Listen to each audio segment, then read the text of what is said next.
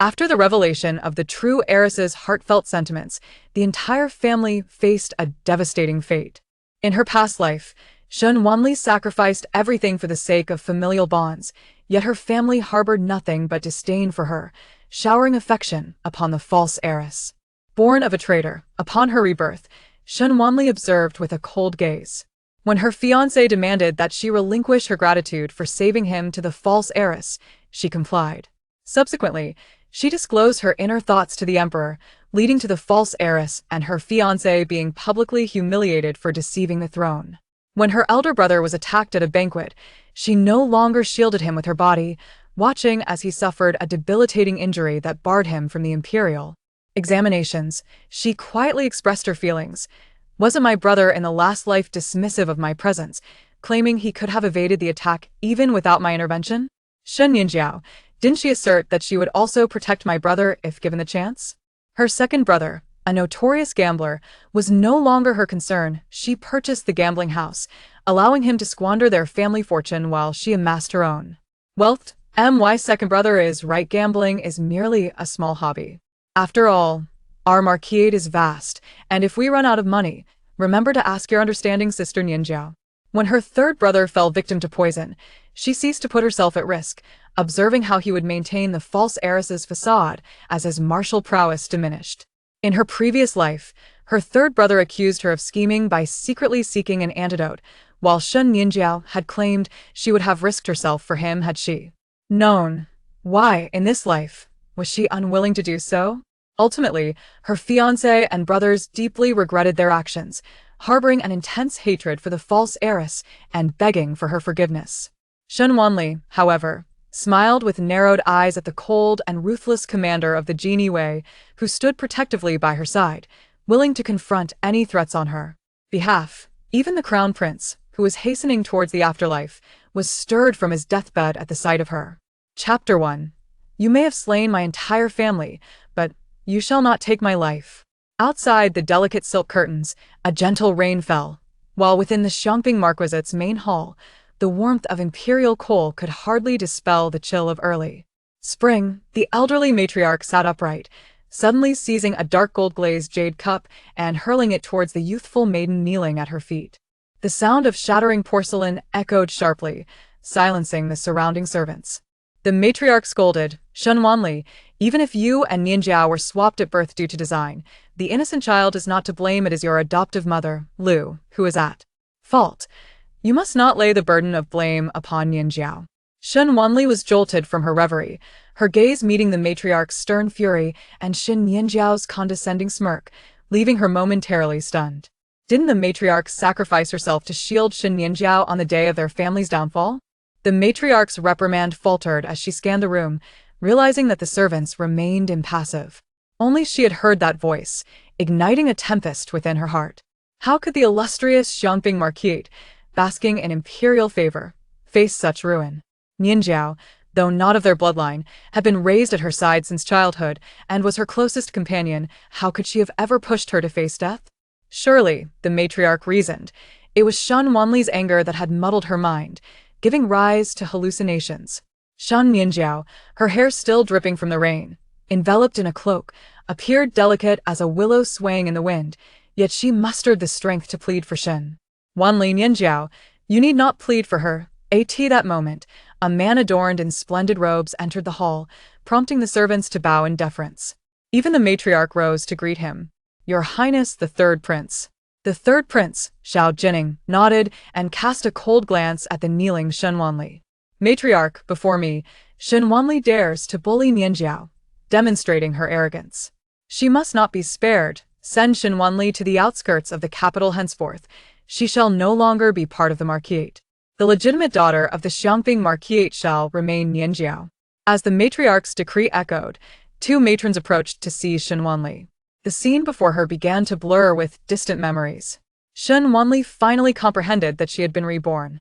In her previous life, both she and Shen Nianjiao had been born in a temple, only for Lu, Nianjiao's biological mother, to orchestrate their exchange, allowing Nianjiao to assume her position as the legitimate daughter of the Xiangping marquise while she became the daughter of a songstress. Yet, she had sacrificed everything for familial love, only to be met with disdain, as the family cherished the false heiress, concealing her true identity and allowing her to fulfill her betrothal to the third prince. Ironically, it was only after her life was cut short by Shen Nianjiao's treachery that the family realized their folly, as they faced their own demise orchestrated by Shen Nianjiao and her biological father, the Duke of Wei. But what did that matter now? Her body had hung on the city gate for 3 months, desiccated. Breaking free from the matrons, she raised her head defiantly towards the matriarch. "Since you wish to expel me from the marquisate, then I shall leave. I care not for your dilapidated estate. Nianjiao, you may have slain my entire family, but you shall not take my life. Oh, dear grandmother and brothers, once you face the same fate as in my previous life, ensnared by Shen Nianjiao and the Duke of Wei, I shall ensure your names are cleared. Even if I cannot inherit the title of Marquis, perhaps I could be granted the title of a county princess." How delightful! With that, Shen Wanli turned to leave, her heart brimming with satisfaction as she plotted her next move. Behind her, the matriarch gasped, breaking her prayer beads, scattering them across the floor. She had not been hallucinating. She had heard Shen Wanli's true thoughts. How could Shen Wanli possess foresight into her previous life? Yet, how could Nianjiao, the daughter of a village widow, be connected to the Duke of Wei? The Duke was the husband of her daughter, Shen Min. The matriarch found it absurd, yet she could not help but ponder if their ancestors had foreseen the impending doom of the marquisate, using Shen Wanli's revelations as a warning. She hastily summoned the matrons. "Go and stop the young lady." Shen Wanli glanced at the rain falling beyond the window, halting her steps and turning back to face the matriarch. Shen Nianjiao, perceiving the matriarch's anxiety, concealed her smile and feigned concern. "Grandmother, Sister Wanli did not intentionally push me into the lake. She is of noble birth, but has suffered for many years. You must not cast her out." Xiao Jining, however, scoffed. "If she wishes to leave, let her go. Keeping her in the marquisate only brings shame." Why should the matriarch intervene? Xiao Jining believed Shen Wanli's vanity would prevent her from relinquishing her status. As the legitimate daughter, her claim of departure was merely a fraud. Shen Nianjiao had hoped her retreat would fan the flames, convincing her grandmother to expel Shen Wanli. What a surprise it was when the matriarch sighed and countered. "The third prince has a point." With a decisive tone, she declared, "Since Nianjiao has interceded on your behalf, Shen Wanli, I shall impose a punishment. You are to copy Buddhist scriptures in the hall behind the longevity hall and reflect upon your actions." Shen Nianjiao's expression stiffened. How is this any different from a harsh punishment? It would be better to banish Shen Wanli to the outskirts. She glanced at Xiao Jining, hoping he would intervene. But Xiao Jining, intent on supporting Nianjiao, deemed it inappropriate to counter her wishes. Nianjiao is indeed kind-hearted. Hearing this, Shen Wanli let out a cold laugh. In her past life, a similar scene had unfolded. Shen Nianjiao, before the third prince and the household servants, had fallen into a lake, blaming her for the push. The matriarch had refused to listen to her explanations and insisted on sending her to the outskirts, all while the third prince fervently defended the false heiress.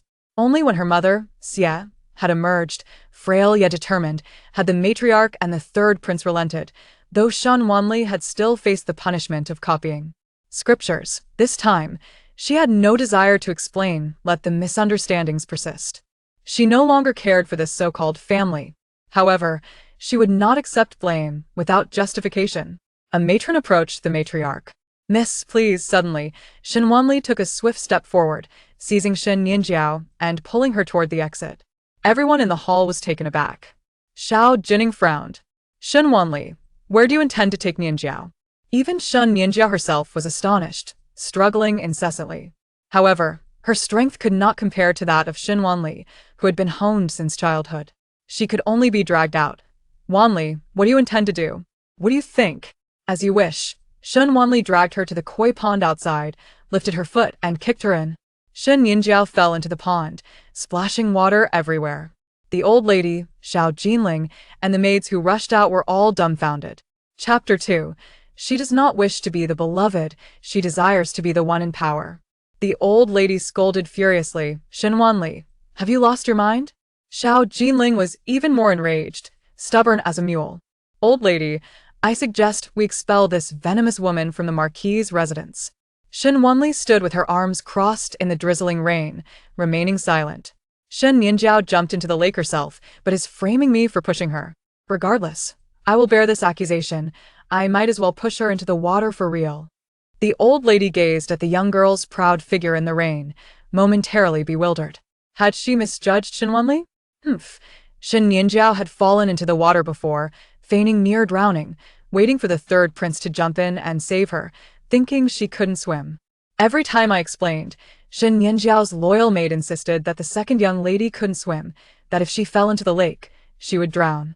How could she risk her life to frame the eldest young lady? It turns out it wasn't a life-threatening scheme, it was merely a ploy to take a cold bath. The old lady suddenly turned to the koi pond, where the maids were in a panic, frantically using bamboo poles to rescue her. Xiao Jinling was about to jump into the pond to save her when he noticed that Shen Nianjiao had instinctively begun to dog paddle towards the edge, gasping for breath, momentarily. Taken aback, wasn't Nianjiao supposed to be unable to swim? The gentle spring rain fell steadily, bringing a slight chill. The old lady looked at Shen Nianjiao, who was awkwardly climbing to the edge of the koi pond, and felt a sense of unfamiliarity. Years ago, when her most beloved youngest daughter, Shen Min, had married, she missed her dearly. Coincidentally, after her eldest daughter-in-law, Xie, had given birth and was weak, she took Nianjiao into her care at Heiress. Watching Nianjiao grow up, she had no idea when she had learned to swim. With red-rimmed eyes, Nianjiao looked up at the old lady, her voice tinged with grievance. "Grandmother." The old lady, however, asked absently, "Nianjiao, when did you learn to swim?" Shen Nianjiao's heart sank, and she hurriedly lowered her head to avoid the old lady's scrutinizing gaze. "Two don't know, perhaps after being pushed into the water by Wanli several times. I just learned." Xiao Jinling tried to convince himself. Indeed, Nianjiao is clever, she learns things quickly. Shen Wanli rolled her eyes. "Nonsense, I never pushed, I only kicked." "You?" The old lady glared at this unruly granddaughter. Just as she was about to reprimand her, she heard Shen Wanli's inner thoughts. Of course, it was her mother, born in a water town, who taught her to swim. If she hadn't learned, would she dare to jump into the lake to frame me? Ha ha ha, old lady, you have no idea. Do you really think that on the 10th day of every month, Shen Nianjiao goes to Baoyuan Temple just to pray for you? She is conspiring with Lu to plot against the entire Marquis family. She has long known that she is not the legitimate daughter of the Marquis, but the illegitimate daughter of the Duke of Wei, intending to leverage the Marquis' residence to secure her future. But I won't tell you, let's see how you all stumble in the future, hee. The old lady was nearly driven to the brink of collapse by anger. She had always believed Nianjiao to be innocent regarding the issue of the true and false daughters, but if she had known all along and concealed it, allowing the bloodline of the Marquis family to be exploited by Lu, was her intention. Moreover, she suddenly realized that Nianjiao had been going to Baoyuan Temple every 10th day since she was 8 years old to pray for her for nearly 7 years. She often stayed at the temple if she truly met with her mother Lu each time without her knowledge, and if Lu was indeed the mistress of her son-in-law, then the daughter she had cherished all these years was, in fact, the daughter of her youngest daughter's enemy. The old lady felt a surge of anger from being deceived, and an even greater sense of dread arose within her. It couldn't be. The Marquis' residence had treated Nianjiao with utmost affection and bestowed upon her infinite honor. How could this be possible? She wanted to dismiss Shen Wanli's thoughts, but couldn't help but consider that in a few days, it would be the 10th again. That time, she could send someone to follow her secretly to prove Nianjiao's innocence. Shen Nianjiao thought the old lady was too enraged by Shen Wanli to speak, feeling secretly pleased, but on the surface, she expressed concern. "Grandmother, please don't let my actions affect your health." Wanli must have acted in a moment of impulse, it was not her intention. "Nianjiao, you are too kind-hearted, that's why Shen Wanli has taken advantage of you time and again." Xiao Jinling grew increasingly disgusted with Shen Wanli and was about to persuade the old lady to impose a severe punishment. He did not mention how long her confinement would last, nor did he mention the punishment of copying scriptures or expelling her from the Marquis' residence. It seemed they would let it slide lightly after the third prince left. Shen Nianjiao was taken aback, clenching her fists hidden in her sleeves, her heart mocking coldly. Indeed, her mother was right, a wild seed could never compare to a legitimate one. She could not afford to be soft-hearted, she must secure a bright future for herself. Being the legitimate daughter of the Duke of Wei was far more prestigious than being the legitimate daughter of the Marquis. Shen Wanli was somewhat surprised, raising her eyebrows, thinking that after her extreme actions, the old lady would directly expel her from the Marquis's residence. She turned and took the oil paper umbrella from the matron, stepping into the pouring spring rain. Behind her, she heard the old lady and the third prince expressing their concern for Shen Nianjiao, fearing she might catch a cold. Shen Wanli's expression was indifferent, devoid of her previous resentment. The gentle spring rain soaked the hem of her embroidered skirt, while the flower fence and willow screen were shrouded in mist, revealing a hazy blend of damp red and deep green. Shen Wanli walked through a moon gate and turned her gaze to the old pear tree in the corner. The pear blossoms were in full bloom, their branches adorned with glistening jade-like petals, resembling snow weighing down the branches. A slender youth clad in black was kicked down by a servant, causing the pear blossoms to fall like snow. The servants laughed heartily, a mere vassal in someone else's domain. Your Wei kingdom has already been driven beyond Yulong Pass by our Marquis, a hostage. Think of yourself as some noble heir? A sharp-tongued servant, gnawing on a steamed bun, stepped on the youth's hand with his shoe, taunting, Yuan Gene, if you wash my shoes, I might give you half of this bun. Don't think the eldest young lady will support you. She just pushed the second young lady into the lake. The old lady will send her off to the countryside. Now she's a clay bodhisattva crossing the river, unable to save herself. At that moment, another servant suddenly tugged at the sharp-tongued servant's sleeve, glancing sideways. Eldest young lady is here. The sharp-tongued servant turned to see Shen Wanli, nearly dropping his bun in shock, and immediately forced a smile. Eldest young lady. We were just playing with Yuan Gene. Shen Wanli approached, holding the umbrella, looking down at Yuan Gene, who was leaning against the pear tree. He was slender and frail, with disheveled black hair and a pale complexion that made him appear somewhat sickly, delicate as a piece of glass. At that moment, he was weakly propped against the tree. He covered his chest, which had just been kicked, his voice muffled and pained, looking up to ask, Eldest young lady, I heard you pushed the second young lady and were punished by the old lady. Are you all right? Shen Wanli stared at him, her expression inscrutable, but inwardly, she sneered. Yuan Gene wanted to know if Shen Nianjiao was harmed, didn't he? In her past life, she had been truly foolish, thinking she and Yuan Gene were in similar predicaments, sharing the same suffering, thus shielding him and providing for his needs. But Yuan Gene secretly viewed her as the enemy's daughter, merely utilizing her, harboring no gratitude whatsoever. Instead, he was infatuated with Shen Nianjiao, who delighted in tormenting him. And she, Shen Wanli, thanks to those meddlesome fools, had met a tragic end, her corpse hanging at the city gate, pecked at by crows, becoming a mere pawn in this tale. Yet now, the tyrant king who once unified the four kingdoms was at her feet, appearing weak and pleading. What should she do?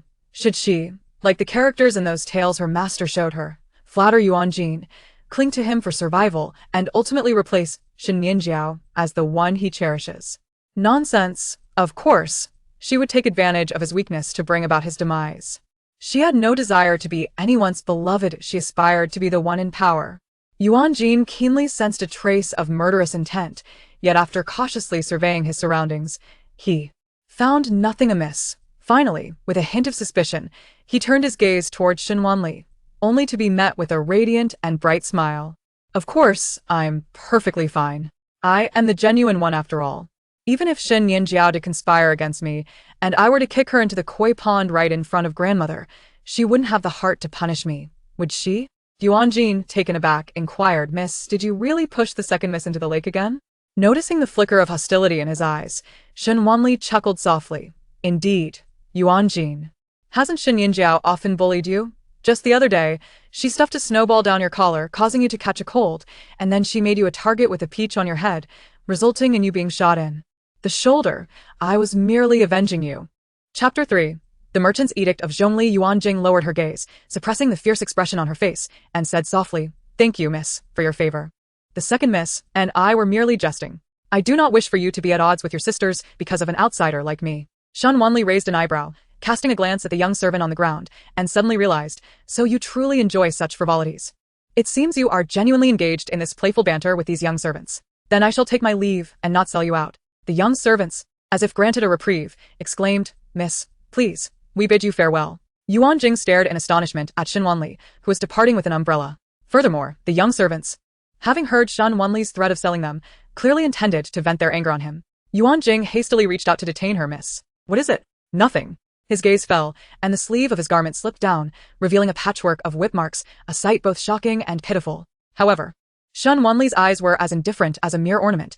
She cast a fleeting glance before turning away. Oh, then I shall take my leave. Yuan Jing stood there, his hand raised in a state of disbelief, casting a doubtful look at the deep, bone-revealing scars upon his arm. Was it not deep enough? It was not until Shen Wanli's figure disappeared around the corner that the young servants revealed their true nature, their expressions turning malevolent as they began to kick and punch Yuan Jing. Still thinking of reporting to the miss? Selling out your grandfather? Bah! You wretched cur! Yuan Jing clenched his fists, veins bulging, feeling utterly humiliated, yet considering his circumstances, he could not retaliate. Everything within the manor was under the watchful eye of the Marquis of Xiangping. The only means he had to act without suspicion lay in Shen Wanli's hands. But Shen Wanli. Yuan Jing's gaze grew increasingly sinister. One day, he would pluck out those indifferent eyes of hers and cast them into a crystal vial. The Lianghua Pavilion lay in the southwestern corner of the Marquis of Xiangping's estate, nestled amidst fragrant bamboo, secluded and tranquil. Shen Wanli, once disdainful of this desolate place, now found it reminiscent of the peace she experienced in her past life while secluding herself in the mountains with her master. After her death in the previous life, her soul had been bound within her lifeless body, only to be liberated upon encountering her master. As she followed the sound, she spotted a flamboyantly dressed girl entering with food in hand. The girl, with greasy fingers clutching a chicken leg, devoured it voraciously. With barely a bone left, she offered it to Shen Wanli, saying, Wanli, you must eat. The chickens in the Marquis's kitchen are far tastier than those in the village. If you are banished to the manor, you won't have such fine chickens to enjoy. Lu Xiuxiu suddenly found the chicken leg in her hand unappetizing, swallowing hard. Ate treasure chicken, beggar's chicken, mouth-watering chicken. What do they taste like? Shen Wanli shook her head. I do not know, Xiuxiu. You know, I have not been favored in the Marquis's house. But rest assured, even if I am sent to the manor, I will take you with me. Even if there is just a morsel left, I will share it with you. The old lady and the others do not like me. You are all I have. Lu Xiuxiu listened absently, her mind preoccupied with thoughts of how to distance herself from Shen Wanli and enjoy the comforts of her cousin, Shen Nianjiao. Who would want to share a meager existence with Shen Wanli? Xiuxiu? Wanli, I feel a bit unwell. I need to step out. Lu Xiuxiu hastily made her exit. Shen Wanli watched her retreating figure, a faint smile gracing her lips. Lu Xiuxiu was the niece of her foster mother, Lu Shi, and they had grown up together. However, due to her uncle's gambling debts, Lu Xiuxiu had been sold to a brothel. In her past life, Lu Xiuxiu had shown ingratitude, aiding Shen Nianjiao in her schemes against Shen Wanli. Lu Xiuxiu always believed that if not for being kept close and forced to marry a poor scholar, she could have enjoyed a life of luxury beside Shen Nianjiao, marrying into wealth. In this life, she would have her wish fulfilled. Let her go to Shen Nianjiao and enjoy the comforts she craved. The Lianghua Pavilion was sparsely attended, with only a few servant girls from the manor, aside from Lu Xiuxiu. Shen Wanli, unwilling to linger in the Marquis of Xiangping's estate, sought to limit her interactions with them, fearing future complications should the manor face ruin. However, with plans to leave the estate, she needed to carve out a path for herself. In her previous life, she had stumbled upon the ghost market, discovering a token among a pile of bones. That token allowed her to command the largest trading house in Dian, Zhongli. At that time, she had presented the token to the third prince, Xiao Jining, hoping to earn his favor. Though he despised her, he begrudgingly accepted the token, which subsequently brought him immense wealth, garnered support from numerous officials, and eliminated many political rivals. It could be said that Xiao Jining's eventual success in usurping the crown prince was significantly aided by that token. In this life, Shen Wanli believed it was best to keep such a valuable item in her own hands. Disguised as a man, Shen Wanli adeptly scaled the walls of the Marquis of Xiangping's estate. The northern part of Yanjing City was a chaotic blend of various trades, and as night fell, the ghost market quietly opened its doors. By dawn, the market would vanish like mist in the morning breeze, leaving no trace behind. Without a guide, few could locate the market's entrance. Had she not fortuitously found the Zhongli merchant's edict and received its protection, she would have been unable to escape the ghost market that night. Lost in thought, as she passed a gambling house, Shen Wanli heard a familiar call. Master Shen Nianjiao. What splendid luck. You've won again. Shen Wanli glanced inside, where a group of flamboyant young men surrounded the most handsome and extravagantly dressed figure, her own second brother. Shen Muxi lounged casually in his chair, a wine jug in hand, pouring it into his mouth intermittently, his face flushed like a peach blossom. His deep crimson attire disheveled, revealing a hint of fair skin, exuding a carefree charm. Before him lay a heap of silver coins, and he waved a fan adorned with jewels, clearly reveling in the moment. The young men around him lauded and flattered him. Shen Muxi, toying with a silver ingot, scoffed. My sister? My sister Shen Nianjiao is renowned throughout Yanjing. What vulgar country bumpkin could possibly be my sister? Chapter 4. Supervisor Wei Zheshan of the Eastern Depot. The surrounding young men readily agreed. Indeed, Shen Wanli cannot be compared to Miss Nianjiao. It is said that she is boorish and illiterate, even pushing Miss Nianjiao into an icy lake, truly malicious. Shen Muxi's previously carefree demeanor abruptly darkened. What? Shen Wanli harmed Nianjiao? And not just once. Nianjiao is so magnanimous, yet she continues to endure. From the back of the crowd, Shen Wanli crossed her arms, observing with cold amusement. Keep gambling. Then, does he truly believe himself to be the gambling sage? The next round will have him cough up all his winnings. The exuberance that once enveloped Shen Muxi felt doused, akin to cold water being thrown upon him. The crowd, mostly fawning over him, had never encountered anyone daring to dampen his spirits. The voice sounded somewhat familiar, distinctly feminine, yet he looked around, surrounded by men. Where was the woman? Scanning the faces nearby. All were praising his good fortune. Who would dare defy him? Perhaps he had misheard. Shen Muxi chose to ignore it. However, after placing a hefty bet, he truly lost. He had just wagered all he had on the table, only to find himself wiped out in one fell swoop. Yes, young master, shall we try some different games? But soon enough, he lost again. At that moment, the familiar voice echoed in his ear. They are setting you up to fail. Do you think you can win today? The dealer is hiding the cards up his sleeve, taking advantage of your inattention to cheat.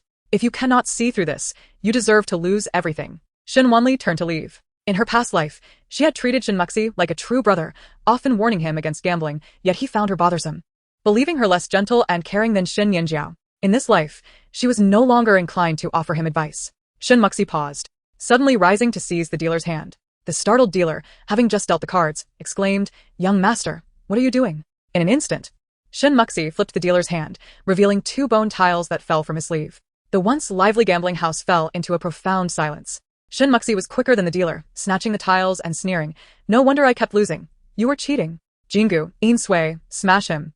Had it not been for the unseen guidance of a celestial being, he would have been thoroughly swindled by these scoundrels. In the shrouded night fog, the colorful boats gently swayed, as the dancers elegantly unfurled their willowy forms, adorned in sheer silks that cascaded like mist, their garments glimmering with golden threads. Intoxicated by the brilliance of the moonlight reflected upon the river, Shen Wanli, cloaked in a mantle, followed the sound of a flute, veering into a narrow alley. Upon pushing open a shadowy door, she found herself in a ghostly marketplace, where dim lights flickered and transactions occurred silently, devoid of haggling voices. The passers-by, shrouded in anonymity, exchanged goods and coins without inquiry into each other's origins or destinations. After wandering through the ghost market twice and nearly losing her way, Shen Wanli finally located the wine cellar. Indeed, in this familiar place lay a corpse. Perhaps she had arrived a tad earlier than in her previous life, for the body had not yet begun to decompose, blood pooling in dark splotches across the chest. By the flickering light of a fire stick, she discerned a face of exquisite beauty, pale and lifeless, exuding an androgynous allure that rendered it both enchanting and haunting. In a fleeting moment of mourning, Shen Wanli swiftly pilfered the black gold token from the corpse. Yet, unexpectedly, the body seized her wrist, its complexion pale and weak, yet its gaze was alert and wary. Shen Wanli was taken aback. Was this person not yet fully departed? Given that death was imminent, should she not deliver a final blow? It seemed the figure was discerning whether she was an assassin, as it hoarsely uttered, "Save me." Shen Wanli hesitated, contemplating the decision to intervene. The individual was gravely poisoned, barely clinging to life. If she departed now, death would be certain. Yet, if she chose to act, she could utilize a fragment of her remaining power from her past life to preserve his existence. The man glanced at the token in her hand, seemingly understanding her thoughts. Imploring, "Save me, and the token is yours. The Eastern Factory owes you a favor." Only then did Shen Wanli recognize the voice, slightly high-pitched and hoarse, resembling that of a palace eunuch rather than a typical man or woman. The audacity of claiming a favor from the Eastern Factory was striking. "Are you Wei Zheshan, the supervisor of the Eastern Factory?" she inquired. "Yes," he affirmed. "Very well, wait here while I fetch the antidote for you." Shen Wanli was shaken, her heart racing with disbelief. To think that the corpse she had encountered in her previous life belonged to Wei Zheshan. The Emperor of Dian heavily relied on the Eastern Factory and the Jinui, both wielding immense power and balancing each other. In her past life, she had heard the third prince mention that Wei Zheshan had gone missing, leaving the Eastern Factory leaderless and allowing the Jinui to dominate. Coincidentally, the newly appointed commander of the Jinui had some connection to Shen Nianjiao, shielding her at every turn. It was this very commander who had played a significant role in framing her for treason. Chapter 5. This poison cannot be easily cured by mere familiarity with medicine. In this lifetime, if she saved Wei Zheshan, could Shen Nianjiao still act with impunity, backed by the overpowering Jinui? Without the token she provided to mobilize vast resources, could the political landscape still align with the third prince's desires? Her anticipation was palpable. Shen Wanli traversed the ghost market, leveraging the token to procure the necessary herbs from the Zhongli Trading House's apothecary without parting with a single coin. She had the apprentice prepare the antidote and bottle it for her. From the moment she presented the token until she departed with the antidote, Neither the apothecary's owner nor the apprentice dared to neglect their duties nor question her identity or the origin of the token. As she tucked the token away, regret washed over her. Had she known its efficacy in her previous life, it would not have fallen into Xiao Jinning's hands. Upon returning to the cellar, she found Wei Zheshan unconscious once more. Shen Wanli quietly infused him with a touch of her spiritual energy to sustain his life. Once he regained consciousness, she handed him the vial of antidote, stating, "Drink this, it will counteract the poison within you." Wei Zheshan, astonished, replied, "You can cure poison?"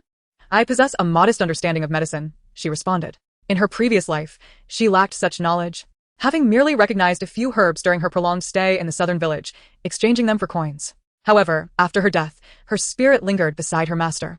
Learning a few things, Wei Zheshan scrutinized her intently. The poison afflicting him was notorious in the martial world, not something easily remedied by rudimentary knowledge of medicine. Yet, he understood the urgency of his condition and, without further ado, forced the bitter, scalding concoction down his throat, his expression unwavering despite the discomfort. As the steam rose from the potion, Shen Wanli could not help but feel a jolt of anxiety.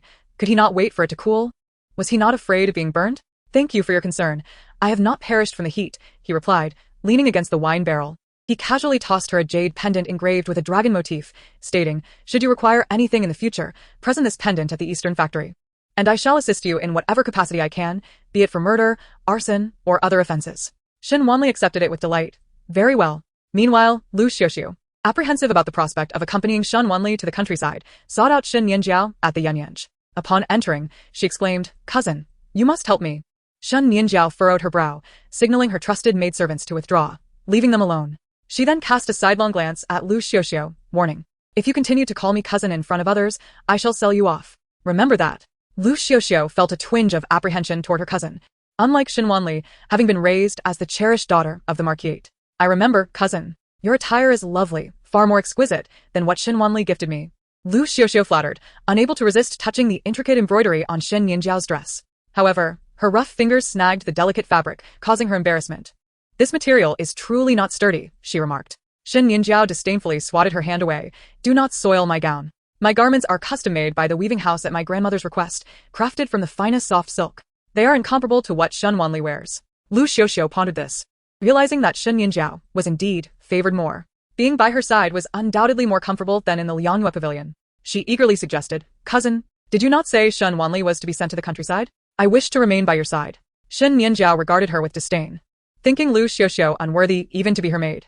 However, Shen Wanli did place her trust in Lu Xiuxiu, and if utilized correctly, she could be a useful pawn against Shen Wanli. Lu Xiuxiu, though lacking understanding of the intricacies of the Marquis, grasped the gist of Shen Nianjiao's intent.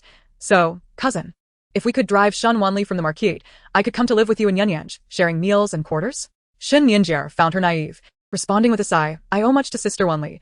How could I cast her out? You shall have to endure by her side." Lu Xiuxiu was about to persuade her further when a maid entered, informing her, "Miss Xiuxiu, our mistress requires rest." With reluctance, Lu Xiuxiu departed, her mind racing with schemes to expel Shen Wanli from the Marquis. Not long after exiting Yuanyang, she overheard several maidservants gossiping. "Have you heard? The illegitimate daughter of the Longping Marquis and a servant were caught in a scandal and were executed, sent to a nunnery to live among the flickering candles and ancient Buddhas. Goodness, she was a countess' daughter. How could she entangle herself with the servant? Surely, this is a case of mistaken identity?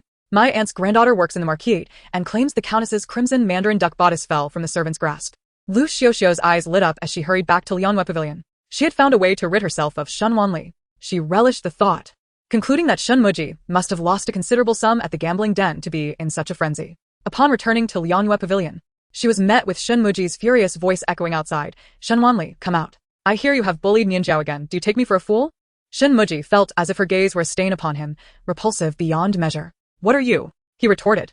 Lu Xiuxiu, despite her thick skin, felt a twinge of shame at his words. Just then, Shen Wanli stepped out from Liangyue Pavilion, addressing Shen Muji, regardless of how lowly Xiuxiu may be. She is still the cousin of Shen Nianjiao. Akin to how Nianjiao herself is the daughter of the widow Lu from the southern village, an unwelcome guest in a nest of riches. Mentioning the day's events at the gambling den ignited Shen Muji's ire. "Shen Wanli, can you embarrass yourself more than I do? The Marquis is affluent. Losing a few coins is inconsequential. Yet across the capital, which young lady dares to be as shameless as you, attempting to usurp your sister's engagement?" In her previous life, Shen Wanli yearned for familial affection. To please her brothers, she never dared to voice such sentiments, but now, as she spoke, a sense of relief washed over her. "Shen Muji, filled with indignation, exclaimed, Nianjiao is my sister, Shen Wanli.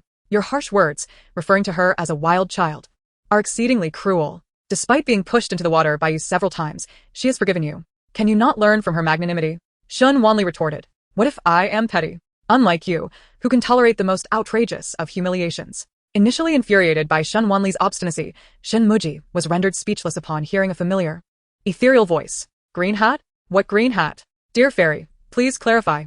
However, he pondered why the fairy's voice bore such a striking resemblance to Shen Wanli's. Chapter 6. Who holds higher status in the Marquisate becomes evident. Shen Muji scrutinized Shen Wanli with suspicion. Could it be that she visited the gambling house today? Unlikely. Without their grandmother's permission, how could she venture outside? Today, after bullying Nianjiao, it would be a miracle if their grandmother did not punish her by making her kneel in the ancestral hall. There was no way she would be allowed to leave the estate. He tugged at Shen Wanli's arm, ordering her to follow him to the Yuanyang to apologize to Nianjiao.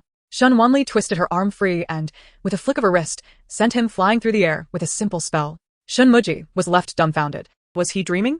How could Shen Wanli possess such strength to hurl him away? Nearby, Lu Xiuxiu stood in shock, unable to comprehend how the second young master had been flung to the ground in the blink of an eye. Did Shen Wanli truly have the legendary lightness of martial arts? Clenching his teeth, Shen Muji rose from the ground and rushed towards Shen Wanli, demanding, What have you done to me? Yet, Shen Wanli simply sat down on the ground. At that moment, a woman's furious voice came from beyond the flower wall. Shen Muji, what are you doing? The woman, elegantly dressed and wearing her hair in an intricate bun, exuded a commanding presence as the mistress of the household. Yet, her striking features bore signs of fatigue and illness, and her voice was tinged with hoarseness, indicating her poor health. Mother, I did nothing. Shen Muji began to explain, only to see Shen Wanli leap into the arms of Madame Xia, crying out, Mother. In both lives, aside from her master, the only one who had ever treated her kindly was her mother. In her past life, everyone in the Marquisate favored Shen Nianjiao and harbored disdain for her, except for her mother, who always stood by her side. Regrettably, in her previous existence, she could only watch helplessly as her mother met a tragic end, a feeling of despair that was overwhelming. At that moment of helplessness, feeling the dampness of her mother's garment and the tremors of her sobs, Madame Xia sensed her daughter's profound grievance. She wiped away Shen Wanli's tears with a handkerchief, reassuring her, Do not worry, my dear. I see everything, and I will stand for you. Shen Muji, nursing a sore bottom, squatted down wide-eyed. Mother, what did you see? Shen Wanli was pretending. She flung me far away, from here to that tree. Why do you not stand for me? Madame Xia cast a cold glance at Shen Muji, noting the directions he indicated, and asked, Are you implying that Wanli, a frail girl, hurled you 10 feet away? Shen Muji could not refute her claim, yet he felt aggrieved. Mother, I know this is absurd, but it is the truth. Observing the entire scene, Lu Xiuxiu saw an opportunity to gain Shen Muji's favor and stepped forward. Madam, I can attest to what the second young master says. Wanli truly flung him over there. Shen Muji, excited, chimed in, Exactly, mother. Even Shen Wanli's maid can vouch for me. Please believe me, I did not push her. She threw me out. However, Madame Xia merely shot Lu Xiuxiu a disdainful look. A maid who betrays her master should be sold off. Lu Xiuxiu was taken aback.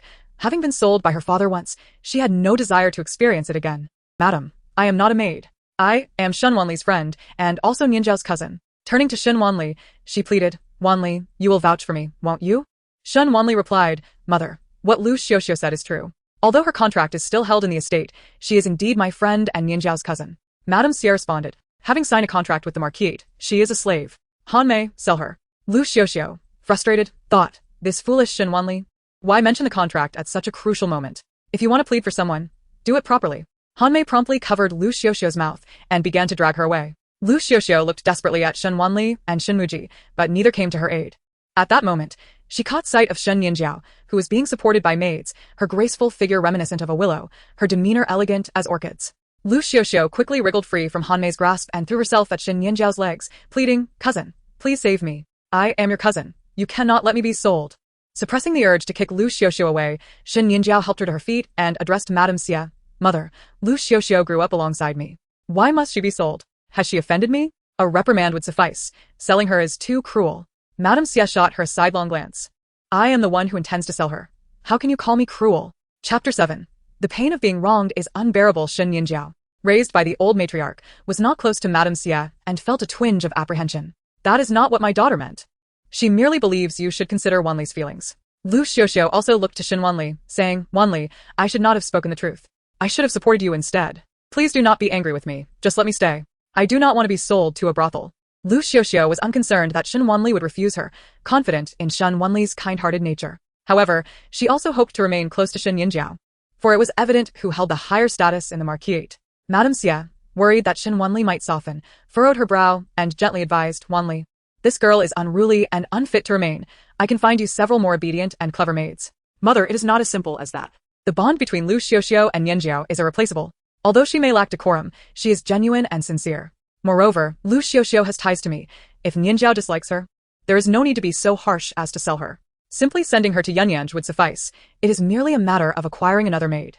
Shen Nianjiao, accustomed to pleading on behalf of others, knew it required little effort to appear gentle and kind, thus winning the affection of the servants. In her previous life, Shen Wanli, mindful of the bond she shared with Lu Xiuxiu and wishing to avoid appearing harsh, would have likely forgiven her and insisted on keeping her. But this time, let this ungrateful Lu Xiuxiu be handed over to Shen Nianjiao. She sweetly addressed Madame Xie. Mother, I shall heed your wishes. Lu Xiuxiu, incredulous, cried out Wanli. How can you abandon me? Now that you are a noble lady, do you look down upon your impoverished relative? Shen Wanli raised her hand to stop Han Mei from dragging Lu Xiuxiu away and sighed. Xiuxiu, it is I who could not provide you with a better life. Yet Nianjiao is your cousin, and she is willing to take you in. I cannot hinder your future. Lu Xiuxiu's eyes brightened with hope. She had initially plotted a scheme against Shen Wanli, to oust her from the marquisate and then enjoy the comforts of being with Shen Nianjiao. Little did she expect that Shen Wanli would directly agree to her staying. Lu Xiuxiu hurriedly said, Wanli, I have wronged you. Since Madame does not permit me to stay by your side, I shall go to Yanyanj to serve my cousin. Shen Nianjiao was utterly unprepared for such a turn of events. She had intervened on Lu Xiuxiu's behalf, wishing to keep her around merely to vex Shen Wanli. She had no intention of complicating her own situation.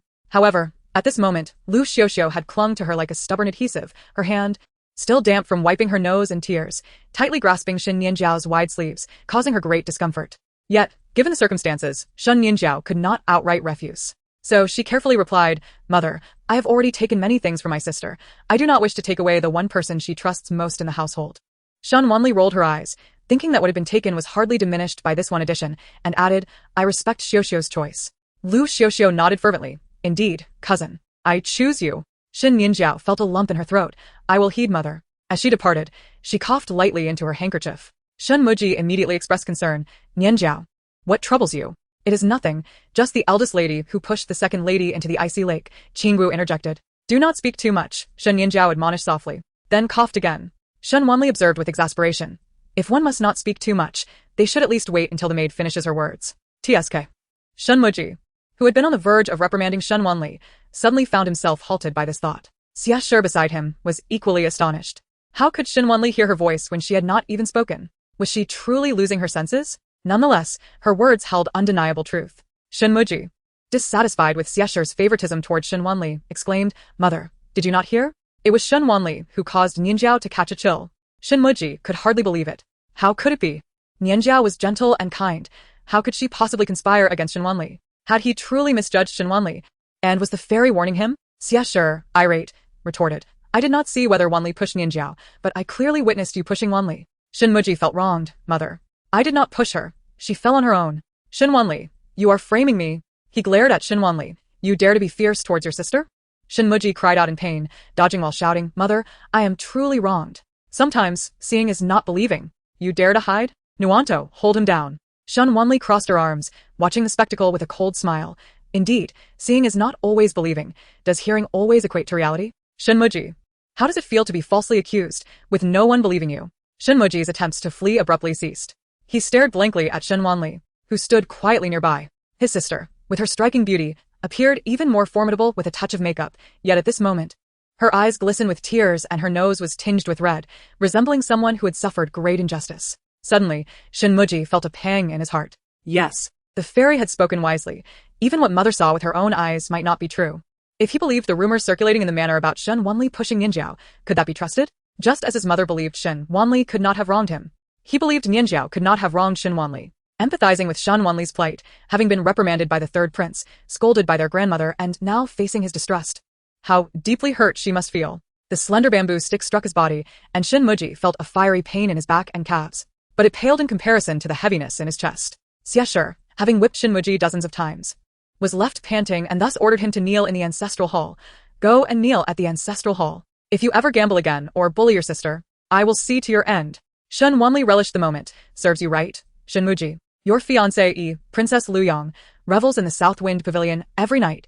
while you must kneel in the cold, desolate ancestral hall. TSK, TSK. Shen Muji exclaimed, impossible. He and the princess have grown up together. She promised she would only marry him. How could she secretly meet with a courtesan behind his back? Chapter 8. Shen Nianjiao's mother is the daughter of a criminal. On a misty spring night, a light rain brought a chill. Shen Muji limped towards the ancestral hall, having been beaten, with Shen Nianjiao following behind with a lantern. Her tone filled with guilt. Second brother, it is my fault that you have been punished by mother. The physician said my cold will heal with a few doses of medicine. Please do not trouble Sister Wanli anymore.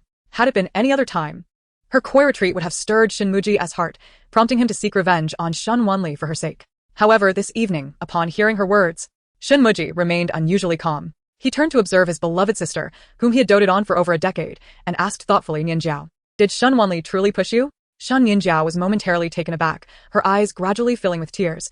Are you doubting that I conspired against Sister Wanli? The third prince and grandmother were both present.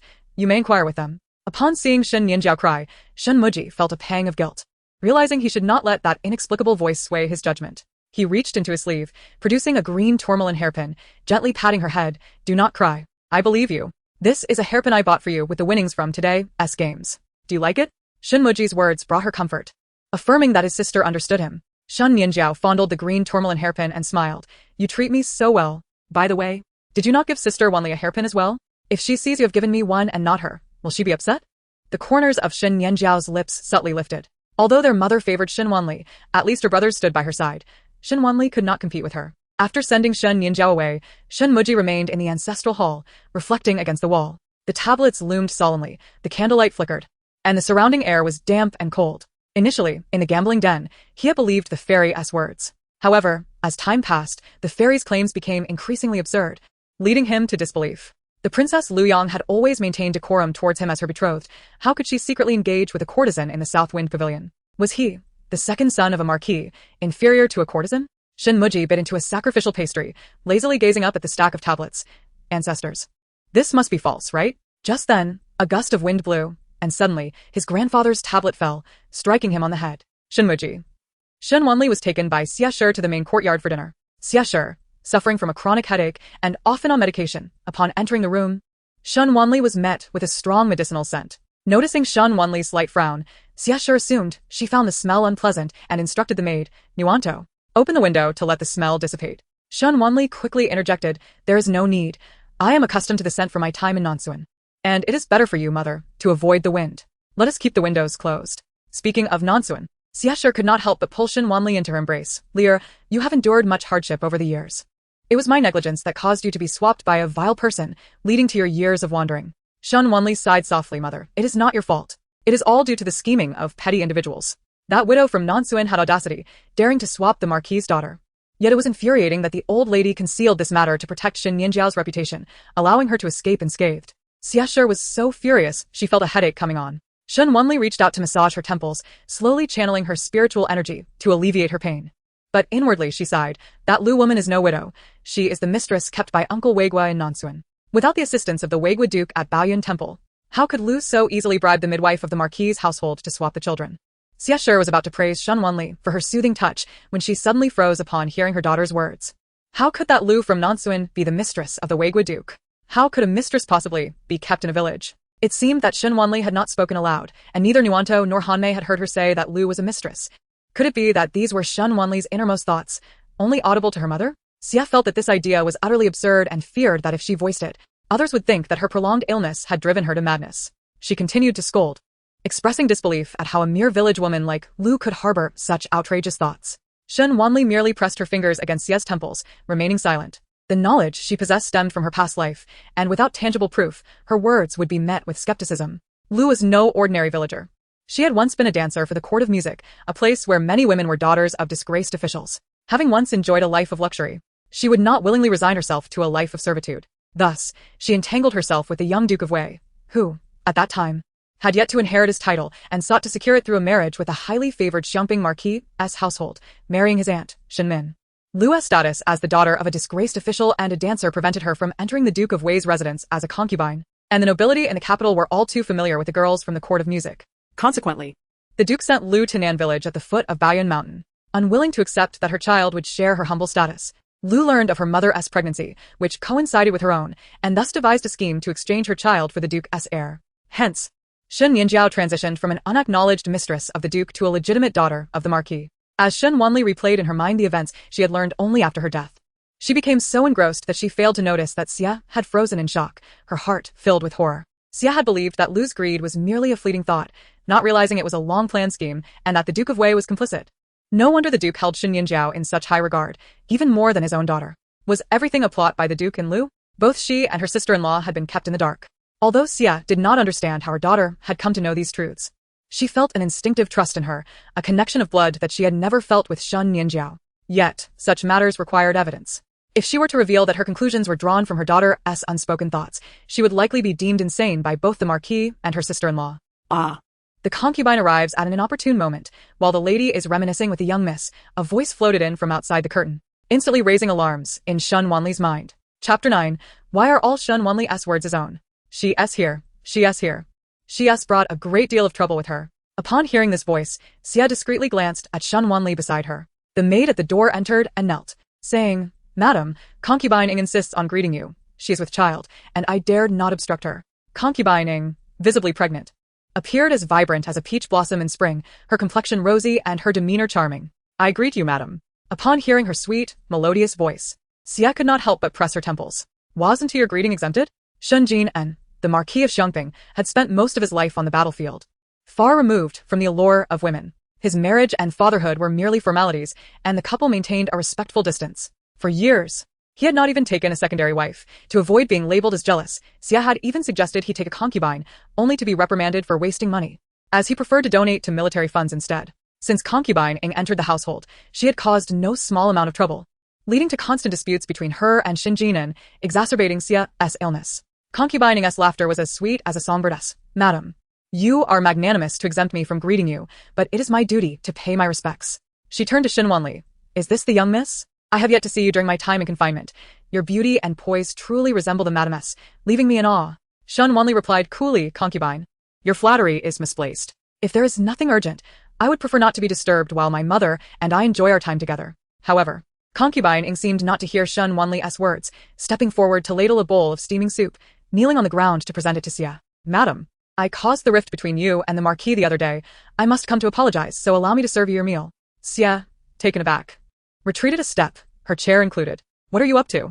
I did not ask you to kneel and serve me." Having spent most of her life without engaging in household strife, she felt utterly unprepared for such confrontations, now a mother of 4. Hanmei attempted to take the soup from concubine Ing and help her up, but concubine Ing was relentless in her focus on Xia. "Only when the madam personally accepts my soup can I find peace." Xia reached for it, but at that moment, her daughter held her back, shaking her head. "Do not accept it. If you do, it will surely spill, and then Shen Jin and will see." Indeed, the next moment, a voice filled with barely concealed anger resonated from the doorway. "Xia Fanglin, what have you done to Jai?" Shen Wanli turned to see a robust man clad in a deep red brocade robe striding towards them, his presence commanding. This middle-aged man, tall and imposing, bore a rugged appearance, yet his sharp features exuded a blend of martial elegance and noble charm. This was her father, Shen Jian, who had once regarded her as a traitor and executed her for the sake of righteousness. Despite his handsome appearance, he remains blind to the truth. Shen Jian paused, surveying the scene. Whose blind folly is being spoken of? Certainly not mine. My eyesight is impeccable, as I can shoot an arrow 100 paces away or hit a tiger with a bow. Upon hearing Shen Jin and S voice, Xia's anger flared. "I have not moved from the spot.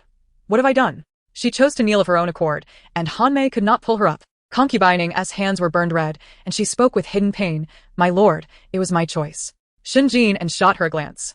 "Did you not see that Jiao's hands are burned? Xia Fanglin, could you not lend a hand to help her up? Should my mother take the soup, she would be burned as well." If such a hot soup were to be served to her, concubine Ing intends to scald her. Shen Jin and was momentarily taken aback, looking at Shen Wanli in astonishment. Had he truly heard her voice just now? Yet it seemed to hold some truth. Xia scoffed. "Let her kneel, if she wishes." "Jai, please rise." Seeing her struggling while pregnant, Shen Jin and took the bowl of soup from her hands and helped her up. However, being a rough warrior, he was clumsy, and the bowl spilled, scalding his hand. Startled, Shen Jin and instinctively released his grip, causing the soup to splatter onto his hand and concubine Ing. Concubine Ing cried out in pain. "Ah!" Shen Wanli immediately admonished, "Father, how could you burn her knowing she is with child?" Both Shen Jin and Xia were momentarily stunned, sensing a strange familiarity in the scene. It was as if the roles had reversed. The one who once bullied concubine was now Shen Jinan, and the one who reprimanded was Shen Wanli. Shen Jin and instinctively echoed a phrase often repeated by Xie Fanlin, "I did not do it on purpose." Realizing this, he quickly added, "It was she who served the soup too hot." However, facing him, Shen Wanli was filled with righteous fury. "Father, if she is delicate enough to carry hot soup while kneeling, how could you not endure holding it for a moment? Do not shirk your responsibility." Shen Jin and momentarily faltered, as Shen Wanli's words echoed his own. Yet, Shen Wanli stood firm and declared, "Concubine, there is no need for you to speak. I saw it clearly. It was my father who spilled the soup and caused her injury." Ha! "Father, do you now understand the feeling of being unjustly accused by my mother?" Realization dawned on Xie Fanlin, warmth flooding her heart as she observed Shen Jin and S' bewildered expression, a sense of satisfaction washing over her. Thus, she joined in the rebuke. "Indeed, Shen Jin and your conduct is inexcusable. Though I may engage in trade, concubine carries your child. How can you treat her so roughly?" Shen Jinan wore an expression of helplessness. Had he not heard Shen Wanli's heartfelt words, he would have genuinely believed that his daughter was defending his concubine. Suddenly, Jiao clutched her abdomen, bending over as her body trembled and cold sweat poured from her brow. A maid felt a warm wetness on the back of her skirt and, upon looking down, gasped in horror. "Blood. The concubine has miscarried." Jiao gripped Shen Jinan's sleeve tightly, her eyes filled with panic and fear. "My child, my lord, how could this happen?" The maid, supporting Jiao, glanced at Xie Fanlin, pondering whether the concubine had knelt for too long at the lady's behest. Shen Jinan turned to glare at Xie Fanlin. "Xie, if anything has happened to Jiao's child." However, Shen Wanli's voice was louder. "Father, if anything happens to the concubine's child, can you face the ancestors of the Shen family? It's all your fault for spilling the hot soup, scalding the concubine, and causing her to lose the baby." Chapter 10.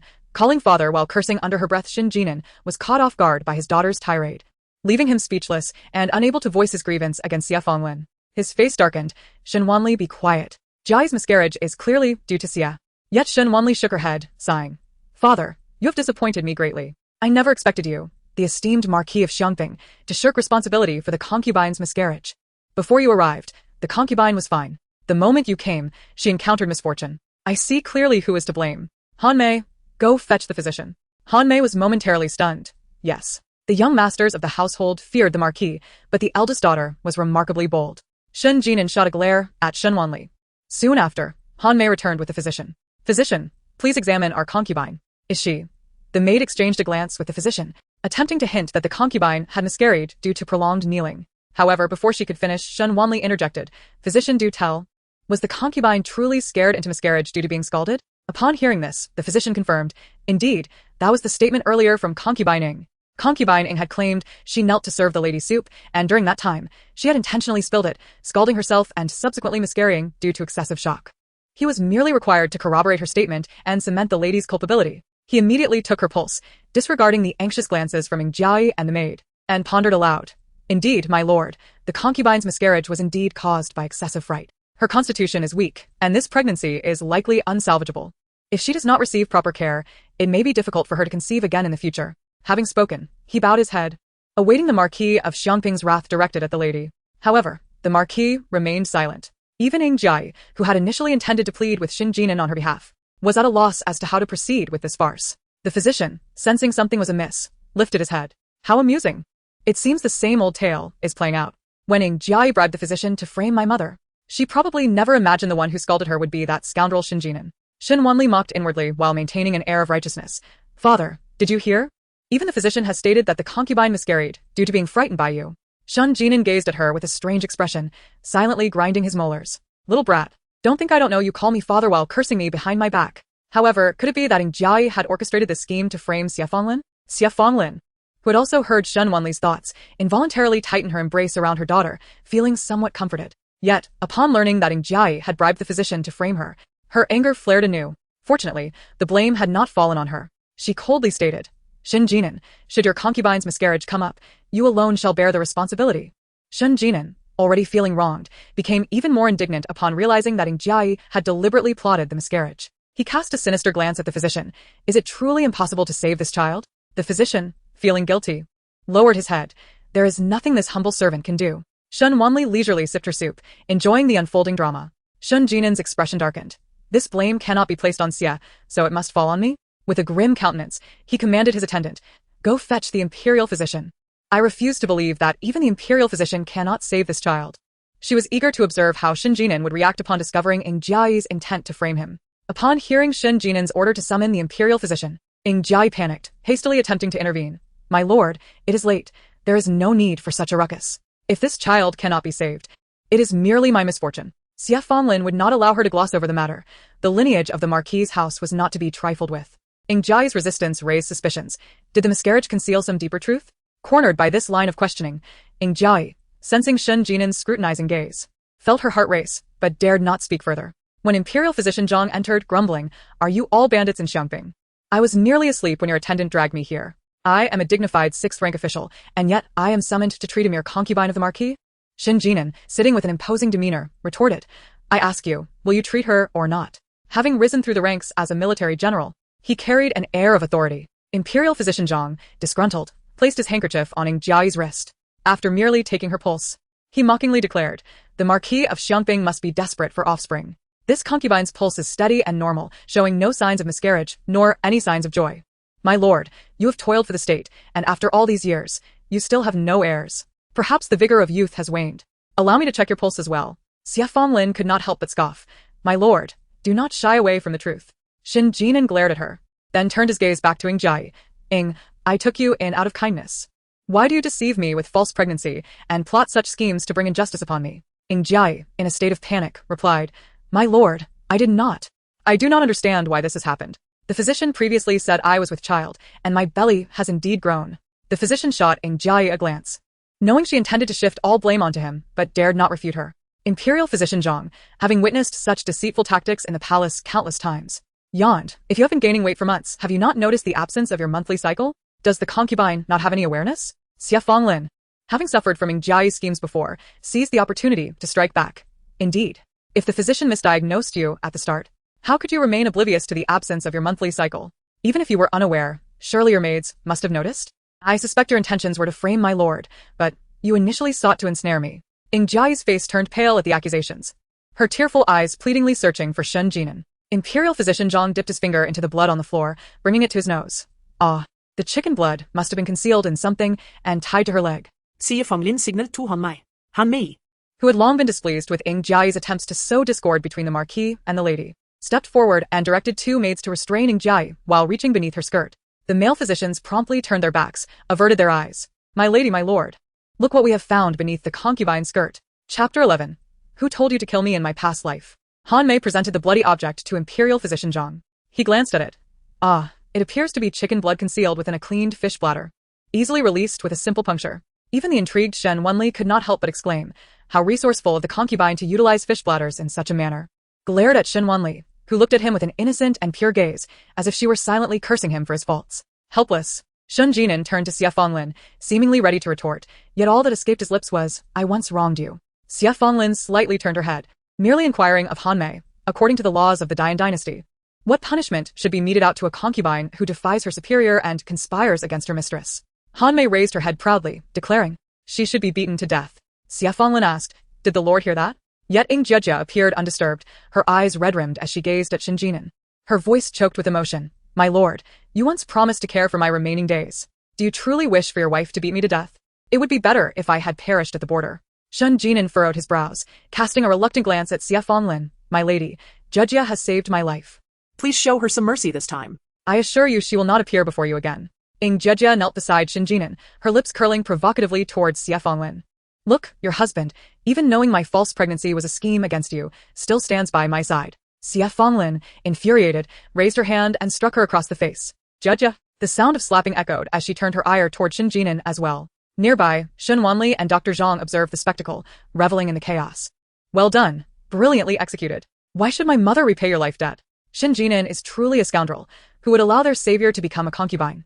Shen Jinan could not help but retort, as husband and wife, Xie Fanlin, cannot we show some understanding and grant Jiajia a refuge? Xie Fanglin's headache intensified, her frustration boiling over. "When have you ever shown me tolerance? Whenever your Jiajia has schemed against me, it has always been I who was confined."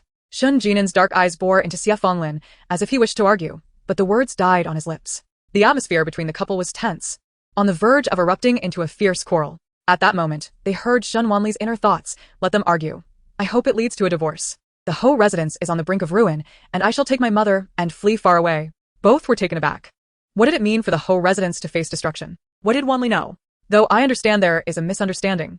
That scoundrel father believes my mother has been aiding his political rivals, while my mother thinks Jiejie truly is my father's beloved and has shared a marital bond with him. They won't be able to clear the air. I will not help you resolve your misunderstandings. I want my scoundrel father to break my mother's heart and leave the Ho residence with her. Upon hearing this, Xie Fanlin furrowed her brow. Shen Jinan felt his blood boil with rage at Shen Wanli's thoughts. Perhaps it would be better if she perished outside. Scoundrel father. Though you have wronged my mother, taking in Jiejie was out of kindness. Do not blame me for tearing you apart. After all, in the previous life, you wrongfully accused me of treason and killed me. Shen Wanli's thoughts emerged, and Shen Jinan froze. All his fury doused in an instant, replaced by an icy dread. He stared blankly at the radiant girl beside him, 1,000 needles piercing his heart. Even on the battlefield, he had never felt such suffocating despair. In his previous life, did he truly kill his own daughter? How could that be? Although he was momentarily incensed by the thoughts of this little wretch, he could not truly wish her dead. She was his long-awaited daughter, one he had lost and regained. Yet, if evidence of treason were presented, would he truly be able to act against his own blood for the sake of righteousness? Shen Jinan dared not ponder further. Xie Fanlin, however, tightened her embrace around her daughter, tears cascading down her cheeks. Though she was unaware of her daughter's past experiences, she feared losing her. Mother, it is all right. Shen Wanli comforted her, casting a glare at Shen Jinan. Are you crying because of that scoundrel father? What a wretch. In the previous life, he failed to protect you, leading to your tragic demise. Now, he dares to let a deceitful enemy spy bully you? Shen Jinan stood frozen, contemplating whether to directly inquire about how the Xie family had met its demise. Wasn't Jiejie the loyal widow of a martyr? How could she be a spy? Yet. Given Shen Wanli's attitude toward him, he knew any questions would yield no answers. She likely realized he could hear her thoughts and had ceased to ponder such matters. Seeing Shen Jinan and Xie Fanlin locked in a silent exchange, Jiejie, clutching her swollen face, added fuel to the fire. My lord, it is all my fault. If my lady wishes to strike, let her do so. Just grant me a chance to live. Xie Fanlin shot a cold, piercing glance at Shen Jinan. A glare colder than before, making him realize that she, like him, had heard Shen Wanli's thoughts. However, with his esteemed position, he was adept at concealing his emotions, leaving Xie Fanlin unaware that he too had heard their daughter's voice. She had expected Shen Jinan to defend Jiejie as he had in the past. Instead, he turned away, coldly commanding, your life may be spared, but you shall face severe punishment. Take her to the water dungeon. The declaration shocked everyone present. The water dungeon was a place for interrogating criminals. Servants within the residence faced mere confinement or a few lashes for their misdeeds. But none had ever been sent to the water dungeon. Even Jiejie's expression turned pale. My lord, you cannot do this. Do you not recall your promise to me at the border? Yet, before she could finish, she was silenced, dragged away by the guards. Shen Wanli and Xie Fanlin exchanged incredulous looks. Shen Wanli earnestly suggested, Father, I've heard that the water dungeon is inhumane. As a weak woman, my aunt cannot endure such suffering. It would be kinder to grant her a quick end. Shen Jinan shot her an irritated glance, his thoughts tangled. He had intended to silence Shen Wanli, but the guilt of having wronged her in their past life made it difficult to speak harshly. Oh. Scoundrel father and that old, foolish grandmother are indeed cut from the same cloth. Even their words are nearly identical. That wretched place, the Liangyue Pavilion, is infested with insects and snakes, leaking during the rains. What is there to commend? Shen Jinan and Xie Fanlin were left bewildered. Climbing over walls? Just how many surprises does our daughter have that we are unaware of? Shen Jinan felt compelled to make amends with his daughter, shaking off his sleeve and tossing the few remaining coins onto the table, saying, take this silver and spend it. Though it was a meager sum, Shen Wanli had only ever used copper coins in the southern village. She must surely be delighted to witness silver for the first time. She cast a disdainful glance at the coins, turning to leave. You can keep it for yourself, father. How laughable. This paltry sum is fit only to appease a beggar. Shen Muji lost far more than this gambling. Xie Fanlin wholeheartedly agreed, prompting Han Mei to retrieve a stack of silver notes from the dowry box, presenting them to Shen Wanli. Buy whatever you fancy in Yanjing City. If this is insufficient, I have more. Shen Wanli's eyes sparkled with joy. Thank you, mother. Meanwhile, Shen Jinan silently gritted his teeth, his thoughts consumed by his second son, Shen Muji. While he toiled endlessly to gather military funds for equipment, he wished he could stretch a single tael of silver into two. Yet, his wayward son not only had more money than he but also squandered it gambling. He would ensure that wretched boy faced his wrath for squandering his inheritance. As everyone departed, Xie Fanlin frowned at Shen Jinan, her voice laced with irritation. What are you still doing here? Do not presume that I am unaware. You confine Jiejie within your domain solely to prevent others from interfering. And your desire to protect her is undoubtedly motivated by your own interests. Xie Fanlin paused, recalling the events of Wanli's past life that had yet to unfold. The current Shen Jinan remained oblivious to the fact that he would one day wrongfully accuse Wanli and bring about her demise. With a sigh, Shen Jinan confessed. At this juncture, I shall not conceal the truth from you, my lady. In reality, Jiejia and I do not share a marital bond. I have taken her as a concubine merely to provide a home for the unborn child of Su Jian. In the past, he had been unaware of the misunderstandings between himself and Xie Fanlin, harboring resentment towards her, which had prevented him from revealing Jiejie's lineage. However, after hearing Shen Wanli's heartfelt sentiments, he no longer wished for misunderstandings with Xie Fanlin to persist until death. Had Xie Fanlin heard such an explanation from Shen Jinan before, she would have scoffed at it, utterly disbelieving. Yet, after listening to her daughter's thoughts, she found it unsurprising. Xie Fanlin listened intently. Although she was a woman, her heart was intertwined with the fate of the nation. Thus, it became clear that the rise and fall of the world was a shared responsibility. Su Jian was indeed a loyal and valiant figure, worthy of the Marquis's care for his wife and child. Shen Jinan was taken aback by Xie Fanlin's understanding. She inquired, "But why did you not inform me?" Despite their estrangement, she remained his wife of many years. Had she known of these matters earlier, she would not have quarreled with Jiejia. "I misjudged you, my lady. While you were close friends with the Minister of War's wife, the minister has always been a proponent of peace, while the Xiangping Marquis' residence supports war, creating a contradiction. The peace faction harbored hopes for my demise, fearing I would reignite conflict. I believed you had inadvertently disclosed the secrets of my study, which nearly cost me my life on the battlefield." Shen Jinan had harbored suspicions towards Xie Fanlin due to this matter, leading to a rift between them. Even now, he lacked evidence to prove her innocence. Yet, Shen Wanli's sentiments had been corroborated multiple times. Since she claimed the misunderstanding lay here, it must indeed be so. Xie Fanlin momentarily froze, realizing that her daughter's assertion of Shen Jinan's misunderstanding pertained to this. Angrily, she struck Shen Jinan's chest, exclaiming, "What baseless doubts are you entertaining? We are husband and wife. Our fates intertwined. I would never harm you. Though I have entered your study to tidy up and have befriended the minister's wife, I have never opened any confidential envelopes or meddled in military affairs." Shen Jinan lowered his gaze and grasped her hand. "Indeed, my lady, I have wronged you. How might I earn your forgiveness?" Suddenly, she gazed intently at him, saying, "Shen Jinan, promise me one thing. We owe Wanli too much. Regardless of the circumstances, you must protect her. Even in death, you must not harm her, otherwise I shall haunt you as a ghost." The echoes of Shen Wanli's words resonated in Shen Jinan's ears, and he stammered, "Very well, my lady. I promise you." Recalling Shen Wanli's previous mention of Xie Fanlin's tragic demise in her past life, a pang of pain struck Shen Jinan's heart, and he choked out, "My lady, you will live to a ripe old age." Xie Fanlin scoffed, "Do not provoke me, and I shall live long." Furthermore, regarding Jiejie's repeated attempts to frame others, she remarked, "Her conduct hardly resembles that of a loyal widow. Even the child in her womb may not be genuine. One cannot be certain of her identity. She might very well be a spy from another nation. You should investigate thoroughly, lest the Marquis's residence be implicated." Shen Jinan, unable to win Wanli's favor, certainly could not communicate with her as she did. Only Xie Fanlin could remind him. He nodded earnestly, saying, "I heed your words, my lady." Chapter 13. Shen Muji caught in infidelity. As the night deepened and the streets grew quiet, the opulence of Yanjing City began to flourish with the onset of lanterns. Shen Muji stealthily exited his residence through a small gate, heading straight for the Nanyan Pavilion. He was determined to verify the truth of the celestial lady's claims. Upon spotting Shen Muji's attire, the madam of the Nanfeng Pavilion immediately recognized him as either wealthy or noble. She approached with a sway, smiling obsequiously. "Which young gentleman would you like to accompany you, esteemed guest? We have a new Luiyue gentleman, proficient in music, chess, calligraphy, and painting, a true beauty.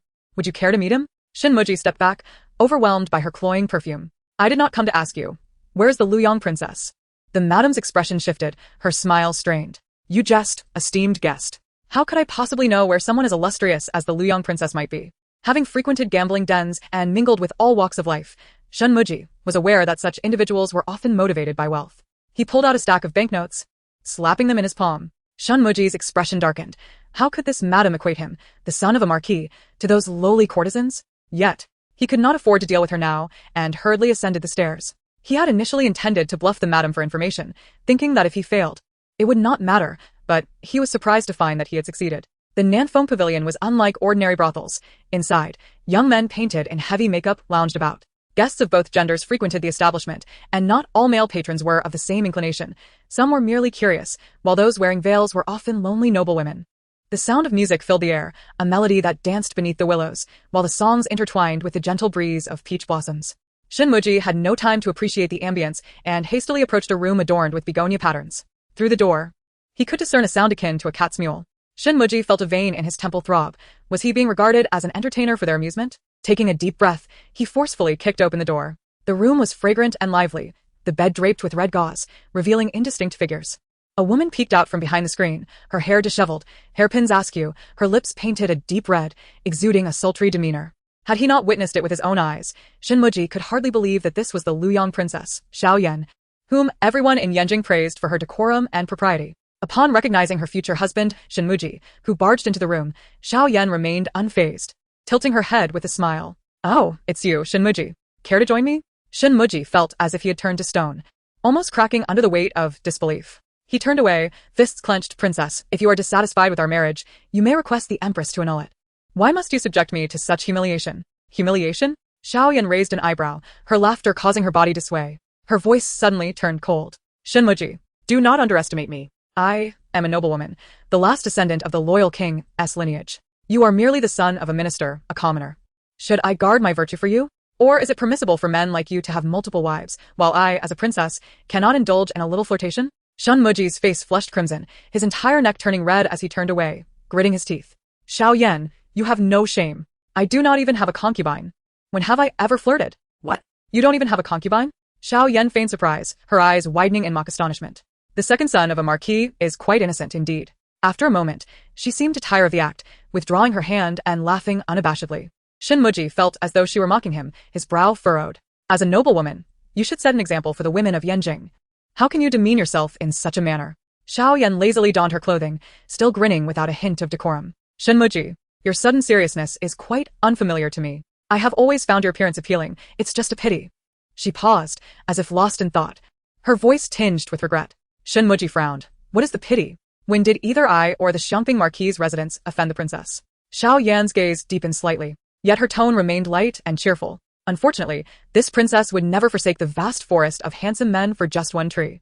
Why is it that you men can indulge without restraint, while I, as the esteemed princess of Luyang, must endure such shackles?" Shen Muji, taken aback, remarked. "I did not anticipate the princess harbored such thoughts. Yet the decorum you exhibit daily is merely a fade." Xiao Yan nodded affirmatively. "Indeed, it is all an act. Since you have discovered my pretense, I shall no longer maintain it." Shen Muji replied. "In truth, there is no harm in each pursuing their own desires. You marrying me would elevate my family status, while I marrying you would grant me freedom, truly a win-win." Shen Muji had never encountered a woman so audacious. He shook his sleeves and turned away, stating, "There is no need for that. Please inform the Empress Dowager and annul this marriage proposal for the sake of our mutual dignity." Xiao Yan challenged, "What if I choose not to?" Shen Muji found her audacity astonishing. "I will personally annul it." He wished to leave immediately, uttering a final remark before storming out. Once he departed, a beautiful woman emerged from the bed behind Xiao Yan. Clad only in undergarments, her movements were poised, unlike those of a courtesan, as she knelt upright on the floor. A youthful lad also descended from the bed and knelt beside her. The young man raised his gaze and softly said, "Princess, annulling the engagement with the Marquis of Xiangping brings us no benefit." Xiao Yan playfully lifted her foot, tilting his chin, her tone laced with mischief. "I am aware. But would you truly allow me to marry that fool?" She then squeezed the chin of the woman on the floor, smiling. "Or perhaps Lear would be willing." Lear replied, "I will follow the princess's wishes." Yudi frowned. Xiao Yan shrugged. Given the current situation, Shen Muji is resolute in annulling the marriage. "What can I do?" Yudi countered. The princess could have refrained from provoking him so deliberately.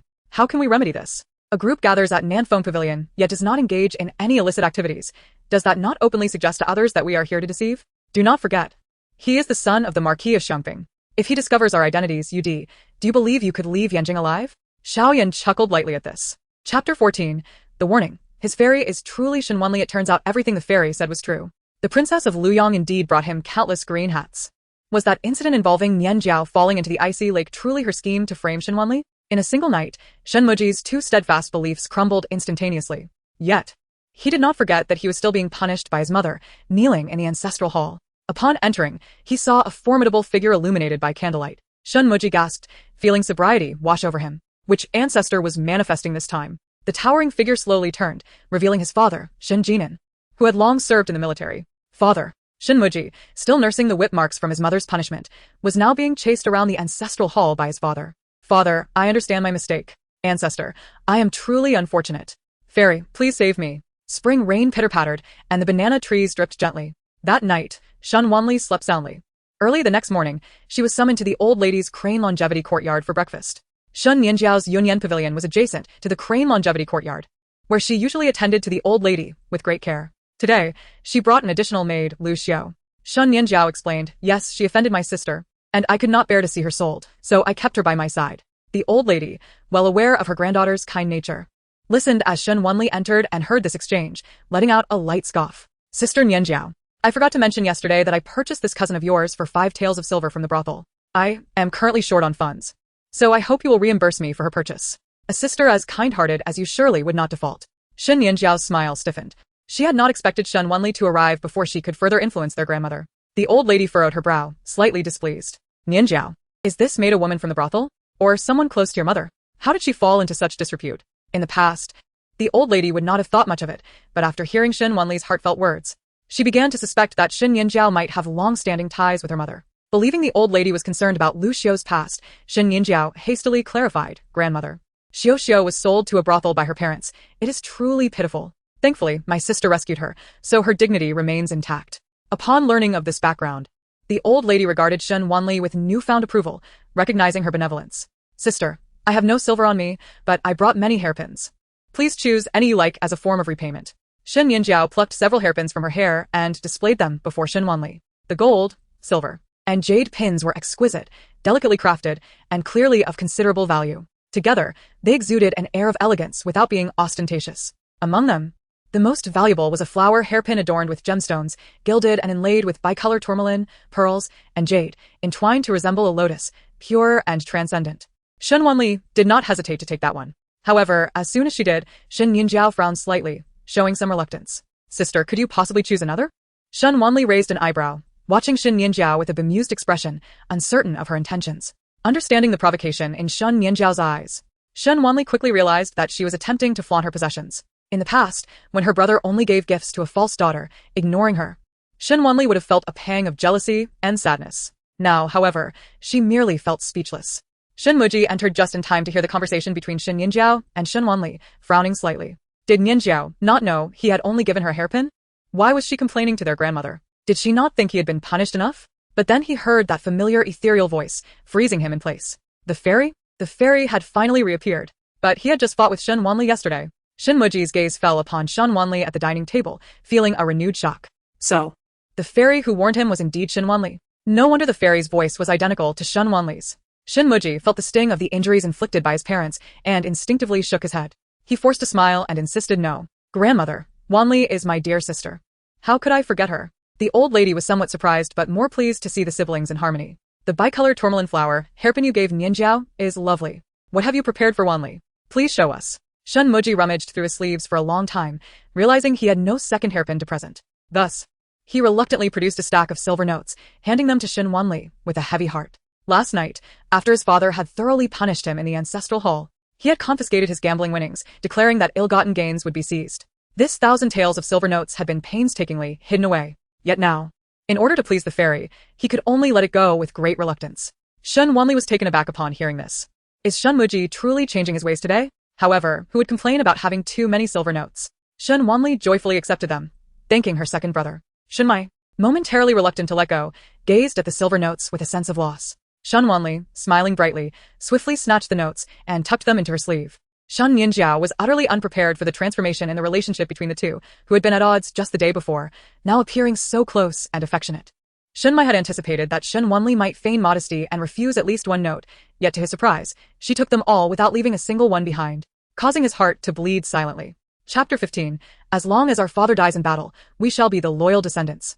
Shen Nianjiao compared the 1,000 taels of silver that Shen Mai had given Shen Wanli with the mere several dozen taels worth of the bicolored flower hairpin he had gifted her, and suddenly felt like a laughingstock. Indeed, as mother had said, the people of the marquis residence proclaimed to dote on her.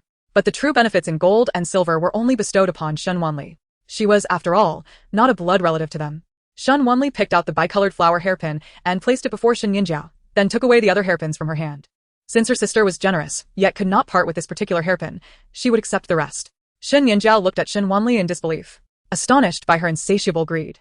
This bundle of hairpins could not only buy out Lu Xiu, but could purchase all the courtesans in the flower house. Yet, in the presence of their grandmother and second brother, she could not refuse without appearing petty and could only force a smile.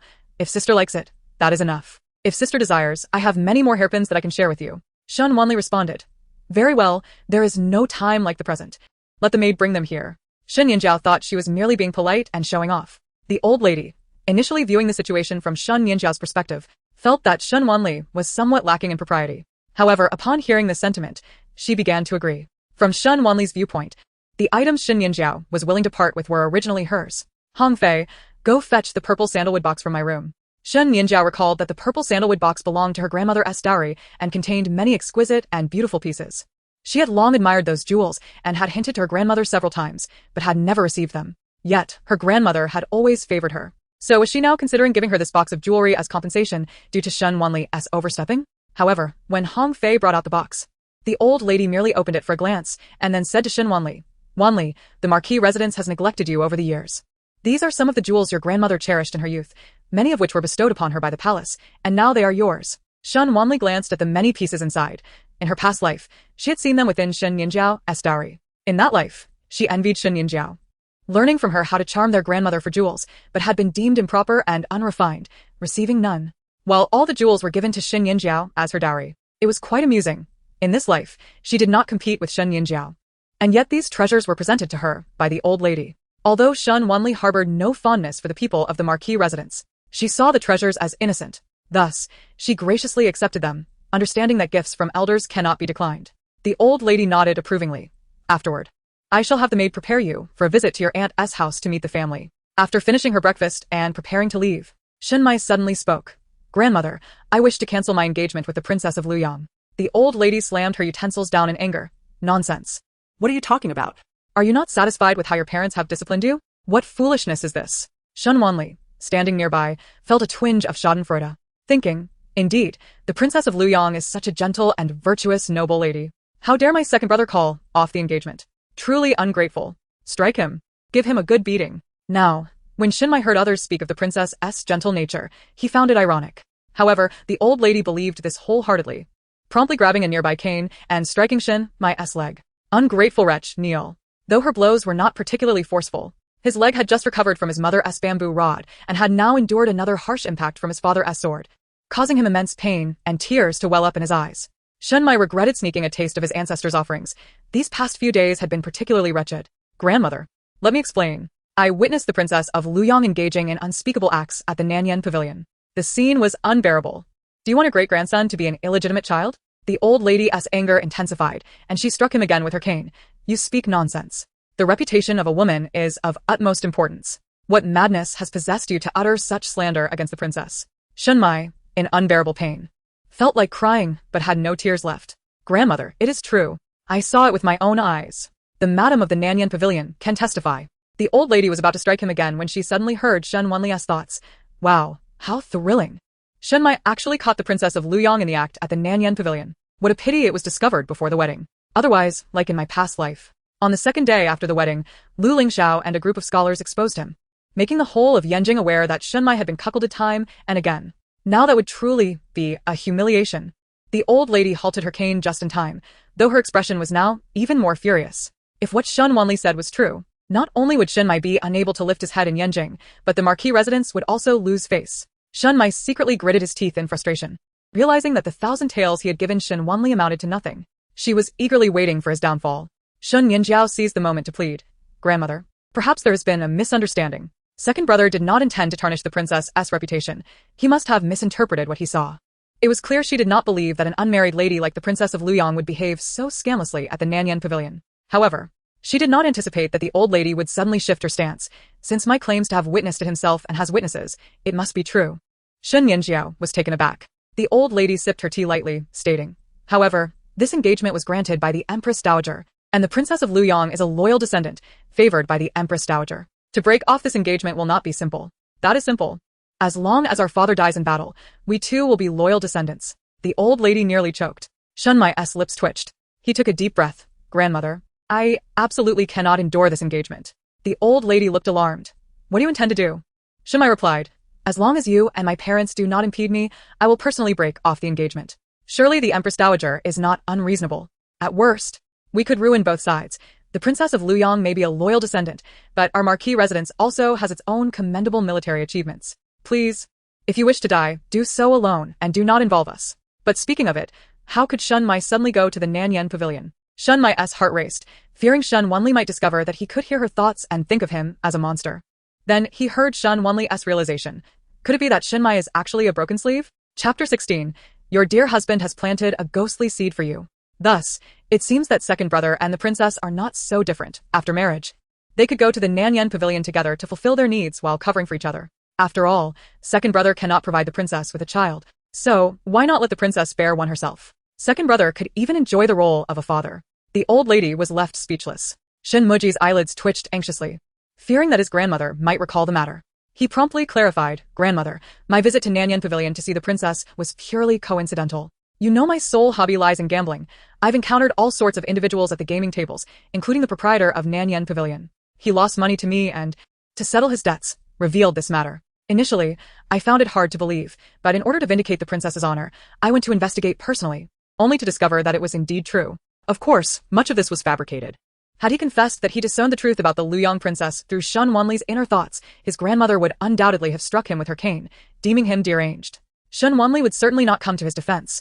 Rather, she would regard him as an abomination and keep her distance. The old lady breathed a sigh of relief. As long as her grandson was not inclined toward the same sex, it was preferable for him to associate with the Luyang princess instead. At least, as Shen Wanli had claimed, they could protect one another and avoid disgrace.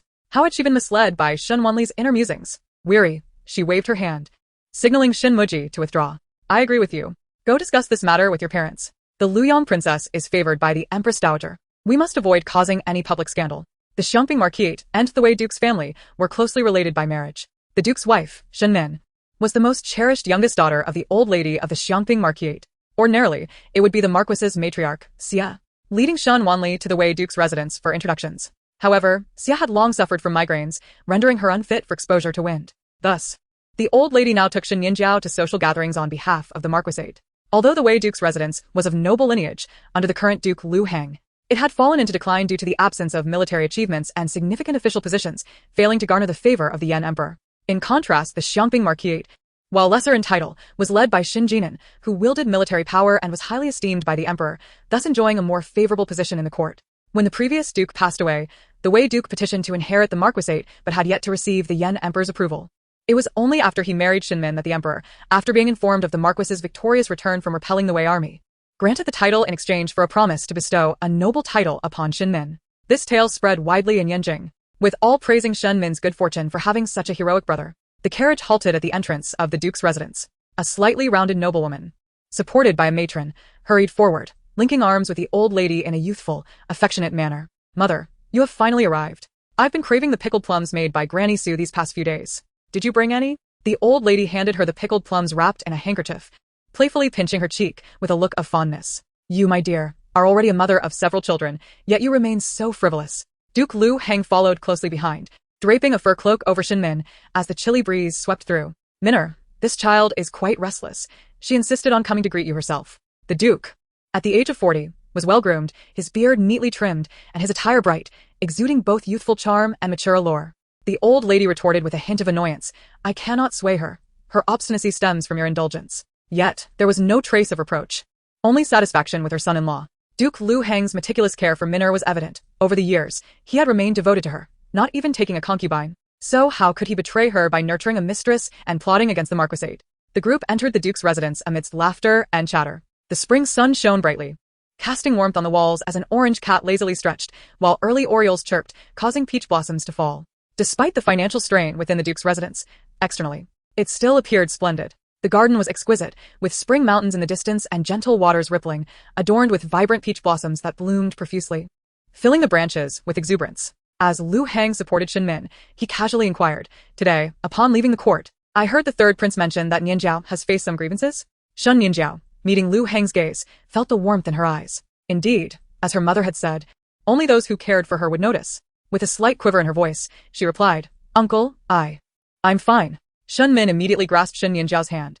Her phoenix eyes raised slightly, casting a sidelong glance at Shen Wanli behind the old lady. Nianjiao, what grievances have you faced? Speak to your aunt. I shall ensure justice for you. Shen Wanli shot a glance at Shen Min's belly, silently exasperated. Ensure justice for Shen Nianjiao? Perhaps you should first contemplate how to deal with this troublesome pregnancy bestowed upon you by your husband. Shen Min furrowed her brow, questioning who had just spoken. What troublesome pregnancy? Utter nonsense. The old lady, however, was struck with sudden alarm. Being older and more experienced, she had sensed something amiss since Shen Min's current pregnancy began. After all, it had been over a decade since she last bore a child, and now, at her advanced age, She was unexpectedly expecting again, with a belly larger than that of an ordinary woman, and it was not twins.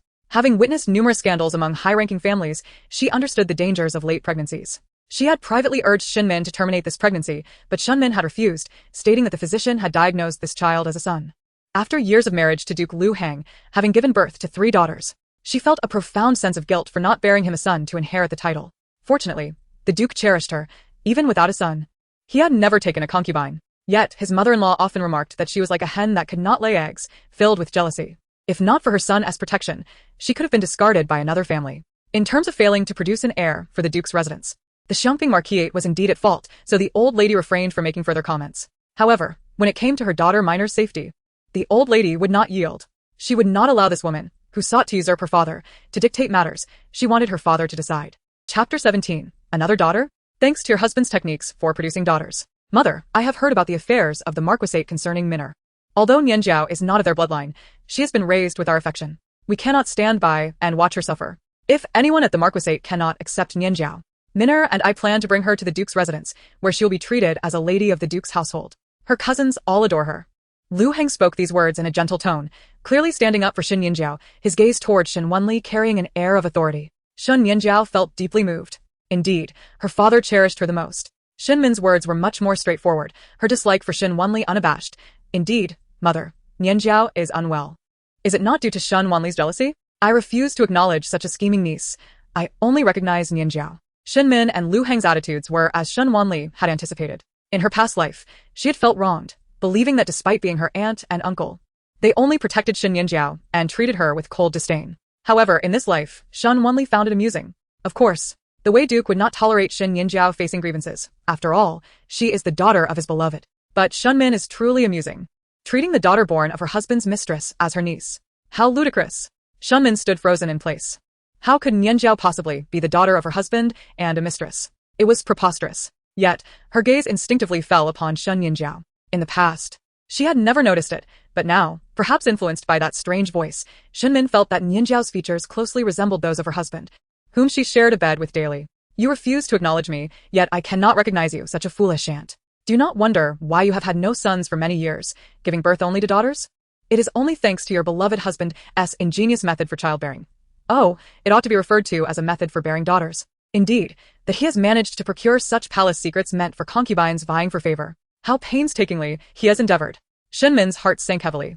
Liu Heng had indeed provided her with a childbearing remedy, claiming it was a palace secret. Ever since she bore a daughter during her first pregnancy and was ridiculed by her mother-in-law, he had discreetly encouraged her to use this remedy, assuring her that it would surely grant her a son. Yet, she had subsequently given birth to 2 more daughters and even suffered a stillbirth, with the midwife lamenting that it was a male fetus, which filled her with regret. She had never doubted the efficacy of Liu Heng's remedy, especially since he had consistently borne the pressure of being childless at 30, which would compel him to take a concubine. Upon hearing Shen Wanli's heartfelt words, the old matriarch was even less inclined to allow Shen Min to remain at odds with her. Thus, she attempted to mediate. There has been some misunderstanding between Wanli and Nianjiao, but it has not reached the point of malicious intent. I have already reprimanded Wanli after the fact. We are all sisters. It is best to reconcile. Shen Nianjiao pressed her lips together, dissatisfied with her grandmother's lenient approach. However, her aunt would certainly not let the matter rest. Yet, at that moment, Shen Min's mind was consumed with doubts about Liu Heng's fidelity, leaving her little inclination to address Shen Nianjiao's trivialities. She merely remarked, "In that case, I must have misjudged Wanli."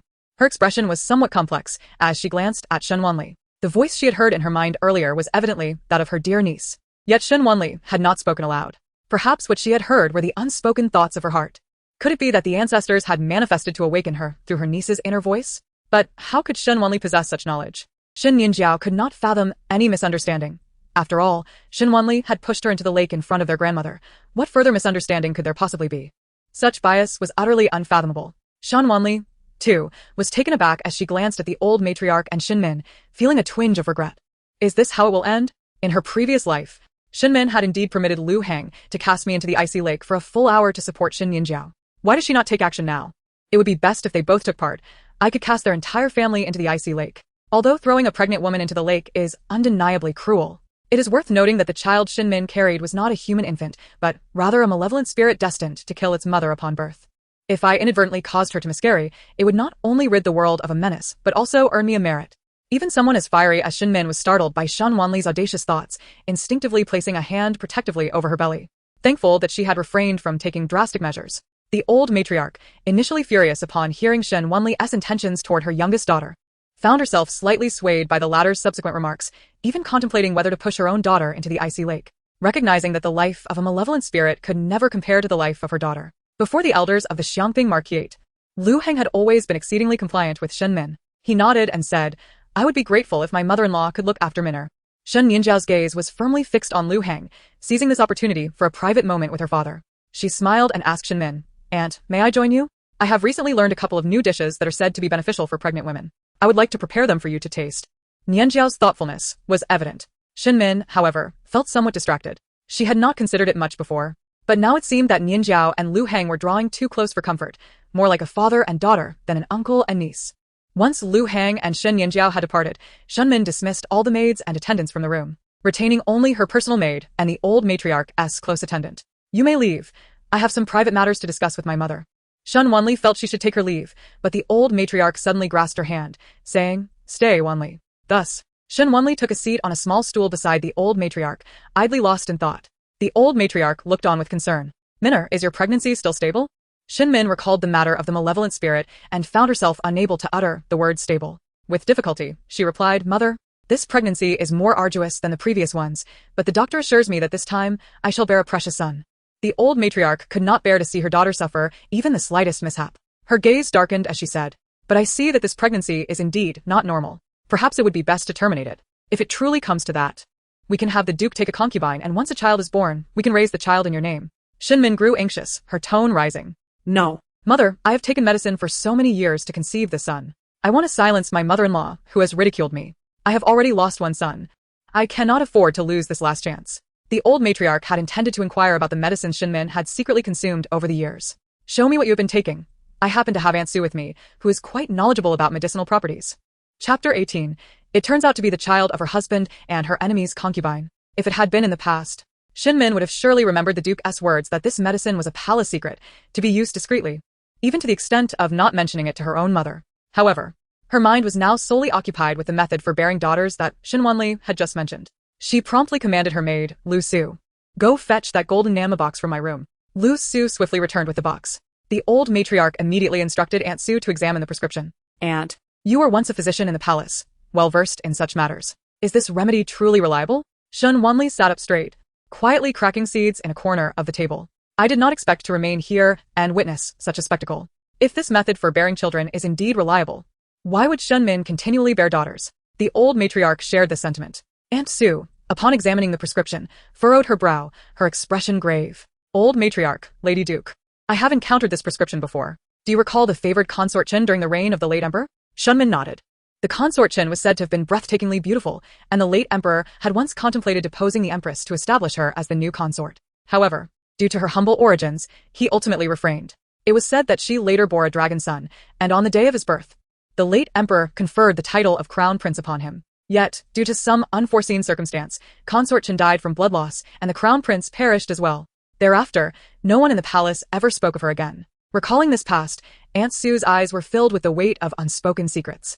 "I had intended to keep those secrets buried within me, but I never imagined someone would use this prescription to harm another." Consort Chen's blood loss was due to witnessing the late emperor accidentally kill the crown prince, which she could not bear. Shen Min gasped, covering her mouth. Why would the late emperor kill the crown prince? Aunt Sue lowered her voice. Because the crown prince was a hermaphrodite. Such an anomaly in the royal family was deemed ominous and inauspicious. The old matriarch had also heard some rumors regarding this matter. Shen Min was greatly alarmed. "Then what about this prescription?" Aunt Sue explained, this was the very remedy consort Chen used to conceive. However, later, the imperial hospital discovered that this remedy was not a good method for bearing children at all, but rather a method for bearing daughters, and it was extremely sinister. If a woman conceives a daughter, she can give birth smoothly. If it is a son, the result is a monstrosity, neither male nor female. The Lu family, who provided this prescription to consort Chen, faced dire consequences. All the male members were executed, and the female members were taken as courtesans. This forbidden prescription has somehow found its way into the hands of the Duke's wife. Shen Wanli listened intently. The Lu family? Is that not Shen Nianjiao's maternal family? Ah. So that is how the Lu family fell into disgrace and became dancers in the brothel. This prescription must have also been given to the Duke by the Lu family. Truly a consistent malevolence. Shen Min's eyes turned red, her voice hoarse and fierce. who is trying to harm my child. I will never let her go. Of course. It is your beloved husband. The Lu family is the very one he rescued from the brothel and settled in the southern village. How could he possibly be unaware of how the Lu family fell from grace? The old matriarch clenched her cane tightly, yet she remained composed, taking a deep breath to suppress her emotions. Minner, did the Duke mention where he obtained this prescription when he gave it to you? Shen Min shook her head. Bitterness etched upon her features. He merely stated it was a secret recipe from the palace, forbidden to be disclosed. Thus, for all these years, I have taken the medicine privately, never revealing it to my mother. The old matriarch was both furious and resentful, exclaiming, "Are you foolish? Such a critical matter cannot be approached with obstinacy. Do you not realize the consequences it could bring to your mother? Is it not because of your excessive trust in Lu Hang? You wish to bear him a son.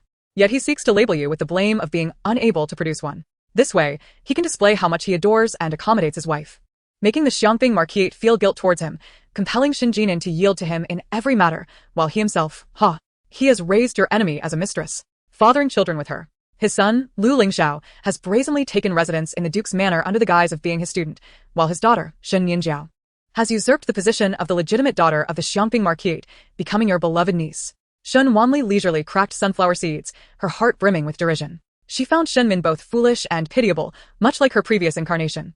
However, in this new life, she would not tread the same path. Nor would she squander her affection on relatives who had dismissed her in her past.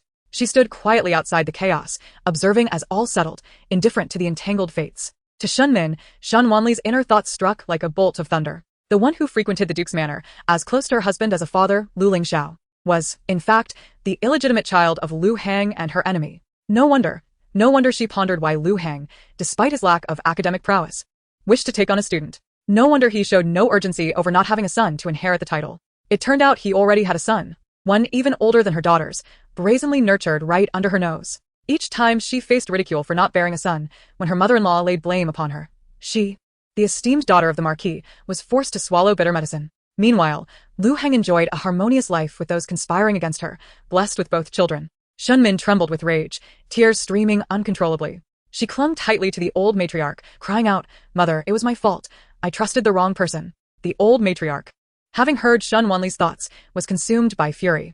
Yet, at this moment, apart from this prescription, they possessed no other evidence. And it was evident that Duke Wei had deeper schemes. They could not afford to alert the snake in the grass. Thus, the old matriarch gently patted Shen Min's back, as if soothing a child, but her gaze turned sharp as she addressed Nurse Su, asking in a deep voice, "Nurse Su, please examine Minner regarding her pregnancy." Nurse Su immediately took Shen Min's pulse, her brow furrowing tightly. Shen Min, unable to restrain herself, bluntly inquired, "Will this child be a monster, like the concubine Shen?" "No, dear. Your situation is far worse. This child is not a monster, but a ghostly fetus. One that will rip itself from your womb." Chapter 19. A mere ghostly fetus, I can easily dispose of. Upon hearing Shen Wanli's description, Shen Min screamed in terror. Ah. The old matriarch nearly snapped the prayer bead she carried. This was too horrifying. However, Minu's extreme reaction suggested she might be able to hear Wanli's thoughts. Shen Wanli looked at Shen Min in confusion, unsure why she suddenly began to scream. Shen Min wept bitterly, clutching Nurse Su tightly. "Nurse, I beg you, save my child. I care not whether it is a boy or a girl. I only hope it is a normal child." Yet, Nurse Su slowly shook her head, sighing, "Madam, this child cannot be kept, but at present, it cannot be removed either." Shen Min anxiously asked, "What do you mean it cannot be kept or removed?" Nurse Su's expression grew grave as she lowered her voice. "The fetus in your womb is excessively consuming your vitality, leading your body to the brink of collapse. If you insist on bearing this child, the day it is born will also be the day of your demise. Moreover, this child carries a curse. It is likely to be born deformed and die young." Upon hearing this, the old matriarch became even more resolute in urging Shen Min to relinquish this pregnancy. "What are we waiting for? Quickly brew a potion for abortion. Preserving Minner's life is of utmost importance." She feared Shen Min would act foolishly and spoke sternly. "Minner, although this may be your only son with Duke Wei, you have heard it. This fetus is ominous and harmful to your life. You are my only daughter. Can you bear to have me, a white-haired woman, send you, a black-haired girl, to the grave?" With such words, Shen Min understood the gravity of the situation and could only nod, tears in her eyes. Yet Nurse Su sighed, saying, "The difficulty lies in this. Even if the madam wishes to terminate the pregnancy, there is no foolproof method. Currently, your heart and this ghostly fetus are entwined. If the fetus dies, you too shall undoubtedly perish. That is why it cannot be kept or removed." Shen Min was on the brink of collapse, covering her face and weeping. "What shall I do?" At this moment, she felt an overwhelming resentment towards her once beloved husband, hating his cruelty towards her. The old matriarch clutched her chest, equally pained, her voice tinged with desperation as she implored, "Nurse Sue, is there truly no way to save Minnu?" Nurse Sue felt a pang of guilt but had to shake her head. "Though I have perused many medical texts from the Imperial Hospital, I have never encountered such a perilous fetal condition and am powerless to assist. However, the madam is only 7 months along. It is not yet time for delivery. If the Marquis were to utilize its resources to seek renowned physicians throughout the realm, perhaps we could find a glimmer of hope." The old matriarch felt as though all her strength had been drained. She held Shen Min tightly, her eyes filled with despair. She understood that Nurse Sue's words implied even the palace physicians could not save Minnu. This glimmer of hope was merely a comfort, and how faint it was. Listening to Nurse Sue, Shen Wanli nodded in agreement. A ghostly fetus is not human. Even the best physician can only treat the corporeal. How could they rid one of such an evil spirit? In my past life, when Shen Min was in labor, Yuan Gene sought a renowned physician from the Medicine Valley. Yet, he could not save Shen Min's life. Shen Min, bewildered, reached out to touch the fetus that beat in time with her heart. No longer thinking of the infant's new clothes, but rather her own burial shroud. She could not swallow her anger, her eyes filled with hatred. "Mother, Lu Hang has harmed me. You must have brother avenge me. I want Lu Hang and the life of the one who provided him with this toxic prescription." Tears streamed down the old matriarch's face, her heart shattering. The two women embraced, weeping. Even Nurse Sue could not hold back her tears. Yet, Shen Wanli seemed to regard it all as trivial. Then why not seek a renowned physician or summon someone to exorcise the evil spirit? The old matriarch and Shen Min gasped in shock. Their emotions swung wildly, as if they had traversed the gates of hell and glimpsed a path to salvation. "Nurse, since this is a ghostly fetus, can we invite a few Taoist priests or shamans to perform an exorcism?" Though the old matriarch directed her question at Nurse Sue, she was secretly attentive to Shen Wanli's thoughts. She had an inkling that her granddaughter possessed memories of her past life, and that in that life, everyone in the Marquis had wronged her. Thus, in this life, she observed her relatives with cold indifference. If she were to directly inquire, she would certainly not divulge her knowledge. While Nurse Sue was uncertain of its feasibility, she didn't have the heart to further dishearten the old matriarch and her daughter. So she tactfully responded, "It is worth a try. We may as well take a chance." The old matriarch discreetly glanced at Shen Wanli, who sat in the corner, pretending to continue her inquiry with Nurse Sue. "Master Mingyuan of Baoyan Temple is esteemed and virtuous. Could we not invite him to assist us?" Nurse Sue replied. "Master Mingyuan is well versed in Buddhist teachings, and even the ladies of the palace often invite him to lecture and perform rituals. He would be an excellent choice." However, Shen Wanli silently rolled her eyes. "What esteemed and virtuous? He is but a lecherous monk. When he enters the palace, it is not to discuss sutras with the ladies but to explore the ways of the boudoir. How many female patrons have fallen prey to his clutches, only to be defiled? Regrettably, this lecherous monk remains unpunished." Both the old matriarch and Shen Min were struck dumb, astonished, and bewildered. How could Shen Wanli know so much about such scandalous matters? Had it not been for their more pressing matters, Shen Min would undoubtedly have devised a means to entice Shen Wanli to continue pondering the affairs of Master Mingyuan, thus allowing her to fully absorb this extraordinary tale. The old matriarch, having slightly regained her composure from the shock, stammered as she spoke, noting that the master is often occupied, and it may not be feasible for them to summon him. Perhaps they could invite other Taoist priests instead? "I am uncertain of the capabilities of those priests, but a mere ghostly fetus, if I were to intervene, could be vanquished with ease. However, absent any benefit for myself, I would have no inclination to assist Shen Min." Upon hearing Shen Wanli's unspoken thoughts, the old matriarch's murky eyes sparkled with surprise and delight. Shen Min was equally astonished. They had searched far and wide for assistance, only to find it effortlessly. Yet upon hearing Shen Wanli's mental declaration that she would not act, a sense of disappointment crept over both of them. The old matriarch sighed internally, momentarily pondering whether this granddaughter, who seemed to return with the resentment of a vengeful spirit, would bring fortune or misfortune to their. Nevertheless, for the time being, as long as Minna could be saved, she would willingly kneel to plead with Shen Wanli. Shen Min exclaimed in shock, "Mother, this is half of your dowry." When she married, her mother had prepared a substantial portion of her dowry, and the remainder was meant for her brother's children to use for future weddings and gifts. Now, her mother intended to relinquish the remaining silver, along with her most cherished. Shen Wanli, who had been resting quietly in a corner, decided to remain an observer, but upon hearing the mention of 100,000 taels of silver, her eyes flew open, and upon hearing about she could no longer remain seated. The old lady is wealthy. 100,000 taels and if it must be given away, let it be to me. After leaving I cannot always stay in an inn, and in Yanjing, land is as precious as gold.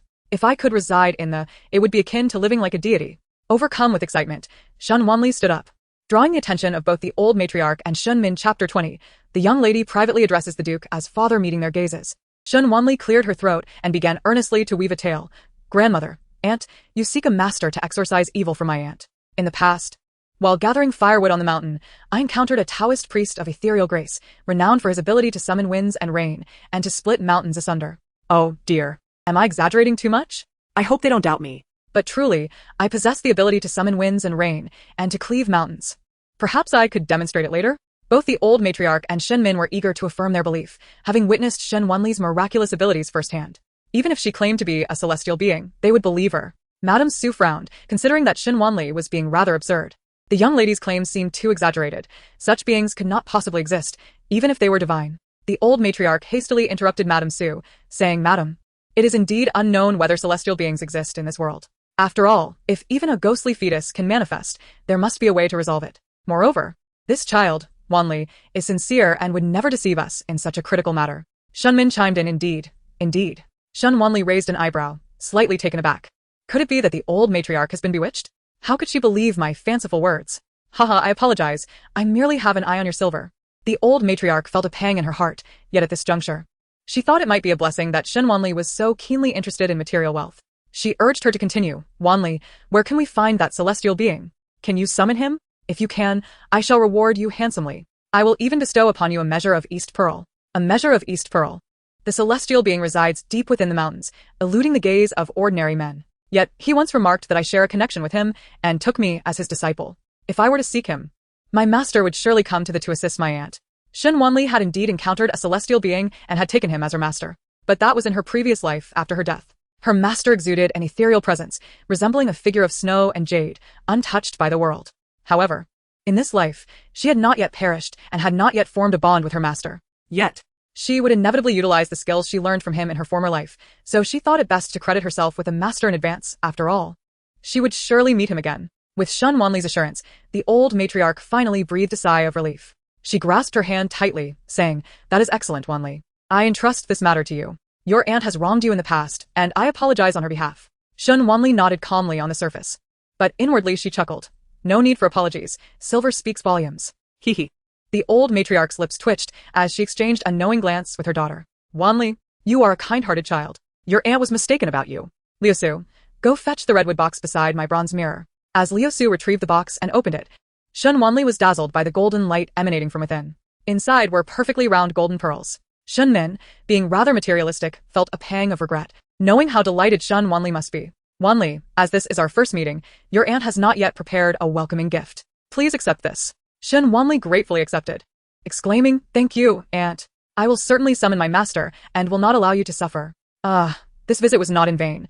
I am so elated. In my past life, I never laid eyes on such a treasure. If it weren't for the fear of embarrassment, I would want to bite each one. I am so thrilled I wish to fly around the Duke's residence on my sword. Both Shen Min and the old matriarch's lips twitched. Such exuberance was unnecessary. Though the relatives of them may not be exceptional, they are undeniably wealthy. Shen Min and the old matriarch thought. Initially, I planned to leave before they could confiscate our property, but with such wealth, it cannot be allowed to fall into the hands of the Duke and Shen Nianjiao. Thus, I shall remain for now, and once I have emptied thee of its riches, I will depart. The old matriarch was already accustomed to Shen Wanli's thoughts. But Shen Min suddenly clutched her handkerchief tightly. Her beloved husband not only plotted against her unborn child, but also sought to harm the. Moreover, her beloved Shen Nianjiao, whom she had cherished, turned out to be an accomplice. Shen Min felt as though her entire life had been a haze, and now, at this critical juncture, many of her steadfast beliefs had been overturned by Shen Wanli's revelations. At that moment, another maidservant, Liuxia, entered the room. "Liuxia, assist me in changing behind the screen." Shen Min had just been weeping and appeared somewhat disheveled, her garments dampened by tears. Thus, Shen Wanli found nothing odd about her desire to change. However, as Shen Min stepped behind the screen, her previously relaxed expression suddenly tightened. Liuxia, gifted to her by her brother, the Duke of Xiangping, was unlike ordinary maidservants. She possessed martial skills, serving as a female shadow guard. Concerned that she might become trapped within the confines of the inner residence, her brother had given her this protector as a part of her dowry. Earlier, when Shen Nianjiao mentioned accompanying the Duke to the kitchen, she had discreetly instructed Liuxia to follow them. Shen Min hastily inquired, "Liuxia, did you notice anything unusual between Shen Nianjiao and the Duke?" Liuxia replied, "Madam, I overheard the young lady address the Duke as father after dismissing her maidservants." Shen Min felt the world tilt beneath her, as if her very being was about to crumble. It was true. Shen Wanli's revelations were all genuine. Shen Nianjiao was indeed the Duke's illegitimate daughter. How infuriating that this woman had usurped her niece's identity. And she had cherished her for over a decade, even at the cost of her own niece's heart. Supported by Liuxia, Shen Min steadied herself and walked toward the screen adorned with images of a flourishing family, gazing at the refined man she had loved for most of her life. Noticing the redness around Shen Min's eyes, Lu Heng stepped forward and gently asked, "Minner, why are you crying?" Once, such meticulous care warmed Shen Min's heart, but now it only filled her with revulsion. Already suffering from severe morning sickness, she leaned against Lu Heng. And all the vile substances she had consumed were expelled onto him. Lu Heng felt the sticky, yellow liquid on his chest, and the foul stench invaded his nostrils, leaving him frozen in place. Chapter 21. The Marquis's mansion conceals the truth. Fearing accusations of deceit against the emperor, a fleeting look of disgust flashed in Lu Heng's eyes, soon replaced by concern. "Minner, why are you experiencing such severe nausea? Please sit down and rest." He assisted Shen Min in taking a seat and tenderly used a handkerchief to wipe her mouth. Standing nearby, Shen Nianjiao covered her mouth and nose with a handkerchief. Her heart filled with disdain for Shen Min seeing her vomit on her father, she couldn't help but scold. "Aunt, couldn't you be more careful? You've thrown up on uncle. Yet, he treats you so well, not a hint of disdain, even personally cleaning up after you." In the past, Shen Nianjiao often spoke this way, and Shen Min did not mind, as praising her husband brought her a sense of pride. However, now she realized that Shen Nianjiao was entirely biased towards Lu Heng. Suddenly, she asked, "Nianjiao, do you despise your aunt?" Not just disdain. She feels pity for her father and is resentful towards her mother. After all, in Shen Nianjiao's maternal family, only Lu's family serves the Duke of Wei in a subservient manner. Never would the Duke lower himself like this. Shen Wanli thought that while Shen Min loved to stir trouble, she would still enjoy seeing Shen Nianjiao's faults exposed. Upon hearing Shen Wanli's inner thoughts, Shen Min's gaze towards Shen Nianjiao grew colder. She had been kind to Shen Nianjiao, yet the latter knew everything but never reminded her. Feeling a twinge of guilt, Shen Nianjiao almost believed Shen Min had discovered something, forcing a smile as she replied, "How could Nianjiao despise her aunt? I merely envy that my aunt has uncle's unwavering devotion." Shen Min spoke frankly, reminding Nianjiao that her future husband was the third prince. The royal family valued the expansion of their lineage and polygamy was common, thus, such remarks should be avoided, lest the empress become displeased. Shen Nianjiao felt embarrassed. Lowering her gaze to hide her resentment towards Shen Min, "Aunt, you are correct. What daughter does not wish to find a good husband, someone devoted, to grow old together?" She believed Shen Min could not stand to see her succeed. Shen Min had always been one to either cherish or despise, and upon realizing Shen Nianjiao's true nature, she now saw countless flaws in her. Shen Nianjiao had taken advantage of her, and despite the engagement to the third prince rightfully belonging to Wanli, she still expressed disdain. Glancing at Shen Wanli beside her, Shen Min thought that good fortune should not be bestowed upon Shen Nianjiao, the ingrate. Thus, she asked the matriarch of the Marquis's mansion about Nianjiao's marriage. "Mother, do the empress and the third prince know Nianjiao's true identity?" Though the empress favors Nianjiao, only Wanli is the legitimate daughter of the Marquis's mansion. Concealing this truth could lead to accusations of deceiving the emperor. Hadn't she previously stated that she recognized only this niece? Even the matriarch, who typically doted on her, nodded in agreement. "Minner has a point. I will inform the empress of this matter honestly. How she decides will depend on her will." Shen Nianjiao could hardly believe that after only a moment away, even her grandmother had sided with Shen Wanli. Meanwhile, Shen Wanli, quietly awaiting the servants to serve the dishes, felt alarm bells ringing in her mind. "Please, do not burden me with this. Just let Shen Nianjiao and Xiao Jining be locked together. Do not force me to marry the accomplice who harmed me in my past life. Otherwise, I cannot promise I won't stab him." The matriarch and Shen Min both felt a jolt, knowing that Shen Wanli was capable of such actions. Shen Nianjiao feigned understanding, but a hint of sadness and fragility surfaced. Aunt and grandmother are correct. This marriage was indeed meant for Sister Wanli, and it should return to its rightful owner. Lu Heng arrived in a fresh outfit and, overhearing their conversation, frowned. How can a royal marriage be so easily dismissed? The empress has already recognized Nianjiao and has no fondness for Wanli. Why create further complications? Furthermore, Wanli hails from the countryside and cannot compare to Nianjiao's renown in Yanjing, making it difficult for her to shoulder the responsibilities of a prince's consort. Shen Wanli listened, cold laughter bubbling within her. Such grandiloquent words merely reveal your intent, Lu Heng, to leverage Shen Nianjiao to ascend the ranks alongside the third prince and the empress. Moreover, by concealing this matter, even if Shen Nianjiao's lineage is exposed later, the blame for deceiving the emperor will fall solely on the Marquis's mansion. You reap the benefits while avoiding the risks. Although I do not wish to marry Xiao Jining, I am more than willing to facilitate Shen Nianjiao and Xiao Jining. But I cannot bear to see her thrive under the guise of my identity as the Marquis's legitimate daughter. The matriarch, upon hearing Shen Wanli's thoughts, began to plot. The Duke is right. I will discuss the pros and cons with the empress, ensuring a clear path for Nianjiao. Upon hearing this, Shen Nianjiao sighed in relief. She had overthought her grandmother's affection, believing her intentions were for Shen Wanli rather than for her own future security. Soon, the servants set the table with exquisite dishes. However, Lu Heng first approached Shen Min with a bowl of dark, murky medicinal soup, gently coaxing her. "Minner, this pregnancy is difficult. Please drink the prenatal tonic." Shen Wanli wrinkled her nose at the smell of the medicine. "What kind of prenatal tonic is this?" It reeks of resentment from the spirit of a deceased infant. No wonder Lu Hang has planted this ghostly child in Shenmin. He uses such vile methods, incorporating the bones of stillborn children into the medicine. As the prenatal tonic drew near, though Shenmin could tolerate the bitter taste, upon hearing Shen Wanli's thoughts, she could not help but vomit again.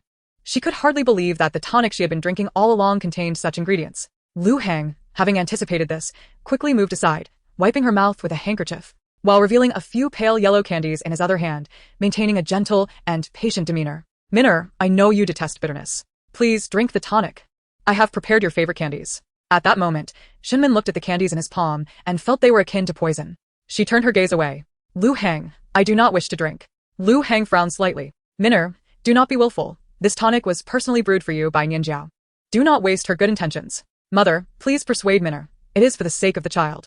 The matriarch frowned. Enough, Duke, if Minner does not wish to drink. Do not force her. Watching from the side, Shen Wanli felt that Shenmin was indeed pitiful. Your mother and brother dote on you. Yet you are so harsh with others. Why are you so gentle with this scoundrel Lu Hang? If you do not want to drink, just force the medicine down his throat.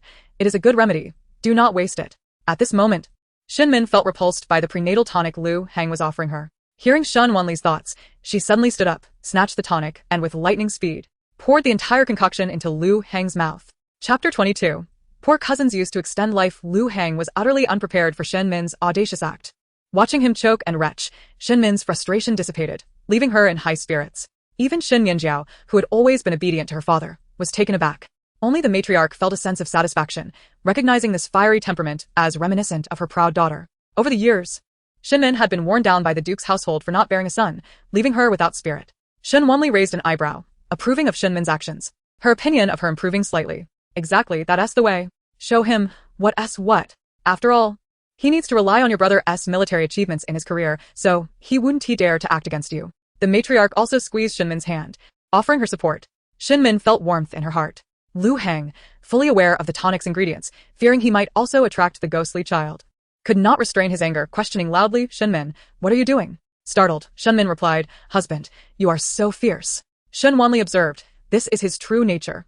TSK, he acts better than a performer on stage. Lu Hang realized that his true emotions had been exposed, and he quickly attempted to amend the situation, seemingly helplessly indulging. Minner, even if you are unwilling to take the pregnancy medicine, you shouldn't tease me like this. Shenmin looked at his constrained expression, a smile breaking forth. Tinged with a hint of youthful playfulness, the good medicine brewed by Nianjiao, I do not wish to waste it.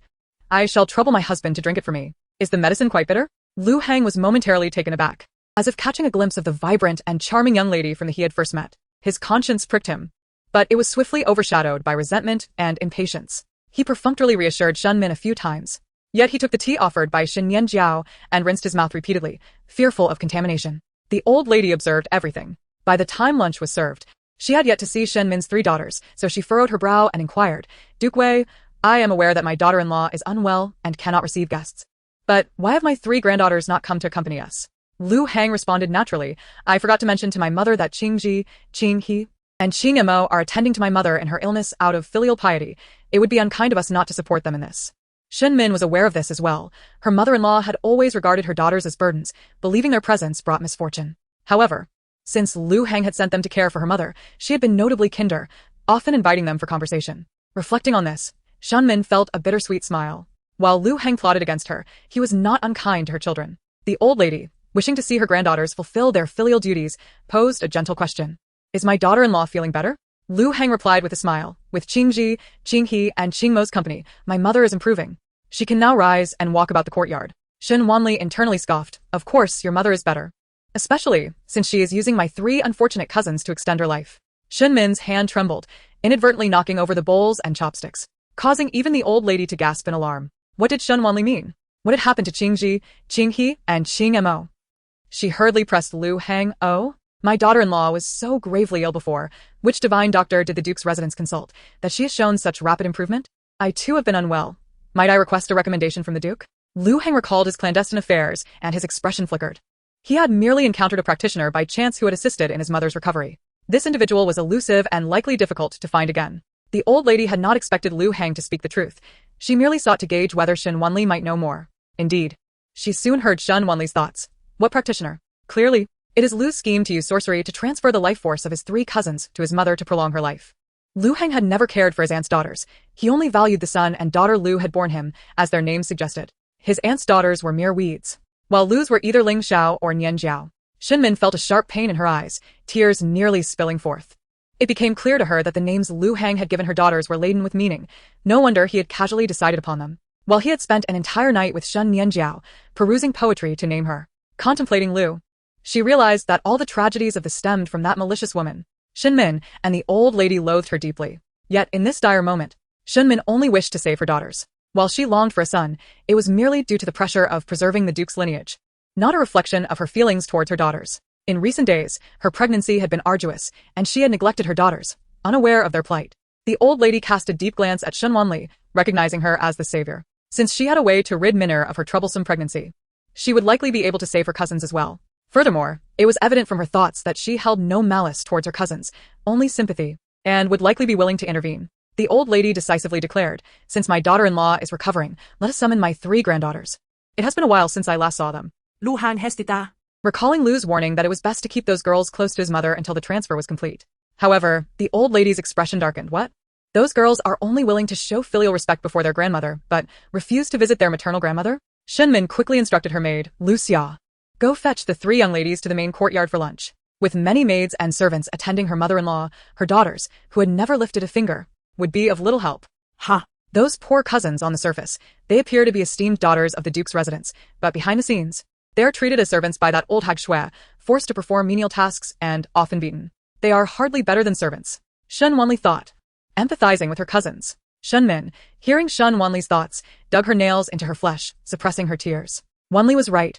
She truly was unworthy of being a mother. Shenmin rose, determined to see her daughters herself. Chapter 23, as if being drained of vitality by the old hag.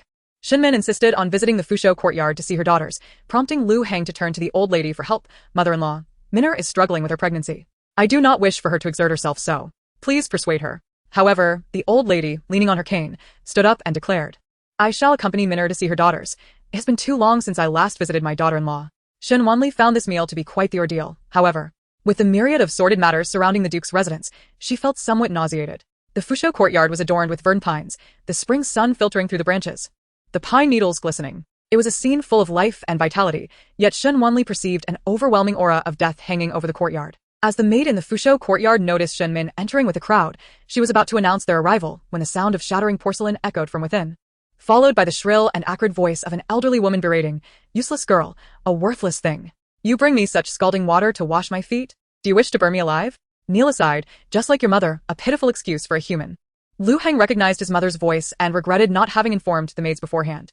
Noticing the grim expressions of his mother-in-law and wife, he was about to explain, but Shenmin and the old lady had already rushed into Shue's chamber. Smack. Upon entering, Shenmin witnessed her mother-in-law striking her youngest daughter.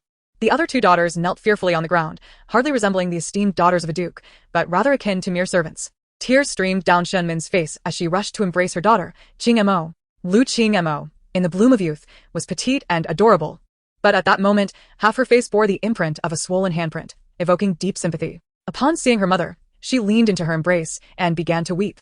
"Mother." Kneeling beside them, Lu Qingji and Lu Qing, he were of a similar age, having married into the Shenmin had given birth to 3 daughters in quick succession, the eldest being only 17. Shui was startled by Shenmin's sudden intrusion and harshly reprimanded, "Shenmin, no wonder your daughters are so unruly. You, as their mother, have set such a poor example. Without prior notice from the maid, you barged directly into your mother-in-law's chamber. Is this the embodiment of your upbringing?" Shenmin lifted her daughters, shielding them behind her, and glared at Shui. "Mother-in-law, I am a daughter of the Marquis's house, and my daughters hold the esteemed title of the Duke's family. They have been treasured since childhood, and I have never instructed them on how to serve like a maid." Lu Heng, however, wore an awkward expression and said, "Mother, perhaps you should say less." Shen Wanli, observing the scene, couldn't he help but murmur to herself, "Sick in bed? Shui, the old shrew, looks as vibrant as ever. She could easily take the stage and sing a few songs." Both the old matriarch and Shenmin found merit in Shen Wanli's words. Regrettably, she possessed a reticent demeanor. Shui did not anticipate that Lu Heng would not side with her either. Just as she was about to continue her tirade, the old matriarch of the Marquis's family emerged, accompanied by her 2 granddaughters. Having fought alongside the late Marquis on the battlefield, the old matriarch's countenance darkened, exuding an air of authority. It was surprising that despite numerous esteemed physicians failing to restore her health, my clumsy granddaughters managed to invigorate her once more. Perhaps it was at the expense of your three granddaughters' lives, Shui reflected, unable to assert her dominance over Shen Min, and resorted to tormenting her daughters instead. The three cousins appeared pitiful, their eyes sunken, haggard, and pale, as if drained of vitality by the old shrew. Upon noticing Shen Wanli's unspoken thoughts, both the old matriarch and Shen Min became aware that Lu Qingji, Lu Qinghe, and Lu Qingma looked considerably more ill than Shui. Shui was always apprehensive of the old matriarch. While the Marquis' title may not match that of the Duke's family, the Marquis held military power. And even the Duke of Wei had to rely on the Marquis for support. Moreover, the old matriarch, having fought alongside her husband, commanded respect from the current Emperor Yan. Feeling insecure, Shui forced a smile and said, "What are you saying, dear mother-in-law? I was merely provoked by these foolish girls and scolded them a bit. I only wished for some company to alleviate my boredom. I never truly expected them to care for me." Shen Min tenderly caressed her youngest daughter's cheek, unwilling to let the matter slide so easily, and questioned, "A woman's reputation is of utmost importance. Even the highborn have rules against striking their servants, let alone what these girls could have possibly done to provoke such wrath from their mother-in-law, to the extent of being slapped in front of the servants?" Shui's response was vague, attributing the fault to their inadequate service. Indeed, it is evident that Shui struck them as she pleased, bullying these three cousins who dared not complain. I wonder how Shen Min, with her fiery temperament, could raise such a submissive daughter. Shen Wanli felt sympathy for her cousins, yet also harbored disappointment. The old matriarch turned her ire toward Lu Hang, exclaiming, "What are all these maids doing standing around? Must these children serve in their place?" Lu Hang glanced at his mother with mild discontent, and under the old matriarch's stern reprimand, he could only suppress his dissatisfaction and murmur, "You are right, mother-in-law. The servants have been negligent." With that, he turned away. Shen Wanli silently nodded in agreement. Though my grandmother may be blind and biased, her protective nature is genuine. She may not favor me as much as Shen Yan, yet she does not treat me harshly either. Her generosity is commendable. At least I have not been burdened with a grandmother like Shui. The old matriarch felt a sense of satisfaction, realizing Shen Wanli had discovered her merits. Otherwise, I fear I would lose my patience before the Marquis' household meets its demise. The old matriarch was taken aback when she saw Shen Min and her three daughters about to leave, and Shui, in a panic, leaped from her bed, exclaiming, "Wait, mother-in-law. Shen Min is still carrying the esteemed grandson of the Duke's family. These girls are also my granddaughters. You cannot take them away." "Shen Min, do you intend to defy your mother-in-law? Is this not an act of filial piety?" Shui, desperate, resorted to invoking familial duty. The eldest, Lu Qingji, wishing to ease her mother's burden and protect her younger sisters from further mistreatment, selflessly suggested, "Mother, I am the eldest daughter. I will stay to care for grandmother while you take my younger sisters to uncle's house for a brief stay." Shui recalled the crucial information about the life-extending formation that Lu had shared with her and immediately grasped Lu Qingji's sleeve, insisting, "Yes, at least one must remain." Her urgency stemmed from the fear that if her cousins were taken away, her own life would be in jeopardy, for the old shrew's lifespan was waning, and her current vigor was likely due to siphoning her cousin's vitality. Upon hearing Shen Wanli's unspoken thoughts, Shen Min seized Lu Qingji and questioned, "With so many maids in the household, why must you insist on keeping my daughter here to serve?" She turned to Lu Hang. "Where is the esteemed physician you sought for your mother? I wish to inquire what method he employed to revitalize her, while my daughters appear so frail and exhausted. Is it possible that my daughter's essence has been used to nourish their grandmother?" Lu Hang felt a jolt of alarm, and even Shui, who had been so aggressive moments ago, fell silent, too intimidated to speak. Shen Wanli was astonished. I've only guessed halfway. Shui has not directly used my cousin's essence for medicine, but is indeed employing the sinister items given by Lu to drain their vitality and lifespan. If I am not mistaken, they are currently wearing the talismans that Shui gifted them. Shen Min was momentarily taken aback, not realizing that despite her disdain for her, Shen Wanli was willing to assist her daughters. After all, Shen Min has given me quite a few gold pearls. I cannot simply disregard the debt. The old matriarch, having overheard Shen Wanli's thoughts, discreetly approached Lu Qinghe, swiftly removing a red string from around her neck, from which hung a square talisman inscribed with peculiar symbols. Unlike the usual red and yellow talismans from temples, this one was ominously black, with red inscriptions, radiating an air of foreboding. The old matriarch frowned and inquired, "What is this?" Upon noticing the talisman around Lu Qinghe's neck, Shui's heart sank, and Lu Hang felt an overwhelming sense of dread. Shen Min had already removed the talismans from Lu Qingji and Lu Qingma. Shui pinched herself to regain composure, exclaiming, "Don't take it off. This talisman was blessed by a master. It is meant to ensure safety. If removed, it will lose its efficacy." She lunged to retrieve the talisman from Shen Min, but Shen Min deftly avoided her grasp. The old matriarch directly questioned, "Which master, dear mother-in-law, do you usually consult?" "I frequent the Baoyan temple to pray and have never encountered such a talisman." Shui was at a loss for words. She could not reveal that it was a life-exchanging talisman gifted by her son's beloved, Lu. Avoiding the old matriarch's piercing gaze, she thought, "This must be a good thing. How could I harm my granddaughters?" The old matriarch scoffed. "This talisman is pitch black, adorned with unfamiliar patterns, exuding an ominous aura. I see that Qingji and her sisters appear haggard, as if ill.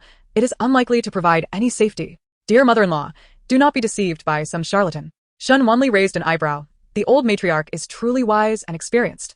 This item is clearly malevolent. If we were to open the talisman, we would find the birth dates of my cousins and that old shrew, indicating it is a life-exchanging contract. I wonder where Lu acquired such nefarious sorcery. Shen Wanli intended to expose the vile schemes of the Shui family, thus she reached out to touch the talisman pouch, reminding the old matriarch grandmother. It seems that something is contained within this pouch. Shen Min had already unfastened the pouch upon hearing Shen Wanli's inner voice. However, both Shen Min and the old lady had extracted the talismans inside and laid them bare for inspection. Shen Min read aloud. Lu Ning, styled Qingji, born on the 16th day of the 10th month in the 3rd year of Yan Jiading, now wishes to offer her blood, flesh, essence, and lifespan to nourish her dear grandmother, Shui. This contract is formed, to be worn for 49 days, willingly consigning her soul to the Avicii hell, in hopes of granting her grandmother, Shui, longevity and health. Lu Shui, born on the 5th day of the 4th month in the 38th year of Yan Yuping. Shen Min trembled as she read each word, and upon glancing at the other 2 sheets, found them to be similar contracts adorned with blood fingerprints. Lu Qingji turned pale, feeling an icy chill envelop her. She initially believed that her grandmother simply disapproved of her mother, and thus tormented them. She thought that once she married next month and left the Duke's residence, she could escape her grandmother's relentless abuse. Little did she expect her grandmother wished for their demise. No wonder when her grandmother handed them the talisman pouch, she insisted they drop blood to acknowledge ownership from a distance and cautioned them vehemently against revealing it to others. It was all to conceal her malicious intentions. Upon seeing the date of the contract, Shen Min realized that the 49 days were less than half a month away, almost coinciding with her daughter's wedding day, which was also to be her daughter's death day. Tears streamed down Shen Min's face as she shouted furiously, "Mother-in-law, what is this? Tell me, what is this? How can there be such a grandparent in this world who wishes for the death of all her granddaughters, and even demands they suffer in Avicii hell after death?" Lu Heng grasped her. "Minner, do not be agitated. Perhaps mother was deceived as well." Chapter 25. Shen Wanli resolves the life transfer contract. The behind-the-scenes manipulator faces retribution. The Shui family, bewildered by Shen Min's outburst, heard her son attempting to defend her and immediately seized the opportunity, nodding repeatedly, "Yes, yes, Minner, my dear mother-in-law, I was completely unaware of this. I did not know that such a thing was contained within the peace talisman." Yet, Shen Min clutched the life transfer contract tightly, unconvinced if you claim ignorance. Then whose birth details were revealed to the talisman maker? "Are not the fingerprints on this document yours? I am eager to know who this talisman maker is that possesses such intimate knowledge of the birth dates of the Duke's family members." Shui was left speechless. Her son had warned her not to expose the existence of the Lu family before the people of the Xiangping Marquisate. Lu Heng urged, "Minner, this talisman matter is nothing but superstition. The talisman maker has long since vanished. If one could truly extend life with such a document, there would not have been so many emperors seeking immortality throughout history without success. Clearly, this is a figment of imagination. It should not be taken seriously. So, why must you become enraged and needlessly harm familial harmony?" Shen Wanli listened with a cold smile. Such sophistry. The life transfer contract is an incomplete and limited form of sorcery, fraught with drawbacks. Who would dare to experiment with it on the esteemed emperor without understanding its pros and cons? Moreover, this sorcery necessitates the sacrifice of close kin. After the demise of my 3 cousins, Shui may not even gain a year of extended life. If an emperor desires immortality, how many beloved relatives must be sacrificed? The death of numerous royal relatives would surely incite turmoil in the court, destabilizing the situation. Furthermore, this method contravenes the will of heaven. Should an emperor employ it, it would surely damage the fortune of the nation. What emperor would gamble the legacy of his ancestors and the lives of his descendants? It appears that Shui, in her delusion, believed that Lu had provided her with a miraculous plan for longevity, yet Lu was merely testing the lives of Shui and her 3 cousins. The old matriarch's gaze deepened. It was evident that if the longevity technique were successful, it would be exploited by selfish and avaricious nobles. The ambitions of Lu were far from trivial. Or perhaps Lu Heng harbored ulterior motives. But the immediate priority was to destroy this life transfer contract. Her 3 granddaughters were in the bloom of youth.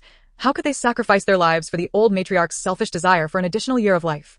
If this was a misunderstanding, then it was best that these troublesome items be hidden from sight. The old matriarch declared as she snatched the life transfer contract from Shen Min's hands, tearing it apart with force. However, to her astonishment, this seemingly ordinary yellow talisman paper proved as resilient as fabric, resisting her efforts to tear it apart. The others present, aside from Shui and Lu Heng, were taken aback, increasingly convinced of the talisman's sinister nature. Lu Heng's gaze flickered. "Mother-in-law, allow me to handle this talisman. I assure you, I will not let it trouble your sight. This life transfer contract cannot be easily destroyed. It requires spiritual power to dispel the malevolent incantations inscribed upon it, followed by burning, to nullify the life transfer agreement." Only then can the life essence usurped by the old matriarch be returned to my cousins. I, too, cannot abide the Duke's family's deceit succeeding.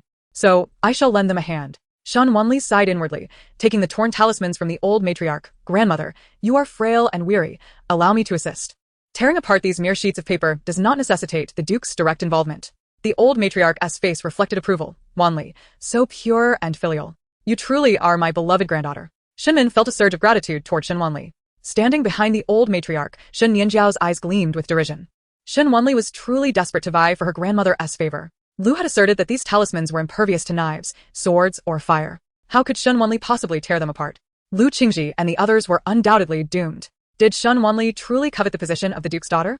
She would be the only legitimate daughter of the Duke's residence. Yet, in the next moment, those supposedly indestructible talisman sheets were effortlessly torn in half by Shen Wanli. The luminous symbols inscribed upon them vanished in an instant. Shen Nianjiao was left in shock. The Duke was startled as well. Finally taking a serious look at the true daughter of Xiangping Marquis. As Shen Wanli tore apart the life transfer contract, Shui, who had previously appeared vibrant, suddenly withered. Her skin pale and sagging, her eyes sunken with dark circles.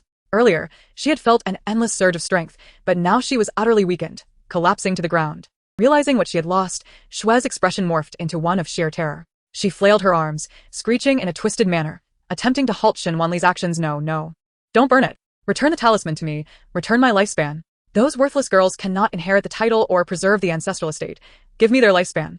Let me live a few more years. How can you be so unfilial? Old crone, your facade is finally dropped. Though you were bedridden, you could have lingered for another year, attended by numerous maids and servants, yet now, having recklessly employed dark sorcery, you shall face retribution and undoubtedly perish in 2 months. Prepare to suffer in agony, as you rot away. Shen Wanli scoffed, disregarding Shui, who crawled toward her and placed the torn life transfer contracts into the incense burner. The flames licked up, and the talisman paper was instantly reduced to ashes. Concurrently, in a farmhouse at the foot of Baoyun Mountain in Nansuan, on the outskirts of Yanjing City, a man and a woman were entwined in a silken chamber. Suddenly, the man coughed up a mouthful of blood, splattering it onto the woman beneath him. The middle-aged woman, feeling the sticky, bloody taste on her face, instantly lost her interest, kicking him off the bed. Wiping her face, she sarcastically remarked, Chen Lang, are you capable or not? The man, known as Chen Lang, appeared younger, with a delicate face, but at that moment, his lips were stained with dark blood, clutching his chest with a grave expression. Qian, it's bad. Someone has dispelled my life transfer contract. And I've been hit with retribution. In the Duke's residence, Shui lay on the ground, deranged, accusing Shen Min and her sisters. You intend to kill me. You are unfilial. Unfilial. Shen Min, you woman who cannot bear sons, how can you be so unfilial? Son, you must divorce her. Lu Heng furrowed his brows. Now that Shui was in such a state, all the justifications he had previously offered on her behalf were rendered futile. In Chapter 26, Shen Nianjiao regretted her loose tongue, having crafted a wedding gown for Shen Wanli. Yet, as she merely shifted Shui, a puddle formed beneath her. The stench of urine overpowering even the incense. After a failed attempt at longevity, Shui had lost control. The onlookers couldn't help but display their disgust. Hastily exiting her chamber for some fresh air, old Madame Shen, still in a fit of anger, snorted coldly. To be kind to the elderly and filial to one's parents, Shui, relying on her age, shows no kindness first. Yet has the audacity to accuse Min'er and Qingji of being unfilial? Lu Heng lowered his head, afraid to respond, his lowered gaze filled with resentment towards the Marquis. Old Madame Shen grasped her daughter's hand and, with the other, took Shen Wanli's, turning fiercely to leave. Shen Wanli thought to assist old Madame Shen but found herself grasping at air, feeling somewhat awkward as she followed behind with the 3 young ladies from the Duke's residence. Observing old Madame Shen holding Shen Min in her left hand and Shen Wanli in her right, Shen Nianjiao's eyes dimmed slightly. Shen Wanli held a box of gold and pearls, returning in triumph. After their meal at home, the steward approached, stating, Madam, the guest rooms for the young lady and her cousins have been prepared. However, old Madame Shen replied, we are all family. There is no need for guest rooms. Min'er shall reside with me in the Crane Longevity Courtyard, and those 3 girls can stay together in the newly constructed Qin Feng Courtyard. The Marquis had recently built 2 exquisite courtyards, Qin Feng Courtyard, known for its tranquility and elegance, and Lenghua Courtyard, the most lavish and spacious in the estate. Second only to the main courtyard. Shen Nianjiao had once overheard her grandmother and the matron discussing that the finest Lenghua Courtyard was reserved for her, so that when she married a prince, she could make a grand exit from there, while the somewhat lesser Qin Feng Courtyard was a consolation for Shen Wanli. Now, with Lu Qingji and the others temporarily staying at the estate, her grandmother had bypassed Shen Wanli entirely, granting the new courtyard that Shen Wanli had yet to occupy to Lu Qingji and the others. Shen Nianjiao felt a twinge of schadenfreude and couldn't resist provoking Shen Wanli and Lu Qingji's relationship, asking with a conflicted expression, Grandmother, The Liangwe Pavilion where my sister resides is quite dilapidated. ISN Teaching Feng courtyard meant to be her new residence. What will my sister do if Qingji and her cousins occupy it? She had assumed her grandmother would allow Shen Wanli to remain in Liangwe Pavilion, perhaps just having it renovated. To her surprise, her grandmother responded without hesitation, I was just about to mention this matter. Wanli, it was unfair to have you stay in Liangwe Pavilion earlier. Now that Langhua courtyard is completed, you shall move there. Shen Wanli, counting the gold and pearls gifted by Shen Min, was taken aback by Shen Nianjiao's instigation, which unexpectedly yielded such a windfall. Ah, Langhua courtyard. That place was where Shen Nianjiao once made her grand exit, garnering much admiration among the elite of Yanjing. It is spacious and resplendent, adorned with countless exquisite flowers. I had long desired to reside there but could never usurp Shen Nianjiao, and instead offended old Madame Shen, not even getting to stay in Qinfeng courtyard. Who could have imagined that this lifetime it would come to me effortlessly? Shen Wanli was immensely pleased, fearing old Madame Shen might change her mind, and promptly replied, Thank you, grandmother. Old Madame Shen noticed her satisfaction, and a subtle smile graced her features. While it was unclear how much the Marquise owed Wanli from her past life, she would do her utmost to make amends. Shen Min and the three sisters Lu Qingji were not surprised by old Madame Shen's decision. Only Shen Nianjiao's smile abruptly froze. Langhua courtyard was supposed to be the place her grandmother had promised to her. It had been decorated so exquisitely, intended for her grand departure when marrying the third prince, to evoke envy throughout Yanjing. So, why was it now given to Shen Wanli? Did this mean her grandmother truly intended to return the marriage alliance with the third prince to Shen Wanli? A whirlwind of thoughts stirred within Shen Nianjiao. Shen Wanli, noticing her discontent, smiled slightly. Thank you, dear sister, for your concern. You have procured me a splendid residence. Shen Nianjiao pressed her nails into her palm, forcing a smile. Sister has been adrift for so many years. This is what you deserve, a compensation. Had she known, she would have refrained from speaking so freely in front of her grandmother, unwittingly sewing a wedding gown for Shen Wanli. In Langhua courtyard, the scenery was enchanting, snow-like pear blossoms and stunning begonia flowers intertwined like clouds, adorning the embroidered pavilion. The courtyard featured babbling brooks and lush green banana plants resembling jade. The pear blossoms bloomed vibrantly, and all manner of flowers and trees flourished through the seasons, with each building exquisitely crafted, boasting pink walls and dark tiles. The embroidered pavilions and carved flowers epitomizing elegance and grandeur. The news of Shen Wanli moving into Langhua courtyard spread through the back courtyard of the Marquise. The servants, who had previously regarded this country girl with disdain, began to reconsider her standing among the nobles. After all, it was the most magnificent courtyard in the estate, previously rumored to be reserved for Miss Nianjiao's marriage. In the Crane Longevity courtyard, after the younger generation had departed, old Madame Shen drew Shen Min aside for a private conversation. Returning to her familiar maternal home, Shen Min finally relaxed, leaning against her mother's embrace. Tears streaming down her face, mother. Old Madame Shen, with her aged yet powerful hand, gently patted Shen Min's back, her voice filled with authority yet imbued with maternal love. Minner, you are safe now. I will protect you. Shen Min had long harbored a multitude of words she wished to share with her most trusted mother. Mother, Lu Heng is too terrifying. I must tell you. I heard Wanli's innermost thoughts. However, old Madame Shen made a gesture for silence. I have also heard Wanli's heart. Minner, this matter should not be publicized. Nor should Wanli be aware. Just pretend you know nothing. Shen Min was somewhat astonished that her mother could also hear it, yet obediently nodded. Mother is as wise as an ancient tortoise. Listening to you will never be wrong. Ugh, what ancient tortoise? What a turtle. How had she been led astray by Shen Wanli? Old Madame Shen tenderly stroked Shen Min's hair, her eyes filled with compassion. Lu Heng harbors ill intentions, plotting against you and Qingji, with ulterior motives towards the Marquise. If a rift occurs, the Marquise and Duke's residence will undoubtedly be at odds. Minea. How do you plan to proceed? In Chapter 27, concerning the births of 3 sons or 3 daughters, Shen Min replied without hesitation, Mother, rest assured. Should Lu Heng dare to treat me and the children this way, there will be no turning back between us. If the Marquise and Duke's residence are at odds, I will surely stand by you and my brother. I will separate from Lu Heng, taking Qingji and the others away from the Duke's residence. Old Madame Shen pulled Shen Min into her embrace, filled with pride and concern. Minner, the Marquise will always be your home. It was reassuring to see her daughter's determination. She had feared that love would cloud her judgment, leaving her caught between the Marquise and the Duke's residence. Shen Min inquired, Mother, I previously had Lu Xiao follow Shen Nianjiao and Lu Heng discreetly. I heard Shen Nianjiao call Lu Heng father. This ungrateful wretch, who has usurped Wanli's identity. Do you still intend to let her remain in the Marquise? The thought of Shen Nianjiao stirred deep anguish within the old matriarch, for she was the cherished granddaughter whom she had doted on for many years. The revelation of her betrayal against the Ho family, conspiring with others to undermine them, was a bitter pill to swallow. Yet as painful as it was, the old matriarch had to prioritize the well-being of the entire family. With eyes reflecting the weight of her years, she decided to allow Shen Nianjiao to remain within the Ho residence for the time being, as she had other plans in mind. Shen Wanli did not wish to marry the third prince, but the Ho family was obligated to wed one of their legitimate daughters to him. After settling into the Langhua courtyard, Shen Wanli locked away the silver notes gifted by Xie Fanlin and Shen Muji, safeguarding the exquisite jewelry from the old matriarch and the golden pearls bestowed by Shen Min. She carefully tucked away the jade pendant given by Wei Zheshan, the head of the Eastern Depot, and concealed the edict from Zhongli Shangling close to her heart. Lying on the intricately carved bed, she felt an unprecedented sense of security and contentment. In this lifetime, perhaps due to her rebirth, she no longer felt the need to strive as she once did.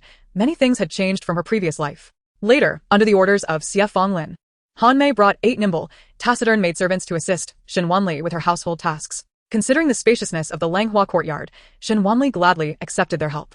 She then joined Xie Fanlin for dinner in the main courtyard, where Shen Min was also present. Their relationship was fraught with tension, as both were strong-willed women who had often clashed in the past. After Xie Fanlin married into the Ho family, their disputes lessened somewhat. Yet the whispers of envy from the women of Yanjing lingered, comparing Xie Fanlin's 3 sons to Shen Min's 3 daughters, which only deepened their animosity. Shen Min had expected Xie Fanlin to dismiss her, but to her surprise, Xie Fanlin summoned her in. Considering Shen Wanli's previous assistance, she adopted a respectful demeanor. Addressing her sister-in-law, "How is your health these days?" The 3 sisters, Lu Qingji, Lu Qinghe, and Lu Qingma, also offered their greetings and Xie Fanlin reclined against a warm, medicinal-infused heater, prescribed by the doctor to alleviate her chronic headaches. She raised her hand to offer a light touch to the 3 sisters, casting a cold glance at Shen Min. "Thanks to you, the headache I developed during confinement still plagues me." This ailment had originated from the chill she caught during her postpartum period, a situation that inadvertently involved Shen Min. Following the birth of her 3rd son, Shen Yiheng, Shen Min had just given birth to her 3rd daughter, Lu Qingma. Their families hosted a grand celebration for the babies, where comparisons were inevitably drawn.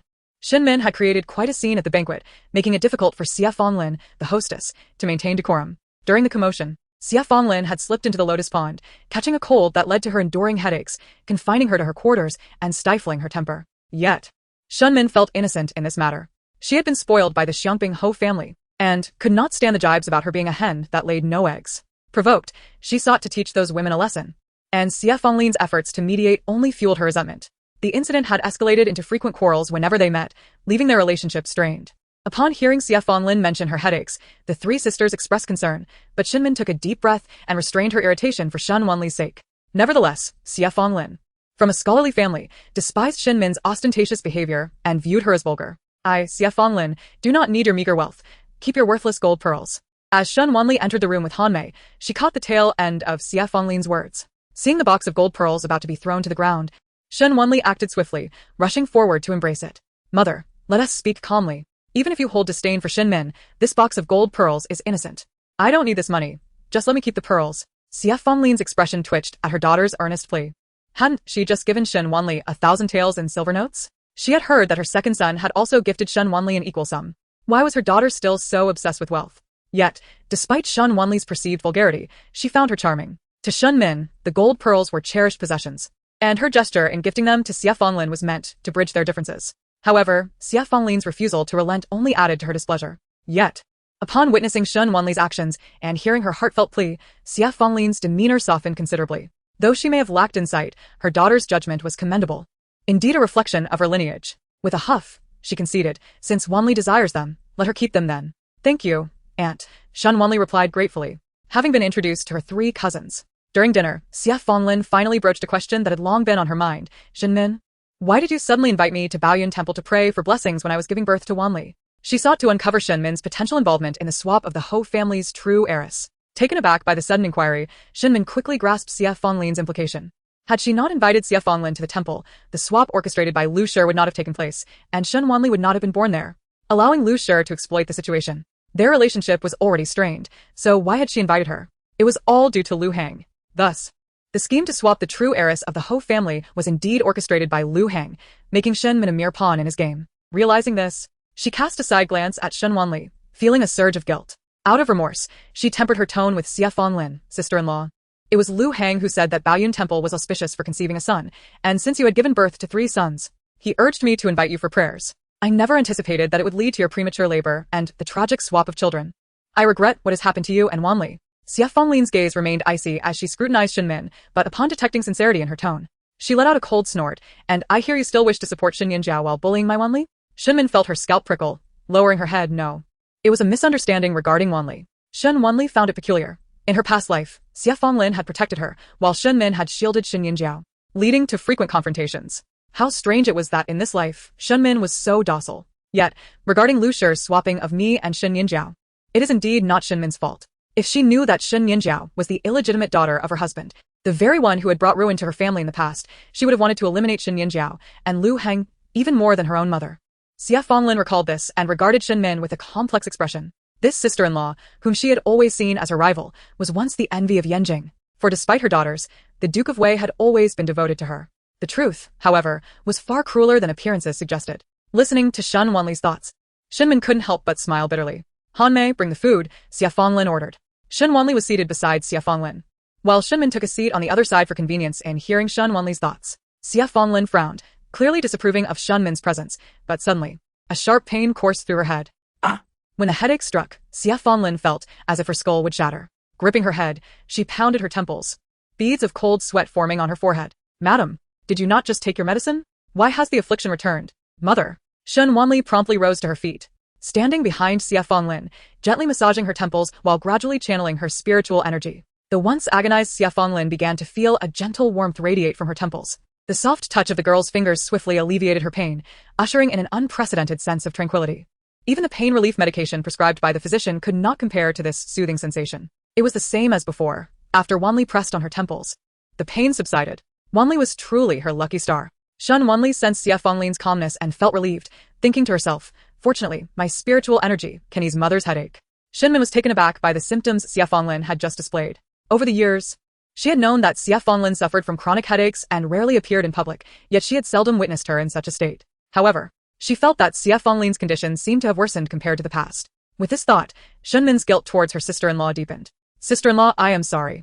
If it weren't for my quarrel back then, you wouldn't have slipped into the lake and sustained this ailment. Xie Fanglin had no intention of forgiving her. She ignored the remark and simply grasped Shen Wanli's hand tightly. Thanks to Wanli, I feel much better. Yet, Shen Wanli's hand remained on Xie Fanglin's temple, her expression slightly grave. No, mother, this is not merely a headache. It is a curse. Both Xie Fanglin and Shen were taken aback by her thought. Wasn't this headache caused by the chill during her confinement? How could it possibly be related to a curse? I didn't even notice before. I thought to help mother expel coldness and treat her headache with spiritual energy, yet I misjudged from the very beginning. This curse is deeply hidden within the marrow. Xie Fanglin's body stiffened, and she felt a tingling sensation on her scalp. Shen, bewildered, thought, could it be that the curse entered when Xie Fanglin fell into the water? But curses weren't like fish. Could they even survive in a pond? However, curses are peculiar to the Miao region. They are rarely seen in the Great Yen. How could mother have a curse in her body? Who would wish to harm her? Could it be Shen? Shen, flabbergasted, wished to leap up and deny the accusation. Impossible. If Shen had such capabilities, she wouldn't have met such a tragic end in her past life. Thank you, Aunt, Shen replied. Seemingly innocently, Shen Wanli inquired, Mother, how did this headache arise? Shen, fearing that Shen Wanli would continue to suspect her, hastily recounted the events of the banquet over a decade ago. Shen Wanli asked, who was present at that time? Shen replied, I don't remember well, but apart from a few gossiping women, those close to my sister-in-law were her intimate friends. Like Madame Su, the wife of the Minister of War. Xie Fanglin did not refute this. Shen Wanli inquired further, does mother remember who else interacted with you then? Xie Fanglin had a vivid memory of that day. Aside from the maids, it was indeed the wife of the Minister of War who helped her up. Shen Wanli pondered. The wife of the Minister of War. She is from a family that has been political rivals with the Xiangping Marquis for generations, often clashing in court. Yet, the wife and mother have been childhood friends, and despite their family's enmity, they maintain a strong bond. Moreover, the misunderstanding between the Marquis and mother stemmed from suspicions that mother leaked military secrets to the minister's wife, which nearly led to a fatal ambush. Upon hearing Shen Wanli's doubts about her longtime friend, Xie Fanglin hesitated but ultimately said, Madame Lin, the minister's wife, is my close friend. In recent years, I seldom socialize. But she often visits me. She is a wonderful lady. I will introduce you to her when she comes next. Shen Wanli raised an eyebrow, thinking, whether Madame Lin is a person or a specter, one can tell upon meeting her. Those who understand curses often harbor them within themselves. And she must have more than one curse. However, I recall that after Mother's tragic death in my previous life, Madame Lin seemed to have disappeared as well. Chapter 29. Not poison wine, but aged vinegar? Upon hearing Shen Wanli's thoughts, Shen felt the suspicion towards Madame Lin grew stronger. One cannot judge a person's heart by their appearance. The minister and my brother are at odds in court. It's better for my sister-in-law to limit her interactions with Madame Lin. Xie Fanglin did not wish to doubt her close friend. I have shared a deep bond with Madame Lin for over 30 years. Regardless of the political climate, our childhood friendship remains unchanged. Seeing Xie Fanglin's resolute demeanor, Shen could not help but scoff. Who can say for certain? Even decades-long couples may not remain steadfast. As it appeared that Xie Fanlin and Shinmin were about to argue again, Shen Wanli straightforwardly clarified their misunderstanding. Mother, your headache is not caused by a chill during confinement. Rather, it is the result of a curse. I had once sought a master in the southern village. As long as we can find the right herbs, I can extract the curse and cure your headache. Shinmin remarked. So, Mother's headache cannot be blamed on me? Shen Wanli nodded. Shinmin sighed. All these years, I have carried a heavy burden. Xie Fanlin snorted coldly. I was wrong to blame you. She had expected Shinmin to seize upon her moment of advantage and hold it against her, yet Shinmin merely waved her hand, saying, It's fine. As long as your headache can be cured. The one who placed the curse must be someone close to you. Be cautious. Xie Fanlin was slightly taken aback. Was this still her stubborn sister-in-law? Moreover, why did Shinmin trust Wanli's abilities more than she did? After stirring up trouble at the gambling den and drawing the attention of the authorities, Shen Muji, the second son of the Xiangping Marquis, once again gained notoriety in Beijing. The reason was that he had boldly gone to the residence of the Luyang princess early in the morning, claiming to have witnessed her visiting the South Wind Pavilion, disregarding her womanly duties, and he intended to annul their engagement. The Luyang princess did not make an appearance, but instructed her steward to return the engagement gift, agreeing to the annulment in a rather dignified manner. Typically, engagements that are annulled tarnish the reputation of the woman involved, but the Luyang princess was the orphan of the loyal and righteous king, renowned for her virtue in Beijing, while Shen Muji was known as a notorious libertine. Therefore, the scholars of Beijing condemned Shen Muji. During the morning court, the censor even accused the Xiangping Marquis of failing to teach his son properly, allowing him to tarnish the Luyang princess's reputation. The Xiangping Marquis stated that he had already disciplined his rebellious son, administering 40 strikes with a military stick and forcing him to kneel in the ancestral hall. This incident naturally drew the displeasure of the Empress Dowager, who summoned the old lady of the Xiangping Marquis' residence to bring the second son to meet her. Shen Wanli and Shen Nianjiao were also taken along by the old lady to meet the royal personage. Shen Wanli was bewildered. Why was Shen Muji's trouble of any concern to her? Under the bright sun, the palace walls were adorned with green willows, and the majestic palaces seemed to imprison the picturesque spring within. Upon arriving at the palace gate and alighting from the carriage, Shen Wanli and Shen Nianjiao followed the old lady closely, proceeding with the eunuch to the Xinang Palace to meet the Empress Dowager. The Empress Dowager, over 60 years old yet well-preserved, appeared younger than the old lady. However, she sat solemnly on her high platform, exuding an imposing aura. The Luyang princess was also present, seated beside her, looking gentle and virtuous. Upon seeing Shen Muji limping into the hall, Xiaoyan raised an eyebrow. Shen Muji shot her a glare, gritting his teeth as he dragged his injured leg to pay respects to the Empress Dowager. The Empress Dowager's voice emanated from the high platform, devoid of discernible emotion. Everyone, rise. Shen Muji stood up with the crowd, but just as he got to his feet, he heard the Empress Dowager calmly say, Shen Gongzi shall remain kneeling. Shen Muji could only kneel again, his legs still aching. Although the old lady felt disappointed in her inept grandson, she was still concerned for him. Your Majesty, regarding the annulment, Muji has been reckless, and both the Marquis and I have disciplined him severely. I hope your Majesty will temper your anger. The Empress Dowager cast a cold glance at the people in the hall. I see Shen Gongzi's countenance appears discontented. What grievances do you hold? Speak to me. The Empress Dowager continued. Do you remember that this marriage was bestowed by me? Shen Muji replied, I remember. The Empress Dowager coldly stated, without my consent, and without your parents' agreement, you audaciously annul the engagement? This is an act of disloyalty and disrespect. Bring forth the wine. Shen Wanli thought, oh no, poisoned wine. Farewell, second brother. Shen Muji exclaimed, what? No, when father sent him to the princess's residence to break off the engagement, it was not stated in this manner. It was agreed that the greater the commotion, the better. He must endure some hardship for the marriage to be annulled. How is it that he is now to face death? Even old Madame Shen was taken aback, immediately kneeling and pleading, Your Majesty, please calm your anger. The Xiangping Marquis will certainly compensate Princess Luyang well. I implore you to spare my unworthy grandson. Yet, regardless of how the old madam begged, the Empress Dowager remained silent. A eunuch soon approached, carrying a wine bottle and cup, and personally poured a drink for Shen Muji. Second young master, please. Shen Muji's pupils contracted slightly as he looked towards the old madam for help. She knew the Empress Dowager favored Princess Luyang but did not anticipate such unreasonable favoritism.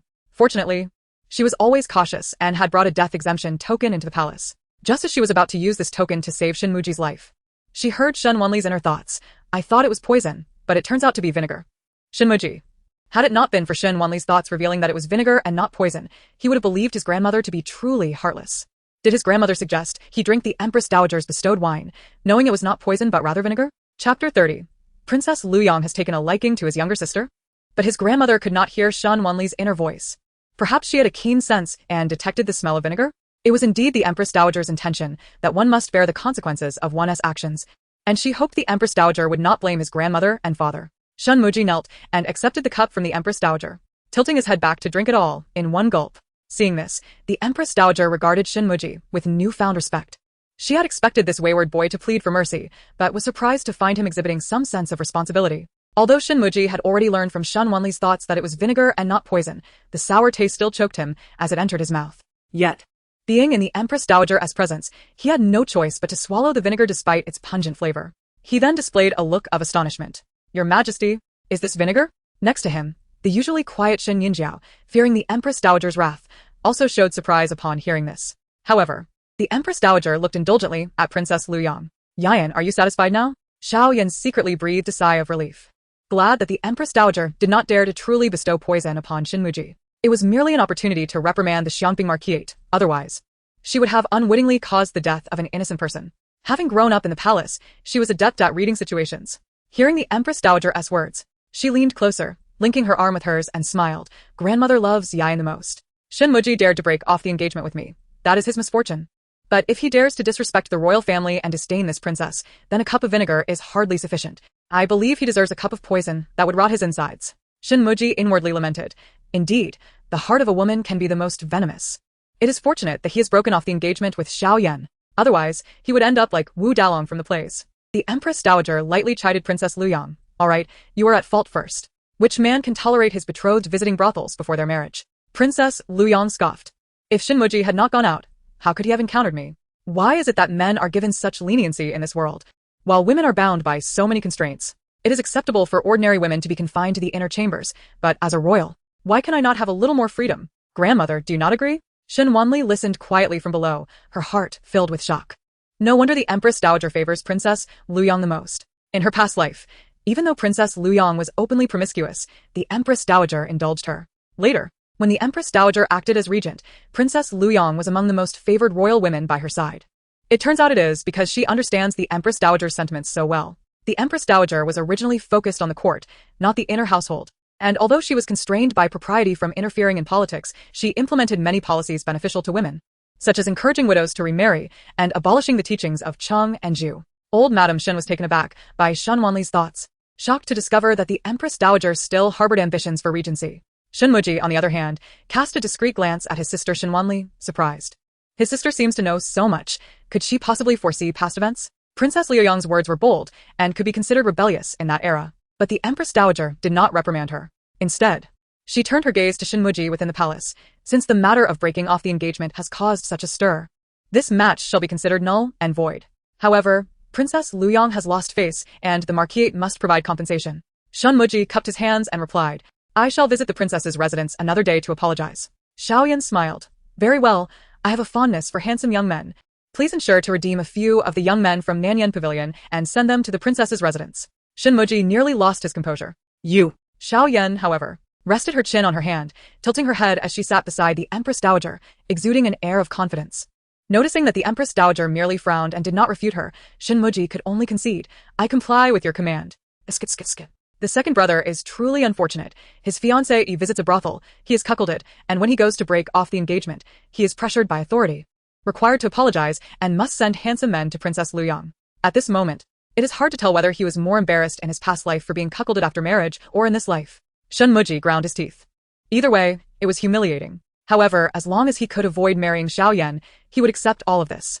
The Empress Dowager closed her eyes, feigning sleep, and gently waved her hand, signaling the ladies of the Marquis to withdraw. After exiting the Xinang Palace, and once the guiding eunuchs had departed, Shen Nianjiao finally linked arms with old Madame Shen and quietly complained to Shen Muji. Clearly, it is Princess Liu Yang who is at fault. Why is their blame directed at second brother? Upon hearing his sister defend him, Shen Muji felt a sense of relief. Indeed, it was delightful to have a sister who had grown up alongside him. Shen Wanli merely observed the unfolding drama with interest. However, the old madam scolded, "Nianjiao, be cautious with your words. This matter is indeed your second brother's fault. The royal family's face cannot be slighted. No matter how unbecoming a princess may be, she is still a noble, not someone we can criticize." Shen Nianjiao, who had always been favored in front of the old madam, was chastised for the first time, especially in the presence of Shen Wanli, which was quite embarrassing. At that moment, a feminine, cheerful voice approached from behind them. It is still the old madam, who is reasonable. Before them stood Princess Liu Yang, resplendently dressed, gently waving a feather fan as she walked up to the group with a smile. Shen Muji had harbored fond feelings for this gentle and virtuous fiancée in the past, but upon seeing her now, he felt irritation. What does the princess want? Xiaoyan covered her mouth with her red feather fan and leaned closer, whispering, "It is nothing of great importance. I merely wanted to quietly inform the second young master that I not only fancy handsome young men, but also beautiful ladies." She let the feather fan lightly fall in front of Shen Nianjiao. Shen Nianjiao took a terrified step back. Could this one woman be interested in her? She would never conspire with her. However, Xiaoyan merely scoffed, "I have no interest in gossiping women like your second sister." Shen Nianjiao's face turned awkward and ugly. She had not expected her earlier quiet complaints to reach Xiaoyan's ears. Xiaoyan twirled the red fan in her hand, letting it rest before Shen Wanli, gently lifting her chin, her charming, peach blossom eyes sparkling with mirth. "However, this younger sister is indeed extraordinarily beautiful, quite to my liking." Shen Wanli. Shen Muji was horrified. Princess Luyang was indeed someone who appreciated both men and women. She had taken a liking to his younger sister. Ha ha ha. No wonder she was a sister lost and found again. The second young master was clearly flustered. "I truly like Sister Wanli very much. If you have time, do come to the princess's residence to play." She held the fan to cover much of her face, revealing a pair of bright, captivating eyes between the vibrant feathers, sparkling with joy, as if they could enchant the soul.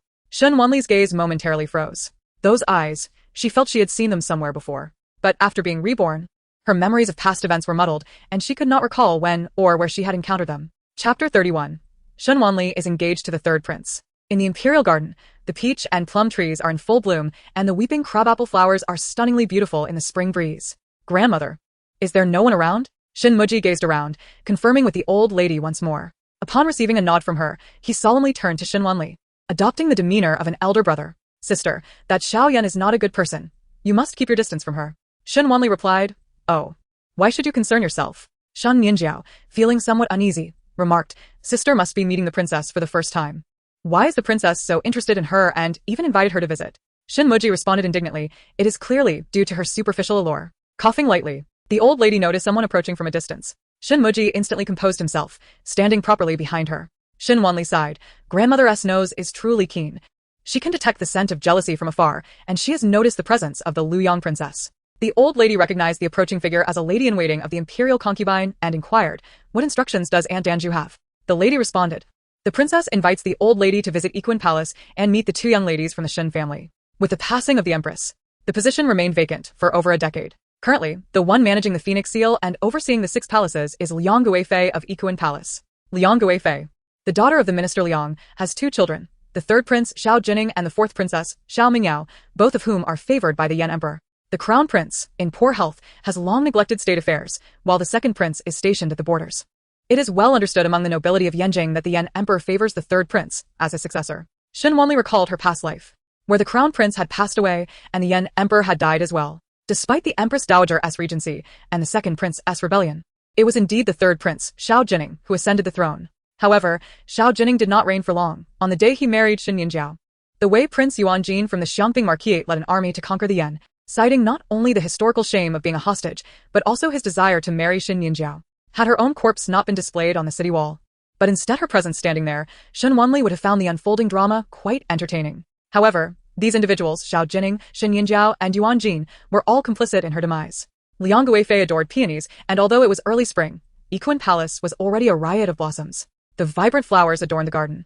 Yet they paled in comparison to the elegantly dressed woman trimming the peony branches. Even the spring butterflies favor her skirts, resting upon the golden embroidered peony blooms. "Madam, please allow me to pay my respects to the princess." "No need for formalities," Liang Guifei replied, her delicate hands, as white as snow, wielding a pair of small silver scissors as she pruned the flowers. As she turned her gaze, Liang Guifei caught sight of Shen Muji standing behind the old lady. She had heard the commotion regarding the second son's broken engagement with the Luyang princess, which had even reached the ears of the Empress Dowager.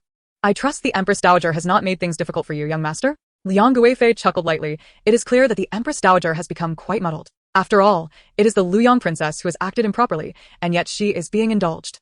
It is truly disheartening.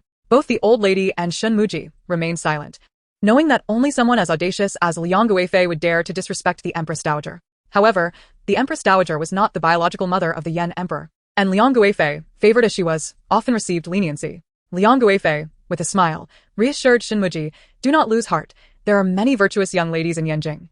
My Mingyao is well-educated and refined, far from the sordid activities of the likes of the Luyang princess." Shen Muji agreed, acknowledging that although the 4th princess was spoiled, She was nowhere near as scandalous as Xiao Yan.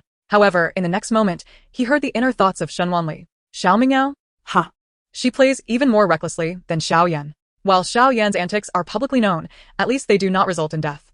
The dealings with Xiao Mingyao are far more dubious. Shen Muji exclaimed, "Why are all these royal women so terrifying?" Even the old lady was taken aback, though privately. She preferred not to entangle her family with the royal household. The old lady remarked, "The fourth princess is indeed talented and should be matched with the finest suitor in Yanjing. My grandson, however, is unlearned and often faces his father's wrath. I only hope he causes no more trouble." Liang Guifei merely smiled, as she had no intention of marrying her precious daughter to a scoundrel like Shen Muji. She sought only to belittle the Luyang princess while praising her own daughter. She shifted her focus to Shen Nianjiao, adorning her hair with a freshly cut peony. In spring, peonies are beautiful and vibrant, and they suit young ladies like you perfectly. Nianjiao, you truly outshine the flowers. Flattered, Shen Nianjiao blushed. Your Highness, you flatter me. I am grateful for your gift. Liang Guifei's demeanor towards Shen Nianjiao was exceedingly affectionate. There is no need for such formalities. When spring arrives next year, and you marry Jining, you shall call me mother. At this, Shen Nianjiao felt a surge of joy, casting a challenging glance at Shen Wanli. Liang Guifei's gaze followed Shen Nianjiao's, finally landing on the long-ignored Shen Wanli, her tone noticeably colder. You must be Shen Wanli, the legitimate daughter of the Xiangping Marquis? Let me see you. As she raised her head, Liang Guifei observed the girl raised in the countryside, clearly lacking the refinement of a nurtured upbringing. Liang Guifei intended to mock Shen Wanli but was struck by her striking beauty, which surpassed that of the gentle and graceful Shen Nianjiao. Shen Wanli possessed a radiant beauty, yet it was not frivolous, rather it exuded a dignified charm. Liang Guifei cast a sidelong glance at Shen Wanli, pondering from where the Marquis had found such a daughter. It seemed she lacked the necessary decorum. Liang Guifei noted that the two young ladies appeared to be of similar age and surely were not twins. She hoped the Marquis had not committed the disgraceful act of elevating an illegitimate daughter to the status of a legitimate one, thus diminishing Shen Nianjiao as standing. Suddenly, Liang Guifei's expression darkened. She had long heard of the events that transpired at the Xiangping Marquis. Observing the old lady's obvious favoritism towards Shen Wanli, she was determined not to allow such a crude and venomous woman into her son's inner circle. At that moment, a young man's voice echoed from the entrance of Ikuan Palace. "Old lady of the Xiangping Marquis. Regardless of which young lady from your household is engaged to this prince, my heart belongs solely to Miss Nianjiao. I shall never wed that poisoner, Shen Wanli." Chapter 32. The old lady intentionally misguides the third prince to marry Shen Nianjiao. Xiao Jining hurried to the palace upon hearing that his beloved had come to pay respects to his mother, only to be taken aback by the old lady's proclamation that Shen Wanli was his fiancé. He quickly approached Liang Guifei, greeting her and casting a reassuring glance at Shen Nianjiao, while his gaze toward Shen Wanli was filled with disdain. Shen Wanli lowered her gaze, averting her eyes. Yet inwardly she rolled her eyes. As if marrying Shen Nianjiao is a guarantee. In my past life, on the day of his wedding, he lost both his bride and his throne. The old lady and Shen Muji exchanged glances, their eyelids twitching. Was Shen Wanli's inner voice not one of a shattered marriage and a ruined family? Shen Nianjiao felt a swell of pride when she saw the third prince standing up for her. However, she feigned a conflicted expression, expressing her gratitude to the esteemed concubine and the third prince for their favor. Yet, she was acutely aware of her own shortcomings compared to her sister Shen Wanli. This engagement was indeed originally intended for Shen Wanli. Xiao Jining, upon noticing Shen Nianjiao's frown, felt a pang of sympathy. He reassured her that he was indifferent to the countless noble ladies of Yanjing, many of whom were of higher birth than Shen Wanli, the legitimate daughter of the Xiangping Marquis. However, his heart was solely set on her as his third prince consort. He then turned to the elderly matriarch, stating, "I am aware of the debt the Marquis's household owes to Shen Wanli, which is why I have been lenient towards her, even allowing her to bully Nianjiao and seize her belongings. Nevertheless, it is Shen Nianjiao whom I recognize as the rightful consort, and I shall never fulfill her wishes." The matriarch responded, "But Nianjiao's status?" Shen Nianjiao's heart raced. Currently, she had not yet rightfully claimed the title of a noble daughter of the Wei state, and she still needed the identity of the legitimate daughter of the Xiangping Marquis. She feared that if Liang Guifei and the third prince discovered her true identity, the engagement might be jeopardized. However, upon hearing this, Xiao Jining understood that the matriarch was about to argue that Shen Wanli's status was more befitting of him and impatiently interrupted. "There is no need for further discussion, matriarch. Regardless of Nianjiao's status, I will only marry her. I shall not wed Shen Wanli, so you should seek another match for Miss Shen." Xiao Jining had no desire to see Shen Wanli, and he bluntly dismissed her. Liang Guifei, who had always favored her son, found his words agreeable and paid no heed to the matriarch's protests, instructing her lady-in-waiting, "Danju, please escort our guests out. Nianjiao may stay and accompany me." With Liang Guifei's directive, the matriarch could only sigh and meaningfully advise Shen Nianjiao, "You must consider your sister Shen Wanli's feelings and have a good conversation with the concubine and the third prince." Afterward, the matriarch departed with Shen Wanli and Shen Muxi. Shen Nianjiao felt a sense of relief as the matriarch could not reveal her status as a false noble daughter even as she was being escorted out. The matriarch's parting words seemed to suggest that Shen Nianjiao should find an opportunity to privately confess her true identity to Liang Guifei and the third prince and return the engagement to Shen Wanli. However, she had no intention of doing so. The third prince had declared that he did not care for her identity, so there was no need for her to disclose it. After sending Shen Wanli and the others out of Equine Palace, Xiao Jining let out a cold snort, relieved to have driven Shen Wanli away as he found her presence utterly distasteful. Shen Nianjiao lowered her gaze, recalling that the household often spoke of Shen Wanli's unparalleled beauty, which surpassed her own. While Xiao Jining might currently despise Shen Wanli, Shen Nianjiao felt apprehensive about her sister's enchanting visage. After all, throughout history, many seductive beauties had ensnared men merely with their stunning looks. Despite Xiao Jining's harsh words about Shen Wanli, when he gazed upon Shen Nianjiao, he found her entirely admirable. Though she was beautiful, he perceived her heart as tainted, while Nianjiao's gentle demeanor and virtuous character were precisely what he desired in a consort. Beside them, Liang Guifei felt a sense of satisfaction. Indeed, one should marry for virtue and take concubines for beauty. Nianjiao was worthy of the primary wife position. She had worried that Jining might be swayed by Shen Wanli's beauty and end up marrying someone devoid of talent and virtue, thus making a fool of himself in front of other consorts and princes. Fortunately, her son was not the type to be blinded by lust. He understood that a noble, gentle, and cultured woman like Shen Nianjiao was indeed fit to assume the role of the primary consort and would ultimately be a virtuous mother to the realm. Recently, the matriarch, elder brother, and aunt had all changed their attitudes toward Shen Wanli, which left Shen Nianjiao feeling anxious.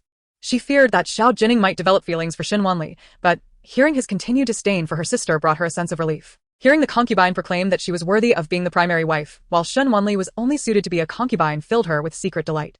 Though Liang Guifei and the third prince had shown her favor, Shen Nianjiao maintained a facade of selflessness, thinking of her sister. Xiao Jining interrupted directly, declaring that there was no need to mention Shen Wanli. Shen Nianjiao's lips curled into a slight smile. Meanwhile, Shen Wanli and the matriarch boarded a carriage. Once inside, the matriarch sighed and closed her eyes, feigning sleep. Shen Wanli observed the weathered face of the elder with a contemplative expression. Earlier in Equine Palace, the matriarch seemed reluctant to reveal to Liang Guifei that Shen Nianjiao is a false noble daughter. She had multiple opportunities to do so, but deliberately provoked the third prince to interrupt. The matriarch, hearing Shen Wanli's thoughts, slightly shifted her expression, realizing she had been discovered. Thus, the third prince mistakenly believed that the marquis's household favored her, growing irate while overlooking Shen Nianjiao's false identity.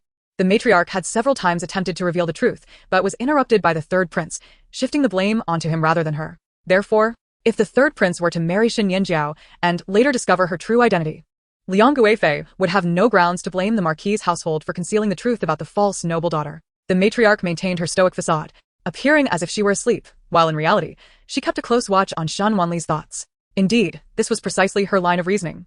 Chapter 33. The dominant merchant's knightly affection. The matriarch remarked, "No, that is not what she meant. She had just intended to praise Shen Wanli's intelligence but found her granddaughter to be utterly foolish." The matriarch had hoped that Shen Nianjiao would personally confess her status as a false noble daughter to the concubine, but based on her understanding of Nianjiao, she was certain she would find a way to evade the issue.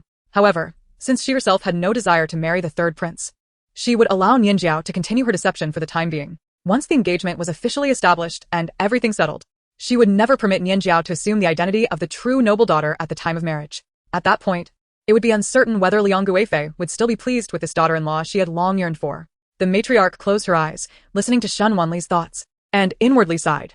She had provided Nianjiao with the opportunity to confess to the third prince and Liang Guifei.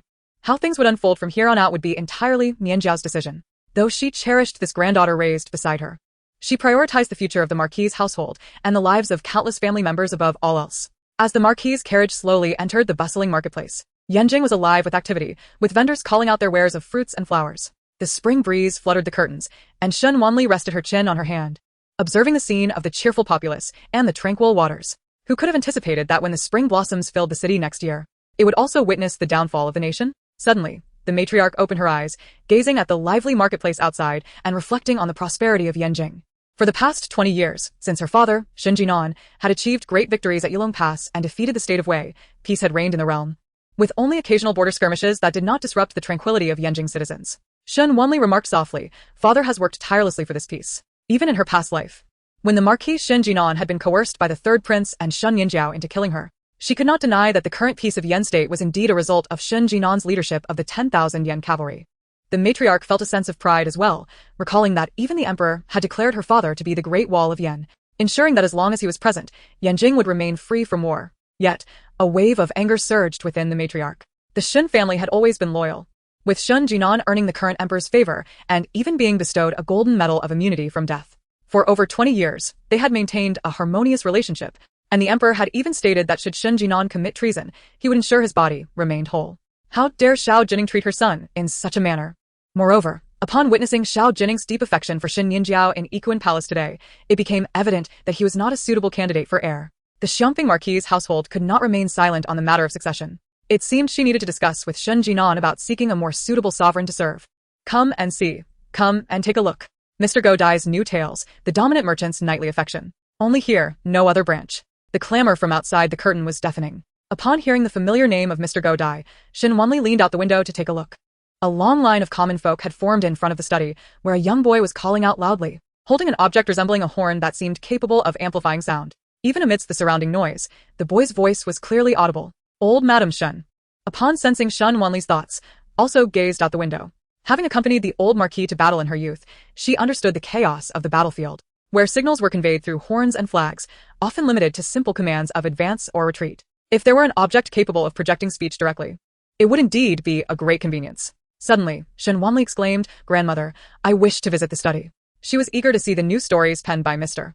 Godai. In her past life, after her death, her body had been hung on the city wall, and her spirit was trapped within. It was only when her master, resembling a celestial being, rode a white crane to rescue her that she was liberated and taken to the mountains for cultivation. Whenever he descended to practice medicine, he would bring her various volumes from the study, most frequently those by Mr. Godai, as she had always held a particular interest in his works. The titles of Mr. Godai's stories were bold and sensational, often deemed unworthy by the literati and high society, yet they were immensely popular among the common people, achieving remarkable sales in the capital.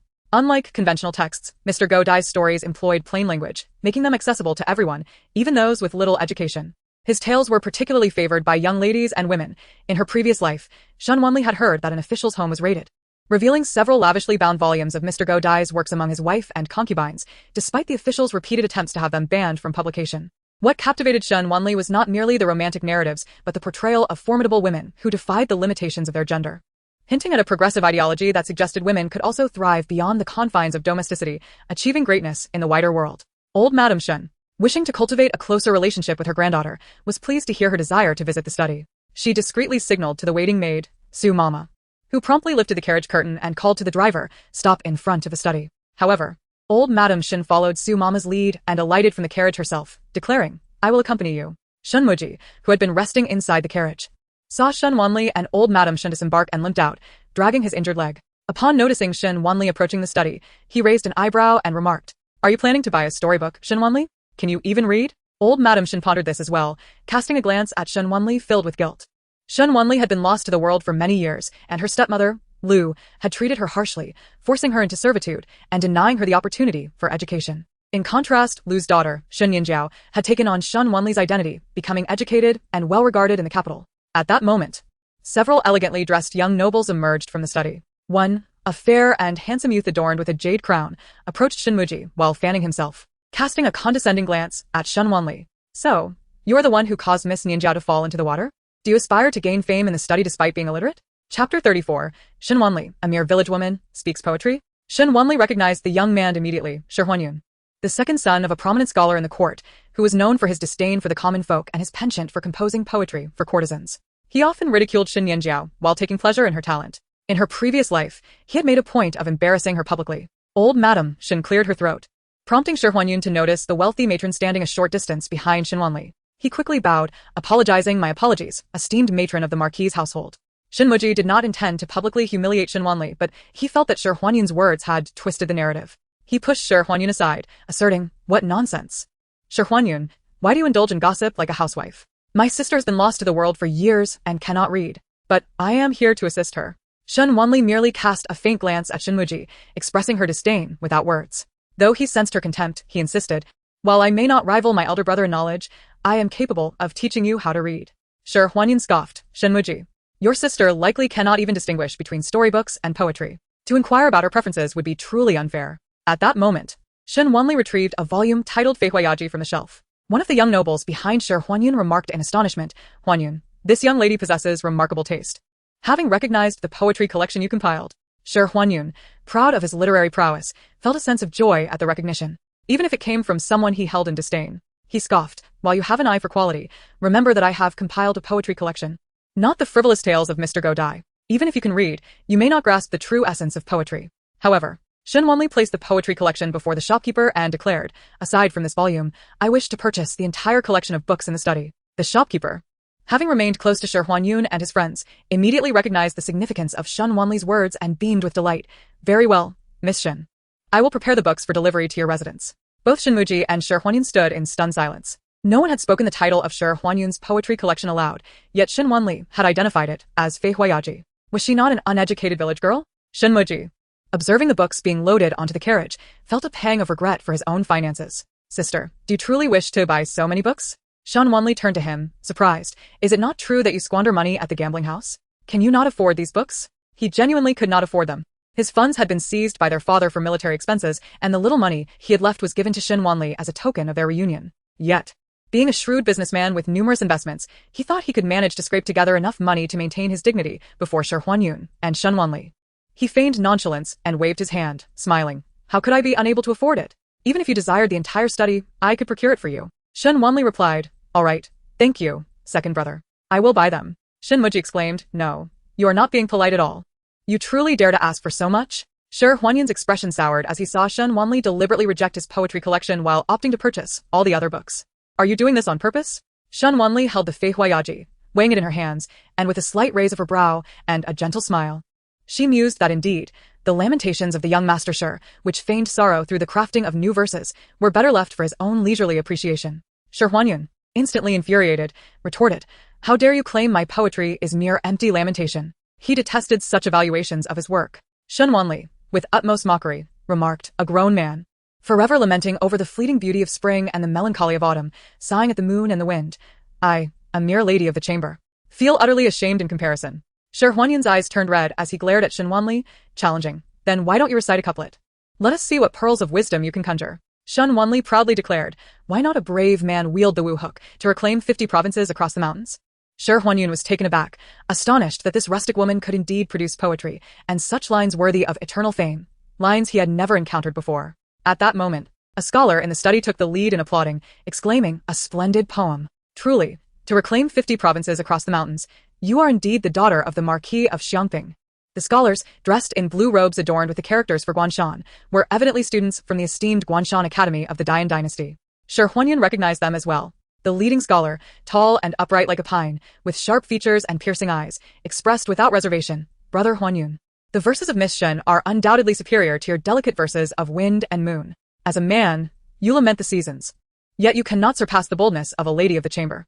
Cui Tingli, silence. Though Shi Huanyun acknowledged the merit in Shen Wanli's poetry, which stirred the blood, he still attempted to preserve his dignity, stating, "In this flourishing era of Dian, when the people live in peace and joy, such a grand age ought to be celebrated, not showcased through bravado." Cui Tingli, however, retorted emphatically, "The current peace is thanks to the Marquis of Xiangping leading his iron cavalry, and the prosperity of the people is a result of the emperor's wise governance and the countless soldiers guarding the borders. Yet you mock the daughter of the Marquis, claiming she is illiterate. I am ashamed for you in front of all scholars." Though the scholars behind him did not dare confront Shi Huanyun directly, they nodded in agreement. Shi Huanyun's face flushed with embarrassment, feeling utterly humiliated. Clenching his fists, he turned to Shen Wanli, apologizing, "Miss Shen, I am sorry, I've been narrow-minded. I admire the Marquis of Xiangping's bravery, and should not have underestimated you. Your poetic talent and ambition indeed surpass mine." Cui Tingli nodded slightly to Shen Wanli, a hint of a smile in his clear and righteous features, inquiring, "I wonder how this line of poetry came to you, Miss Shen? Could it be a spontaneous creation? You must be a poetess of divine talent." Upon hearing Shi Huanyun address him as Cui Tingli, Shen Wanli was secretly astonished. So, this was the unfortunate scholar, who, in her past life, was favored by the fourth princess, Xiao Mingyao, and imprisoned in a secluded garden, tormented until he was unrecognizable. Chapter 35, reduced to a cold door scholar in the princess's garden of peonies. The young scholar before her, dressed in a faded blue robe, with a Confucian cap adorning his head, stood amidst the richly robed Shi Huanyun and other affluent youths, appearing as impoverished as a beggar. Yet, the youth possessed a strong and upright visage, with a spirit that bore the essence of a sword amidst the moonlight, standing tall like a bamboo on a mountain.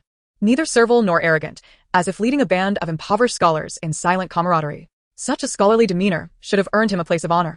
Yet in his past life, he had toiled for a decade only to become a mere ornament in the fourth princess's garden. Shen Wanli could not help but feel a pang of pity. When faced with his humble inquiry, she gently shook her head, saying, Cui Gongzi, you flatter me. I am no poetess, and this poem is not my creation, but rather the work of the poet Li He. Li He, the poet demon? Who is this great scholar? I have never heard of him, Cui Tingli exclaimed, glancing around at his fellow students, who shook their heads in disbelief. Such talent should not be obscure. Even Shi Huanyun commented, my father possesses countless books, yet I have never come across this poet Li He you speak of, Miss Shen. May I ask where you encountered his verses? At this, Shen Wanli paused slightly. Of course, it was from her master, but in this life, she had yet to meet him. Seeing her momentary silence, Shen Muji could not help but tease, sister, did you perhaps create this line spontaneously? Yet are too shy to admit it? Shi Huanyun too assumed that Shen Wanli was modest and indifferent to fame. Recalling how he previously suspected her of imitating others to seek renown, his face burned with embarrassment, realizing that the daughters of the Marquis of Xiangping were both exceptionally talented, and Miss Shen's brilliance far surpassed his own. Shen Wanli, accustomed to Shi Huanyun's sharp retorts, felt somewhat disoriented by his unexpected praise. However, she was not one to covet fame, stating instead, in my master's study, there exists a plethora of verses from the poet demon Li He and other such renowned works. Shi Huanyun, passionately enamored with poetry, could not resist inquiring further, may I ask, Miss Shen, who is your master? My master. Shen Wanli hesitated. Her master was a recluse, ethereal as a celestial being, and since becoming his disciple, she had always referred to him as master. Yet she never knew his surname or given name. In this new life, as circumstances change, I wonder if I shall encounter my master again. If it is only in death that I can meet him once more, then perhaps death is not too great a sacrifice. Both Shinmuji and the matriarch flinched at her thoughts, realizing their granddaughter was indeed a formidable person. Cui Tingli chuckled, teasing. Could it be that this master of yours is a figment of your imagination, Miss Shen? Shen Wanli's eyes sparkled like stars as she resolutely replied, no. He is a transcendent sage from the mountains, elusive and difficult to trace. His style is not to be divulged. However, I can recite all the poetry of the poet demon Li He from memory. Upon uttering this, both Shi Huanyun's circle of affluent young gentlemen and Cui Tingli's diligent students were filled with astonishment. Really? Shi Huanyun, who prided himself on his family's extensive library, could not bear to share rare volumes with others. Was Miss Shen truly willing to reveal such hidden treasures to the world, allowing scholars everywhere to appreciate their elegance? Cui Tingli and his fellow scholars, well aware of how noble families hoarded knowledge and books, wished to keep them locked away for their kin, denying access to those from humble backgrounds. In the study, there were brushes and ink, and Shen Wanli took up the brush to complete the poem from earlier. Unlike the delicate and graceful calligraphy typical of ordinary ladies, her writing was clear and ethereal, powerful yet grand, reminiscent of characters that could command the world. The onlooking literati could not help but admire her. Miss Shen's calligraphy exudes a proud spirit, embodying both the elegance of a scholar and the vigor of a military family. Throughout Beijing, it was said that the daughter of the Marquis of Xiangping possessed extraordinary talents, mastering the art of delicate calligraphy. Yet they had not anticipated that this previously unknown Miss Shen outshone them all. They say Miss Shen has fallen into obscurity in the countryside. Yet I wonder if she has been secretly nurtured by the Marquis' household for years? Even Shi Huanyun leaned toward Shinmuji, saying, Shen heir. I often hear my father disparaging the Marquis' calligraphy as if it were a dog's paw, yet your sister's writing is truly exceptional, a reflection of her character. Shinmuji retorted, go away, don't think I haven't heard your insults. Yet, he could not help but feel that Shen Wanli's prowess made him appear inept.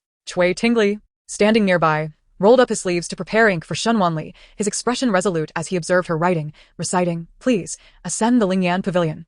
For a scholar of a myriad of households may not know where this Lingyan Pavilion resides. After Shen Wanli meticulously transcribed the verses, she annotated them in small script, marking the allusions such as Wu Go and Lingyun Pavilion. Her knowledge stemmed entirely from her master, and she pondered whether these references had endured through time.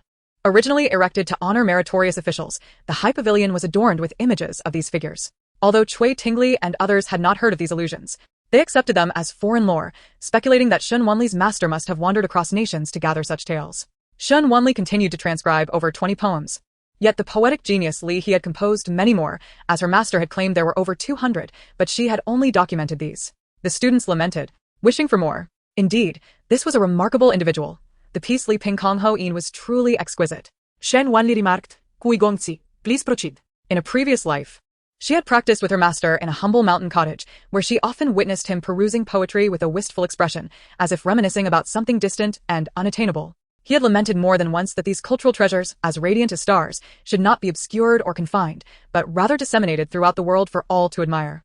With Shen Wanli's consent, the students present, whether from noble families or humble origins, eagerly sought paper and ink from the study steward, surrounding her to transcribe the verses. As they wrote, they praised her with unbridled admiration, exclaiming about her grace and generosity, declaring that no sage could surpass her selflessness.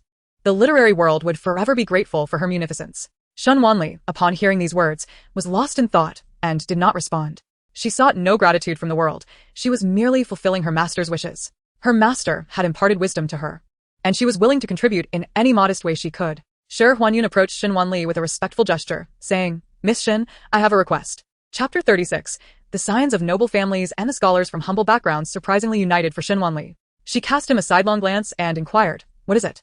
Shi Huanyun replied, "I intend to fund the printing of this anthology, allowing the works of the poetic genius Li He to be widely disseminated." Shen Wanli had previously harbored such intentions. She wished to ensure that the poetry in her master's study would be passed down through the ages. However, the resources required for printing were substantial, and the noble families controlled the publication of books, entangled in numerous interests, which made her hesitate to act recklessly. Those affluent literati surrounding Shi Huanyun chimed in, "Huanyun, you cannot monopolize such a noble endeavor. I too wish to contribute to the compilation of poetry." Cui Tingli also interjected, "Miss Shen, though I am impoverished, I would be honored to lend my modest support to the preservation of ancient wisdom." The scholars from humble backgrounds expressed their eagerness to participate as well, feeling it inappropriate to merely transcribe Shen Wanli's written verses without contributing. Old Madame Shen observed silently from the side. Her eldest grandson, Shen Nianjiao, was also studying at Guanshan Academy and had aspirations for an official career. She had heard of the factions among these students. Those affluent and talented individuals led by Shi Huanyun and the humble scholars represented by Cui Tingli had always looked down upon each other, their rivalry clearly demarcated. They had engaged in debates and discussions in tea houses of Yanjing City, often attacking one another, creating a palpable divide. Unexpectedly, they were now willing to set aside their grievances to collaborate on a book for her, the granddaughter born of humble origins. Seeing the support Shen Wanli received from these outsiders, Shen Muji, her second brother, resolved to not be outdone and declared, "I shall also contribute. I will purchase the Suyu study specifically for compiling a book for my sister." Shen Wanli looked at Shen Muji with astonishment. He had always been known for his gambling habits, a carefree and idle wastrel. She never expected him to spend a fortune to acquire the study for her. Seeing her gaze, Shen Muji felt a surge of pride, thinking, "Perhaps I am not so bad after all." Then, he heard Shen Wanli's inner thoughts. This second brother, though lacking in merit, possesses considerable wealth. I shall not let it go to waste, unlike in my previous life when it benefited Shen Nianjiao. Shen Muji felt as though he was being perceived as a mere mobile bank by Shen Wanli. "Thank you all. To pass these poems down is also my master's wish. My master's study contains more than just the poems of Li He. There are also the works of the true immortal Li Bai, the poetic Buddha Wang Wei, and others." As she spoke, she noticed the students around her brightening with excitement, eager to extract every last verse from her. Shen Wanli hurriedly added, "Though I remember these poems, transcribing them cannot be accomplished in a single day." Miss Shen is quite right. Today, many students from Guanshan Academy are present. Why not form a poetry society dedicated to compiling and printing the works brought by Miss Shen's master? Cui Tingli proposed. His fellow scholars from humble backgrounds eagerly agreed. "I concur. To witness such extraordinary poetry is worth the effort. If I can partake in the compilation, my life will have no regrets." Shi Huanyun scoffed lightly. "I had the same intention, but you spoke first. Since this poetry society is formed in honor of Miss Shen, let her choose the name. We shall follow your lead in the compilation." Although Shen Wanli harbored reservations due to his previous defense of Shen Nianjiao, she recognized his connections to the influential officials and thus acquiesced to his suggestion. She had originally intended to name it after her master, but recalling her master's mountain dwelling named Huaizhu Zhai, she pondered for a moment and said, "Then let it be called Huaizhu Poetry Society." Cui Tingli inquired curiously, "What is the origin of this name?" Shen Wanli recalled the couplet in her master's abode, "Stone conceals jade, and the mountain shines. Water embraces pearls, and the river charms." Cui Tingli gazed at her with admiration, noting that Huaizhu symbolizes the nurturing of talent and virtue, perfectly aligning with Shen Wanli's character. However, Shi Huanyun and the other privileged youths exhibited a slight change in expression. Old Madame Shen furrowed her brow. As the only elder present, she felt compelled to admonish. "How dare you? Yun Yu is the name of the current crown prince. Do not show disrespect." Shen Wanli was taken aback. She had little impression of the crown prince of the great Yan dynasty. Historically, the emperor favored the third prince, Xiao Jining, who often represented the emperor at major ceremonies. The frail and reclusive crown prince seemed to everyone as a mere specter of death. Why should one concern themselves with the name of a dying man? In her previous life, Shen Wanli never had the opportunity to meet the crown prince, nor did she hear of him until the news of his demise reached her ears. Cui Tingli, a humble scholar, was unaware that Yunyu was the crown prince's name until Lady Shen pointed it out, causing him to become serious and declare, "I mean no offense." Lady Shen replied, "Ignorance is no sin. Just remember this for the future." The brief interlude regarding the crown prince of Dian was quickly set aside as Shi Huanyun and Cui Tingli eagerly engaged Shen Wanli in discussions about the establishment of the Huaizhu Poetry Society. Naturally, Shen Muji, as Shen Wanli's elder brother, was also actively involved. Though the customs of the Dian dynasty were relatively open, distinctions between genders remained. Shen Wanli, accompanied by her elders and brother, did not breach propriety while discussing the poetry society with so many men. But it was indeed prudent for her to take her leave soon. Cui Tingli, aware of this, said to Shen Wanli, "Miss Shen, please focus on organizing the verses. We will handle the rest. Additionally, we would appreciate it if young Master Shen could assist in our communications."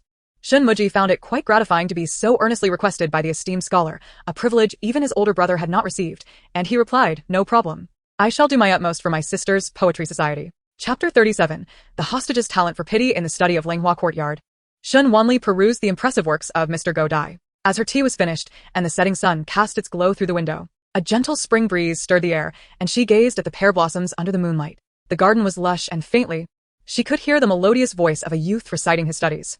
The maid Jiu, holding a lantern, followed closely beside her and said with a smile, "Miss, it is that Wei Kingdom hostage once again, studying in the peach grove from dawn till dusk. His ability to read and write is largely due to your kind-heartedness." One day, she happened to see him in the forest, practicing his calligraphy with a bamboo branch on a scrap of paper. Despite being imprisoned and lacking freedom, he still sought to educate himself. She had saved her monthly allowance to buy him writing supplies and even gifted him a set of 1,000 characters. In retrospect, the Wei Kingdom hostage was cunning, adept at feigning weakness to achieve his ends. Her acts of kindness had merely played into his hands. Surely, he would not express gratitude for something obtained through his own schemes. Studying late in the peach grove, he seemed unbothered by the mosquitoes. Upon seeing him, Shen Wanli felt a wave of discomfort and turned to leave. At that moment, Yuan Gene spotted her and hurriedly approached, clasping his hands in greeting. "Thank you for your concern, Mississippi. However, your generous gift of writing supplies and your encouraging words linger in my ears. I cannot let you down." Shen Wanli's expression remained impassive as she replied, "Then you should return it to me." The thought that she had once spent her own money on the very person who would ultimately betray her left her feeling unsettled. Yuan Gene paused, yet obediently handed over the scroll of 1,000 characters. Shen Wanli casually flipped through it, observing, "You study diligently, yet this book appears remarkably well preserved. As if it hasn't been opened much at all." Indeed, Yuan Gene had no genuine interest in the 1,000 characters. He merely required a legitimate excuse to study. How could a young emperor, skilled in military strategy and versed in warfare, still be engaging with elementary texts at such a youthful age? Yuan Gene lowered his gaze, concealing his surprise. The poetry and prose were gifts from the young lady, and he cherished them, not daring to damage them. Shen Wanli looked at him coolly, realizing how adept he was at feigning vulnerability. In her previous life, she had fallen for such tactics, her goodwill trampled by her brothers. While only Yuan Gene seemed to value her intentions. Despite his lack of need for those trivial books, she insisted on gifting them, perhaps to cover up her own lack of warmth. Though he often presented himself as pitiful to achieve his goals, he despised the pity of others. Shen Wanli remarked, "Indeed. How pitiful you are. Do you also think I am trying to imitate the likes of Dongshi?" Yuan Gene shook his head. "It is commendable that Miss is diligent in her studies. I have already mastered this 1,000 characters, so please feel free to use it for your enlightenment. Should you encounter any difficulties, we can support each other on this path of learning." Shen Wanli smiled. "There is no need for that. I do not require the pity of the hostage prince. If I desire it, my parents would surely arrange for esteemed teachers to instruct me in poetry and literature." Yuan Jin's gaze darkened, sensing that her demeanor towards him was no longer as benevolent as before. "Ah? You truly are pitiful," Shen Wanli said, watching as a vein pulsed on his temple. Was this all he could say? He sought her pity to exploit her, not to have her repeat his condition incessantly. Yuan Gene sighed. "I was grieved to hear of my mother's passing on my journey, regretting that I could not see her one last time or fulfill my filial duties. I can only light a lamp for her from afar in this foreign land." Shen Wanli regarded him thoughtfully. In her previous life, he had shared similar tales of woe. Back then, she had felt deep sympathy for him and promised to take him out to Baoyuan Temple to personally light a lamp for his mother. However, that was merely a ruse for him to escape his confinement and connect with informants from the Wei Kingdom. Shortly after that lantern offering, news emerged of the Crown Prince's assassination. With the Crown Prince's death, the previously concealed struggle for succession became glaringly apparent, as factions within the Dian court vied for power, even at the cost of the common people. Hearing that the matriarch of the Marquis's household would take the ladies of the house to Baoyuan Temple for blessings in mid-month, Yuan Gene asked, "If you happen to go, might you light a lamp for my mother? She adored begonia flowers, and I would appreciate it if you could pluck a branch to place before the lamp, compensating for my inability to pay my respects in person." His tone was low, and his gaze held a glimmer of pleading, his slender, delicate features radiating a careful request that was hard to refuse. Shen Wanli internally scoffed, realizing she had overlooked how adept Yuan Gene was at playing the role of the pitiable victim. No wonder he later sought to abduct Shen Nianjiao. They were indeed two of a kind. In her previous life, she had been moved by Yuan Jin's misfortune, believing him too unfortunate to have never seen his mother before her death. She had taken him to Baoyun Temple to light a lamp, unaware that he had ulterior motives. This time, however, Shen Wanli readily agreed, thinking it a simple task to light a lamp. How much silver is required, Prince? You may provide me with the funds, and I shall go to Baoyun Temple tomorrow. Chapter 38. Does Shen Wanli yearn to elope with him? Yuan Gene was taken aback. Shen Wanli's response was not what he had anticipated. Given her character, she should have been the one to propose taking him to Baoyun Temple to light a lamp for his mother. Instead, she was asking him for money to do so? Hadn't she just received 2 boxes of gold and jewels from the Duchess of Wei? Even Jiyu, who stood by with the lantern, was surprised. Wasn't the young lady usually kind-hearted and generous? Shen Wanli, puzzled, remarked, "What is this? Does the hostage prince lack silver? I see that jade pendant at your waist is quite exquisite." Jiyu gasped. Has the young lady lost her common sense? Yuan Jing instinctively grasped the jade pendant at his waist, his voice laced with a suppressed struggle. This is a relic left to me by my mother. The only memory I cherish in this foreign land. However, the matter of offering the everlasting lamp has been entrusted to others. This silver, of course, should not have been advanced by you, Mississippi. Take this pendant. Perhaps it can fetch some silver. As he spoke, he removed the pendant and offered it to Shen Wanli. Yet his hand remained tightly clenched around it, a picture of reluctance and difficulty. Given Shen Wanli's previous understanding nature, she would not truly accept Yuan Jing's mother's heirloom for pawning. However, the current Shen Wanli was irked by Yuan Jing and had no inclination to consider his feelings. She snatched the pendant from him, laughing. Rest assured, Prince, I shall ensure you receive a good price for it. Whether for your mother or for your entire family, I can manage the offerings without issue. Jiyu stared in disbelief. Miss, can one truly utter such words? Is this not a curse upon another's family? Yuan Jing's temples throbbed in frustration. Shen Wanli, you are the one who ought to be offering your family the everlasting lamp. In the future, he vowed to preserve Shen Wanli's eyes in a glass vial, transforming them into everlasting lamps to vent his anger of the day. Shen Wanli feigned shock, placing her hand over her mouth. I am not well read and lack eloquence. Please do not take offense, Prince. What more could Yuan Jing say? He could only endure. The kindness of the miss is something Yuan Jing will never forget. In the moment she turned, the once mild and easily bullied youth transformed into a coiled beast, his gaze dark and menacing as it followed Shen Wanli's retreating form. His fists clenched tightly beneath his sleeves. Soon, the young servant, who had been napping beneath a nearby peach tree, appeared behind Yuan Jing, no longer treating him with the previous casualness, but bowing respectfully instead. The servant asked, Your Highness. Shen Wanli did not take the bait. What shall we do now? Yuan Jing rubbed the obsidian ring on his finger, realizing he would have to take a more circuitous route. Contacting informants through Shen Wanli to reach Baoyun Temple was the simplest and safest method. After all, the most perilous places often served as the safest. The Marquis of Xiongping would never suspect him of acting beneath his very nose. However, he would not close off his options. Shen Wanli was not his sole avenue. It was time to set the hidden pawn in motion. Understood, the servant acknowledged, turning to execute the orders. But Yuan Jing called him back. Wait. The servant halted, awaiting his instructions. Had he known Shen Wanli would be such a stubborn blockhead, he would not have used the jade pendant to elicit sympathy. Under the moonlight, lanterns flickered softly, and the blooming peach blossoms blurred in the night. Jiyu remarked to Shen Wanli, I did not expect that the Prince Yuan Jing's background was so pitiable. Shen Wanli replied coolly, He does not need our pity. His misfortunes arise from the very actions of our own Xiongping Marquis. Had the Marquis not held the Yulong Pass and repelled the Wei army, forcing them to send a hostage and surrender, we would be 1,000 times more miserable than Yuan Jing today. Jiyu paused. What you say is true. The peace in Dian had lingered so long that they had nearly forgotten the war. Even the pitiful hostage in their midst seemed distant from their thoughts of national enmity. In the depths of spring, under the half-lit moon, beside a secluded courtyard near the peach grove on the southern side of the Xiongping Marquis, the candlelight flickered through the night.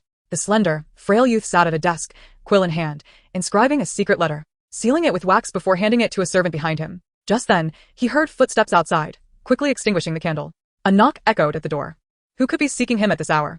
He feigned being disturbed from sleep, his voice laced with fatigue. Who is it? A soft, melodious voice drifted through the door. Yuan Jing, it is I, Shen Wanli. What business did she have visiting him at such a late hour? In the darkness, Yuan Jing's dark eyes widened in surprise as he slipped out of bed and opened the door. Outside, the moonlight was crystalline, illuminating the delicate peach blossoms. The spring night was slightly chilly, and the girl stood cloaked, her hood framing her face, the circle of white fur accentuating her snow-like skin. Her bright, radiant features appeared even softer in the moonlight, her eyes shining brighter than the stars, making him wish to keep them for himself. Yuan Jing's heart skipped a beat, feeling an unexpected heat rise to his cheeks. Miss, what brings you here at this late hour? Shen Wanli's eyes glinted with mischief as she produced a bundle from behind her, presenting it to him. Yuan Jing was taken aback, suddenly recalling tales of wealthy maidens eloping with scholars under the moonlight. Did Shen Wanli intend to elope with him?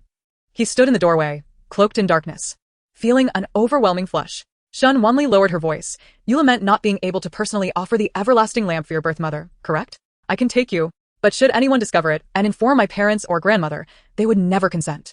Therefore, I intend to sneak you away. Yuan Gene was momentarily stunned. So Shen Wanli was merely acting in front of her maid, and she was even shielding him from the eyes of the Marquis of Xiangping. Miss, you have thought this through for me? Did she harbor feelings for him? Tomorrow, feign illness before the servants. Then quietly change into these clothes and disguise yourself as my maid. I will take you to Baoyuan Temple. Shen Wanli unveiled the bundle, revealing a set of pink attire meant for the Marquis' maids, along with a hairpin that fell out. Yuan Jing's expression darkened as he gazed into the depths of the bundle, his emotions unreadable. So, she did not mean to elope. Quickly take this. Wait for me outside Langhua Garden. I will sneak out. The maid will notice soon. Seeing Yuan Jing frozen in place, Shen Wanli shoved the maid's dress into his arms before dashing away, like a butterfly vanishing into the peach grove. The servant appeared behind him. Your Highness, are you truly going to endure humiliation and wear women's clothing to accompany Miss Shen to Baoyuan Temple? Chapter 39. A foolish ally. Yuan Jing carelessly tossed the bundle aside, scoffing, absolutely not. The next day, as dawn broke, Shen Wanli stepped out of Langhua Garden and was captivated by the sight of a tall girl in a pink dress standing beneath the pear blossom tree. Yuan Jing, with his porcelain-like complexion and delicate features, now donned a dual bun hairstyle adorned with a peach blossom hairpin, looking quite enchanting. The only shortcoming was his stature, which seemed a bit too tall for a typical maid's attire, giving him an imposing presence. Yuan Jing? Shen Wanli was taken aback, astonished that he had indeed put on women's clothing. In a past life, someone had once sent him women's attire to humiliate him. Yet he had killed the messenger in rage, showcasing his distaste for such humiliation. Now, however, he bore the indignity with such depth of strategy. He must meet his end atop Baoyuan Mountain today. Yuan Jing nodded, his expression devoid of emotion. It is I. As Shen Wanli praised him, she found her sincerity slipping through. She hadn't anticipated Prince Yuan Jing to be so exquisitely beautiful, even in women's clothing. Yet, in her eyes, the most stunning figure remained her master, who resembled a celestial being. Upon hearing the word beautiful, even after a night of convincing himself, Yuan Jing's composure faltered. When do we depart? Shen Wanli chuckled. There is no rush. Your appearance is too striking.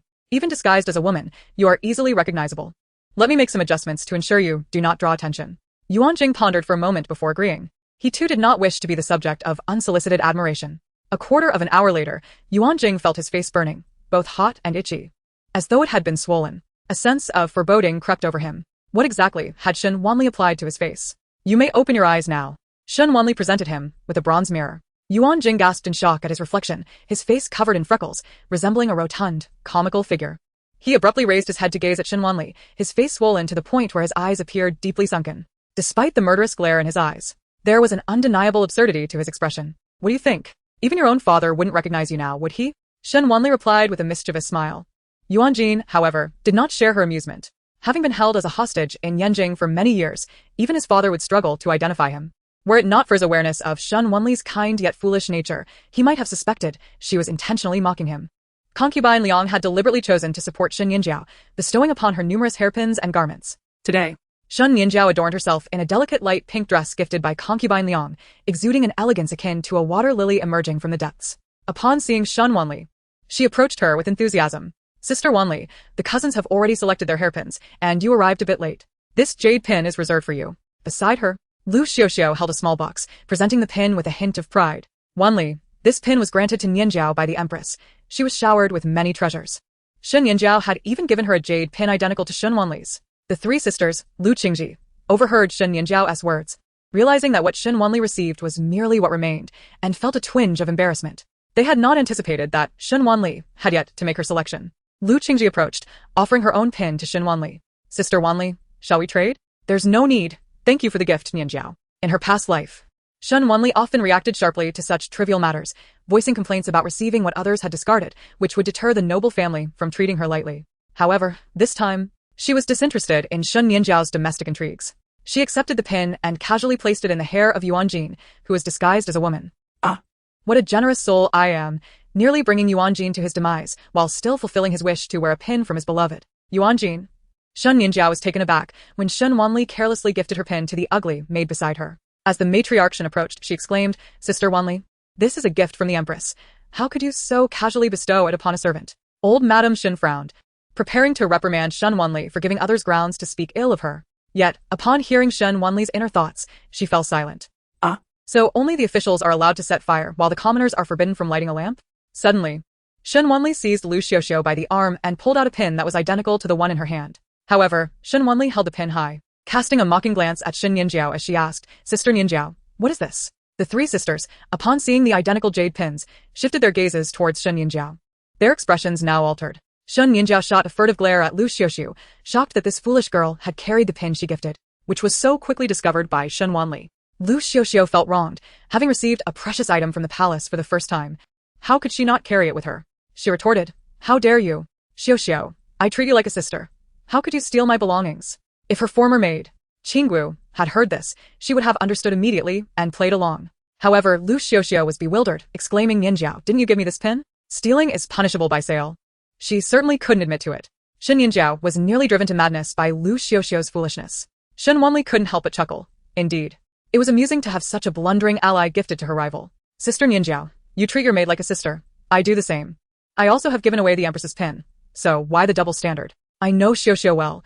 She is innocent and straightforward, incapable of committing such theft." Hearing Shen Wanli defend her, Lu Xiuxiu felt a surge of gratitude. "Yes, Wanli understands my character. I would never steal. Nianjiao, please do not turn against me." Shen Wanli internally scoffed at how Lu Xiuxiu had taken everything for granted in their past life, and now, with just a few words, she was overwhelmed with gratitude. Shen Nianjiao was nearly exasperated to death by Lu Xiuxiu, yet with Lu Xiuxiu failing to take the blame, she could only force a rebuttal. "It seems I made a mistake. This pair of pins is not the Empress's gift. I will present you with the correct pair in a few days. Let this pin be given to the servants." Chapter 40. A secret discussion on how to undermine the Marquis's household. However, Lu Xiuxiu looked at Shen Nianjiao in disbelief. "Nianjiao, didn't you say this was a gift from the Empress?" Yet, the chilling glare from Shen Nianjiao silenced Lu Xiuxiu instantly. Old Madame Shen observed the entire exchange, but chose not to comment. Shen Nianjiao sighed in relief. Her grandmother still favored her. As usual, she stepped forward to assist the matriarch, affectionately saying, "Grandmother, it is a chilly spring day. Why not keep a hot water bag close?" Yet, the old matriarch pulled Shen Wanli closer, blocking Shen Nianjiao. "Wanli, come here. Nianjiao, you and Qingji will share a carriage." Shen Wanli. Shen Nianjiao's smile faltered. As she turned, Lu Qingji seemed to ignore her, engaging in conversation with her two sisters, boarding the carriage first. Shen Nianjiao's expression turned icy. How dare these pawns, abandoned by their father, treat her with such disdain? The luxurious carriage of the Marquis's household rolled slowly through the gates. Shen Wanli sensed a shift in old Madame Shen's attitude toward Shen Nianjiao, feeling less favoritism than in her past life. Was it because this time there was no chaotic behavior from her to highlight Shen Nianjiao's composure? Suddenly, the matriarch noticed Yuan Gene, standing beside Shen Wanli, and frowned. "Wanli, why did your mother send you such an ugly maid? Typically, such maids were relegated to menial tasks in the kitchens. How could one be sent to serve a lady without fear of offending her?" Shen Wanli glanced at the restrained Yuan Gene, suppressing a laugh. "Grandmother, she merely suffered from a skin condition that caused her face to swell. She will recover in a couple of days." This must be the first time Yuan Gene has been called an ugly maid in both past and present. Old Madame Shen nearly spilled her tea. Fearing Shen Wanli would grow suspicious, she quickly added, "The carriage is quite bumpy." "Is it already so bumpy before we have left the city?" "TSK. It's normal for the elderly to have ailments," she thought. The old matriarch took a sip of tea, inhaling deeply, casting a furtive glance at Yuan Gene beside Shen Wanli, her eyes reflecting a deep weariness. Had she not heard Shen Wanli's inner voice, even she would not have recognized that this was the hostage from Wei. What was Shen Wanli's intention in having him disguise himself by her side? The old matriarch felt that her granddaughter was not only audacious in her thoughts, but also in her actions. If this maid was indeed ill, why not allow her to rest in the household instead of bringing her before the Buddha, fearing she might disturb the deity? Shen Wanli immediately replied, "The Buddha is compassionate and would not mind. Jeaner wishes to pay her respects to the Buddha and pray for peace." Thinking of her plans for the day, Shen Wanli felt a surge of joy. In the stories her master had shown her, Yuan Gene was destined to become a tyrannical villain. She had no desire to follow the lead of the female protagonist in Mr. Gui's tales, attempting to redeem the villain through love. She was indifferent to his tragic past. Let him take it up with Yama. She would neither redeem him nor save him. Old Madame Shen was left in a daze by Shen Wanli's inner thoughts. Her granddaughter truly possessed an audacious spirit. Although Yuan Gene, the hostage in the residence, was treated with little regard, being belittled by all, he remained a hostage of the Wei kingdom. His demise in Yen would provide Wei with a pretext to mobilize against Yen. Furthermore, confining Yuan Gene was a task entrusted to the Xiongping Marquisate by His Majesty. Should he perish, the Marquisate would be hard-pressed to absolve itself of blame. The matriarch felt compelled to thwart this outcome. Suddenly, an intense coughing fit seized the matriarch, clutching her chest, struggling for breath. Su Mama immediately grew alarmed, exclaiming, "Madam, what ails you?" The matriarch nodded slightly, her heart heavy with shock. She cast a furtive glance at the tall and lean Yuan Gene beside her. This Wei hostage, confined for years, possessed such capabilities? It turned out that the lamentation of a nation's fall and familial ruin that Shen Wanli had harbored in her heart was indeed attributable to this man. It would be prudent to eliminate him first. Grandmother, during my years outside, I have studied under my master and acquired some medical knowledge. If you are unwell, may I administer a few acupuncture needles? Shen Wanli proposed, removing the silver hairpin from her head. Su Mama frowned. Miss, do not be foolish. The matriarch, eyeing the thick silver pin, felt a twitch in her eyelid. It is nothing. Perhaps I merely choked on water earlier. I am fine now. She feared Shen Wanli might seize the opportunity to end her life. Shen Wanli appeared somewhat disappointed. Really? Grandmother's health is paramount. Truth be told, I rather wished to administer needles to her eyes, considering she was so blind in her previous life. Favoring Shen Nianjiao so shamelessly, she mused inwardly. The matriarch's eyelid twitched again, praying for mercy from the Buddha to protect her. In the bright spring weather, carriages of affluent families clustered at the foot of Baoyan Mountain. Clouds danced around the verdant hills, with brightly dressed ladies and wealthy matrons ascending the winding paths. The incense smoke wafted before the Buddha, the golden statue shrouded in mist, smiling upon the passing souls. The chanting of monks echoed ceaselessly. Emerging from the treasure hall, Shen Nianjiao approached the matriarch as usual. Grandmother, the abbess has arranged a meditation room for me. In the coming days, I shall pray for you and my parents alongside Xiuxiu in the temple. Shen Wanli stood silently by. Realizing she had pressing matters to attend to and wished to witness Shen Nianjiao's endeavors to undermine the Xiangping marquise, thus refraining from exposing her at this moment. However, the matriarch had long awaited this day. Despite knowing through Shen Wanli's inner thoughts that Shen Nianjiao had betrayed the marquise and maintained secret contact with her biological mother, she still yearned for first-hand confirmation. Today presented the perfect opportunity. With a smile, Shen Nianjiao bid farewell to the matriarch and others as they exited the temple. So Mama, how did the matter proceed? Everything is in order. The meditation room was booked under the guise of this old servant's daughter-in-law, conveniently adjacent to Miss Nianjiao's chamber. The matriarch can enter and exit through the back door without detection. The monks have been well informed, Su Mama replied, guiding the matriarch away from the throngs of devotees. They entered the reserved meditation room. It was serene and devoid of dust, a place for contemplation, though not as lavish as the marquise. Su Mama gestured for the matriarch to approach a wall featuring a hole the size of a finger, allowing her to observe the activities in the adjacent meditation room. This was Su Mama's meticulous design. Pressing her ear against the wall, the matriarch soon discerned the conversation between Shen Nianjiao and Lu Xiuxiu next door. Nianjiao, did you not say that the hairpin you gifted me was bestowed by the imperial consort?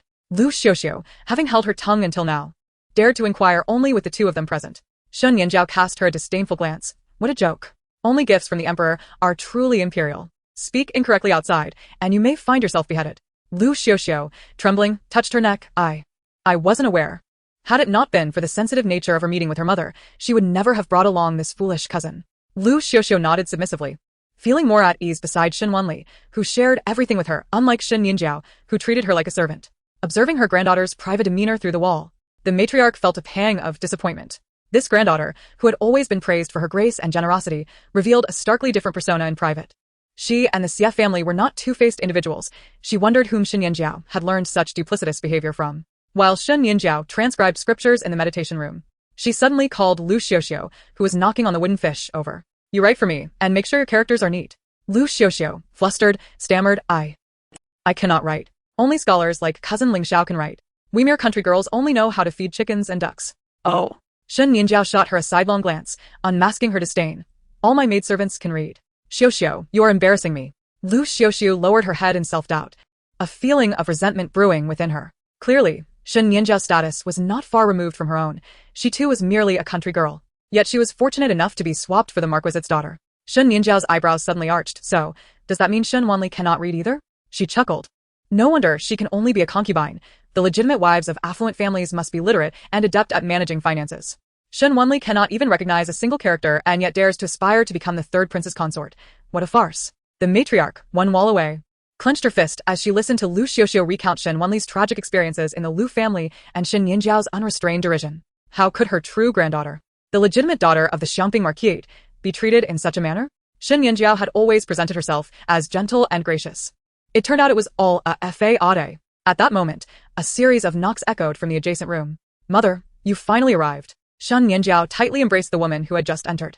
The woman was simply dressed, clearly a widow, yet her beauty was well-preserved, graceful and charming. Lu Xiuxiu, upon seeing the newcomer, obediently greeted, Aunt. Lu Xiuxiu cast a cold glance at Lu Xiuxiu. Isn't she with Shen Wanli? She had been the one to deliberately reveal the news of Lu Xiuxiu's sale to the brothel to Shen Wanli, knowing her kind heart would compel her to rescue Lu Xiuxiu, thus positioning a spy beside Shen Wanli. Aunt, it is not Shen Wanli's fault. She has no standing in the residence. Even I cannot protect myself. It is Nianjiao's capabilities that saved me from being sold off, Lu Xiuxiu said, somewhat obsequiously. Shen Nianjiao sent Lu Xiuxiu outside to keep watch, then affectionately clutched Lu Shi's arm. Mother, it is all the fault of that old hag Yu. I never expected her to have such keen eyes. Discovering the charms worn by Lu Qingji and the others were suspect. The matriarch, hearing her beloved granddaughter, whom she had cherished for over a decade, insult her behind her back, felt a wave of nausea and her heart sank further. Within the marquise, Shen Nianjiao had never shown closeness to the Xia family. Previously, she had assumed Shen Nianjiao merely wished to avoid disturbing Xia, who was recuperating. But now it was evident Shen Wanli had been correct. She had known her true lineage all along and secretly conspired with her biological parents to undermine the Xiangping marquise. Upon hearing Shen Nianjiao's words, Lu Shi frowned. You? Did she also destroy the longevity contract? She was well acquainted with the lineage of the Xiangping marquise, and the thought of the old woman possessing such capability was unfathomable. It was Shen Wanli. Shen Wanli? Lu Shi was even more astonished. How could it be Shen Wanli? The longevity contract of Chenlang could not be easily tampered with by an ordinary person. Furthermore, Shen Wanli had been under her watch for over a decade. She knew precisely what capabilities Shen Wanli possessed. Shen Nianjiao also found it perplexing. Mother, did you not say that even if the longevity contract were discovered, an ordinary person could not destroy it? Yu's family did not tear apart, but Shen Wanli effortlessly destroyed the contract. Lu's eyes widened in astonishment, suddenly recalling something, her gaze deepening as she murmured, could this truly be the person destined by the phoenix? Shen Nianjiao, slightly confused, asked, Mother, what are you saying? Nothing, Lu replied, casting a glance at Shen Nianjiao and holding her tightly. No, her daughter Nianjiao was the true fated phoenix maiden, destined to marry the supreme ruler who would unify the four nations. Shen Wanli was merely a star of misfortune, doomed to be unloved and bring calamity upon her entire family. As Shen Nianjiao recalled the recent humiliations inflicted upon her due to Shen Wanli, she could not help but complain to Lu, Mother, why didn't you eliminate Shen Wanli back then to prevent future troubles? Chapter 42, Unmasking the True Self, the grandmother returns. Lu's gaze turned venomous, akin to a serpent. Shen Wanli must not die. She was meant to endure suffering. Only by Shen Wanli living on with her ill-fated star could Nianjiao attain wealth and glory, becoming a revered matriarch. If Shen Wanli were to perish, the fated destiny would revert. However, Shen Nianjiao dismissed these thoughts, believing Lu was merely being overly compassionate. She reasoned that only the dead had no chance of revival. Tormenting Shen Wanli was far more prudent than killing her outright. Shen Nianjiao was utterly unconvinced. She felt that the feeble connections of kinship were irrelevant. The sickly Xia only acknowledged Shen Wanli as her sole daughter, while the old matriarch, second brother, and aunt, who once doted on her, now favored Shen Wanli. It felt as though everything that was rightfully hers was being gradually snatched away by Shen Wanli. Mother, when will our family finally reunite? I wish to reside beside father like brother Ling Xiao. Shen Nianjiao had always envied Lu Qingji and others for having their biological father's affection. Though she was cherished in the Xiangping Marquis' residence, the Marquis was seldom home, appearing scruffy and unkempt, unlike the dashing Duke of Wei. Soon, when the Xiangping Marquis' residence fell, Nianjiao understood that regardless of how well they treated her, they were merely obstacles in her union with her father. Lu gently ruffled Shen Nianjiao's hair, and seeing her nod, a faint smile graced her lips. Shunmin's ghostly child is now 7 months along, isn't it? This was a point of pride for Lu. With the only heir of the Duke and a daughter destined by fate, she had successfully captured Lu Hang's heart. Lu inquired, has she been taking the pregnancy tonic I prepared for her? As she spoke, she handed a silk pouch to Shen Nianjiao, whispering instructions in her ear. The old matriarch, separated by a mere wall, could not discern their conspiratorial whispers but recognized Lu's intention to use Shunmin's unborn child to harm the Marquis' residence, her eyes growing colder. The nearby maid, Su, grasped the situation, her heart shaken by the revelation. No wonder the old matriarch had secretly dispatched someone to spy on Miss Nianjiao. It turned out Miss Nianjiao harbored ulterior motives. However, the old matriarch coldly snorted and, exiting through the back door, summoned the attendants stationed there to encircle the front entrance. At the front of the meditation room, Lu Xiuxiu was dozing off like a chick pecking at rice when she suddenly spotted a large group approaching, startling her awake. Upon recognizing the old matriarch of the Marquis' residence, who had already descended from the mountain, Lu Xiuxiu hurried to alert Shen Nianjiao and Lu. But with a mere glance from the old matriarch, 2 attendants swiftly covered her mouth. Su kicked open the door to the meditation room. Inside, Lu and Shen Nianjiao were engaged in a deep conversation when they turned abruptly to see the old matriarch of the Shen family entering with a host of servants in a commanding manner. Lu immediately recognized the old matriarch of the Xiangping Marquis' residence, her heart plummeting. Nianjiao had learned of her true identity from the Duke of Wei early on and, under Lu Heng's guidance, had recognized her at Baoyun Temple years ago. Every 10th day of the month, she would stay at Baoyun Temple, secretly conversing with her mother. The Marquis' residence had remained oblivious all these years. Nianjiao's mind went blank, grandmother. She quickly released her grasp on Lu's arm, unable to meet the old matriarch's piercing gaze. Flustered and incoherent, she stammered, Grandmother, I. Seeing her struggle to articulate a coherent response, the old matriarch pointed at Lu and coldly demanded, Who is she? At such a critical moment, Nianjiao attempted to concoct a lie, claiming Lu was merely a cook who delivered vegetarian meals to the temple. The old matriarch's eyes filled with disappointment. Nianjiao, do you truly think me senile? You cannot recognize your own mother, Lu? Nianjiao was taken aback. The old matriarch had clearly never met Lu in person, yet she recognized her. Her expression shifted rapidly. Feigning remorse as she said, "Grandmother, I'm sorry. I didn't mean to deceive you. I just didn't want you to worry. Though Lu is unworthy, she is still my birth mother. I had to comply with her insistence to meet." As Nianjiao spoke, tears streamed down her face. Her demeanor a portrait of innocence and helplessness. Had it not been for the old matriarch overhearing their conspiracy, she might have successfully evaded suspicion. Lu, observing Nianjiao's reaction, felt a sense of satisfaction. This was the daughter she had raised, far more astute than that foolish Shen Wanli. As she spoke, she plucked several hairpins from Shen Nianjiao's hair and concealed them in her pocket. Nianjiao bit her lip, adopting a demeanor of suppressed anger. The old matriarch quietly observed their performance, sneering, "What a brazenly shameless countrywoman." Seeing the old matriarch direct her ire solely at Lu, Nianjiao breathed a sigh of relief. Although her mother had been wronged, at least she had managed to deceive the old matriarch. The matriarch was concerned about her reputation and dignity. At most, she would pay Lu off and warn her to stay away without taking further action. However, Nianjiao did not anticipate that the old matriarch was not inclined to let matters rest. Coldly, the old matriarch addressed her attendants, "Bind this wicked countrywoman and deliver her to the authorities." Chapter 43. An awakening of malice. Does he feel it too? Nianjiao was struck with disbelief. Even Lu thought she had misheard. The attendants produced thick ropes they had prepared in advance, swiftly restraining Lu and taking her away. Lu panicked. She had not expected that when the Marquis's residents had previously spared her due to concern for Shen Nianjiao's reputation, they would now suddenly change their course. She struggled relentlessly, exclaiming, "Does the Marquis's residence have no law? Nianjiao, I am your birth mother. Are you truly going to stand by and watch as I am taken away? You are unfilial." She endeavored to suppress Shen Nianjiao through filial piety in hopes of securing the old matriarch's concession. However, with a mere glance, the matriarch commanded a servant to remove his shoes and silence Lu's protests. Shen Nianjiao was unable to intervene in time and immediately knelt before the matriarch. Her expression fraught with difficulty as she implored, "Grandmother, Nianjiao is aware that Lu's actions in swapping my place with Sister Wanli were indeed wrong. I enjoy the privileges of the Marquis and should not plead on her behalf. Yet she is my biological mother. I hope Grandmother can grant her some dignity, whether through punishment or otherwise, but please refrain from escalating this matter to the authorities." The matriarch had always doted on her, and Shen Nianjiao had never been made to kneel before her. Yet in this moment, the matriarch remained steadfast, showing no inclination to assist her in rising. Her voice was cold and resolute. "Nianjiao, you must sever ties with Lu. This clingy parasite has already ensnared you once, having tasted the sweetness of your favor. She will only seek to ensnare you again. If you wish to rekindle the mother-daughter bond, I must endure the pain of letting you go. From this day forth, the only daughter of the Xiangping Marquis will be Shen Wanli, and your engagement with the third prince shall be returned to her." Shen Nianjiao bowed her head, concealing the hatred in her eyes. Indeed, her grandmother spoke the truth. The Marquis nurtured and cherished her, and how could she betray it? From now on, she would simply be the daughter of the Xiangping Marquis, and her heart would harden against Lu. It seemed she could only rely on her father to rescue her mother. Meanwhile, Shen Wanli remained blissfully unaware of her grandmother's discovery regarding Shen Nianjiao's clandestine meeting with her mother. Accompanied by Yuan Gene, disguised as a maid, and her cousin from the Lu family, the three were enjoying the scenic beauty of Baoyan Mountain. The mountainside was adorned with a profusion of weeping crabapple blossoms, their vivid colors enveloped in the morning mist, presenting a breathtaking spectacle reminiscent of a rainbow. Many visitors were present, primarily youthful boys and girls, dressed in spring attire, reveling in the beauty of nature, composing poetry, and flying kites with the freedom of the mountain breeze. The youngest, Lu Qingma, was unable to suppress her playful spirit, exclaiming, "The scenery here is delightful. We should have brought kites to fly when we arrived." Lu Qingji affectionately ruffled Lu Qingma's hair, embodying the nurturing elder sister, responding, "It's not too late. When we first arrived, I noticed a vendor selling kites at the foot of the mountain. You all stay here." With that, Shen Wanli took hold of Yuan Jin's sleeve and dashed off. Lu Qingji and the others were caught off guard, unable to stop her. Lu Qingma sighed. "Cousin Wanli runs so swiftly, her kite will surely soar high." Lu Qinghe retorted, "At a time like this, you still want to fly kites? What if Cousin Wanli gets lost? We are her sisters.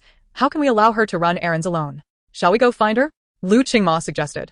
Shen Wanli, still holding Yuan Jin's hand, ran a considerable distance, seemingly aimlessly traversing the mountainside, yet purposefully choosing a secluded and untraveled path down the mountain. The spring grass was wild and overgrown, obscuring the stone path, and a glance downward revealed a rushing stream below, where a slight misstep could lead to a perilous fall into the abyss.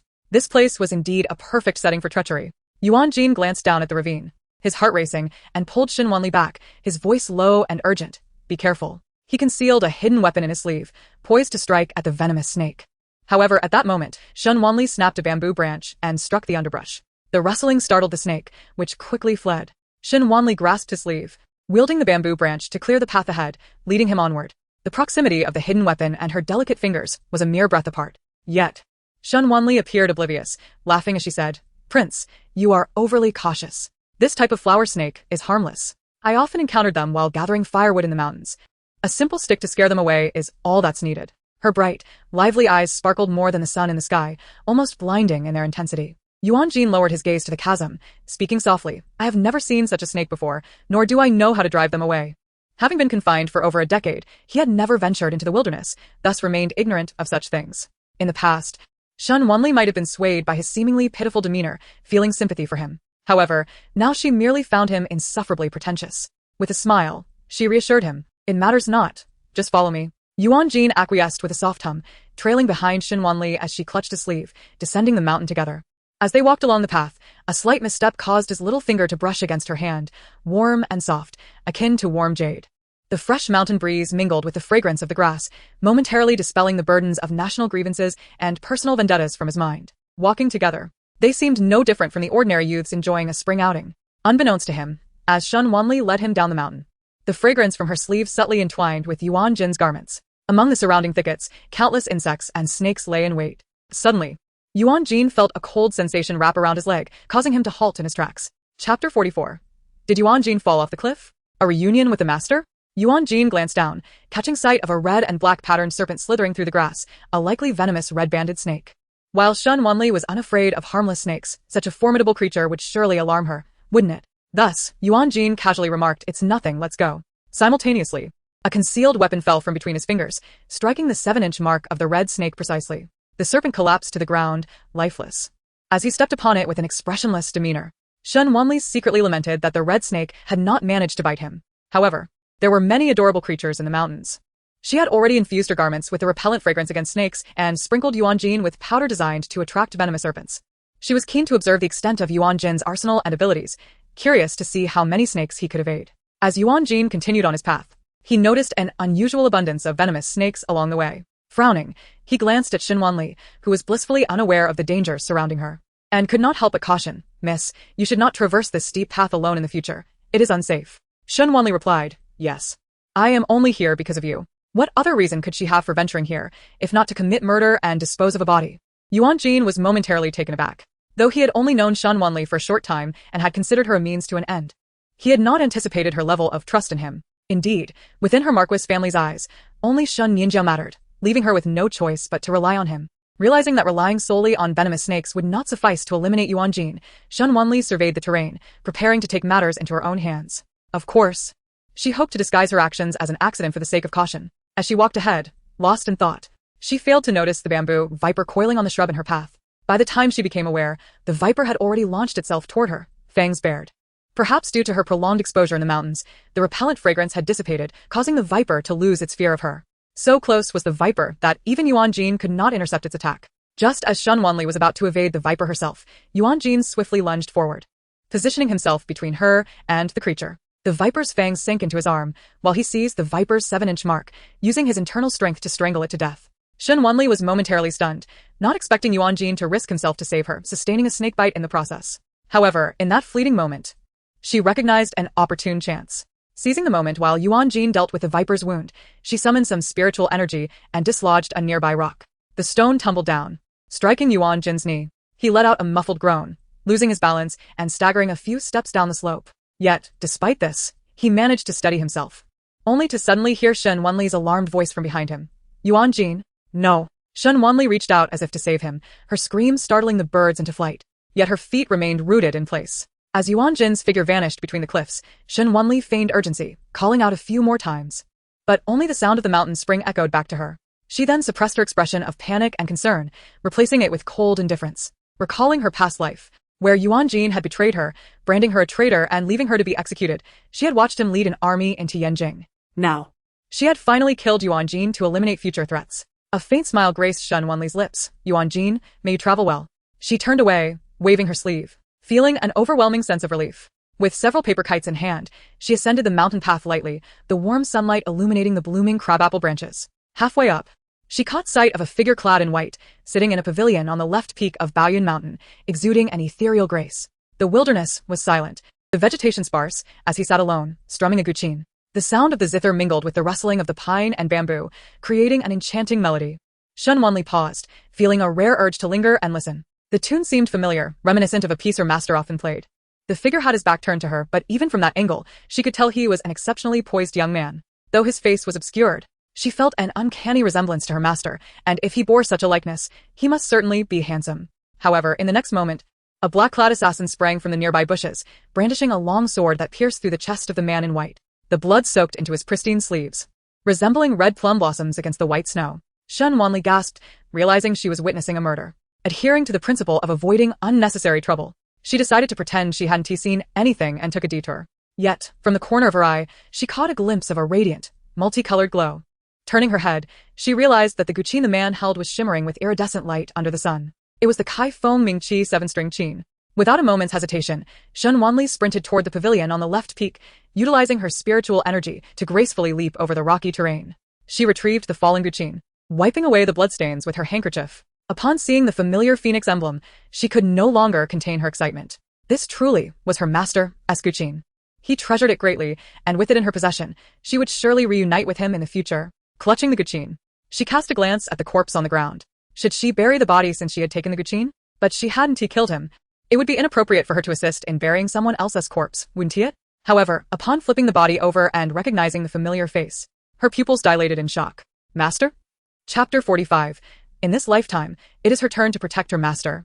The Kai Feng Mingqi 7-string qin slipped from Shen Wanli's grasp, her mind blank in that moment. She could hardly believe that in this life, she would meet her master in such a manner. How could someone as formidable as him simply perish? He had been alive and well in her previous life. Could it be that her rebirth had altered many predetermined paths, inadvertently leading to her master's demise? Just as he had once mentioned, the butterfly effect? At that instant, Shen Wanli suddenly harbored a deep resentment toward herself. Helplessly, she attempted to prop her master up, using her spiritual energy to staunch the flow of blood gushing from his wounds. She reached for his carotid artery, sensing a flicker of warmth and a faint pulse. He was still clinging to life. Unbeknownst to her, in the ethereal expanse above, amidst the shrouded clouds, a translucent figure clad in snow white observed her with a watchful gaze. The verdant mountains stood silent, the gentle breeze whispering through the pines and bamboo, mingling with the girl's muffled sobs. He instinctively placed his hand over the wound on his chest. Did it still hurt? He was destined to perish long before he arrived in this world.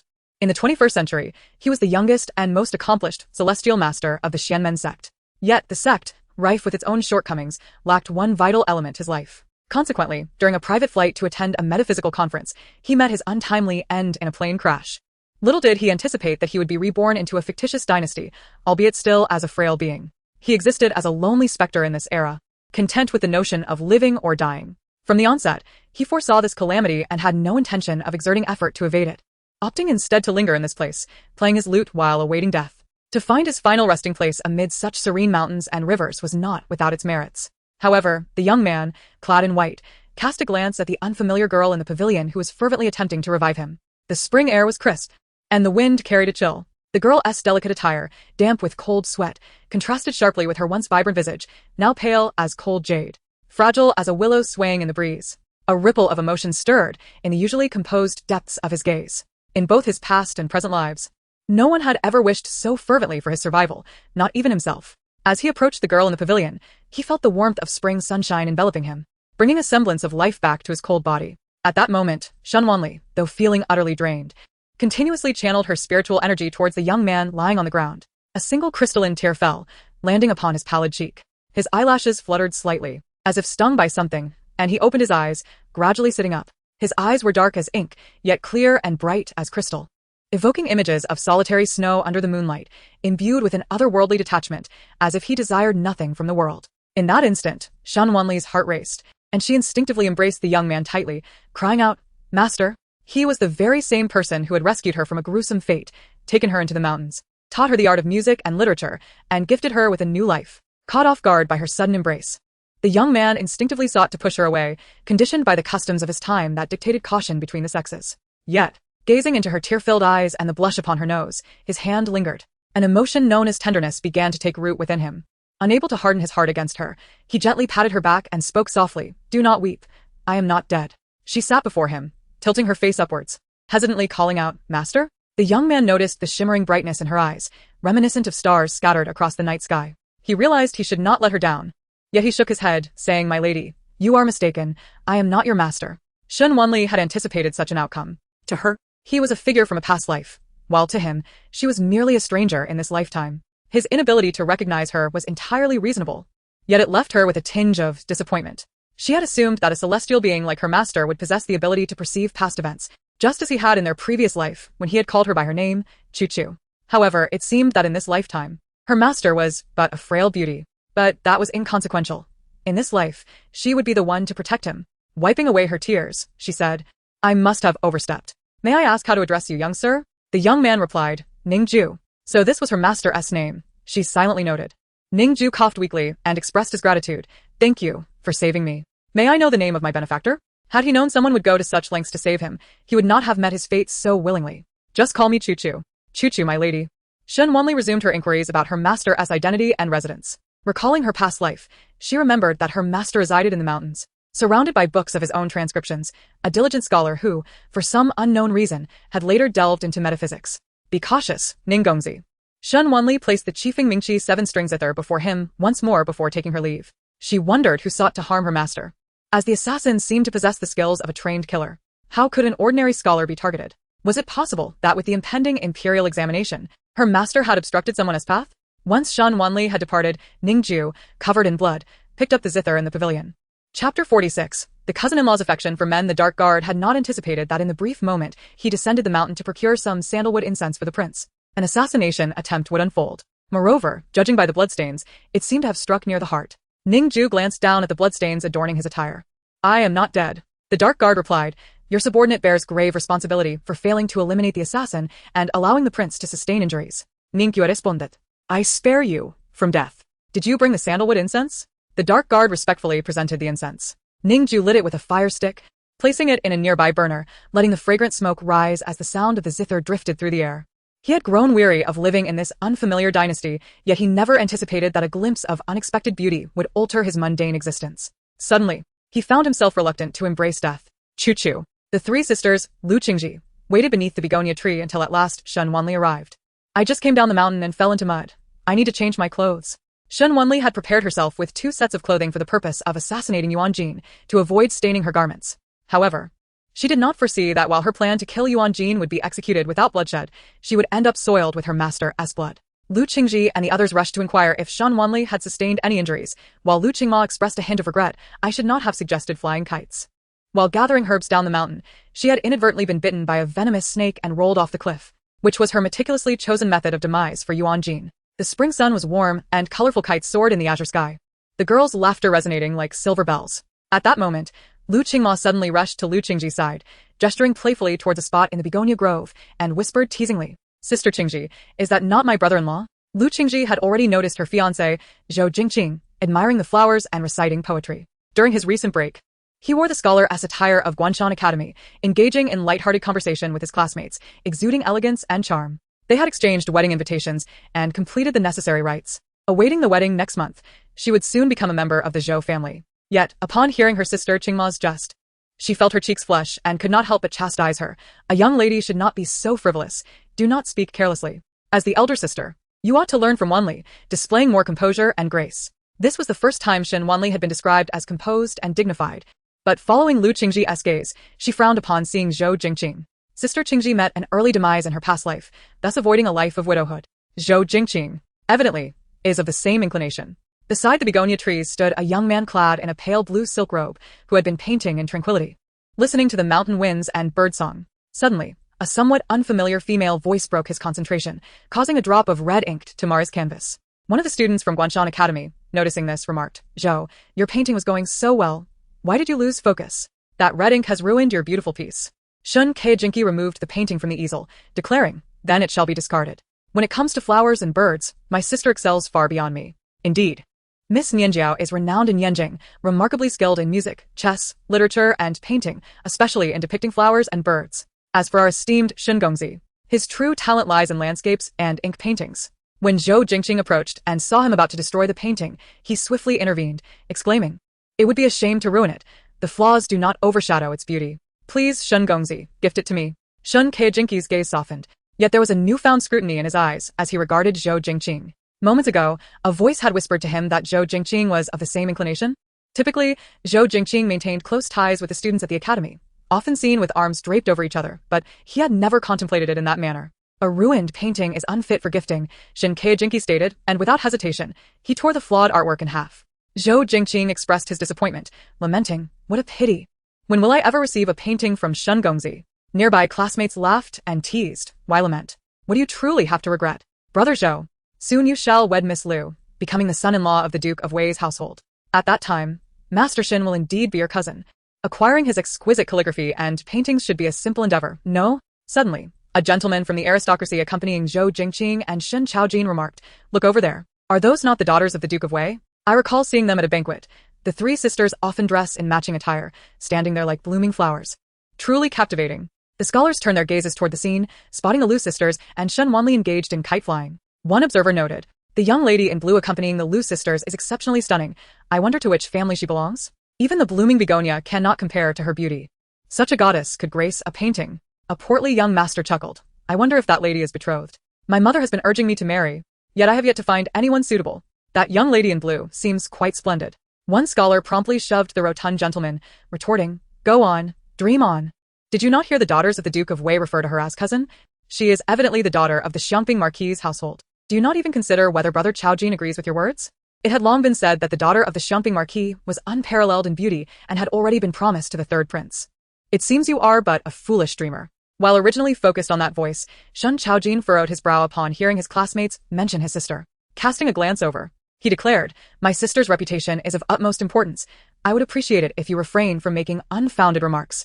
The scholars, realizing they had overstepped, fell silent. Only Zhou Jingqing, who was closer to Shen Chaojin, playfully draped an arm over his shoulder, squinting slightly. "Brother Chaojin, that does not appear to be Miss Nianjiao." Shen Chaojin frowned. He had already noticed that it was not Shen Nianjiao but rather the rarely seen Shen Wanli. Nonetheless, the daughter of the Xiangping Marquis was not one to be casually discussed by others. "She is my sister, Shen Wanli. So it is her. I heard she caused Miss Nianjiao to fall into the water and catch a chill. She is truly venomous, a femme fatale." Shen Chaojin was aware of this rumor. Although he held discontent towards Shen Wanli, he still defended her in front of so many outsiders. "Such rumors are mere fabrications. Do you truly believe what you have heard? Young Master Zhu?" Chapter 47. "Young Master Shen, are you afraid I will shoot your sister?" Young Master Zhu scoffed. "What fabrications? I heard it directly from cousin Jean Ning. Is it true that your family would go so far as to compromise the future third prince's consort for the sake of a girl of dubious origins, Shen Wanli?" Zhu Sheng was the son of the Princess Jiaqing and the Minister of War. The Princess Jiaqing was the full sister of the current Emperor Yan, and she shared a close relationship with the third prince, Xiao Jining. Thus, he had heard of this scandal regarding the Marquis's legitimate daughter. Shen Chaojin recognized Zhu Sheng as a little tyrant and chose not to engage in argument. Both Nianjiao and Shen Wanli were daughters of the Marquis' household, and such matters should be judged by the elders of their families. Zhu Sheng snorted. "No wonder the third prince wishes to propose soon. To marry Miss Nianjiao before she becomes a burden. Your household truly shows favoritism. The matriarch favors Shen Wanli in front of the imperial concubine, and you, her elder brother, also support her. Is she the only one considered your sister?" Shen Chaojin, despite his dislike for Shen Wanli, could not deny that she was indeed his sister. Zhou Jingqing, noticing the rising tension, hurriedly attempted to mediate. One arm draped over Shen Chaojin's shoulder while the other reached towards Zhu Sheng. "Come now, we shall all be family soon. Why stir up discord? Young Master Shen, I must say, forgetting your old sister upon gaining a new one is not quite right." Shen Wanli observed this exchange, unable to suppress a scoff. Zhou Jingqing certainly has audacity. Wishing to be the son-in-law of the Duke of Wei, while attempting to get close to the eldest son of the Xiangping Marquis and the son of the princess. How bold indeed. Shen Chaojin felt a chill at the thought, yet he maintained a cordial facade, subtly evading Zhou Jingqing's arm. Zhu Sheng, however, was less courteous. Elbowing Shen Chaojin aside, "Get away. A grown man should not be so clingy. One might think you are a delicate flower." Zhou Jingqing stiffened slightly under the weight of Zhu Sheng's arm. Shen Chaojin could not help but cast a complex glance at Zhu Sheng. It seemed this little tyrant had a sharp tongue indeed. The portly young master chuckled, placing an arm around Zhou Jingqing's shoulders in comfort. "Do not take offense, brother Jingqing. Young Master Zhu's words can provoke even the most patient of teachers. He claims you are delicate. When you marry Miss Liu, you'll have a large family. And he will be envious." Originally a frail scholar, Zhou Jingqing now felt as if he were trapped under a mountain. "Who envies you?" I only envy the third prince for having such an extraordinary beauty as his wife. Zhu Sheng's admiration for Shen Nianjiao was evident. The crowd had grown accustomed to Shen Nianjiao's brilliance, with admirers numbering in the thousands, including the refined Shi Huanyun and the skilled Zhu Sheng. Is there not another mission? Perhaps the princess will propose for you? Zhu Sheng's jest earned a cold glare from Shen Qiaojin, prompting him to quickly laugh off the comment. Such matters of parental arrangement and matchmaking should not be taken lightly. Zhu Sheng, unbothered by the potential for resentment from Shen Qiaojin, remarked candidly, "Ha, a venomous woman? I would never marry such a person. Whoever does will find themselves cursed." As he spoke, he snatched a bow and arrow from a nearby servant, drawing an arrow back and aiming it at Shen Wanli. The crowd gasped in shock. The portly young master exclaimed, "Young Master Zhu, what are you doing?" Shen Qiaojin swiftly drew his soft sword, dashing toward Shen Wanli to intercept the arrow. Yet, the arrow was quicker than he. Just as he moved a few paces, the arrow whizzed past Shen Wanli's side, severing the string of her kite and embedding itself into the begonia tree. The spring breeze swept across the hills, and the begonia blossoms danced in the wind as the colorful kite soared high, soon disappearing into the clouds. Lu Qingma was busy launching her kite when she noticed Shen Wanli's kite had flown away and turned in confusion. What happened to the string? Lu Qingji witnessed the arrow's shocking trajectory and quickly inquired, "Cousin, are you unharmed?" "I am fine," Shen Wanli replied, glancing in the direction from which the arrow had come. Spotting a youth clad in fitted brocade, brandishing his bow with an arrogant smirk, full of arrogance and provocation. Zhu Sheng, as insufferable as ever.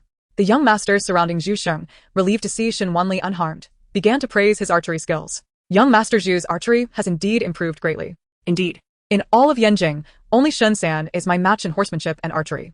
After my uncle, the emperor, personally assessed me, he declared that I and Shen San would be as valiant as the Xiangping Marquis, conquering the world.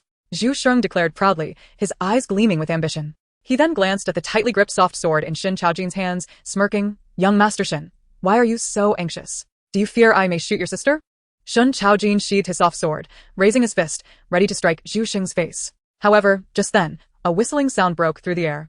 Zhu Sheng's pupils contracted, but his martial prowess allowed him to swiftly lower his stance, narrowly avoiding a fatal strike. Yet, despite his agility, the arrow still struck down the purple gold crown atop his head, sending it clattering to the ground, his long hair cascading chaotically, leaving him utterly disheveled. Fuming, Zhu Sheng demanded, "Who did that?" Shen Wanli approached with measured steps, her exquisite visage cold and composed. Her voice, as clear as jade striking stone, was melodious yet laced with derision. "Conquering the world?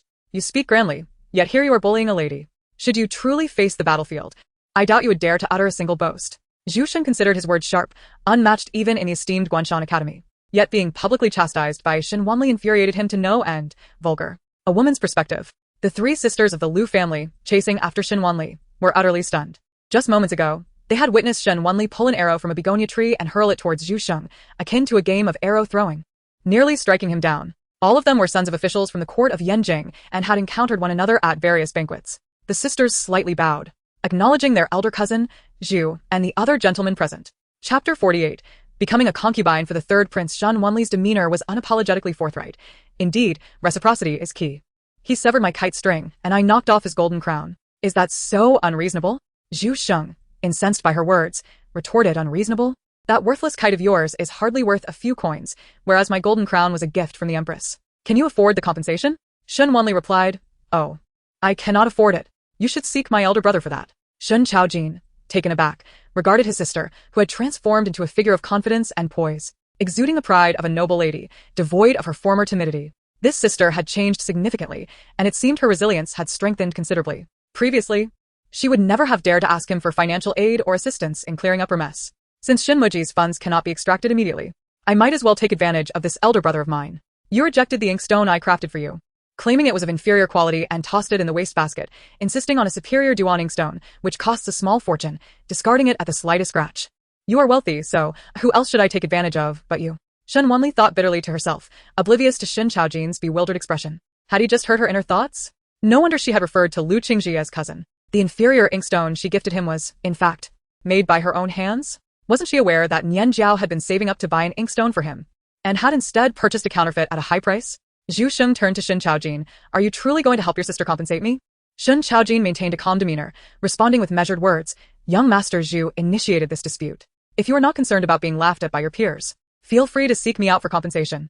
Peng Yuan, covering his plump fist, lowered his voice and advised Zhu Sheng, "Forget about it, young Master Zhu. It's rather embarrassing to have nearly been struck by a young girl. If it gets out, it would be quite a laughingstock." Is it not true that Shi Huanyun has recently established a poetry society to publish a collection? You should be wary of him, including you in it. Zhu Sheng's expression soured as he coldly huffed at Shen Wanli. I shan't hold this against you.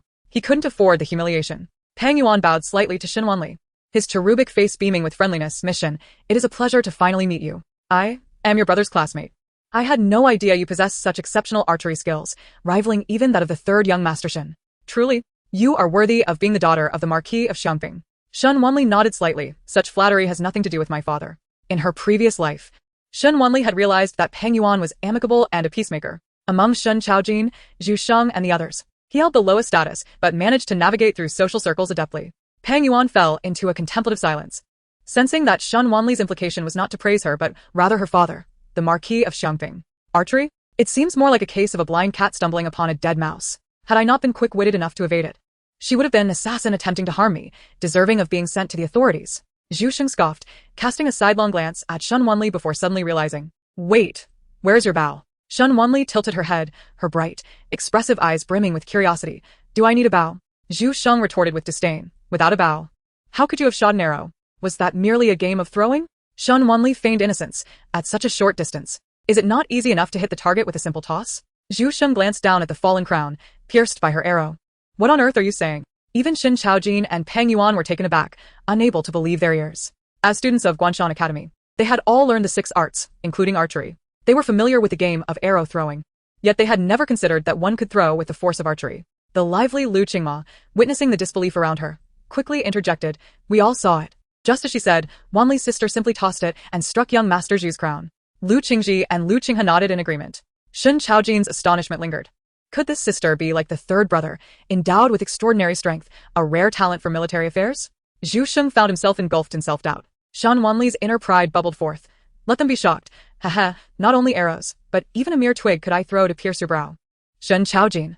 How has this sister become so fearsome? Zhu Sheng, not one to back down easily, challenged her. I don't believe you. Dare you to compete with me? Shen Wanli had been waiting for this moment, her eyes sparkling with mischief. Why would I hesitate? However, a simple contest would be rather dull. Shall we add some stakes? Zhu Sheng shot her a sidelong glance. What kind of stakes do you have in mind?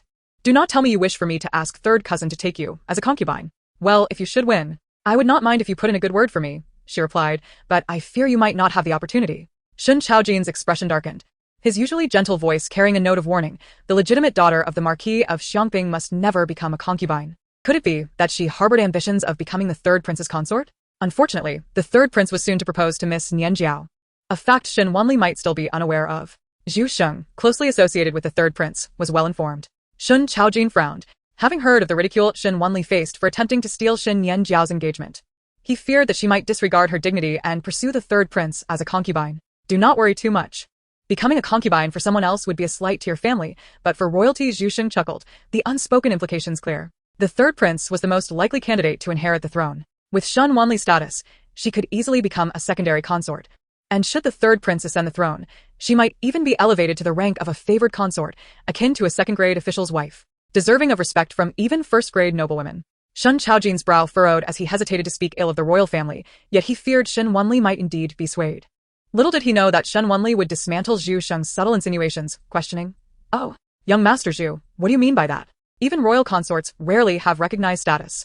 Are you suggesting that being a concubine to the third prince would grant me the same honor as a palace lady? At her words, Zhu Sheng and the others turned pale. Regardless of the third prince's favor, he was still merely a prince. His concubines could not compare to the status of palace ladies, especially while the emperor still lived. Shen Wanli, unfiltered and unrestrained, seemed oblivious to the gravity of her words. Perhaps unaware of the implications of her audacity, she smiled innocently, her thoughts brimming with mischief. Who would you rather offend, the third prince or your emperor uncle? The crown prince is still alive, and you imply a succession dispute? TSK, how brazen. Relying on your mother being the grand princess to feel invincible. Chapter 49. Shen Wanli slaps the face of Shen Nianjiao as admirers. Shen Chaojin glanced in astonishment at his sister, raised in the countryside, surprised that she understood such matters. Zhu Sheng, accustomed to indulgence, was nonetheless aware of the boundaries of propriety. He hurriedly attempted to dismiss the implications of Shen Wanli's words. Shen Wanli, do not speak nonsense. I did not mean that. The honor of palace ladies cannot be compared to that of the third prince's concubines. Shen Wanli replied, Oh, I thought that since you are so close to the third prince, you might have heard something from him that would explain your emphasis on the glory of being his concubine. The onlookers gasped. realizing Shen Wanli was insinuating that Zhu Sheng's assertion stemmed from knowledge of the third prince's future succession. Yet the crown prince still lived, and the emperor had not yet made plans for a successor. Was the third prince harboring treasonous intentions? Zhu Sheng was now filled with dread. Is Shen Wanli trying to bring about my demise? Zhu Sheng felt an overwhelming urge to leap up and silence Shen Wanli's audacious remarks. Shen Wanli, be quiet. I know nothing, and the third prince has said nothing either.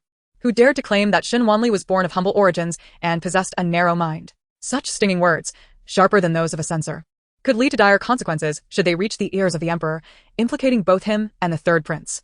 Naturally, as Shen Qiaojin had spoken, the gathered crowd offered him deference, pretending they had not heard Shen Wanli's earlier comments. Peng Yuan even declared, Miss Shen speaks without reservation. We shall not take her words to heart. Shen Wanli, the youngest among those present at merely the age of a young maiden, could indeed be excused for her innocent candor. She cast a sidelong glance at Shen Qiaojin but refrained from retorting. How surprising that Shen Qiaojin is not casting blame upon me, but instead shielding me. Shen Qiaojin furrowed his brow, wondering why his sister harbored such resentment towards him, to the point of not even wishing to call him brother. Even with a belly full of indignation, Zhu Sheng found it inappropriate to direct his ire towards Shen Qiaojin and Shen Wanli, settling instead for a cold huff. Miss Shen, your aspirations exceed your grasp. Allow me to temper your arrogance. If I best you in archery, I request no reward other than for you to serve as my maid during the Lantern Festival. Fetching tea and water. Shen Qiaojin's expression turned icy, his tone laced with warning. Zhu Sheng, what is there to worry about, young Master Shen? At the night banquet, in front of the crowd, I shan't harm your sister.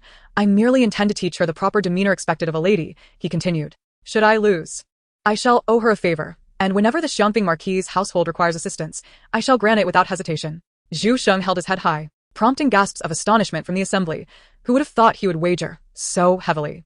For Shen Wanli to serve him for a day might only result in a loss of face, but the weight of Zhu Sheng's favor was not trivial. Not to mention that his mother was the Princess Jiaqing, sister to the emperor, and his father, Minister Zhu, oversaw the Ministry of War, while the Marquis of Xiangping commanded the military. Such connections could ease many burdens in the court. Shen Qiaojin, aspiring for a political career, was well aware of these implications. Using my embarrassment as a bargaining chip to benefit the Xiangping Marquis? How laughable! That wretched father does not deserve it. Shen Wanli firmly rejected. Master Zhu, I do not desire your favor. I wish for the same wager as you. If you lose, you shall serve me as a servant for a day. Zhu Sheng was momentarily taken aback. How could she refuse such a generous offer in favor of a humiliating request? He laughed in disbelief. Very well. Shen Wanli, let us compete. I shall not yield simply because you are a lady. Shen Wanli stood her ground. How shall we compete? In her previous life, she had been forced to serve Zhu Sheng as a maid in front of a crowd, becoming the subject of ridicule in Yanjing. Zhu Sheng turned to Zhou Jingqing, Peng Yuan, and the three sisters of the Lu family, requesting them to act as witnesses. The sisters exchanged glances, concerned for Shen Wanli's reputation. Master Zhu, perhaps we should reconsider this wager to preserve harmony? Zhu Sheng shot a glance at Shen Wanli. I can win or lose gracefully. Shen Wanli offered her cousins an encouraging look, assuring them she would not lose. In my past life, while hunting in the mountains with my master, no bird or beast could escape my arrows. Zhu Sheng's trivial contest is beneath my notice. Just as Shen Qiaojin was about to dissuade Shen Wanli, he found himself at a loss for words. As long as Shen Wanli does not embarrass herself, it shall suffice. Zhu Sheng led the group to a less crowded area, pointing to the sky. There are plenty of birds here. We shall see who can shoot down the most geese within 3 arrows. Shen Wanli gazed at the formation of geese. Shooting geese is not akin to throwing darts. Allow me to demonstrate. Zhu Sheng, with a flourish, knocked 3 arrows and released them into the air simultaneously. Zhou Jingqing applauded. 3 arrows, all on target. Master Zhu, what remarkable archery. The students clamored in admiration, some even composing verses in praise of Zhu Sheng. With a smug look, Zhu Sheng turned to Shen Wanli, offering her the bow. What say you? Even Miss Nianjiao was captivated by my prowess. Surely, a girl of your limited experience will be in awe. Not at all, she retorted, seizing the bow from Zhu Sheng's grasp, taking the arrows offered by a nearby page, drawing the bowstring taut and launching an arrow skyward. At that moment, the formation of geese shifted from a straight line to a slanted V-shape. Shen Wanli's arrow pierced the air, striking down a significant portion of the formation. The onlookers gasped in astonishment, their mouths agape. Zhu Sheng's smile froze, disbelief clouding his features. Was he imagining things? Peng Yuan, the pudgy boy, stared in shock. Had she truly taken down a whole cluster with a single arrow? Even Shen Qiaojin was taken aback by his sister's ferocity. He signaled to a nearby servant, who hurried to fetch the fallen geese. Peng Yuan asked excitedly, how many did you hit? The servant replied, 4. All 4 geese had been struck through the wings, and were still alive. The crowd of scholars, well-versed in the 6 arts, was left in awe. Zhu Sheng felt utterly defeated. Shen Wanli tossed the bow into his arms, crossing her arms with a triumphant smile. Master Zhu, is there any need to continue this contest? Chapter 50. The Duke of Wei brings his concubine to his legal wife's family to show off. All the young noblemen present empathized with Zheshang, feeling the sting of his humiliation and covering their faces. The defeat was too overwhelming. There was no need for further competition. One arrow from Shen Wanli was worth 3 from Zheshang, and they, merely spectators, could not even match his triple hit, leaving them feeling ashamed. Zheshang, though deeply affected, could not deny the evidence before him. Who is your master? I must know. He was aware that even the Marquis of Xiangping could not match such extraordinary archery skills. Shen Wanli, however, had no patience for Zheshang's inquiries. It is of no concern to you, Master Zhu. Please be sure to report to the Xiangping Marquis' estate before the Lantern Festival. The very thought of serving Shen Wanli twisted his expression, but in front of so many noble youths, he could not go back on his word. He accepted his defeat. Pang Yuan, noticing Zheshang's discomfort, attempted to change the subject. These live geese are quite valuable. They are essential for the wedding rites. Miss Shen, are you keeping them for your brother's engagement? Shen Chaojian's gentle gaze turned to Shen Wanli. He had already arranged for geese to be raised for his betrothal. Yet if Shen Wanli insisted on gifting him one in front of so many witnesses, he would not refuse, as it would cause her to lose face. Giving it to Shen Chaojin? That would be pointless. He wouldn't covet my gift. Shen Chaojin was momentarily taken aback, blurting out, I do not need it. Shen Wanli weighed the last goose in her hand and extended it toward him. As he reached out to accept it, she instead tossed it to Pang Yuan, saying, You seem to enjoy eating. Consider this a gift. Pang Yuan was taken aback. For me to eat? Thank you, Miss Shen. But he soon found himself receiving a cold glare from Shen Chaojin. The Zhongli escort agency, outwardly a courier service, was capable of more nefarious deeds under the auspices of the Zhongli commercial edict. Although Yuan Gene had survived a harrowing fall after being bitten by a venomous snake, Shen Wanli needed to ensure he was found to deliver a final blow. In a private room on the second floor of the escort agency, 2 individuals sat across from each other, sipping tea. One was clad in a dark red, flowing robe, with alluring features that blurred the line between masculine and feminine. This was Wei Zheshan, the supervisor of the Eastern Factory whom Shen Wanli had rescued in the ghost market. The other wore a pale blue long gown, adorned with a jade ring engraved with the characters for Zhongli, exuding the air of a refined scholar, yet was unmistakably a shrewd merchant. Master Zhongli, he began. You are parting with the unique Zhongli commercial edict so easily? Zhongli raised an eyebrow. So, are we to report this to the Zhongli Merchant Association? Master, I entrusted you with the commercial decree, and you so easily betray us? We know not the identity of that person, nor do we understand what treacherous deeds you would have us commit. You have brought calamity upon our merchant association. Wei Zheshan replied indifferently. She merely asks you to eliminate an escaped slave from the Xiangping Marquis. An escaped slave from the Xiangping Marquis? Zhongli chuckled lightly, fanning himself. Are you aware that the hostage trapped in the Xiangping Marquis has also gone missing today at Bayan Mountain? Wei Zheshan narrowed his eyes slightly. Has the Wei spies approached you? Even he who manages the Eastern Depot has yet to catch wind of this matter. Zhongli smiled nonchalantly. In business, one must welcome clients from all corners. It is illogical to turn away potential trade. It was not until Lu Xiuxiu rushed into Langhua Garden that Shen Wanli realized there had been quite a spectacle at Baoyan Mountain today. The Lu family had been sent to prison by the old matriarch. For the foster mother who had mistreated her, Shen Wanli was more than pleased to witness her misfortune. Later that evening, Granny Su invited Shen Wanli to Heshou Courtyard and spoke of this incident. Sister Wanli, although Lu has raised you, her insatiable greed has led to her downfall. Do not plead for her. Shen Nianjiao, aware of Shen Wanli's tendency to oppose her, spoke with deliberate provocation. She believed Shen Wanli would recall the debt of gratitude and advocate for Lu, but was taken aback when Shen Wanli nodded in agreement. You are right, Nianjiao. Lu's misfortune is of her own making. She treated me as a servant back in Nan village. My grandmother should have dealt with her long ago. Shen Nianjiao was astonished. Shen Wanli relished the misfortune, regretting not having witnessed it firsthand. Alas, with Lu imprisoned, the truth about the false daughters will inevitably come to light. Nianjiao must be feeling anxious, and not just her. Even Duke Wei should be worried, for she is his beloved. Shen Nianjiao lowered her gaze, observing the old matriarch's attitude. Shen Wanli's apparent ingratitude must have made the matriarch feel disappointed. However, the matriarch expressed approval, as long as Wanli is clear-headed. Lu has wronged you. I will seek justice for you. Shen Wanli was touched on the surface. Thank you, grandmother. While internally scoffing, you had better do so. Before long, a maid arrived with news. Upon hearing that her father had come, Shen Nianjiao's eyes brightened. Shen Wanli internally scoffed. What a farce. He has come merely to rescue Lu.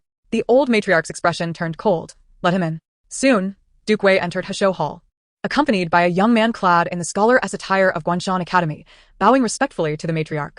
The young man beside him wore a brilliant blue brocade, adorned with a jade crown, and possessed an exceptionally handsome countenance. Shen Wanli recognized him immediately as her shameless foster brother, Lu Lingxiao. He had long known his true identity and was aware that she was not his biological sister. Before Lu could send her off to a wealthy merchant as a concubine, he even attempted to coerce her, but fortunately, her strength from years of hard labor thwarted his attempts. Ah, Duke Wei is truly bold. daring to bring his mistress to his wife's family. Duke Wei clasped his hands in greeting. I apologize for disturbing you at this late hour. However, the old matriarch's gaze was fixed on Lu Lingxiao beside him. Duke Wei, who is this young man with you? This is a student I took in a few years ago, Lingxiao, Duke Wei replied with a glance, prompting Lu Lingxiao to step forward and bow. Lingxiao pays respects to the matriarch. Then he raised his eyes to look at Shen Wanli, a playful smile curving his lips. Sister, I trust you are well. Shen Wanli pushed Shen Nianjiao forward. This is your biological sister. Before the matriarch could inquire further, Duke Wei interjected, Matriarch, it is quite a coincidence. I met him at the academy years ago. His intelligence and humility impressed me, so I took him under my wing to support his education. I did not expect him to be Wanli's foster brother and Nianjiao's biological brother. Shen Wanli rolled her eyes internally. What coincidence? There are many talented students from humble backgrounds at Guanshan Academy. Lu Lingxiao is nothing special. This is merely Duke Wei's scheme to keep his mistress close, while promoting Lu Lingxiao among the students. The old matriarch absorbed Shen Wanli's thoughts but maintained an impassive demeanor. Oh, how fortuitous. But Duke Wei, has your student never mentioned Wanli and Nianjiao's backgrounds? Had he disclosed the truth sooner, Wanli would not have suffered so much. Duke Wei defended Lu Lingxiao, matriarch. Lingxiao is dedicated to his studies and pays no mind to worldly affairs. He is unaware of Lu's misdeeds. Lingxiao, your mother has committed wrongs, and as her child, though unaware, you should apologize on her behalf. Lu Lingxiao knelt deeply, offering a grand bow to the matriarch. Shen Wanli observed coldly, Lu Lingxiao, you claim ignorance? Yet you once sought to have me serve you in your chambers, promising to take me as a concubine in the future. Lu Lingxiao halted his bow, staring in disbelief at Shen Wanli. Was she mad? Was she willing to sacrifice her reputation to reveal this? The old matriarch, overhearing this, angrily grasped a nearby teacup and hurled it at Lu Lingxiao's head. You scoundrel! Caught off guard, Lu Lingxiao was struck, blood streaming from his head. Duke Wei, witnessing his only son injured, grew anxious. Matriarch, this must be a misunderstanding. They are merely children. How could there be malicious intent? Perhaps Lingxiao was inebriated and mistook his sister for another, resulting in his inappropriate remarks. Lu Lingxiao clenched his fists and quickly addressed Shen Wanli's sister. I apologize for my drunken indiscretion. I let you down and even allowed you to hit me. Are you still angry? Shen Wanli scoffed internally, as if it were his choice to be beaten. It was merely because he was weak and I had the strength from years of labor. The old matriarch's gaze on Lu Lingxiao grew colder. Indeed, the Lu family was not of good stock. She spoke sharply, mistaking someone while drunk? Even if you harbored no ill intentions towards Wanli, your unwed status and talk of taking a concubine reflect a lack of propriety. They say virtue and scholarship should precede learning. Duke Wei, your judgment in selecting students is lacking. Duke Wei, who had always prided himself on the son, felt humiliated under the old matriarch's scorn, his anger simmering. The old matriarch rebuked, his mother was already of low character. It is evident that like mother, like son, the entire family is of dubious quality. Shen Wanli arched an eyebrow, finding the old matriarch's words quite agreeable. Haha, she has scolded 3 people in one go. Duke Wei must be seething, his fists clenched. The old matriarch seems to have forgotten that Shen Nianjiao is Lu Lingxiao's biological sister. They are all part of the same family. The old matriarch, aware of Shen Wanli's sentiments, silently snorted. She was indeed scolding them all. Lu Lingxiao, who considered himself the sole heir of Duke Wei, high and mighty, now found himself in a position of humility, merely to plead for Lu's sake. Hearing the old matriarch's relentless disparagement of him and his entire family, he finally exploded. Matriarch, I respect you as an elder, but do not take advantage of your position. My mother erred, yet she raised Shen Wanli. I may have spoken out of turn, but I meant no harm to Shen Wanli. Why must you be so unyielding? Tarnishing my entire family? The old matriarch, sitting high and mighty, looked down at him. Who else is there in your family? Is it not just you and your lonely mother? As she spoke, she cast a glance at Shen Nianjiao, who bore the surname Shen. Nianjiao was content to remain a daughter of the Marquis for life, having no connection with those of lowly and despicable character. Shen Nianjiao lowered her head, unwilling to refute the elder's words, for she still needed to use the Xiangping Marquis' residence as a stepping stone to marry the third prince. Lu Lingxiao caught a glimpse of Lu Heng beside him, reminding himself, and my father. Shen Wanli observed his subtle actions and thought, how bold you are to directly inform the elder that Lu Heng is your father, now that the Xiangping Marquis' residence has not yet fallen. Do you have the courage? Does Lu Heng possess such bravery? She provocatively remarked, Lu Lingxiao, did your father not die long ago? Lu Heng's eyelids flickered, sensing an ominous feeling. Yet, before the elder, Lu Lingxiao could only say, respect for the deceased must prevail. Shen Wanli interjected, oh, but why is it that a widow from the Lu family, without any means of livelihood, could renovate the courtyard in Nan village so grandly and provide you with luxurious garments? Are you to have a stepfather? Both Lu Heng and Lu Lingxiao understood this was due to Lu Heng's secret financial support of the Lu family. Lu Lingxiao immediately retorted angrily, Shen Wanli, that is still your foster mother. Do not speak maliciously. My mother was loyal to my father. How could she find me a stepfather? Shen Wanli pressed on. Then where does her money come from? Moreover, Why do you carry the Lu surname instead of your biological father's? Is it possible that your father is a fugitive from the court, someone to be shunned? As Shen Wanli spoke, she dramatically turned to grandmother Shen, saying, Grandmother, since Lu has already been sent to the authorities, I suggest we investigate the entire Lu family. Who knows, perhaps Lu Lingxiao's father truly is a fugitive deserving execution. Unfortunately, Lu Lingxiao is not a government official, otherwise, the Eastern Factory could intervene and their disgraceful affairs would not remain concealed. Lu Lingxiao, incensed by Shen Wanli's provocations, exclaimed, Shen Wanli, be silent. My father is of noble birth. His fury led him to speak recklessly, but Lu Heng silenced him with a mere glance. Shen Wanli, however, seized upon Lu's words, her eyes widening in astonishment as she asked, Your father is of noble birth? I have never heard the Lu family mention this. Could it be that your mother is a concubine of some dignitary in Yanjing? Both Lu Lingxiao and Shen Nianjiao, along with Duke Wei, felt a surge of shock. Not expecting Shen Wanli to hit the mark, Shen Wanli exaggeratedly displayed her surprise. If that were the case, that dignitary would be utterly cowardly, daring to engage in such conduct yet unwilling to acknowledge it. A person of stature would never keep a concubine. Isn't it infuriating that in front of your own father, you insult him, and he dares not retort? Lu Heng took a deep breath, determined to fulfill his scheme, intent on sending the Shen family to the Ministry of Rights. Shen Wanli nodded along with the elder's remarks, agreeing. Indeed, your disreputable father is truly contemptible, unlike my uncle, who shares a deep bond with my aunt. Remaining devoted to each other for decades, a celebrated tale in Yanjing. Lu Heng managed a strained smile, unsure whether Shen Wanli was praising or rebuking him. With a slight arch of her brow, Shen Wanli began to flatter. A man of unwavering loyalty like my uncle, who reportedly felt shame when my father took a concubine, surely would disdain the likes of Lu Lingxiao, whose background is lowly and character flawed. My uncle would never retain a student who brings disgrace upon his reputation.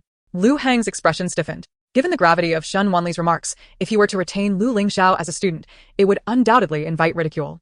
Lu Heng could only adopt a serious tone, admonishing Wanli, such talk of concubines is mere gossip. You, an unbetrothed girl, should refrain from such discussions. However, the elder interjected. Lu Heng, Wanli's sentiments align with mine. Our Marquis family desires no association with the Lu family. As for this student of yours, do not bring him before me as an eyesore. Lu Heng fell silent, realizing that his initial intention to plead on behalf of the Lu family was now futile. He resolved to approach Xin Min, who had always heeded his words. My lady, how is Min faring? I find myself quite desolate in the residence, longing for her deeply. Lu Heng, ever devoted to his wife, could not neglect Xin Min's feelings. Then let me at least catch a glimpse of Minner. The elder instructed Nurse Su. Take the duke to the room of his aunt. She then pointed at Lu Lingxiao, commanding, throw this filthy wretch out. Lu Lingxiao felt utterly humiliated. Once thrust out of the Marquis' door, he glared at the resplendent plaque of the Xiangping Marquis' residence, vowing that the Marquis would pay dearly. Lu Heng sought Shenmin but was informed by the maid, Lu Xia, that she had already retired for the night. To demonstrate his thoughtfulness, he instructed the maids not to wake her and entered the room to find Shenmin Minner. Why are you still so cold? You have not covered yourself properly. Lu Heng tenderly tucked the quilt around her, just as he was about to caress her cheek. Suddenly, Shen Min, as if startled by a fright, awoke abruptly, seizing Lu Heng's wrist and biting down fiercely. Lu Heng let out a grotesque cry. Ah!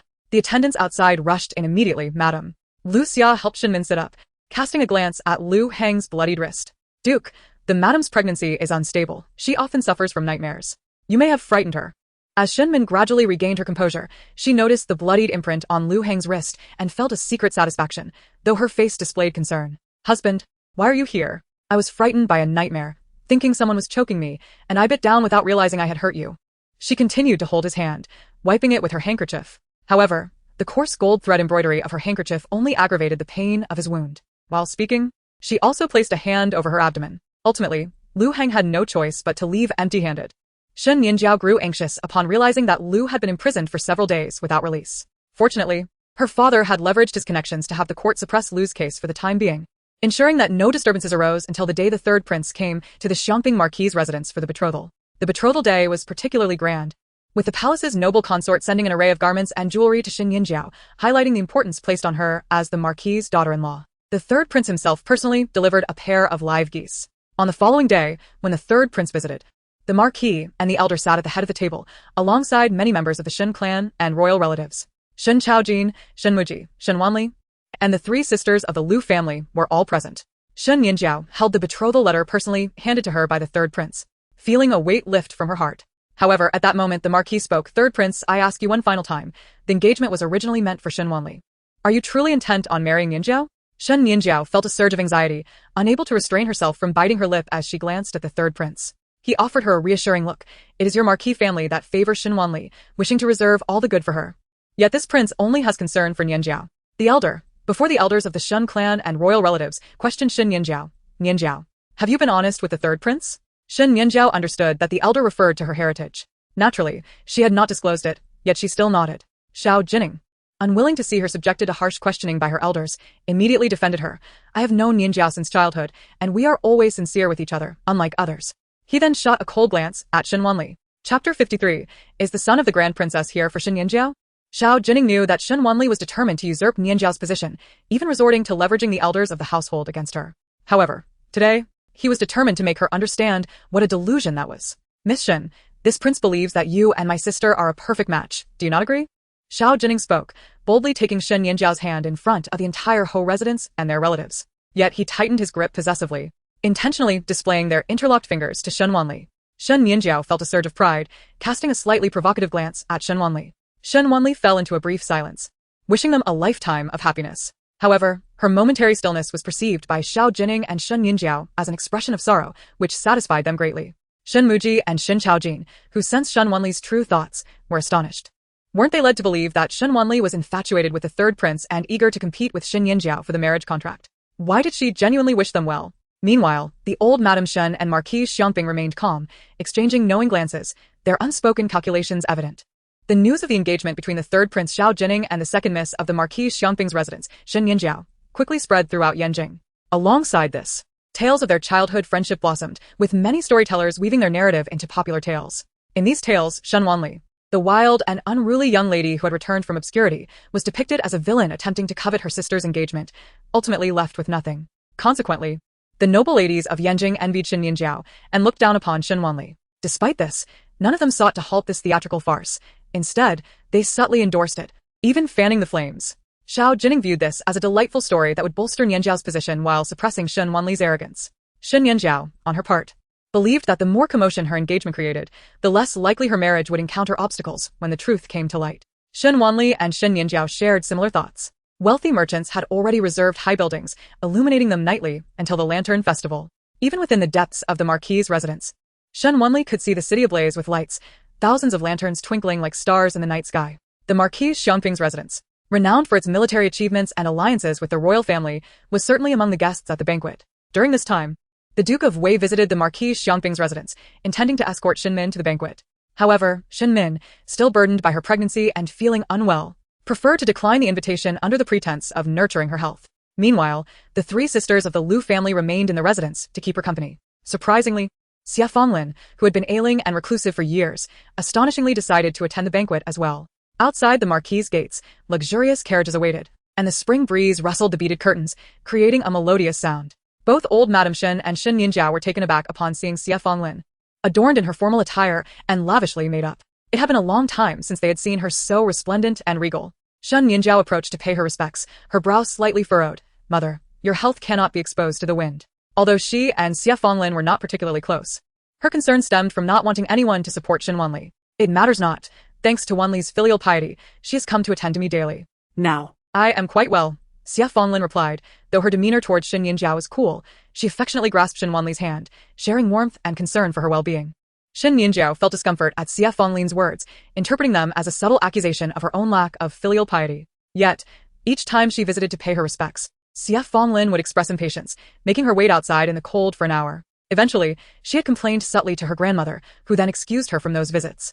Although old Madame Shen and Xia Fonglin did not share a harmonious relationship, she was nonetheless pleased to see her recovering. Wanli is a dutiful child, she remarked. Xia Fonglin, as the lady of the Marquis' residence, you should engage more with the wives of other families, not only for your own sake, but also for the future of Wanli. This was a subtle hint for Xia Fonglin to take note of Shen Wanli's marriage prospects. What you say is true, Xia Fonglin replied. Speaking of marriage, Shen Nianjiao felt a sense of satisfaction. Yes, mother, today at the palace banquet, there will be many talented young men. You must be sure to find a suitable match for my elder sister. How can it be that my sister remains unwed while I am already engaged? Xia Fonglin shot a cold glance at Shen Nianjiao. If such is the case, then you must relinquish the engagement to Wanli. Shen Nianjiao sighed, Mother. I have indeed spoken with the third prince. Despite all efforts, he insists on marrying my sister. Her reputation is too tarnished. Not even the third prince would consider her, let alone the sons of prominent families in Yanjing. I am genuinely concerned for my sister. She is already the prospective consort of the third prince. She should not fear. Xie Fanglin retorted angrily. Shen Nianjiao's smile faltered. Shen Wanli smiled, sister. I truly worry for you. Though you appear to be flourishing, the reality is that you tread upon thin ice. While the third prince and consort Liang may accept that you are not the true daughter of the Marquis' household, one wonders if they can accept that you have a mother languishing in prison? Shen Nianjiao's smile became forced. Did you not hear during the engagement ceremony, sister? My bond with the third prince is untainted by any suspicion. He only cares for me as a person, not for anything else. Yet, Shen Nianjiao knew that even she did not believe this statement and was merely putting on a facade before Shen Wanli. Her gaze fell slightly, gripping the fragrant sachet given to her by Lu Shi, feeling the urge to secure more leverage for herself. At that moment, voices from the gate of the Marquis' residence reached them, where the gatekeepers were discussing. Isn't that young master Zhu Sheng from the princess's residence? Why is he riding a white horse to our estate instead of attending the palace banquet? Need we even ask?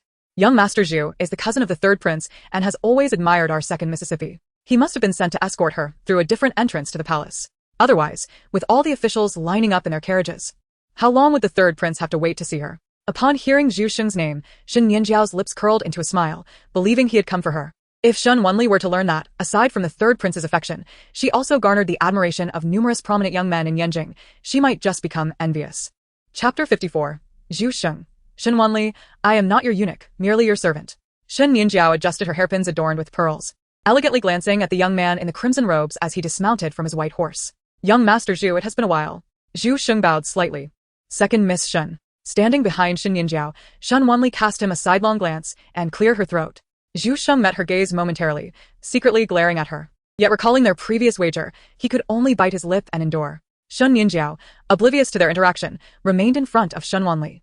What brings young Master Zhu to seek me? She intended to let Shen Wanli see the favoritism bestowed upon her by both the third prince and Zhu Sheng. At that moment, Shen Wanli feigned surprise. Oh, young master, Zhu has come to seek my sister Nianjiao, not me? Shen Nianjiao nearly burst into laughter. How could Shen Wanli still seek to humiliate herself? Had she not learned her lesson from the third prince? Did she truly believe that her beauty would ensnare everyone's admiration? Sister Wanli, do not jest. This young Master Zhu is the son of Princess Jiaqing and Minister Zhu, whom you have never met. How could he possibly be here for you? Shen Nianjiao lectured, a hint of pride in her voice, then turned to Zhu Sheng with an apologetic smile. Young Master Zhu, my sister is simply one to always compete with me. She means no offense. Zhu Sheng looked at Shen Nianjiao awkwardly, yet more so was filled with embarrassment for her. Second Miss Shen, I am indeed here for Miss Shen. Shen Nianjiao's smile froze, and she stood in shock. Zhu Sheng was not here for her, but for Shen Wanli. How could that be? Zhu Sheng had always admired her, who in Yanjing's noble circles did not hold animosity toward Shen Wanli. Had he not previously stood up for her? How could he possibly be here for her arch-rival, Shen Wanli? At that moment, recalling her previous remarks, Shen Nianjiao felt a wave of humiliation wash over her. To alleviate the awkwardness, she could only glance between Shen Wanli and Zhu Sheng, stammering, How do you and my sister know each other? This was indeed not a glorious matter for Zhu Sheng. He spoke with a hint of discomfort. It seems that fate has conspired for an encounter with Shen Nianjiao in the temple. Is it true that all men are driven by desires? Just a mere meeting in a temple, and Zhu Sheng has already regarded Shen Wanli with newfound admiration? Shen Wanli took great pleasure in witnessing Shen Nianjiao's embarrassment, and then beckoned Zhu Sheng with a gesture, as if she could summon him at will, saying in a tone that suggested he was at her service. Little Zhu, come here. Upon hearing this, Shen Nianjiao felt a surge of joy within her. Zhu Sheng, the son of the Grand Princess and the Minister, was a proud and arrogant young lord, someone even Princess Mingyao and County Princess Lu Yang would think twice before provoking. Yet Shen Wanli had the audacity to address him in such a commanding manner, truly a sign of her overconfidence. Indeed. Zhu Sheng's handsome and charming visage darkened at Shen Wanli's words. Shen Wanli, do not overstep your bounds. I am not your servant. Shen Nianjiao chimed in, yes, Sister Wanli. You are being quite disrespectful to young Master Zhu. However, the next moment, she heard Zhu Sheng gritting his teeth, declaring, I am merely your attendant. Shen Nianjiao was taken aback. What did she just hear? The proud and imperious Zhu Sheng had just claimed to be Shen Wanli's attendant? Was there any difference between that and being her eunuch? Although Zhu Sheng was dissatisfied with Shen Wanli's address, he still approached her. After all, Zhu Sheng was not one to shy away from a wager. He could not let Shen Wanli look down on him. Shen Wanli shamelessly insulted him, declaring, I simply adore calling you little Zhu. Zhu Sheng clenched his fists. Fine, Shen Wanli. She smiled, call me mistress. Zhu Sheng felt utterly humiliated. Do not push your luck. Shen Wanli raised an eyebrow. Can young Master Zhu not handle defeat? Zhu Sheng gritted his teeth, mistress. He secretly clenched his fists, vowing that the humiliation he endured today would be repaid 100-fold in the future. Beside them, Shen Nianjiao was utterly shocked. The once haughty Zhu Sheng was now treating Shen Wanli as his superior. Was she still dreaming? Come, little Zhu, help me with the carriage. Shen Wanli turned and assisted Madame Xia into the carriage, and Zhu Sheng had no choice but to replace the coachman for her. His mind was consumed with thoughts of how to take revenge on Shen Wanli, and in his fury, he hardly remembered Shen Nianjiao's presence beside him. Filled with jealousy, Shen Nianjiao could not help but feel distraught. Although Zhu Sheng admired her, he had never done anything of this magnitude for her. What kind of enchanting trick had Shen Wanli employed? Consequently, her anxiety intensified as she feared that the third prince might also be taken by Shen Wanli. Early that morning, old Madame Shen had learned from Shen Chaojin about the events that transpired between Shen Wanli and Zhu Sheng at Baoyan Temple. She was astonished by Shen Wanli's archery talent and exasperated by her audacity. However, due to the several policies instituted by the Empress Dowager, society in the Great Yen had become more liberal, placing fewer restrictions on noblewomen. Furthermore, with elders present, the wager between Shen Wanli and Zhu Sheng was not deemed excessive. So she chose to turn a blind eye to the young people's antics. The carriage gradually entered the palace gates, and several carriages from the Xiangping Marquis' household were granted passage by numerous officials and their families. Palace maids and eunuchs awaited nearby to guide the Shen family. The Xiangping Marquis' household enjoyed the emperor's favor, and their seating was quite prominent. The marquis and the officials were already seated, drinking and conversing with the Yen emperor. Shen Wanli was brought along by Madame Xia, following closely behind the old madam as they took their seats. At that moment, a noblewoman in a third-rank ceremonial robe approached them. The noblewoman had a striking appearance, taller than Madame Xia by half a head, with a robust figure that exuded the aura of a military family. She tightly grasped Xia Fenglin's hand, excitedly inquiring, "Sister Xia, is that really you?" Xia Fenglin's face lit up with joy. "Lin Mimi, it has been a long time." Shen Wanli understood. "So this is Lin, the wife of the Minister of War and the nemesis of the Xiangping Marquis?" Xia Fenglin recalled the earlier suspicion that Lin had placed a curse on Shen Wanli, which made her feel somewhat uneasy. Madame Lin looked at Shen Wanli with a bright smile. "This girl is breathtakingly beautiful, resembling my sister in her youth. She must be my sister's long-lost legitimate daughter, right?" Xia Fenglin informed Shen Wanli. "Yes, Wanli, this is my mother's close friend. You should address her as Aunt Lin." At the same time, she silently prayed that it was not Lin who had cursed her. However, Shen Wanli gazed at Madame Lin with a complex expression. Xia Fenglin felt a jolt in her heart as she heard Shen Wanli's inner voice. "Aunt Lin? Ha! It should clearly be Uncle Lin instead." Chapter 55. Stabbing mother in every direction and coveting the brother-in-law. Xia Fenglin was left stunned, as though struck by lightning. "Uncle Lin?"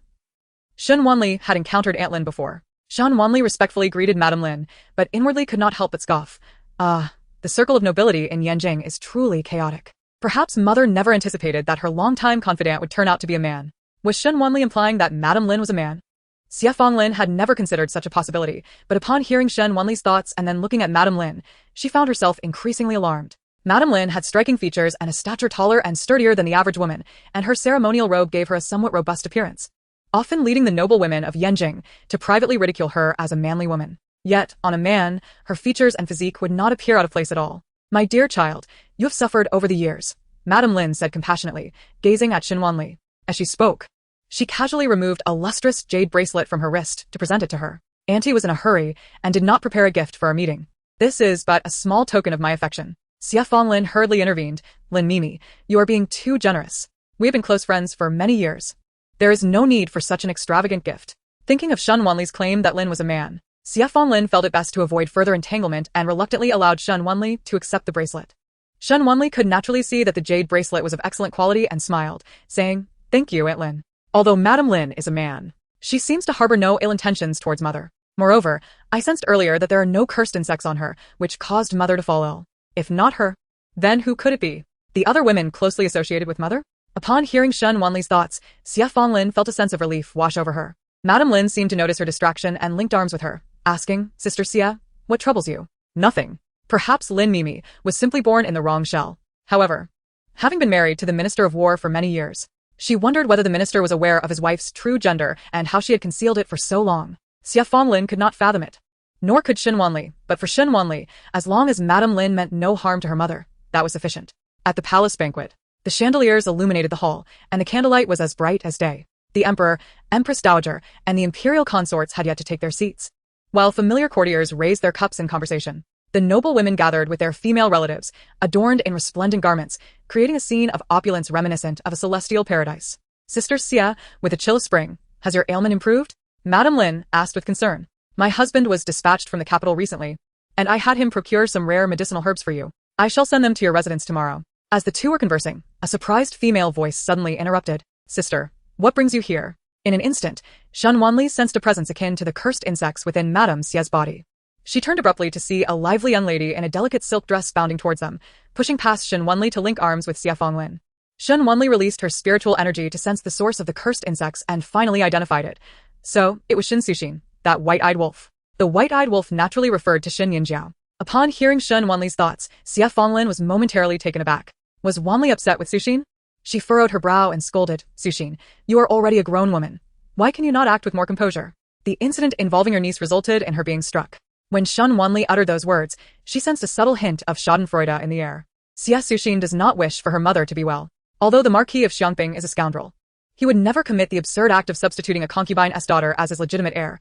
Only a wretch like Lu Hang would stoop so low. Xie Fanglin's expression darkened. As long as the matter of Shen Nianjiao's usurpation remained undisclosed, the speculation surrounding Wanli's origins would only proliferate. Xie Fanglin spoke sternly, Suxin, do not speak foolishly. I have only Wanli as my biological daughter. Xie Suxin was taken aback. What about Nianjiao? Xie Fanglin replied, she is not the biological child of the Marquis and me, but was switched by Wanli's foster mother.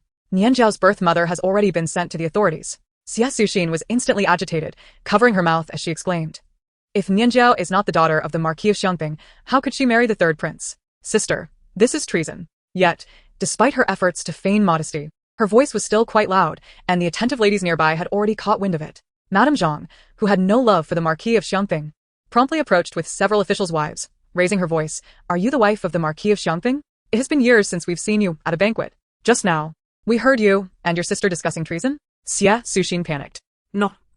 My sister has not committed treason. Wanli and Nianjiao were swapped, and she has suffered greatly as a result. However, as she spoke, she seemed to realize she had let something slip and quickly covered her mouth.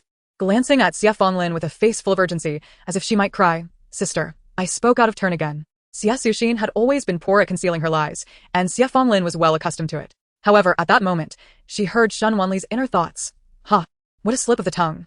Suxin is clearly doing this on purpose. Suxin remains as wretched as in her past life. Mother treats her as a beloved daughter, yet she constantly stabs her in the back, even coveting my brother-in-law from her previous life. After Mother's tragic demise, her corpse still cold, she sought to marry into the Marquis of Xiangping's household as a second wife to Shen Jinan, only relenting when the Marquis's family was annihilated. I never imagined she had even poisoned Mother. 16 years ago, she was merely 4 years old. How could such a young child harbor such deep-seated malice and resort to poison? Chapter 56. Shen Nianjiao's true identity revealed upon hearing Shen Wanli's thoughts. Xie Fanglin felt an icy chill coursing through her veins. Suxin had indeed poisoned her and intended to marry Shen Jinan as a second wife? As Wanli had pointed out, 16 years ago, Suxin was just a small, adorable child, often clinging to her and calling her sister with a sweet, melodious voice. At that time, she had just given birth to 3 sons and had yet to have a daughter. Thus, she cherished this late-born daughter and often had her mother carry her to the Marquis's residence to play. Even on the day Shen Min fell into the water and caught a chill, Suxin had been present. Yet, Xie Fanglin had never suspected this younger sister. Despite doubting many others, including her longtime confidant Lin, the revelations from Wanli's thoughts were indeed absurd. However, deep down, Xie Fanglin still chose to trust her daughter. She even contemplated the notion that if her daughter could be reborn, perhaps Suxin had experienced a similar fate. Perhaps within her small body lay a soul that had endured countless hardships. As the palace lamps flickered and the spring breeze chilled the air, Xie Fanglin felt an involuntary shiver run down her spine. Many things suddenly became clear to her. No wonder Suxin, now 20, was reluctant to accept any marriage proposals. She had turned down several suitors that Xie Fanglin had suggested. Her parents had indulged this late-born daughter, wishing to keep her around a little longer, hence they said nothing. It was clear now that Xie Suxin intended to wait until her death to marry into the Marquis of Xiangping's household as a second wife. Reflecting on her own failing health over the years, Xie Fanglin couldn't help but smile bitterly. Indeed, her body bore the mark of an early demise. She understood that the Marquis of Xiangping was currently in a position of great power in Yanjing. Not only Xie Suxin but many noble women awaited their chance to ascend in status. However, upon seeing Shen Wanli by her side, Xie Fanglin clenched her fists tightly. To the onlookers, Xie Fanglin's moment of distraction appeared as guilt. At that moment, a eunuch's voice boomed from the entrance, announcing the arrival of the Emperor and Empress Dowager. Instantly, the laughter and chatter within the hall fell silent, and everyone lined up to kneel in unison. In this brief stillness, Madame Zhang's voice rang out. Wife of the Marquis of Xiangping, what audacity your household has to dare deceive the Emperor. This concerns the royal family. How could you conceal such matters? The kneeling paused as all eyes turned to Madame Zhang and Xie Fanglin, seated beside the third prince and the fourth princess. Shen Nianjiao initially felt a sense of schadenfreude at the blame directed at the Xie family, but upon hearing the words deceive the Emperor, a wave of anxiety washed over her. The Emperor and Empress Dowager exchanged glances, then took their seats, accompanied by the extravagantly adorned concubines. The Empress Dowager, clad in dignified attire, radiated an aura of authority even without raising her voice. She inquired solemnly, Madame Zhang, what did you just say about the Marquis of Xiangping deceiving the Emperor? At her words, all the court officials and ladies turned their gazes toward the Marquis of Xiangping, who sat at the Emperor's left. The officials who opposed him were filled with mockery. The Vice Minister of War, who had a contentious relationship with Shen Jinan, initially intended to taunt him but refrained upon recalling that his wife was a close confidant of the Xie family. However, others had no such reservations. A civil official scoffed at Shen Jinan. Oh, could it be that the Marquis was cuckolded by his wife? Yet, in the next moment, Shen Jinan hurled a jade chopstick at the official, piercing through his official hat and grazing his scalp.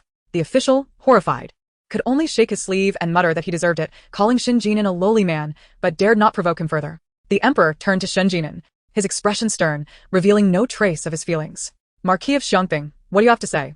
The Emperor's interest visibly waned. Oh, so. It appears that Madame Zhang's words were merely gossip. Madame Zhang was the wife of the current head of the cabinet, an elderly man nearing 70, and a source of great annoyance for the Emperor. He led the faction advocating for peace, while the Marquis of Xiangping represented the war faction, leading to frequent disputes and even physical confrontations between the two factions. This statement shocked the entire court. Liang Guifei, seated beside the Emperor, suddenly wore a grim expression, realizing that the unusual behavior of the Marquis of Xiangping's matriarch and Shen Nianjiao was related to this matter. Even the third prince, who had been laughing and joking with Shen Nianjiao moments ago, was taken aback. Shen Nianjiao gripped her handkerchief tightly, her gaze frantically searching the hall for her father. The Duke of Wei. However, the Duke of Wei's household, once esteemed, had long since fallen from grace, lacking the Emperor's favor. Their seating arrangement was among a group of old noble families, far from the prominent position of the Marquis of Xiangping. Shen Nianjiao seethed inwardly, convinced that this was the doing of the Xie family and Shen Wanli. That mother-daughter duo could not bear to see her happy, genuinely wishing to prevent her from marrying the third prince. The Empress Dowager, upon hearing the mention of the third prince, merely cast a sidelong glance at Liang Guifei, then delicately took a sip from the tea offered by Princess Luyang, deciding not to intervene in this matter, content to observe the unfolding drama. The broken engagement between Princess Luyang and the second son of the Marquis of Xiangping had already disrupted her plans significantly. If the engagement between the third prince and the Marquis of Xiangping could also be annulled, she would be quite pleased to witness that. The factions she had failed to align with, she would not allow anyone else to recruit either. The Emperor had not anticipated that the evening banquet, before the songs and dances commenced, would begin with such a spectacle. He looked at Shen Jinan, his face solemn, revealing no hint of joy or anger. Marquis of Xiangping, is what Madame Zhang said true? Liang Guifei, furious, exclaimed, Marquis of Xiangping, what audacity you possess to deceive the Emperor. Shen Jinan exchanged glances with the elderly matriarch of the Shen family across from him. The two had already coordinated their statements in advance. Although this matter had come to light sooner than they had anticipated, the groundwork had been laid.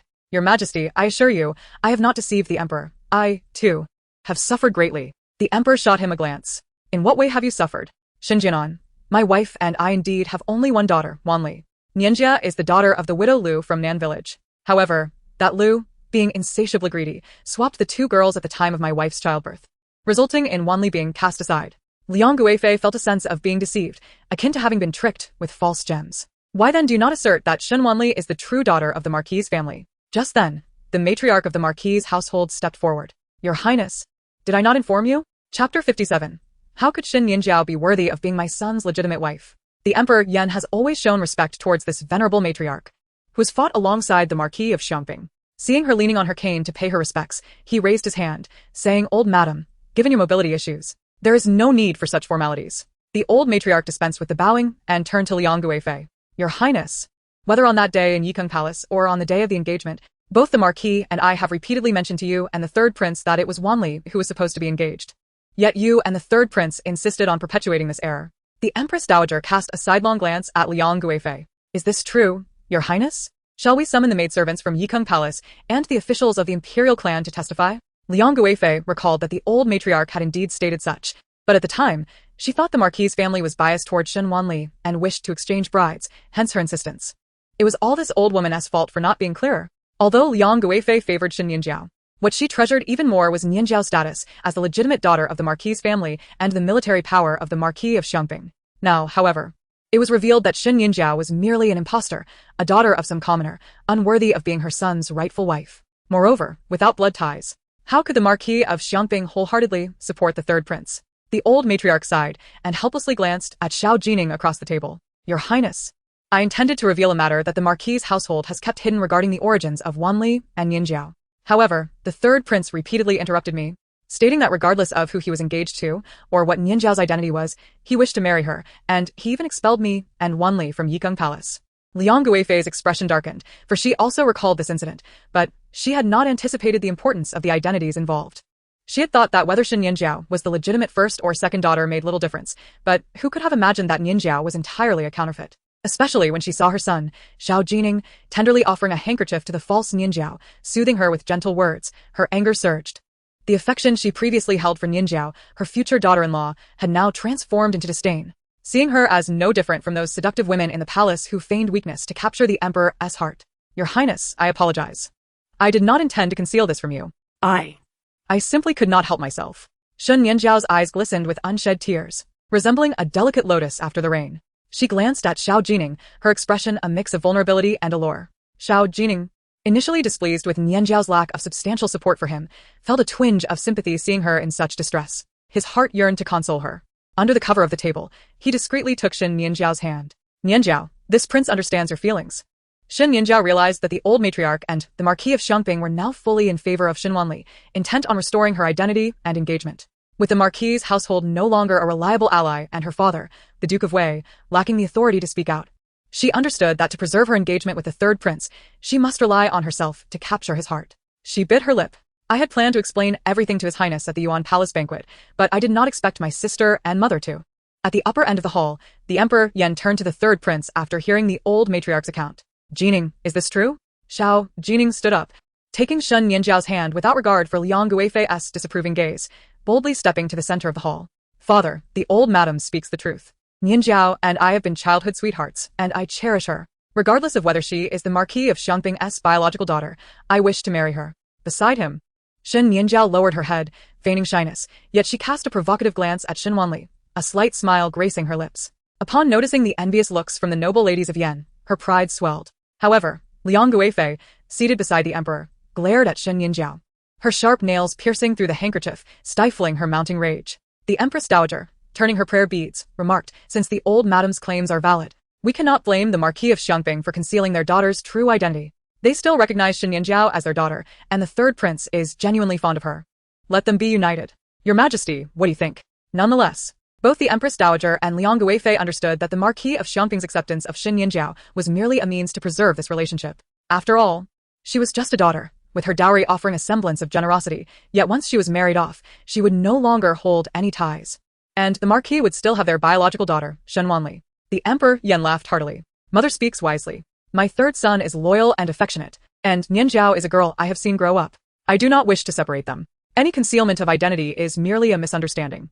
Lady Zhang and the Marquis's wife need not kneel. Please take your seats. Upon hearing the Emperor's words, Lady Zhang, the chief minister's wife, felt a twinge of disappointment, as she had hoped to suppress the arrogance of the Marquis of Xiangping, but the Emperor still favored them. Your Majesty is wise.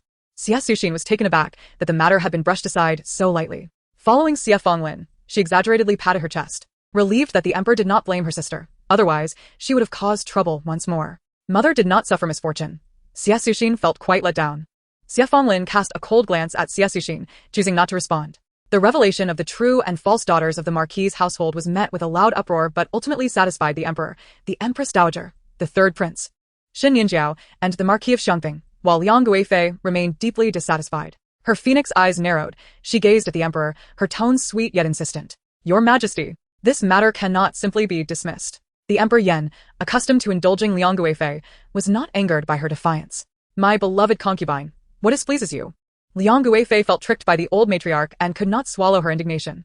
Even though the third prince had interrupted the old matriarch multiple times, preventing her from revealing the identities of the two girls, this matter pertained to the royal family, and the Marquis of Xiangping should not be allowed to brush it aside so easily. They ought to have reported this to me and informed His Majesty. Chapter 58. Let Shen Nianjiao be a concubine. Chief Minister Zhang Qingji stood up and said, as the esteemed concubine has mentioned, the Marquis's household evidently intended to conceal the truth. The Marquis has failed in his duty to keep the Emperor informed. With that, he glanced in surprise at the Jingzhao Yin, passing the buck to him. The evidence is clear, and there is no need for further deliberation. The case has dragged on for too long. Why has the Jingzhao Yin not rendered a verdict? The Jingzhao Yin jolted, instinctively glancing at Duke Wei Lu Heng. The Liu family's case was not being pressed by the Marquis's household, and Liu Heng had offered him plenty of favors to stall the case. He thought to avoid offending anyone, but today, as Chief Minister Zhang clashed with the Marquis's household, the blame for deceiving the emperor had fallen upon him. The Emperor Yan's expression darkened. Jingzhao Yin, is this true? His anger was directed not at the Marquis, but at the Jingzhao Yin. The Liu family's case had clear evidence and required no further deliberation, yet the Jingzhao Yin had allowed it to linger, revealing his incompetence. The Jingzhao Yin felt despair. As a third-rank official in the capital, he was easily overshadowed by marquises and dukes, forever caught in a web of blame. Shen Wanli couldn't help but lament. The position of Jingzhao Yin is indeed not for everyone. Look at how they feign virtue while prioritizing personal gain. Who would not laud their integrity? Yet, during the previous confiscations, countless chests of silver were moved out of the estate, all bribes received by the Jingzhao Yin. Silver? Bribes? To replenish the national treasury and fund the military. Upon hearing Shen Wanli's heartfelt plea, Shen Jinan, who had initially appeared indifferent, suddenly lit up with interest, casting a gaze towards the Jingzhoyan that resembled that of a lamb awaiting slaughter. The Emperor of Yen fixed his eyes on the Jingzhoyan for a moment before slowly speaking. There is a sequence of events, but more importantly, there are matters of priority. However, considering your genuine concern for the people, I shall only impose a penalty of 3 months' salary. Though the Jingzhoyan felt the sting of the loss. He sighed in relief. Thank you, Your Majesty. The Emperor waved his hand, dismissing him, and then turned to Consort Liang, saying, My beloved, since the Xiongping Marquis's household has reported this matter to the authorities, it is done with transparency and without concealment. Are you satisfied? Consort Liang was about to respond when the old matriarch Shen interjected, before leaving Ikuan Palace that day. I repeatedly urged Nianjiao to be honest with the Empress and the third prince.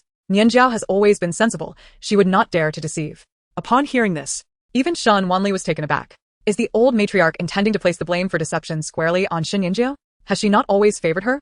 Could it be that upon witnessing the conversation between Liu and Shen Nianjiao at Baoyun Temple, she has grown disillusioned?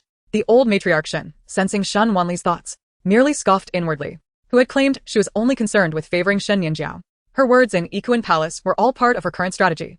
Consort Liang finally found an outlet for her anger, casting a cold glare at Shen Nianjiao. I remember that the old matriarch did indeed instruct Miss Shen No. 2. However, afterwards, Miss Shen No. 2 said nothing to me. In truth, she did not solely wish to pin the blame on the Marquis's household. After all, the Xiongping Marquis held military power and enjoyed the emperor's favor. She needed to cultivate this primary force for the third prince. Above all, she did not want the position of the third prince's legitimate wife to go to Shen Nianjiao, an illegitimate child of unknown origin.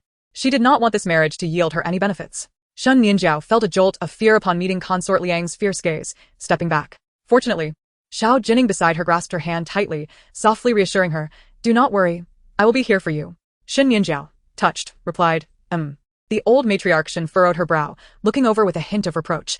Nianjiao, why did you not heed your grandmother's words? Shen Nianjiao stammered, avoiding her gaze and fixating on Xiao Jining. Xiao Jining's protective instincts surged as he shielded Shen Nianjiao, feeling pity for her lack of support. Old matriarch, is it any wonder that you allow Shen Wanli to bully Nianjiao? You seem to disdain her for lacking the Marquis's bloodline. However, while you may look down upon her, I do not. Mother, I have shielded Nianjiao from the truth about her false identity as a daughter. Xiao Jining took full responsibility for the situation. Consort Liang, however, was not blind to Shen Nianjiao's intentions to exploit the situation to secure the marriage contract. It was her son, in his infatuation, who foolishly continued to support Shen Nianjiao. Consort Liang was nearly beside herself with rage. Were it not for the presence of the court officials and their families, she would have slapped her son. Even Shen Wanli, observing from the side, could not help but lament. Xiao Jining's infatuation is evident, but as my master has said, those lost in love should pursue their desires without dragging the nation into chaos. Must the lives of the people be sacrificed for such whims? Though Shen Jinan and the old matriarch Shen were not entirely familiar with the concept of being infatuated, they nonetheless agreed with Shen Wanli's sentiments. The third prince indeed seemed ill-suited for the heavy responsibilities of a ruler. Yet, the emperor held great expectations for him. At this moment, the emperor of Yen jovially remarked, my son, truly commendable. You possess a sense of responsibility. It is natural for a parent to find virtues in their offspring. In contrast to Consort Liang, who sought a wife for the third prince from a prominent family to bolster his claim, the emperor did not wish to see his children obsessing over his throne. He could pass it on to them, but only after his demise. He preferred to see his son marry for love rather than for power, which was reassuring. It indicated that this child did not covet his throne or wish for his premature death. Upon hearing his father's praise, Xiao Jining felt a wave of relief. Standing tall and increasingly convinced of his choices, Consort Liang sensed the mocking glances from the other consorts directed at her and tugged at the emperor's royal sleeve, reproaching him. Your Majesty, you are too indulgent with Jining. I do not wish to separate him from Nianjiao, but with her birth mother, Liu, soon to be imprisoned, she will bear the stigma of being the daughter of a convict. How could a proper wife for the third prince be the offspring of a prisoner?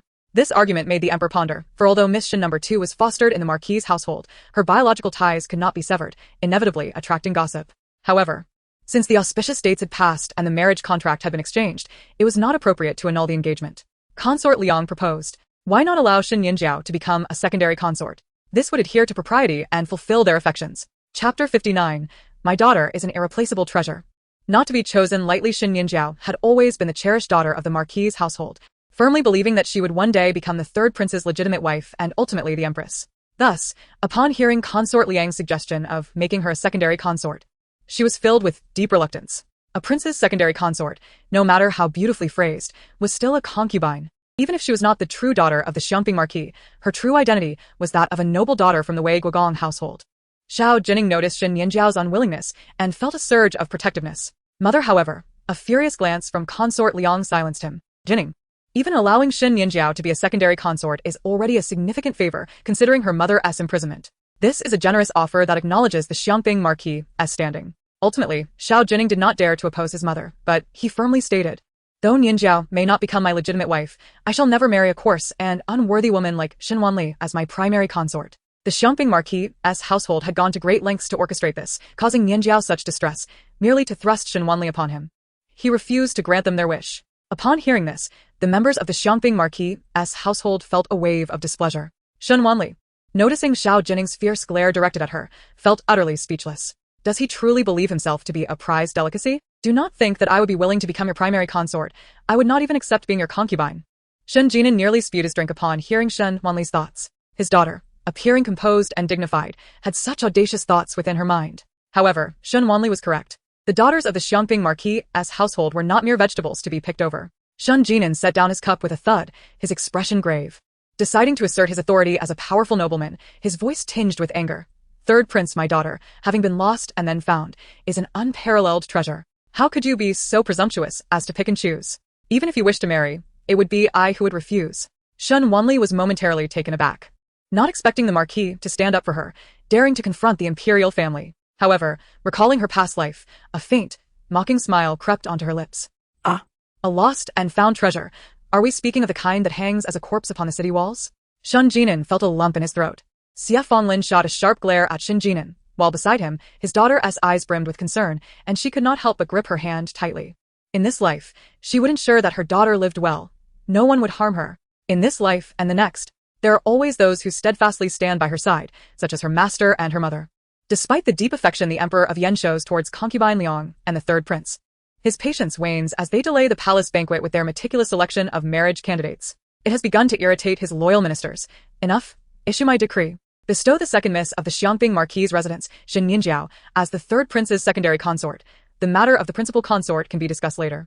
Xiao Jining let out a sigh of relief, as long as he and Shen Wanli were not wed. Thank you, Father Emperor. The Emperor's expression softened considerably when he turned to Shen Jinan, gesturing amicably. Xiangping Marquis, please take a seat. Why do you bear any ill will towards the children? As for Miss Shen's marriage, I shall not act without your consent, lest I disrupt the harmony between us. This man is a capable and loyal minister who has safeguarded his kingdom. Over 20 years ago, had it not been for the Xiangping Marquis driving away the enemy beyond Yulong Pass and protecting the vast territories, could he have secured his throne? While he may not be a sage ruler of great literary and martial prowess, he considers himself wise enough. Throughout history, how many emperors have feared their ministers gaining too much power, leading to suspicions of loyalty? They have committed the folly of destroying their own fortifications and suffered the catastrophic consequences of losing their realms. He has learned well from history. Concubine Liang furrowed her brows but dared not oppose the emperor, smiling as she said, "It is well that your majesty decides." She had indeed hoped to elevate Shen Wanli to the position of principal consort, binding the Xiangping Marquis' residents firmly to their cause. Yet she did not expect the third prince to speak so definitively. Never mind, in truth, she held little regard for Shen Wanli. As long as the counterfeit Shen Nianjiao did not occupy the position of principal consort, she could still find a noble lady of high birth for the third prince. This farcical drama of false riches concluded with Shen Nianjiao being demoted from principal consort to secondary consort, leaving the position of principal consort vacant. The third prince, who harbored a strong aversion to the legitimate daughter of the Xiangping Marquis, caused many ministers and noblewomen to ponder their own ambitions. During the Lantern Festival banquet, fireworks lit up the palace, illuminating the long night with brilliance. The hall was filled with fragrant attire and the clinking of wine cups. As the music and dance from the Ministry of Rites filled the air, creating a harmonious symphony, the dancers, adorned in colorful garments, fluttered like butterflies.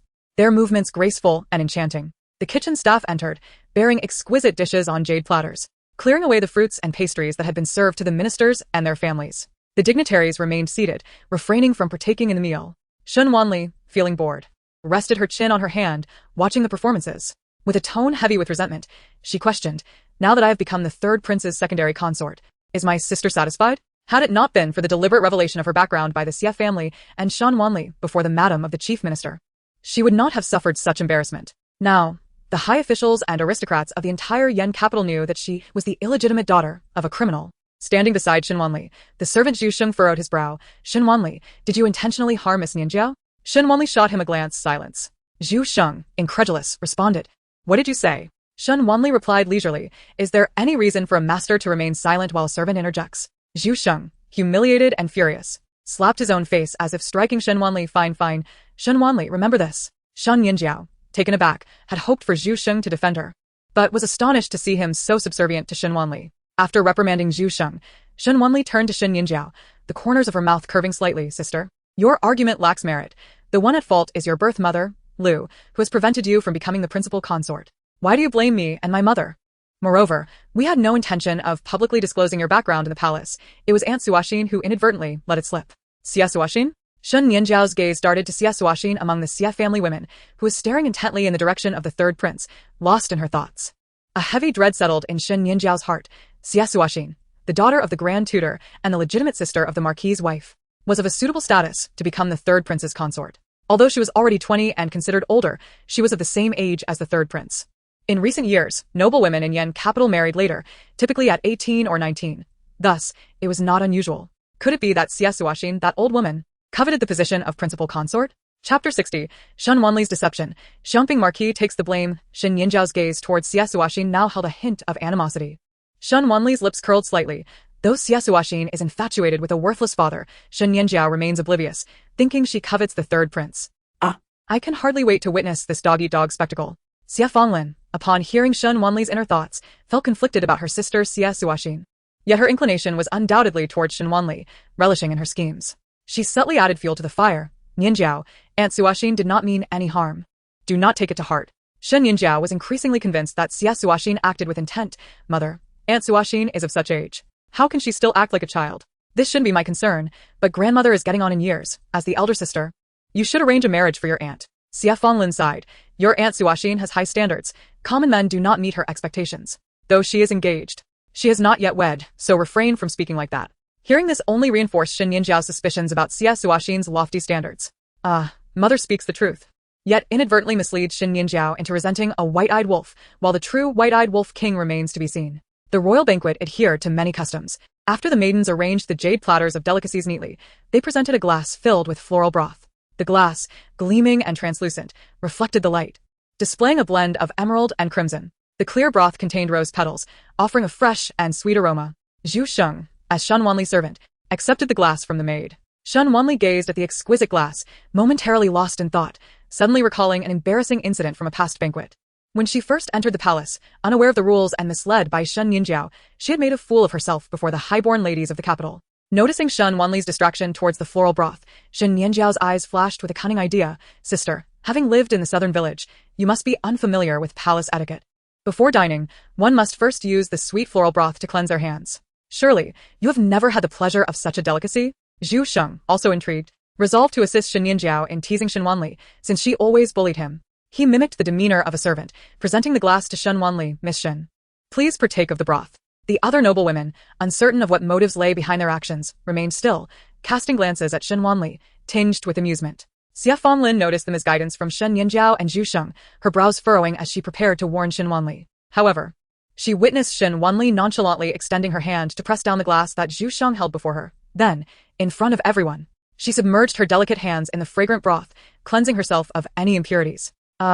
Is she employing the same trick again? Last life, Shen Nianjiao had similarly misled me into drinking the cleansing broth before the meal, drawing laughter from the entire hall, and earning me the title of a laughingstock in Yan capital. Xie Fanglin, recalling that moment, felt her breath catch in her throat. How much humiliation had her beloved Wanli endured in her past life? Shen Wanli, noticing Xie Fanglin's instinctive gesture to warn her, felt a warmth in her heart. How wonderful it is to have a mother. It is a pity that in my previous life, my mother suffered from a severe illness. and I was powerless to alleviate her suffering, confined to the inner chambers. Even during the Lantern Festival banquet, she could not accompany me. Had she been by my side then, I would have had someone to remind me, even in my ignorance. Xie Fanglin's heart grew heavier, and at that moment, she harbored a deep-seated hatred for Xie Suoxin. If it was indeed Xie Suoxin who had cast this curse upon her, she would not let her off easily. Shen Nianjiao and Zhu Sheng felt a sense of disappointment upon realizing that Shen Wanli had not fallen for their ruse. The surrounding noble ladies could not help but regard the eldest daughter of the Xiangping marquis residence with newfound respect. After the officials had cleansed their hands, they awaited the Emperor of Yen to commence the feast before they too indulged in the exquisite dishes. The Emperor, along with a few esteemed ministers, raised their cups in merriment. As the revelry progressed, he suddenly recalled a matter and turned to Shen Jinan. Xiangping Marquis, I have yet to see the Wei Kingdom hostage residing in your household during this year's Lantern Festival banquet. This inquiry was, of course, to ensure the Emperor's oversight of the hostage situation, preventing any potential turmoil. However, the next moment, upon hearing Shen Wanli's inner thoughts, he was struck with sudden sobriety. He is dead, he. Shen Jinan exclaimed, what do you mean? Who has perished? Yuan Gene is safe and sound within the Xiangping marquis residence. How could he possibly be dead? Were it not for the solemnity of the Grand Hall, he would have rushed over to Shen Wanli, demanding clarification. Shen Jinan thought, Yuan Jing was pushed off the cliff at Baoyan Mountain by me. By now, he is likely nothing but bones. Where will this wretched father find another Yuan Jing to appease the Emperor's scrutiny? Shen Wanli's malicious glee echoed in Shen Jinan's ears, and he was close to bursting into laughter out of frustration. This daughter, whom he had just proclaimed to the Emperor as a priceless treasure returned, had turned around to betray him in such a manner. Had it been one of his sons causing him such trouble, he would have taken a stick to break their legs. But since it was his daughter, perhaps a pink stick would suffice. In the end, he decided to let it be. Shen Jinan felt a heaviness in his heart, knowing that Shen Wanli harbored resentment towards him, constantly referring to him as a wretched father. He understood that this animosity stemmed from his wrongful accusation in a past life, where he had condemned Shen Wanli for treason, leading to her demise. Although he was unaware of the entire situation, those were experiences Shen Wanli had endured herself. Still, he could not fathom why Shen Wanli would wish to harm Yuan Jing. As Shen Wanli contemplated this, she viciously bit into a chicken leg. Shen Jinan, meanwhile, came to a startling realization. His daughter had slain Yuan Jing for the sake of familial and national righteousness. To defy the world's expectations, she sought to prevent the collapse of their country. Truly, she was his daughter. Alas, he would bear the burden of this blame for her. Chapter 61. The Xiangping Marquis devours the fruit of his enemy's demise. Shen Wanli was utterly unconcerned that Yuan Jing's disappearance might implicate her, for it was widely known within the residence that this daughter, returning from the countryside, was both beautiful and benevolent, frequently distributing porridge to the hungry, even showing kindness to the despised hostage from the enemy kingdom. On that fateful day, she had disguised Yuan Jing to evade detection, and the servant accompanying him was one of their own, who might be aware of the situation. However, since Yuan Jing had left the residence without permission, he was in the wrong, and they would not dare to bring this matter to light. No worries, even if the sky were to fall, I have Shen Jinan, this war hero father, to shield me. If it becomes unbearable, I shall flee with my mother, she thought. Xiesher felt a mix of confusion and gratitude. By the way, does the Minister of War know that his wife is a man? Shen Wanli rested her chin on her hand, contemplating the cordial interaction between the Minister of War and Lin Shi. At that moment, Lin Shi resembled the ideal virtuous wife, advising her husband to drink less while dabbing his mouth with a handkerchief. The Minister of War even reached out to bring distant dishes closer to Lin Shi, chatting amiably with her. He had brought only his wife to the banquet, with no other family members present. Xie Fanglin followed Shen Wanli's gaze towards Lin Shi, her childhood confidant, still struggling to believe she was a man. Meanwhile, Shen Jinan, who could hear Shen Wanli's thoughts, was so astonished that the meat he had just picked up fell to the floor. What had he just heard? The wife of his sworn enemy was, in fact, a man? However, before he could mock this revelation, he recalled how Lin Shi often affectionately clung to Xie Fanglin, calling her sister, which extinguished his amusement. It is unfortunate that in my previous life, my mother suffered greatly from migraines and seldom ventured out. The Minister of War and the Xiangping Marquis are political rivals, and my understanding of their relationship is limited. However, after my mother's tragic death, Lin Shi also vanished. Could there be a connection? Shen Wanli felt as though she had overlooked something significant, but her memories from this life and the last were jumbled, and she could not recall it at the moment. As the banquet continued, with officials merrily drinking, they were free to leave their seats. Xie Suxin approached her sister, Xie Fanglin, once more. The Minister of War, Han Daren, and his wife Lin Shi were indeed a loving couple. In the capital, aside from the couple of the Duke of Wei, they were the most envied pair. Xie Suxin tilted her head and asked, Sister, are you envious? Xie Fanglin hesitated to admit envy. As the eldest daughter of the Grand Tutor, she had been raised with traditional values, learning how to be a proper wife. Her marriage to the Xiangping Marquis was arranged by her parents, and it was rare for girls like her to harbor romantic expectations. Yet, she felt joy for her close friend as happiness. knowing that Han Daren was devoted to Lin Shi. However, it now seemed that this so-called eternal love was not as simple as it appeared. Seeing that Xie Fanlin did not deny it, Xie Suxin smiled and said, "Sister, there is no need to envy. Although your husband may not be as devoted as Han Daren, he has only taken one concubine, which is quite commendable in Yanjing. Furthermore, while Han Daren may cherish his wife, Lin Shi has borne him no children for many years. No matter how filial the adopted son may be, he can never compare to a biological child. Unlike you, who has blessed your husband with 3 sons and a daughter, everyone admires your fruitful womb." After Xie Suxin's reminder, Shen Wanli sudden recalled, Han Daren's adopted son, Han He. he was the one who leaked the military secrets of the Xiangping Marquis, which is why Shen Jinan suspected Han Daren was plotting against him and thought my mother had revealed the military intelligence to Lin Shi. Both Xie Fanlin and Shen Jinan were momentarily taken aback. They had believed it was the spy, Ing Jiao, who infiltrated the Xiangping Marquis study and disclosed the military secrets, not realizing it was actually Han Daren's adopted son. However, Lin Shi had indeed brought her adopted son to visit the Xiangping Marquis residence frequently. In my previous life, after my death, I was hung on the city wall. Each time Shen Wanli began her thought with this line, Xie Fanlin would glare at Shen Jinan, wishing to hang him on the wall as well. Shen Jinan had heard this so often that it had become tiresome. Yet every time Shen Wanli recounted it with such calmness, his heart would still tighten painfully. When Yuan Gene breached the gates of Yanjing, the vanguard commander by his side was Hanja. Shen Jinan tightened his grip on his cup, his gaze narrowing sharply towards the Minister of War. A flicker of murderous intent surfacing. Shen Jinan's thoughts were in harmony with Shen Wanli's, yet she remained unaware of the answer. Alas, in my past life, my soul was trapped on the city wall, unable to roam freely. Otherwise, I would have observed Han Daren's fate. I wonder who is so ruthless as to seal my soul within my corpse, preventing my rebirth. Thankfully, my master passed by and saved me. As Xie Suxin spoke of Xie Fanlin bearing 3 sons and a daughter for Shen Jinan, a hint of bitterness seeped through her words. Indeed, as she said, the noble women of Yanjing admired Xie Fanlin's fruitful womb, but as the daughter of the Grand Tutor, she never took pride in her ability to bear children.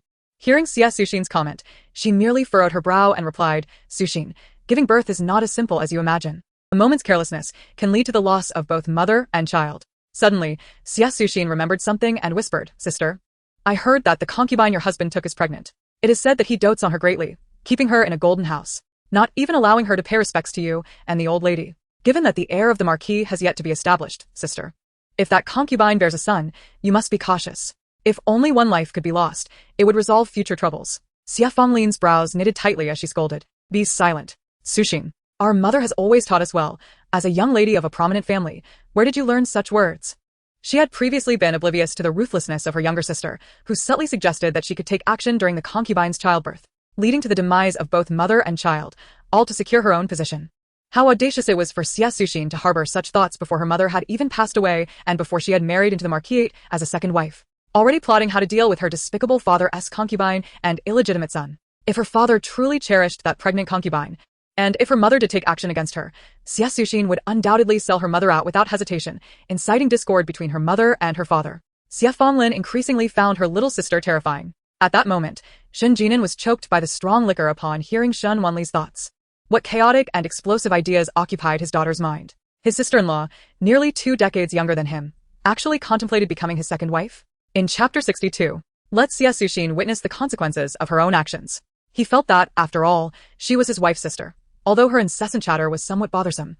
It was unthinkable to silence her with a shoe. However, he did not expect that this sister-in-law was no different from those women who eagerly awaited the demise of his wife, coveting him. Xie Suxin grasped Xie Fanlin's sleeve, earnestly advising her, "Sister, do not be so high-minded at this moment. When your husband married you, it was merely a matter of parental arrangement. For so many years, he refrained from taking a concubine, but for Ing Jiao, he made an exception, proving that she had truly entered his heart. Now is the time for you to embody the role of the head matron and defend your status, ensuring that woman and her unborn illegitimate son no longer linger." Xie Fanlin, upon hearing Shen Wanli's voice, looked up to meet Shen Jinan's rugged yet handsomely disheveled visage. "Sister, why are you not speaking?" Xie Suxin frowned, following her gaze, and was startled by Shen Jinan, who stood like a guardian. "Brother-in-law," she stammered, appearing like a frightened little rabbit, thinking that such a rough military man would surely prefer delicate and charming women like herself over the wooden, uninteresting daughters of the Xie family. Yet, Shen Jinan maintained a stern expression as he addressed her. "Xie Suxin, do you still recognize me as your brother-in-law? I had thought you were merely my wife's maid." Xie Suxin stiffened slightly. Although the Marquis of Xiangping lacked romantic finesse, he usually did not speak to her with such harshness. Shen Jinan continued, "Do I need you to instruct my wife on how to deal with concubines and illegitimate children?" Shen Wanli observed with a sense of schadenfreude. Haha, Xia Suxin still thinks she can play the innocent before her despicable father. Everything she said to her mother was overheard by him. Xia Fanlin now harbored a deep-seated disdain for Xia Suxin, and when Shen Jinan turned his ire upon her, she chose to ignore it. Shen Wanli regarded Xia Suxin as if she were a performer on stage. Xia Suxin truly spares no opportunity to target our mother. Even now, she does not forget to blame our mother for everything. One might mistakenly believe it was our mother's thoughts that led her to utter such words. Yet, she has miscalculated. The concubine and the illegitimate child are mere fabrications. No matter how foolish and blind her father may be, he will not be successfully incited by Xia Suxin. Upon hearing Shen Wanli's thoughts, Shen Jinan realized the extent of Xia Suxin's convoluted scheming. He coldly remarked, "Of course, I know my wife harbors no ill intentions towards my concubine and illegitimate child. Was it not you who suggested they should meet such a fate?" Xia Suxin was unable to suppress her jealousy. Did Shen Jinan not disdain the Xia family? Why then did he trust her so? She gritted her teeth. Feigning concern for her sister, brother-in-law, "I was merely speaking out of frustration at how you favor the concubine, causing my sister to suffer so much." Shen Jinan replied, "Oh, then you need not worry about your sister's grievances. I have already imprisoned that concubine." Xia Suxin was taken aback. This was not how she envisioned things. Wasn't that concubine supposed to be the apple of Shen Jinan's eye, carrying his child? How could he be so ruthless? Shen Jinan clarified, "Between my wife and me, there has never been another. That Ing is not my concubine. The child she carries belongs to a comrade of mine. She is merely a spy, and is now in my custody." Xia Suxin gazed blankly at Xia Fanlin, who nodded helplessly, suddenly feeling as though she had been played for a fool. Xia Fanlin had deliberately withheld the truth, allowing her to embarrass herself before her brother-in-law. Shen Jinan certainly did not love Xia Fanlin. He had only one woman, likely due to his military duties. Yet even with that thought, Xia Suxin felt a wave of discomfort. There were many military men besides the Marquis of Xiangping, and those generals often had multiple wives and concubines. Shen Wanli, though indifferent to her father's feelings for her mother, relished in watching Xia Suxin's unraveling. The Marquis can be so fickle. Xia Suxin is close to being twisted with jealousy. Shen Wanli felt that the term unraveling from the tales of Mr. Guodai was particularly apartment Shen Jinan. Rarely hearing his daughter praise him in her heart, quickly added, "Between my wife and me, there has never been another, nor will there ever be. Even if my wife were to pass, I would not seek another." Xia Fanlin interjected, "You should be the one to die." She would never consider dying with a daughter like Shen Wanli. Shen Jinan laughed heartily. "Very well, my lady speaks truly. Even if I were to die, you would not. However, should the day come when I perish, do not shed tears." Xia Fanlin rolled her eyes. "Unconcerned. Die far away. Ho ho, if such good fortune were to occur, I know not whether my mother would weep, but I would certainly celebrate with fireworks." Upon hearing Shen Wanli's thoughts, Shen Jinan felt a pang in his heart. Xia Suxin's nails dug deep into her flesh beneath her sleeve. If the Xia family were to perish, would Shen Jinan still intend to remain a widower? He would never take another. What if Xia Fanlin became a disgraceful madwoman? Xia Suxin's thumb slid across her palm, unseen by others. As a deep crimson shadow slowly emerged on her fair hand, a bulge where a worm writhed within her body. That was the queen of the worms she commanded. With a glint of madness in her eyes, Xia Suxin yearned to witness the spectacle. If Xia Fanlin were to lose her composure in court and offend the emperor, bringing shame upon the Marquis, would Shen Jinan grow weary of her? Would the matriarch of the Marquis of Xiangping take the initiative to dissolve the marriage? As the worm stirred, Xia Fanlin felt a sharp pain in her head, as if something were rampaging within her skull, threatening to burst through her cranium. She gasped, clutching her head tightly. Shen Jinan, realizing that Xia Fanlin's ailment was worsening, was taken aback when she unexpectedly exhibited symptoms at the palace banquet, instantly filled with concern. "My lady." However, Shen Wanli had awaited this moment for a long time. Xia Suxin had finally taken action. Let her witness the consequences of her own machinations. Chapter 63. The poison's antidote. Xia Suxin, consumed by her own malice, spiraled into madness within the palace. Xia Fanlin, overwhelmed by her torment, felt as though her head would split open. She wished fervently to shatter her skull against the glass lamp upon the table. Shen Jinan held her tightly, restraining her frantic movements, yet Xia Fanlin, in her struggle, bit down hard on Shen Jinan's shoulder. He let out a muffled groan, but did not relent. Just as he intended to carry Xia Fanlin to seek a physician, he was interrupted by the resonant thoughts of Shen Wanli. Shen Wanli unfastened her fragrance pouch and scattered the medicinal powder she had prepared earlier onto the ground. Before attending the banquet with Xia Fanlin, she had utilized the order from Zhongli Shangling to procure the necessary herbs, crafting the powder to draw out the poison insects. Awaiting the moment she would confront the one who had cursed Xia Fanlin. She had presumed the culprit to be Lin, but to her astonishment, it was her own flesh and blood sister. Xia Suxin, commanding the poison insects within Xia Fanlin through the Poison King, reveled in the spectacle, though feigning surprise. She expressed concern for the bitten Shen Jinan. Brother-in-law, are you alright? Sister is quite frightening." Yet, her feigned innocence was met with Shen Jinan's chilling gaze. Filled with murderous intent, In the next instant, Xie Suxin felt a searing pain in her palm. The Poison King, previously writhing in her hand, had ruptured through her flesh and leaped to the floor. Almost simultaneously with the Poison King's departure, Xie Suxin sensed the swarm of poison insects, which had lain dormant within her, erupt into chaos, rampaging throughout her body, causing her internal organs to ache violently. Her complexion drained of color, she trembled in agony, collapsing onto the ground. To avoid arousing suspicion, she clenched her teeth tightly to stifle her cries, her frantic gaze searching for the fleeing Poison King. However, just as her trembling hand neared the Poison King, a delicate embroidered shoe descended upon it. Xie Suxin watched in horror, reaching out. No, don't. But it was too late. The Poison King met its demise underfoot. At the moment of the Poison King's death, the insects within Xie Suxin surged forth like wild stallions, writhing beneath her skin, their forms visible to the naked eye. Unable to endure the excruciating torment akin to slow slicing, she screamed and writhed on the ground. Shen Jinan, startled by the sight of Xie Suxin's contorted figure, stepped back while still holding Xie Fanglin. Previously, Xie Fanglin's episode had drawn the attention of many at the banquet, but with Shen Jinan's control, it had not escalated. Now, however, Xie Suxin's shrieks drew the gaze of every attendee. Could it be that the second daughter of the esteemed Xie family, sister to the Duchess of Xiangping, has lost her mind? Murmured the crowd. Is she not of a suitable age for marriage? Could it be that she suffers from some affliction that renders her undesirable? Concern rippled through the assembly, drawing the attention of Xie Taifu and his wife, who were apprehensive about their daughter's unseemly display. Liang Guifei, acting on behalf of the Empress, swiftly intervened, halting the entertainment and calling for the physician. Shen Wanli cast a cold glance at Xie Suxin before moving to Shen Jinan's side. Father, please give me mother's hand. Shen Jinan, still tightly holding the struggling Xie Fanglin, quickly offered one of her hands to Shen Wanli. Shen Wanli produced a slender silver hairpin and pricked Xie Fanglin's middle finger, a drop of crimson blood emerging. Shen Jinan inquired, "What are you doing?" Shen Wanli ignored him, dipping her finger into the blood, then hovering it over the blood droplet. In an instant, a slender, hair-like black insect surged forth from the blood, darting towards Shen Wanli's fingertip. Shen Jinan was astonished, pondering the depths of his daughter's capabilities. What had just emerged from Xie Fanglin? Was it a poison insect? Had it been Xie Suxin's doing? His gaze darkened as he scrutinized the writhing Xie Suxin on the floor.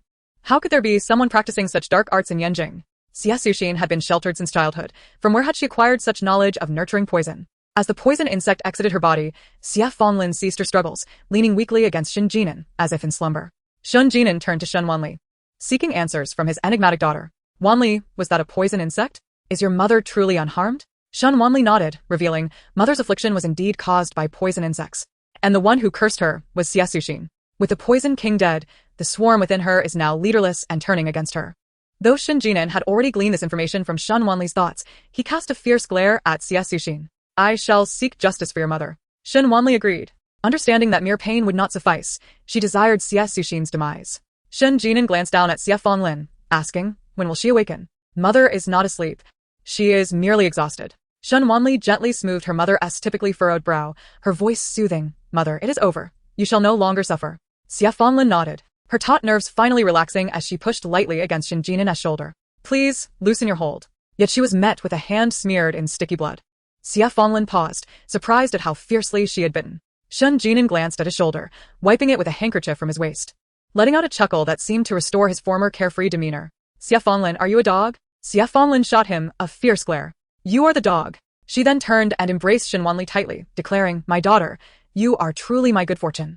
Shen Jinan casually tucked the handkerchief into his sleeve and strode towards Xie Taifu and Xie Suxin, who was being restrained by several strong palace maids, preventing her from continuing her chaotic writhing. After several physicians examined her, they exchanged troubled glances. The Taifu's wife, her face etched with worry, exclaimed, what is wrong with my daughter? Physicians speak. The physicians hesitated, exchanging glances, while Liang Guifei stepped behind the screen, glancing at Xie Suxin on the ground. Why has the second Miss Xie suddenly succumbed to hysteria? Shen Nianjiao observed the struggling Xie Suxin, and although unaware of the cause, her heart blossomed with delight.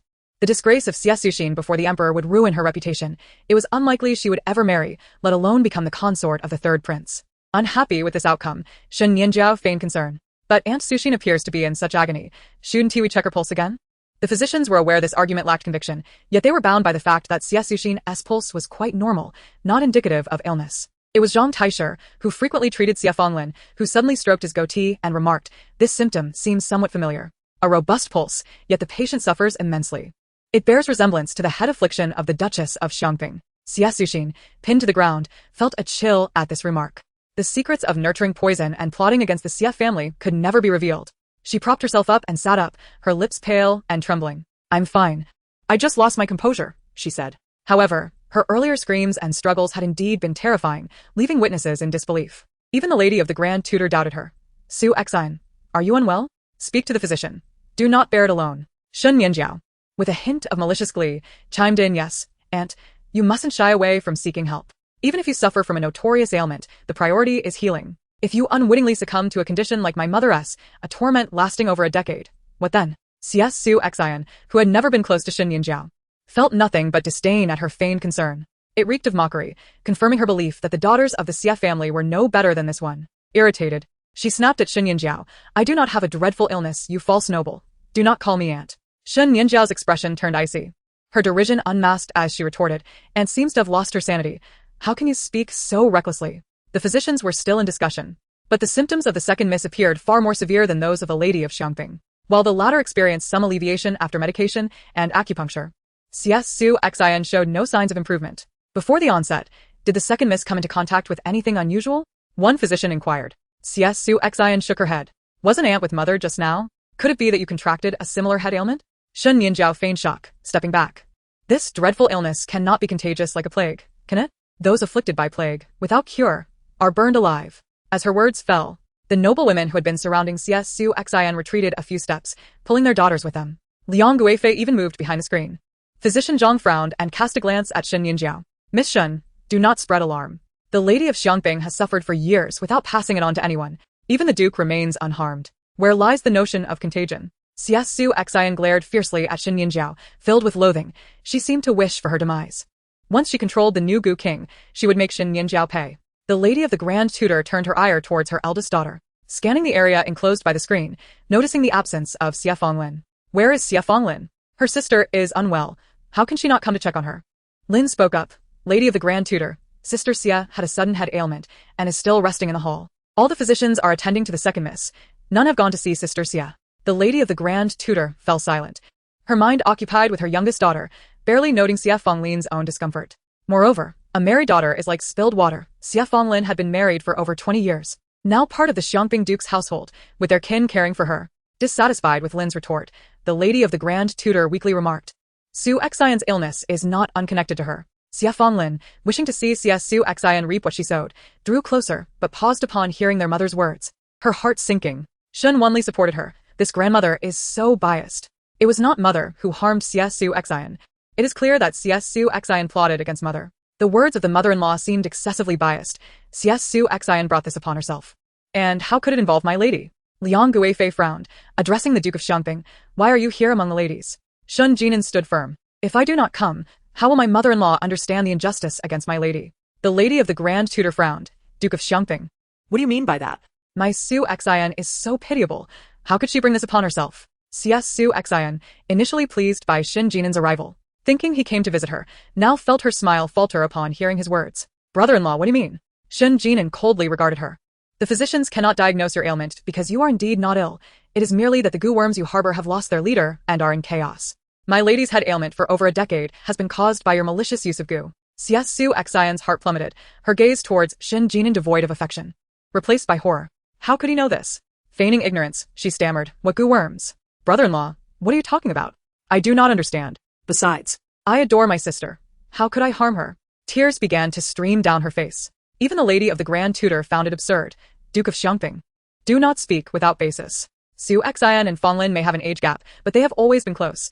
How could Su Exine harm Xie Fanglin? And what goo worms? This is sheer nonsense." is it? Shen Jinan sneered, pulling out a sachet he had pilfered from Shen Wanli, opening it and pouring the powdered medicine beside Xie Su Exine. Xie Su Exine's expression changed drastically upon smelling the powder.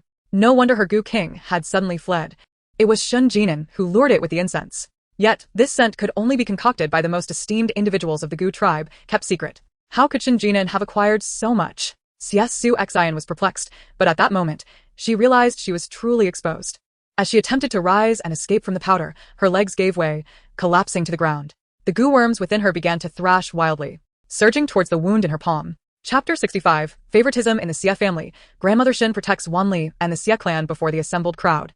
CS Su Exine's arm twisted grotesquely, convulsing. The small wound in her palm was instantly torn open by the surging goo worms, gushing blood, while black goo worms writhed out, filling the ground and causing horrified gasps. What are these things? How terrifying. Worms. Su Xian had harbored so many. Had she truly caused the lady of Xiangping's head ailment? Even the lady of the Grand Tutor, who had been by Su Xian's side, was taken aback, stumbling backward and sitting down in shock. Shen Jinan glanced at the goo worms gathered around the powdered medicine, then mockingly addressed the lady of the Grand Tutor. These are the goo worms residing within Su Xian. Do you still consider it nonsense? The lady of the Grand Tutor was rendered speechless, watching her daughter writhe in pain, feeling an unfamiliar sense of dread. The physicians, initially stunned by the sight of goo worms emerging from Su Xian's palm, quickly regained their composure, being accustomed to using centipedes and scorpions in medicine. They hurriedly grabbed chopsticks to collect the worms into porcelain vials. So this is a goo worm. I have never seen one before. In his youth, the elder had traveled far and wide, having seen them in Yaojiang, but this practice was sinister, requiring the body as a vessel and blood as bait. Thus, He knew little about it. to find someone practicing goo in the realm of Dian was unexpected. It was said that this art belonged solely to Miaojiang, and given the Duke of Xiangping's extensive experiences, it was not surprising that he could procure the powder to draw out the goo worms. Yet, how had the second miss learned to raise goo in her secluded chamber? The physicians found the matter bizarre, and soon someone went to report to the Emperor of Yen and Liang Guifei. Upon hearing about the goo worms, the Empress Dowager's face contorted in disgust. Throughout history, chaos had arisen from witchcraft and goo practices. Your Majesty, one must not allow this practice to run rampant in Dian. Immediately confine Su Xian to the Yeding and ensure she is interrogated about where she learned this sorcery.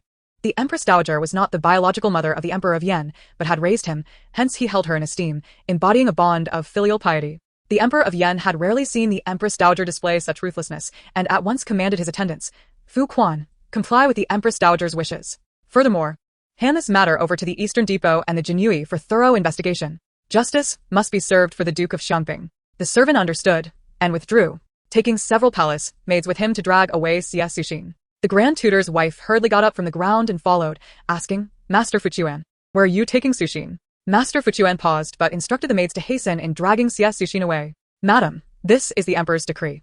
Miss Xie is to be temporarily detained for a thorough investigation into the matter of sorcery. Upon hearing that it was the Emperor's command, the Grand Tutor's wife dared not interject, yet her eyes betrayed her deep concern. Suxin had been raised in the Grand Tutor's residence since childhood. How could she have been involved in sorcery? Surely, she was being framed. The girl was still unbetrothed. She implored the eunuch to take care of her and to uphold Suxin's innocence. Grand Tutor Xie soon arrived, his face flushed with embarrassment as he pleaded with Fuchuan. Master Fuchuan, my family is immensely grateful.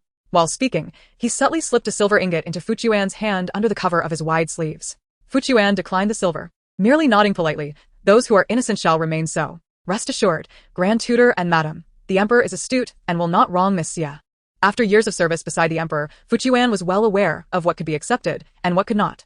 Had the matter not been exposed by the Marquis of Xiangping, the Emperor might have treated it leniently due to the Marquis's standing. However, the victim was the Marquis's wife, and it was the Marquis himself who had accused Xie Suxin of raising sorcery. The Emperor would surely deal with it severely to appease the Marquis's fury.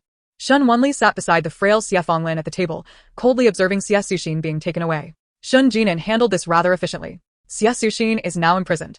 Even if she survives, she will surely suffer. Yet, the Grand Tutor's wife, even in this moment, only worries for Suxin and shows no concern for her own daughter. How biased can one be? Hearing Shen Wanli's thoughts, Xie Fanglin could not help but smile bitterly. Suxin is the cherished daughter of my parents. They have always protected her as their precious jewel. Now that Suxin is imprisoned, I wonder if she can endure. Grandma Shen also came to visit her daughter-in-law and naturally overheard Shen Wanli's thoughts. Irritated, she said to Xie Fanglin, you have suffered from sorcery for years. Yet they remain indifferent, only caring for your sister. You still worry about them. How filial of you. At that moment, Xie Fanglin found no strength to argue with her mother-in-law, though a sense of desolation filled her heart. Shen Wanli frowned at her grandmother, saying, Grandmother, my mother is in distress. Please do not mock her. You were biased towards Shen Nianjiao in your past life, and you are no better than the Grand Tutor's wife. Grandma Shen, feeling somewhat guilty, fell silent. At that moment, Grand Tutor Xie and his wife approached Xie Fanglin. Her eyes brightened, and she hurriedly stood up. Father, mother. The Grand Tutor's wife immediately grasped Xie Fanglin's hand tightly. Xie Fanglin thought they had come to express concern for her health and, fearing they would worry, quickly said, Father. Mother, I am no longer in serious condition. The headaches that troubled me for years have finally. However, before she could finish, the Grand Tutor's wife interrupted. Fanglin, as long as you are fine, you should quickly inform the Emperor and the Empress that you are unharmed. The poison in you could not possibly have been inflicted by Suxin. The Grand Tutor added, Yes, Fanglin, when you fell ill, Suxin was only 4 years old. What harm could such a small child cause? Xie Fanglin's expression gradually turned cold as she slowly withdrew her hand from her mother's grasp. Yet, the next moment, her hand was tightly held by Shen Wanli's gentle touch. Shen Wanli stood before her, displeased and questioned, "Do grandfather and grandmother care only for Aunt Suxin? Without a thought for the suffering my mother has endured over the years?" The Grand Tutor's wife frowned. "You are the daughter left behind by Fanglin? It is evident you are a country girl, lacking proper upbringing. Have you not been taught to respect your elders? Ah. So you know your own guilt, and now resort to filial piety to pressure others? The Xie family is no paragon of virtue either. In the last life, after my mother tragically passed away, all they cared about was marrying Suxin into the Marquis's household to replace her, without probing into my mother's death. Later, when the Marquis's household fell into hard times, they were the first to distance themselves and strike when we were down. While I detest the Marquis's household, I find the Xie family's actions equally repugnant." Grandma Shen was taken aback, realizing that Suxin intended to be a replacement for her son, which displeased her immensely. In contrast, she found Xie Fanglin, who had always been at odds with her, rather pleasing. Previously, she knew that the Grand Tutor's family, proud of their scholarly status, looked down on the military lineage of the Marquis of Xiangping. Yet, after all these years, when faced with troubles, instead of offering support, they had even added to their woes. That was truly intolerable. Xie Fanglin's disappointment in her parents deepened as she became increasingly dissatisfied with her mother, who belittled Wanli upon their first meeting. Just as she was about to retort, Grandma Shen interjected, interrupting her mother-in-law, "Are you blaming our household for this?"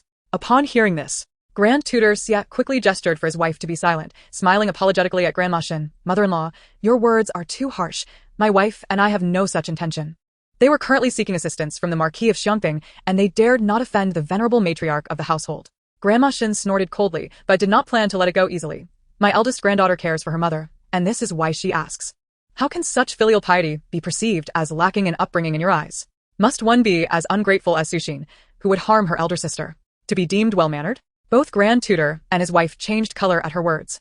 The Grand Tutor's wife urgently admonished, "Mother-in-law, please be cautious. Suxin is still a young lady. Her reputation is paramount. There is no conclusion yet.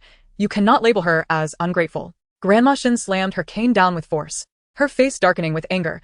"You care for your daughter's reputation, yet my granddaughter's reputation does not matter? As elders, upon first meeting, you show no concern for her suffering over the years and instead reprimand her for disrespecting her elders. Are you not afraid of her being labeled unfilial, affecting her future prospects?" Shen Wanli was greatly shocked, feeling as though the sun had risen in the west. "What has gotten into my grandmother today?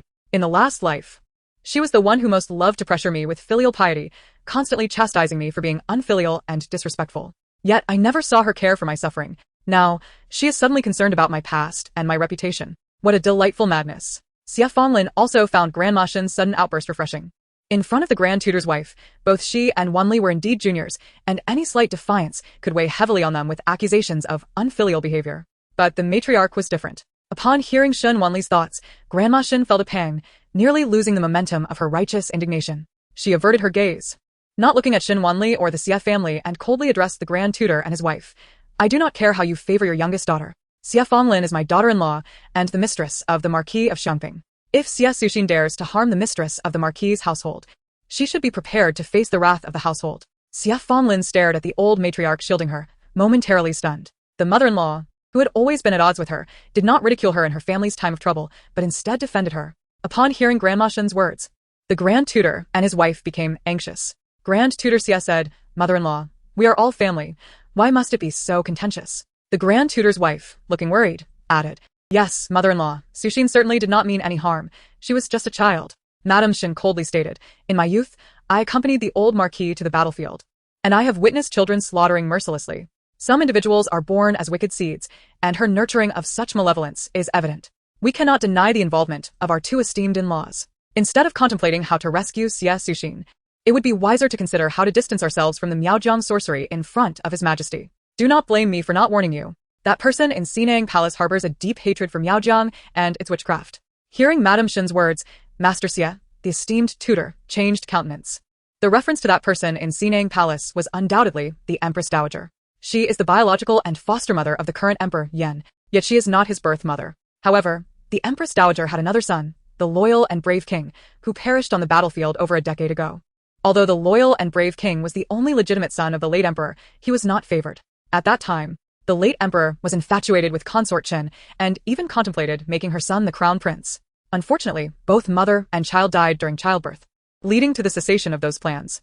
The late emperor subsequently fell into despair and even harbored suspicions towards the then empress, now the dowager. Before her death, she summoned officials to appoint the current emperor Yan as the heir, tasking her legitimate son, the loyal and brave king, with guarding the frontier. Thus, the dowager dotes on her legitimate granddaughter, Princess Luyang, more than any other princess in the palace, and harbors a profound disdain for witchcraft. Master Xie slumped helplessly to the ground, feeling as though the world were shrouded in darkness. He hailed from a noble family and had spent his life as a high-minded scholar in the capital, never having left Yanjing. He could not comprehend how his youngest daughter had acquired the art of raising poisonous insects. Madame Xie, equally bewildered, exclaimed, "What should we do if we have offended the Empress Dowager? What will become of Suxin?" Master Xie closed his eyes, realizing that this was not merely about Suxin. It was about the future of the Xie family. "You have always been close to Suxin. Do you truly not know how she learned this malevolent sorcery?" Madame Xie hesitated, her gaze flickering. "How could I know? Suxin has always had her own ideas since childhood. Perhaps she is innately precocious and learned from books." Suddenly, Master Xie recalled a troubling incident, those concubines and illegitimate children who mysteriously died in our courtyard a few years ago. Seeing her discomfort, his expression darkened. Like all noble scholars, he had enjoyed the company of several beautiful concubines, yet in recent years, they had suffered inexplicable misfortunes, with many disfigured or losing their pregnancies. Even those who were born did not survive long. He had consulted physicians who could find no cause, no poisoning or venereal diseases, merely attributing it to his advancing age and dwindling vitality, which they claimed led to the congenital weaknesses of the children. Master Xie felt deep shame and kept it a secret, but he took solace in the fact that he had his daughter Suxin, who had grown up safely. It was precisely because he had raised only her in his old age that he cherished her so dearly. Yet now it appeared that the daughter he adored might be the very one responsible for the calamity threatening his lineage. With a grim expression, Master Xie grasped her sleeve tightly, demanding, "Zhao, what do you know? Speak the truth, or I shall divorce you immediately, casting you and that wicked seed Suxin out of the Xie family to preserve our century-old reputation." Chapter 67. Eunuchs and hounds behind you. Madame Zhao was taken aback by Master Xie's threat of divorce. At her age, being cast aside would be akin to a death sentence. She hastily grasped his sleeve, pleading, "My lord, allow me to explain. I had no idea Suxin was using witchcraft to harm others. I thought those concubines and illegitimate children were afflicted by some evil spirit. When Suxin claimed they would die, I believed she was merely speaking childishly, or had seen something unclean. Why did you not speak of this before? Had I known earlier that this wicked girl was practicing sorcery, I would have acted decisively to sever ties." Master Xie flung his sleeve, his eyes filled with resolve. The Lantern Festival concluded hastily, and as the Miaojiang's poison spread into the Great Yen, it cast a shadow over everyone's hearts. No one wished to suffer as Xie Fanlin did, unknowingly tormented by sorcery for over a decade. Shen Wanli departed the palace alongside Madame Shen and the Xie family. Zhu Sheng followed closely behind Shen Wanli, relieved that he would no longer be at her beck and call. As soon as they left the palace, he would be free. However, he had observed everything from the shadows during the revelation of Suxin's sorcery and when Shen Wanli exposed the presence of the insects to Xie Fanlin. Curiosity piqued. He wondered how Shen Wanli, who had managed to find a solution to the insects that even physicians could not address, had acquired such knowledge. "Hey, Shen Wanli, could you possibly be a spy for Miaojiang? You seem to possess an uncanny understanding of these insects." How could I have such knowledge? It is all thanks to my dear third brother. In my past life, he fell victim to the poison, losing all his martial prowess. To save him, I ventured deep into Miaojiang, willingly becoming a vessel for their scientists to test the poison, ultimately finding a cure for him. Yet he scorned my efforts, claiming that even without her, Shen Nianjiao would have found a solution. Madame Shen and Xie Fanlin were momentarily stunned. They understood that Shen Wanli's knowledge of witchcraft was linked to her past life, perhaps even taught by her elusive master.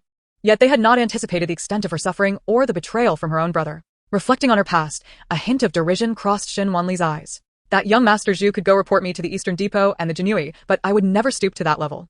I detest dealing with those eunuchs from the Eastern Depot and the hounds of the Jinui. Zhu Sheng had only spoken out of curiosity. But he did not expect Shen Wanli to respond with such sarcasm, making him appear as a petty informant. He quickly interjected, flustered. Despite his interruption, Shen Wanli hesitated for a moment before continuing in an impassive tone. "Regardless, they are right behind you." Zhu Sheng. Wait. Why does Shen Wanli sound so breathless? Zhu Sheng abruptly turned around, only to see two distinct groups approaching. To the left, the eunuchs wore round hats, black boots, and brown robes, with the leading young eunuch clad in a dark red dragon robe, his features ethereal and pale, exuding a delicate grace that was both enchanting and eerie. It was none other than Wei Zheshan, the head of the Eastern Depot. To the right, the group donned cloud-patterned garments, wielding embroidered spring knives. The leader of the Jinui, Sinji, though still young, possessed a cold and profound demeanor, resembling an unyielding iceberg, a ruthless weapon in the emperor's hand. Neither group appeared benevolent. In truth, The entire court despised the Eastern Depot's minions and the hounds of the Jinui. Yet, while everyone loathed them, they also feared them, unwilling to offend them. The Eastern Depot and Jinui often engaged in mutual antagonism, leading the public to describe it as dogs biting dogs. Similarly, although Zhu Sheng looked down on them, he feared drawing their attention and becoming a target. Consequently, he felt anxious, worried that his previous remarks might have reached their ears. With a forced smile, he said, "Supervisor, Commander, you are here as well?" However, Wei Zheshan merely lifted an eyelid, leisurely cleaning a blood-stained iron hook, which was evidently still dripping from a recent victim. A light chuckle escaped his lips. "Eunuchs?" Xin Ji cast a cold glance at him, his finger twitching slightly, causing the scabbard of his embroidered spring knife to reveal a glinting blade, as if ready to sever heads at any moment. His expression remained impassive as he directed his gaze towards Zhu Sheng. "Hounds?" Zhu Sheng instinctively stepped back, his legs trembling. He felt that Wei Zheshan wished to pierce his bones, while Xin Ji seemed intent on taking his head. With a nervous grin, Zhu Sheng stammered, "Misunderstanding." "It was all a misunderstanding. You two gentlemen misheard me. I merely meant to say you are both capable aides to my uncle." "Oh." Wei Zheshan raised an eyebrow, suddenly turning his attention to Shen Wanli. "Miss Shen, is that so?" Xin Ji gazed thoughtfully at Shen Wanli, while Zhu Sheng's palms were clammy with sweat as he desperately signaled for help. After all, he was currently Shen Wanli's servant. Surely she would not abandon him. He had no desire to offend these two rabid dogs, who would indiscriminately bite anyone regardless of his status as the son of the Grand Princess and the nephew of the Emperor of Yen. However, at that moment, Shen Wanli appeared more frigid and ruthless than the commander of the Jinui. "You heard correctly. Zhu Sheng indeed insulted you." Zhu Sheng nearly leaped in shock. "Shen Wanli, how cruel of you." He had not anticipated that Shen Wanli would not only refuse to assist him but also push him into a pit. Then she shouldn't expect to fare well. Zhu Sheng shot a glare at Shen Wanli and deflected the blame. "I am but Shen Wanli's servant. Whatever I say reflects her intentions. If you wish to punish someone, let it be Shen Wanli." Shen Wanli, however, was unperturbed by the prospect of offending the Eastern Depot and the Jinui. Xin Ji, the Jinui commander, had once been Shen Nianjiao's henchman, obedient to her whims, and was among those who had conspired against her. As for Wei Zheshan, he had died young in his previous life, but in this life, she had saved him, and thus he owed her a debt of gratitude. Xin Ji maintained his icy demeanor, expressionless, yet his calm, unfathomable eyes lingered on Shen Wanli more than was usual. Wei Zheshan suddenly chuckled, his voice soft and effeminate, tinged with a peculiar tone. "They say the son of the Grand Princess of Jiaqing is a fearless little tyrant, yet here he is, willing to become Miss Shen's dog. How amusing." Zhu Sheng's face flushed with embarrassment. He felt thoroughly humiliated today, all thanks to Shen Wanli. Not only had he become her servant, but now he was also her dog. A flash of inspiration struck him, and he raised an eyebrow, declaring, "To win the heart of my beloved, there's no shame in it." Upon hearing this, the old matriarch and Xie Fanlin exchanged astonished glances with Zhu Sheng. And even Shen Wanli was taken aback. She knew Zhu Sheng was merely jesting, but it surprised her that this proud little tyrant could be reduced to such a state, so shamelessly uttering such words. Truly, circumstances can humble even the proud. Wei Zheshan narrowed his elongated phoenix eyes. "Oh, beloved?" Xin Ji, expressionless, inquired. "Is it not Miss Nianjiao that you cherish?" Shen Wanli regarded Ceni thoughtfully. Had he already become entangled with Shen Nianjiao? Was that why he cared about Zhu Sheng's affections? "Indeed, I have grown weary of the lavish feasts that Miss Nianjiao represents. I now prefer the rustic charm of Shen Wanli. Consider this. If I did not harbor feelings for her, would I deign to be her servant? It is only because of the graceful lady that a gentleman seeks her hand," Zhu Sheng proclaimed, almost convincing himself of his own sincerity. Believing himself to be a timeless romantic. "Rustic charm? Do you believe I would not turn you into a delicacy?" Shen Wanli coldly exposed him. "You serve as my servant. Is it not because you lost to me in archery?" With too many witnesses, Zhu Sheng found it difficult to deny. "You only know part of the story." Xin Ji nodded. "I will report this matter to His Majesty as it is." Zhu Sheng retorted, "Do you report every trivial matter to the Jinui?" The more he spoke, the more he believed it was a splendid idea. The old matriarch was astonished by Zhu Sheng's words, but upon reflection, she realized that as the son of the Grand Princess and the Minister of War, his lineage and status were commendable. Furthermore, he was quite handsome, making him a suitable match for Shen Wanli. It seemed he harbored some feelings for her, albeit rather dimly. Shen Wanli directly pushed Zhu Sheng towards Wei Zheshan and Xin Ji, remarking that if Zhu Sheng had consumed a few more peanuts at the banquet, he would not be in such a drunken state. "As his master, I do not mind if you two take him to sober up." Wei Zheshan chuckled lightly. "I am here to find you, Miss Shen." Zhu Sheng's heart sank and then soared again. Upon hearing that they were looking for Shen Wanli, he cast her a glance filled with schadenfreude, but then a flicker of concern crossed his mind. He was not worried about Shen Wanli, rather, he feared that if she were captured, it might implicate him. Wei Zheshan turned to Shen Wanli, his phoenix eyes narrowing slightly, observing her with keen interest. The noble families and their kin often regarded the Eastern Depot and the Jinui as venomous creatures, yet this eldest daughter of the Xiangping Marquis appeared blissfully unaware, looking at him without fear or disdain, treating him no differently than Zhu Sheng, as an ordinary person. Perhaps she had never heard of their infamous reputation. Wei Zheshan produced a fragrant pouch embroidered with lotus flowers, the very one that Shen Wanli had lost to the Marquis of Xiangping. It was filled with incense meant to summon Gu, and he scrutinized her. "Miss Shen, is this yours?" Ji, typically a man of few words, unexpectedly interjected. Since the Marquis of Xiangping has stated that this item was obtained during his campaigns to seek medical aid for his wife, and was merely entrusted to Miss Shen to carry, then naturally she is unrelated to the Gu tribe. Moreover, how could a girl who has never left the South Village or Yanjing possibly travel to the distant Miao region? Wei Zheshan, you are being overly suspicious. Wei Zheshan shot him a glance. Ji, your words are excessive. Shen Wanli felt a sense of clarity dawning upon her. It appeared that the Marquis of Xiangping was indeed considerate, taking the blame upon himself to absolve her of suspicion. Wei Zheshan, however, was astute. Even though he had already received answers from the Marquis, he still sought to test her. Yet, she could not fathom why Ji would deliberately reveal so much information to her, merely to oppose Wei Zheshan. My inquiries have concluded. Although Miss Shen is currently unable to entertain, the Eastern Factory welcomes you and Master Zhu to visit Wei Zheshan at any time. With a subtle smile directed at Shen Wanli and Zhu Sheng, he swiftly turned on his heel and departed. He possessed red lips and white teeth, his pallid complexion and effeminate demeanor evoking the image of a venomous serpent crawling from a gutter, his smile rather unsettling. Zhu Sheng hastily waved his hand, insisting no need. No need. Who would visit the Eastern Factory without cause? Shen Wanli pondered thoughtfully. When she rescued Wei Zheshan, she had disguised herself as a man, donning a cloak and altering her voice. Surely, he could not have discerned her true identity. Before leaving, Ji offered a subtle nod to Shen Wanli. Though his demeanor remained aloof and taciturn, it was a rare display of courtesy from the commander of the Jinui. Shen Wanli found herself even more perplexed by Ji. Regardless, whether he was friend or foe, with Wei Zheshan as her ally, she would not allow the Jinui to dominate and act with impunity. Should Ji wish to, as in her past life, place the treasonous label upon her, it would not be so easily accomplished. After the two groups departed in grand procession, Zhu Sheng finally exhaled in relief. He patted his chest, exclaiming, "Thank goodness they are gone. Especially that emasculated dog, Wei Zheshan." Shen Wanli cast him a detached glance, inquiring, "Is there something else, Master Zhu?" Zhu Sheng froze, abruptly turning around to find himself entirely alone. It was not until he heard Shen Wanli's mocking laughter behind him that he realized he had been played, and he erupted in indignation. "Shen Wanli." Shen Wanli responded languidly. "The wager lasts until we exit the palace. For now, you are still my servant and ought to address me as your master." Under the soft moonlight veiled by mist, the weeping begonia dripped with spring rain. Shen Wanli suddenly caught sight of a tall figure clad in white, her gaze momentarily stunned. "Master? Isn't the master a scholar from beneath Baoyan Mountain? How could he be in the palace?" Lady Shen and Xie Fanglin, upon hearing her thoughts, discreetly glanced toward Tuolin, but there was no sign of him. Shen Wanli, however, hastened after him. Xie Fanglin anxiously called out, "Wanli, where are you going?" Shen Wanli concocted a flimsy excuse. "Mother, you and grandmother should wait for me at the carriage by the palace gate. I suddenly remembered, I need to find father." Zhu Sheng furrowed his brow, perplexed by Shen Wanli's intentions, yet he followed suit, assuring, "The old lady and Lady Ho need not worry. I will accompany Shen Wanli, and ensure she does not lose her way." "Then I must thank you, Master Zhu," Lady Shen replied with resignation. Yet considering Zhu Sheng's noble lineage, she felt reassured by his presence in the palace.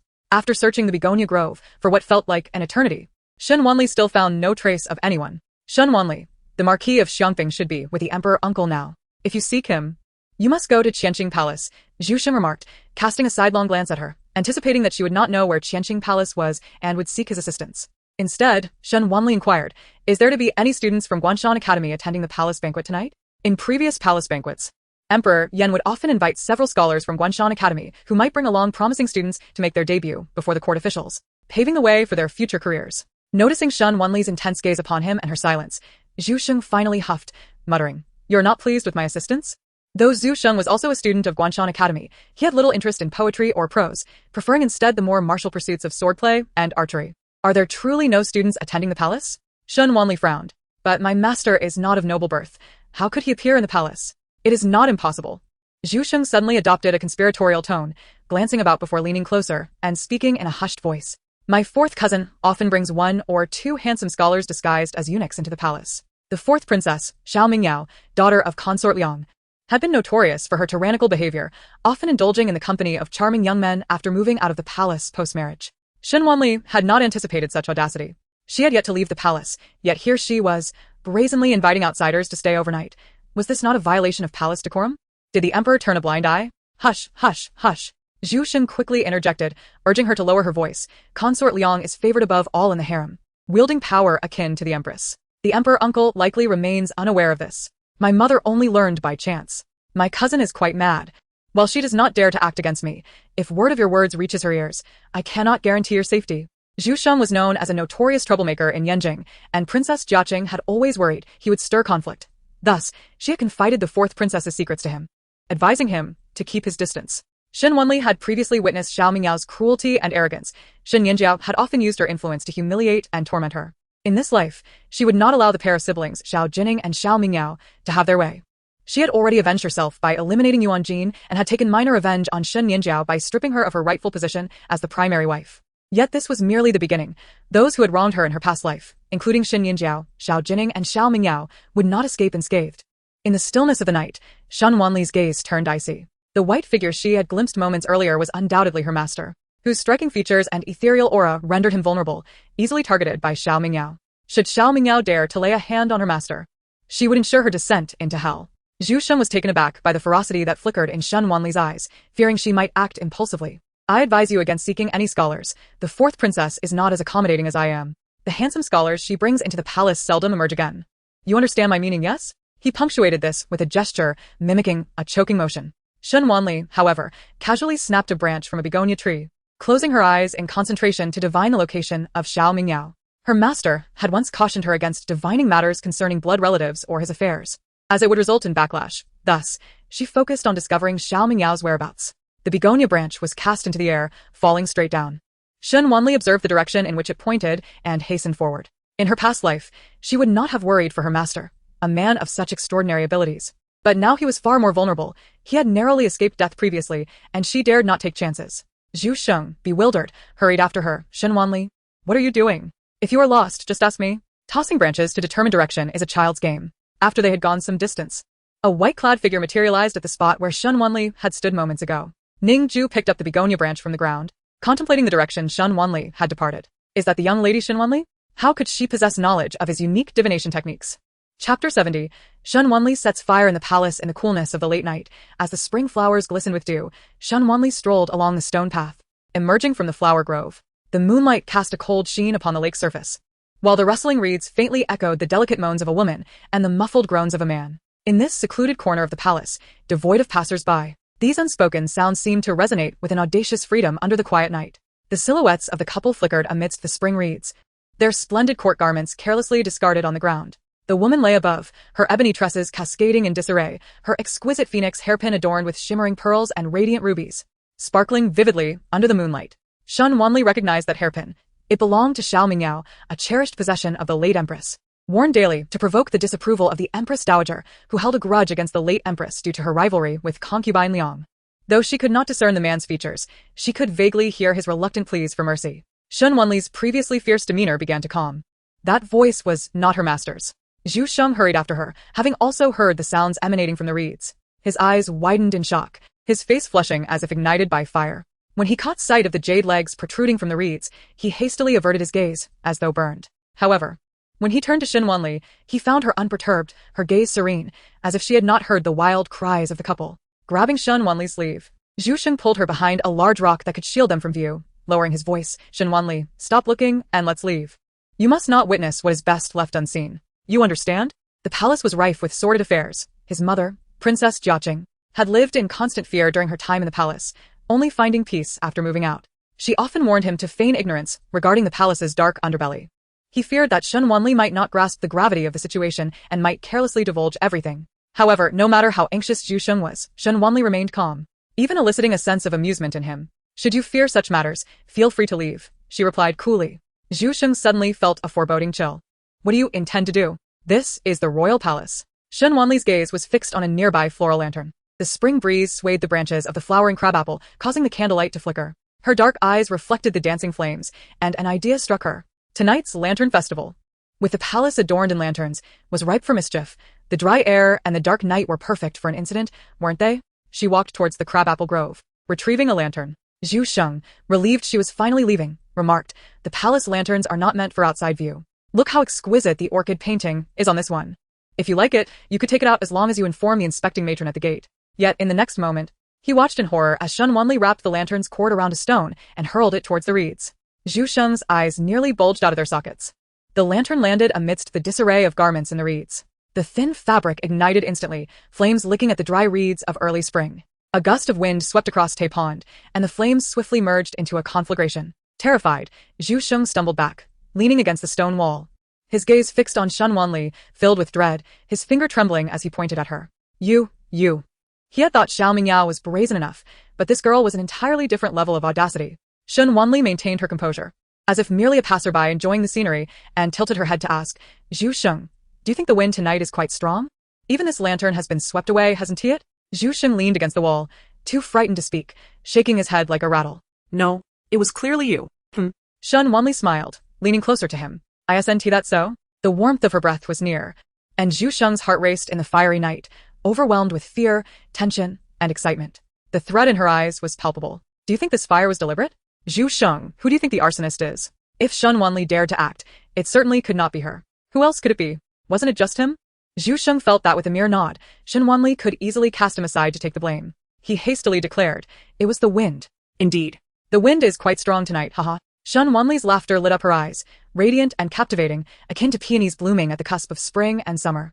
By the Tay Pond, amidst the reeds, two figures frolicked in delight, utterly oblivious to the earlier sounds of stones falling. They only realized the surroundings brightening when the flames spread, scorching their hair, prompting a panic-stricken reaction. Xiao Mingyao beat at the flames on her hair, scrambling to rise but found herself unable to do so. The man beneath her was battered and bruised, and they were entwined, unable to separate. In her desperation, she clutched the man's neck, urging him, you must get me out. The man, struggling against his own pain, attempted to rise but remained trapped in their embrace.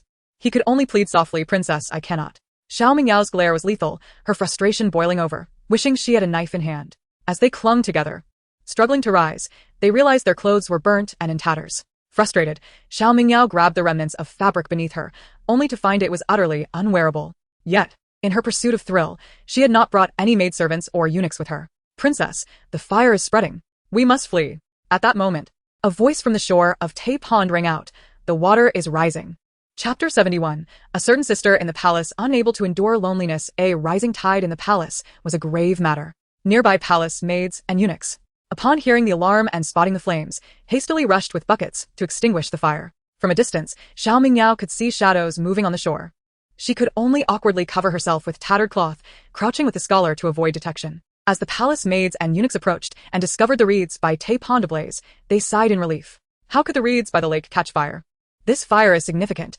We must extinguish it quickly to prevent spoiling the festivities. Who knows, there might be extra rewards for the nobility today.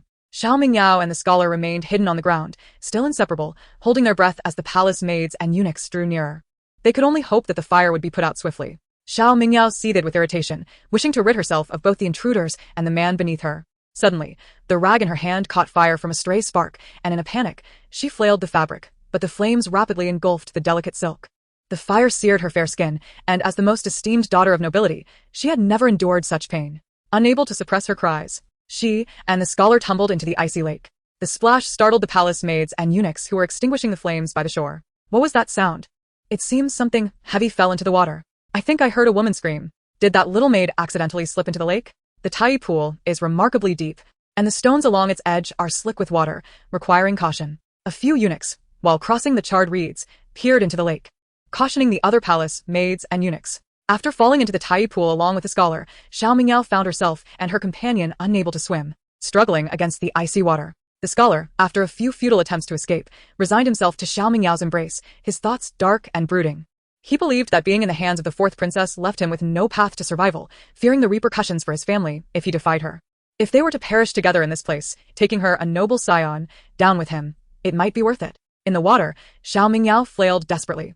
Her instinct for survival overshadowed all else. She barely managed to keep her head above the surface, shouting, "Help! Come quickly and rescue this princess. There are people over there." Her cries and struggles soon captured the attention of the palace maids and eunuchs on the shore. They speculated about which noblewoman it could be. Although they could not discern the figures in the murky water, hearing Xiao Mingyao refer to herself as this princess spurred them into action. The maidens readied their bamboo poles, while the eunuchs who could swim leaped into the Tai pool to rescue them. However, upon touching the exposed skin of the two, the young eunuch froze in shock. Realizing that there were not just one, but two people in the water, he was further startled. Which noblewoman dared to engage in such clandestine affairs? And now they had fallen into the water, evading the punishment of being drowned. Though the eunuchs held contempt in their hearts, they understood that they must retrieve them. The matter of punishment was for the emperor to decide. Once the two white figures were dragged ashore, they had already lost consciousness. The curious palace maids and eunuchs who had gathered to witness the spectacle gasped in shock, with the more bashful ones covering their faces and fleeing in a panic.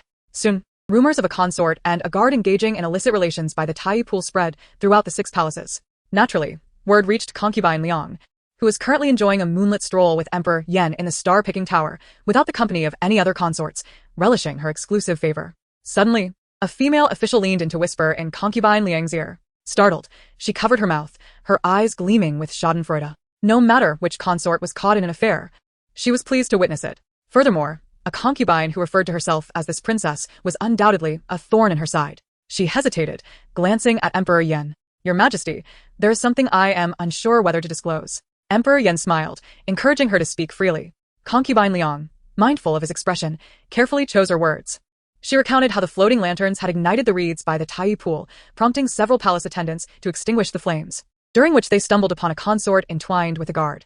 When the eunuchs rescued them, they were found tightly embraced, oblivious to their surroundings. She sighed, Lamenting the scandal of a noblewoman unable to withstand loneliness. Emperor Yan's expression darkened suddenly. Those wretches! I must see for myself who dares to act so shamelessly. He and concubine Liang proceeded briskly to the Tai pool. By that time, the two naked individuals remained unconscious and entwined on the ground, their disheveled hair obscuring their faces. The palace maids and eunuchs stood by, hesitant to approach, fearful of becoming scapegoats. The emperor has arrived. The concubine is here. Everyone hurriedly knelt in deference. Emperor Yan's gaze fell sternly upon the two sprawled together. The elderly eunuch at his side understood the unspoken command and gestured for the young eunuchs. Why are you not separating them? They had intended to wait for the physician before parting the two, but Emperor Yan and concubine Liang had arrived first. Concubine Liang scoffed. For committing such a disgraceful act, death is but a fitting end. Why should we concern ourselves? Emperor Yan silently consented to her sentiment. The young eunuchs forcibly pried the two apart. However, when they cleared the hair from their faces, revealing their identities, concubine Liang's mocking smile froze in shock, nearly shattering her composure. Chapter 72. The fourth princess in disgrace. Everyone stared in disbelief at the unconscious woman on the ground. The one entangled in scandal was none other than the fourth princess, Xiao Mingyao. Even Emperor Yan questioned if he was seeing things, for how could the shameless daughter, the most favored by him and concubine Liang, be the fourth princess? Concubine Liang cried out in despair, abandoning her earlier glee. She rushed forward to shake the unconscious Xiao Mingyao. Yaoer. Yaya. A female official hurriedly fetched a cloak to cover the exposed Xiao Mingyao. The onlookers turned their gazes away, suddenly relieved they had not revealed the identities of the two sooner, for they would have faced dire consequences at the hands of concubine Liang and the fourth princess. The physician soon arrived to examine Xiao Mingyao. Concubine Liang anxiously inquired, "How is Yaoer?" Her concern was not for the man involved, but rather for Xiao Mingyao's well-being. Finding relief upon hearing she was unharmed. Yet, inwardly, she fumed, wondering how her subordinates had failed to ascertain the identities involved, instead hastily branding the incident as a consort's affair. She was aware of Xiao Mingyao's proclivities, thinking that if the Princess of Luyang could openly visit the South Wind Pavilion, what harm was there in her daughter indulging with a few men? However, she never anticipated that such a scandal would surface, especially one that she would have to present to the emperor. Your Majesty. She turned to Emperor Yan, only to find his expression growing ever darker, and he directed his ire towards her. Concubine, is this the daughter you have raised so well? Concubine Liang, now flustered, quickly knelt and replied, Your Majesty. I was unaware that Mingyao, always so well-mannered, was coerced by this man. She pointed to the lifeless body of the man on the ground, attempting to shift all blame onto him. Emperor Yan shot a glance at the elderly eunuch, Fu Quan, who had already confirmed the details. Your Majesty, this man is neither a palace guard nor a guest of the court today. It appears he is a eunuch brought in by the fourth princess. Emperor Yan's gaze turned icy as he regarded concubine Liang. Concubine, you oversee the palace affairs, yet allow your daughter to bring a man into the palace, resulting in such a scandal? Concubine Liang trembled in fear, kneeling on the ground. It is my failure. I beseech your Majesty for leniency.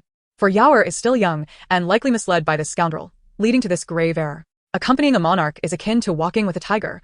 Both the rain and the dew are the emperor's favor. Merely moments ago, she had been hand in hand with the emperor, enjoying the lanterns. Yet now she found herself kneeling at his feet, pleading for mercy. Emperor Yan snorted in disdain. His daughter, a princess, could not be blamed for such disgraceful conduct. The fault must lie with others. Soon, the genie Wei arrived to remove the corpse and confine the fourth princess to the Minghua Hall. As concubine, Liang held the highest rank among the palace consorts. She had been in charge of the palace since the late empress's passing. Now, with her failure, the most suitable replacement for overseeing the palace was the Dowager Empress from the Sinang Palace. However, as Emperor Yan considered the situation, he found it peculiar that news of the fourth princess's scandal had spread throughout the palace, especially given the Dowager Empress's discontent in recent years. At that moment, he caught sight of a figure among the other consorts, one whose demeanor resembled that of an orchid. While the other consorts engaged in gossip, she remained serene, gazing at the moon with indifference, not competing for attention or joining in their discussions. Emperor Yan declared, bestow the title of Shufei upon Lan Pin, granting her residence in the Yanxi Palace to oversee the palace affairs. The consort, brought along by the main consort to witness the commotion, was momentarily stunned. It was the nearby eunuch, De Quan, who reminded her, Shufei, should you not express your gratitude? Liang Guifei's gaze fixed upon Lan Shufei, seemingly piercing through her. Neither Xianfei nor Defei, the esteemed consorts, anticipated that the one rising in favor after Liang Guifei's fall would be the unambitious Lan Pin. Yet, Lan Pin's lineage was indeed prestigious. Her father held the esteemed position of a grand secretary, enjoying the emperor's favor, and having been in the palace for several years. With 5 princes under her care, her elevation to consort was quite reasonable. Shen Wanli and Zhu Sheng had already seized the opportunity to leave Taipool amidst the chaos after Xiao Mingyao's maid and eunuchs had been caught. They headed towards the palace gates to reunite with the old lady and Xia Fenglin. Unable to find her master, Shen Wanli mused that perhaps she had indeed misjudged. Unbeknownst to her, Ning Ju had been observing her and Zhu Sheng's actions from the shadows, meticulously erasing their footprints and other traces after their departure. At the palace gates, Xia Fenglin eagerly awaited her daughter. Where have you been for so long? Where is your father? Zhu Sheng hesitated, casting a glance at Shen Wanli, uncertain if the Xiangping Marquis' household was aware of their daughter's audacious actions that had pierced the palace's veil. Shen Wanli remained composed. I couldn't find him. Arriving at the Marquis' residence, the coachman came forward to take the reins, and surprisingly, Zhu Sheng followed Shen Wanli into the Xiangping Marquis' estate. Clearing his throat, he said, I have some matters to discuss with Shen Wanli. Earlier in the palace, he had refrained from speaking, fearing eavesdroppers. Shen Wanli, intuitively grasping Zhu Sheng's concern, silently scoffed at his reticence before a crowd. With so many witnesses, he dares not speak. TSK, Xiao Mingyao concealed her true nature well. Even the Yan Emperor was oblivious to her reckless audacity until his death. Having witnessed her clandestine rendezvous, one wonders how she will be punished this time. Regardless, Xiao Mingyao will not be allowed to behave as she did in her previous life. Shen's matriarch and Xia Fenglin were taken aback. How has the fourth princess become involved? During Shen Wanli's absence, was she not searching for her master? What else had she done? If there is infidelity, how could Liang Guifei be the one to bear the consequences? Xia Fenglin pondered. Isn't it the fourth princess who is guilty of infidelity? They speculated. The investigation is not for assassins, but for the illicit lover Xiao Mingyao brought into the palace. How could the emperor not be enraged upon witnessing his own daughter engaging in such scandalous conduct? Xia Fenglin gasped in shock. The Xiangping Marquis raised an eyebrow, surprised that Shen Wanli seemed more informed than he. The matriarch of the Shen family questioned, wait, how does Shen Wanli know so much? Could it be, oh, dear, I did nothing but set their clothes ablaze. In a previous life, Xiao Mingyao lit my garments on fire, forcing me to dance in the flames for her amusement. Now, I simply returned the favor. Chapter 73 Shen Jinan. Perhaps we should send the fourth princess to a nunnery. Reflecting on Shen Wanli's inner thoughts, the matriarch, Xia Fenglin, and Shen Jinan felt a surge of indignation. The fourth princess had indeed gone too far, and it was no wonder Shen Wanli sought revenge. After all, she merely returned the offense. Had the fourth princess not behaved so recklessly, such a scandal would not have ensued. They had not expected Shen Wanli to act so audaciously within the palace. The matriarch sighed inwardly, contemplating Shen Wanli's daring actions, killing the nation's hostage and burning a princess of their own country. If she were to one day conspire to usurp the throne, it would hardly surprise her. Shen Wanli, oblivious to the shifting expressions of those around her, was now being pulled by Zhu Sheng to the ancient elm tree in the courtyard. Zhu Sheng glanced around to ensure they were alone before lowering his voice. Shen Wanli, have you lost your mind? This scandal is known throughout the palace, and even the Xiangping Marquis has caught wind of it. If the Jinui investigate, neither of us will escape unscathed. Yet, Shen Wanli remained unfazed, asserting that the palace was currently focused on investigating the fourth princess's male paramour, and no one would pay heed to the fire by Taipool. Even if there were suspicions of foul play, the palace was rife with intrigue. And since they had no grievances with the fourth princess, it was unlikely anyone would connect them to the incident. Zhu Sheng muttered, you and I are not in cahoots. Suddenly, he looked at Shen Wanli, astonished. You have no enmity with the fourth princess, so why harm her? He had assumed the fourth princess had wronged Shen Wanli in some way. Shen Wanli would not disclose the grievances of her past life, instead casually remarking, I simply cannot abide by Xiao Mingyao's disregard for human life. Zhu Sheng was momentarily taken aback, seeing Shen Wanli in a new light. Previously, he had thought her to be vindictive. Now, she appeared to be a person of integrity, unafraid of authority. Indeed, I too find Xiao Mingyao's cruelty intolerable. It is one thing to humiliate those scholars from humble backgrounds, forcing them into servitude. It is another to have them killed. It is tragic that those scholars toil for their education only to be reduced to mere playthings in Minghua Palace. Though Zhu Sheng was often spoiled and known as a little tyrant, he had never dared to treat lives so lightly. With Xiao Mingyao's misdeeds now exposed, the Jinui would certainly investigate thoroughly. Even if the emperor were lenient this time, it would not permit Xiao Mingyao to act with such reckless abandon in the future. Nor would so many scholars meet their demise at her hands. Shen Wanli, you are indeed a true benefactor. Even when the matter does not concern you, you do not turn a blind eye, but instead rise to the occasion. Zhu Sheng looked at Shen Wanli with admiration and respect. Shen Wanli replied, no, at that moment, I truly did not think of much else, simply wishing to retaliate against Xiao Mingyao. Zhu Sheng patted his chest, earnestly promising her, Shen Wanli, do not worry.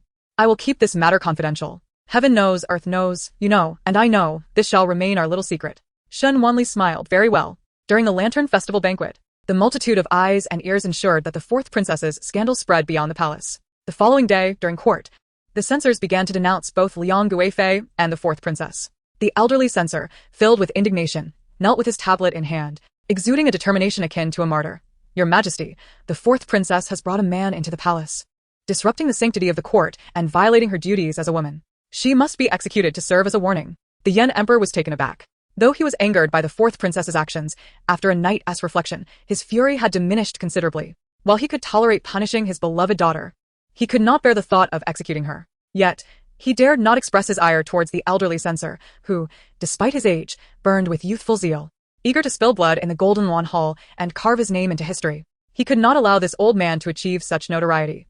It would tarnish his own legacy. Fortunately, at this moment, Grand Minister Liang stepped forward. Your Majesty, while the fourth princess is heired, the censor's words are overly harsh.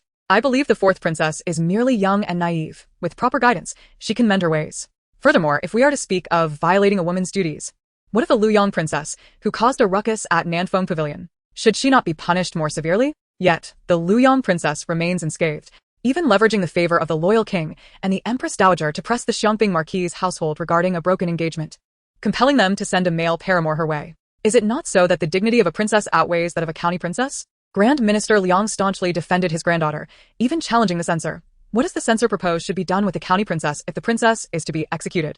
The censor was rendered speechless. He believed those who violated their duties should be punished, yet the Luyang princess was the lone daughter of the loyal king, whose entire family had perished for the nation. To execute her would surely chill the hearts of the martyrs. Grand Minister Liang's words resonated with the Yan Emperor, who thought perhaps if the Empress Dowager could indulge the Luyang princess, he might also allow a little leniency for his own daughter. He could tighten his grip on the fourth princess's education in the future. At that moment, the Minister of Revenue stepped forward, representing those who supported the Empress Dowager's more lenient stance towards women, while the censor was a typical conservative. Whenever this issue arose, the civil officials would bicker throughout the morning court. The Yan Emperor grew impatient, waving his hand for silence, deciding not to consult the officials, but instead turning to Shen Jinan. Xiongping Marquis, what is your take on the fourth princess's matter? The Xiongping Marquis' residence is set to unite with the third prince through marriage, leading many to believe that Shen Jinan would advocate for Minister Liang on behalf of the fourth princess. However, when Shen Jinan was called upon, he unequivocally declared, she must be executed. The Minister Liang was taken aback, as were the officials present. Although Shen Jinan was known for his penchant for violence, this was the third prince's own sister. Did he not fear for his daughter's future once she married into the third prince's household? Even the Yan Emperor raised an eyebrow, pondering whether Shen Jinan bore a grudge against the Liang concubine, who had previously disparaged his daughter and demoted her from primary consort to secondary consort. Indeed, while Shen Jinan was rough with his son, he cherished his daughter dearly. The Yan Emperor cleared his throat, subtly signaling Shen Jinan to show him some favor. Shen Jinan, acknowledging the gesture, realized that as a princess, she could not be harmed. Instead, it would be better if the emperor allowed the fourth princess to become a nun. Minister Liang frowned and inquired about the Luyang princess. Shen Jinan replied, let her join as well. Chapter 74. The death of Yuan Gene is exposed. A heavy silence enveloped the room, as it seemed that the Xiongping Marquis had been anticipating Minister Liang's question. After all, the Luyang princess had severely humiliated Second Master Shen, and they would find it intolerable. The Yan Emperor regretted inquiring about the Xiongping Marquis at this moment. At this juncture, Shi Heng, who held both the position of Minister of Personnel and Grand Scholar, stepped forward to provide an escape for the Yan Emperor. The Grand Scholar expressed surprise, stating, with the concubine present, how could the noble consort intervene? The censor hurriedly continued to admonish the Liang concubine. The fourth princess has committed a grave mistake. Largely due to the concubine's lack of guidance in raising her daughter, we implore the emperor to impose severe punishment. Multiple censors knelt, pleading for the emperor to punish the concubine severely. Previously, the Yan emperor had only confined the Liang concubine and reduced her salary. However, he could not disregard the opinions of the censors now. Ignoring counsel and acting unilaterally was the hallmark of a foolish ruler. A wise monarch must endure greater challenges. Thus, he decided to strip the concubine of her title and demote her to a mere consort. The emperor's wisdom was undeniable. At this moment, Shen Jinan was acutely aware that Yuan Gene was likely deceased in the ravine beneath Baoyan Mountain, entirely absent from the residence, so he did not mention it.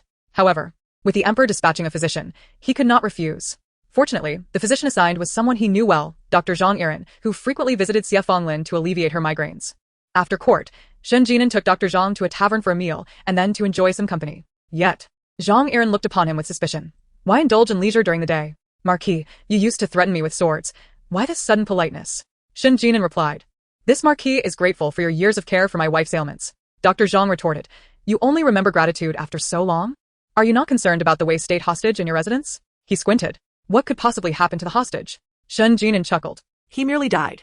Come. Let us drink. He attempted to place an arm around Zhang Yiren's shoulders. However, Zhang Yiren abruptly shrugged him off, grabbing his medical case and sprinting towards the Xiangping Marquis' residence, declaring, if you obstruct my duties again, I will report you to the emperor. Meanwhile, at the Xiangping Marquis' residence, Dr. Zhang made his way directly to the Tongshui courtyard, where the Wei state hostage resided. Yet, at that moment, thick smoke billowed from the courtyard. Servants rushed to extinguish the flames, but the fire had already grown immense, causing the beams to collapse. Water. Bring water. Shen Wanli leaned against a wall in the Langhua courtyard, perusing the writings of Master Go Dai when suddenly, her maid, Zhiyu, burst in. Although she had heard the commotion, she remained calm and inquired, where's the fire? Zhiyu, knowing her mistress held sympathy for the hostage, said, Miss, should we not check? I heard the hostage is still inside. Let us go, Shen Wanli replied, raising an eyebrow as she closed her book. Yuan Jin's body may have already been devoured by the wild beasts in the mountains. The people of the Xiangping Marquis' household had never regarded Yuan Gene as significant. His disappearance had gone unnoticed. However, now that the emperor had sent a physician to examine Yuan Jin's pulse, even Shen Jinan, despite his usual obliviousness, should realize that Yuan Gene was missing. Thus, the Tongshui courtyard was entirely deserted. This fire was undoubtedly set by Shen Jinan. Dr. Zhang felt an ominous sense of foreboding upon hearing of the fire at Tongshui courtyard. At that moment, Shen Jinan appeared, leisurely walking behind him, carrying his medical case. He questioned Shen Jinan, Marquis, what a coincidence that your residence has caught fire. Shen Jinan replied nonchalantly, the weather's been dry lately, coinciding with the Lantern Festival, where lanterns abound. Even the palace has experienced flooding. The Xiangping Marquis' residence is quite old and poorly maintained. It is not surprising that a stray spark ignited a fire. Dr. Zhang chuckled dryly. Indeed. Shen Jinan continued, fortunately, you are here today, Dr. Zhang. Perhaps the hostage can still be saved. Upon entering the Tongshui courtyard, they were met with flames reaching the sky and thick smoke billowing, with the structure already reduced to ruins. The surrounding flowering trees and bamboo were blackened, presenting a scene of devastation. Shen Jinan inquired, have you found the hostage? An anxious servant replied, the hostage is still trapped inside. Soon, the fire was extinguished, yet the courtyard had become a wasteland. Several servants emerged, carrying a charred corpse, utterly unrecognizable. As Shen Wanli arrived, she witnessed the servants retrieving the remains from the scorched earth. One of the servants stepped forward to identify the body, holding up a jade pendant that belonged to the hostage, which he usually wore without fail. Shen Wanli silently glanced at the jade pendant hidden in her sleeve. Yuan Jin's pendant is clearly with me. Shen Jinan, sensing her thoughts, shot her a glare and said, Wanli, what brings you here? Aren't you afraid of being frightened? He was genuinely concerned that his troublesome daughter might reveal the pendant and expose him. It was I who killed him. The fire was set by you. This charred corpse could have come from any graveyard. What is there to fear? Shen Wanli scoffed internally, maintaining an appearance of sorrow, even dabbing at non-existent tears with her handkerchief. I came to pay my respects to the hostage. I came to witness the commotion, she added. Dr. Zhang, feeling that Shen Jinan was treating him like a fool, waved his sleeve dismissively. Marquis, I will report this matter to His Majesty accurately, requesting an autopsy and an investigation by the Jin Yiwei into the hostage's death. Shen Jinan thought, let them investigate. After all, Yuan Gene is truly dead. My people have failed to locate him, so this is the only course of action left to clarify his demise. Just then, a weak cough echoed from behind the Tongshui courtyard. Chapter 75. Unable to murder Yuan Gene, he instead feels guilt. Shen Wanli halted her feigned tears, abruptly turning her head in the direction of the sound.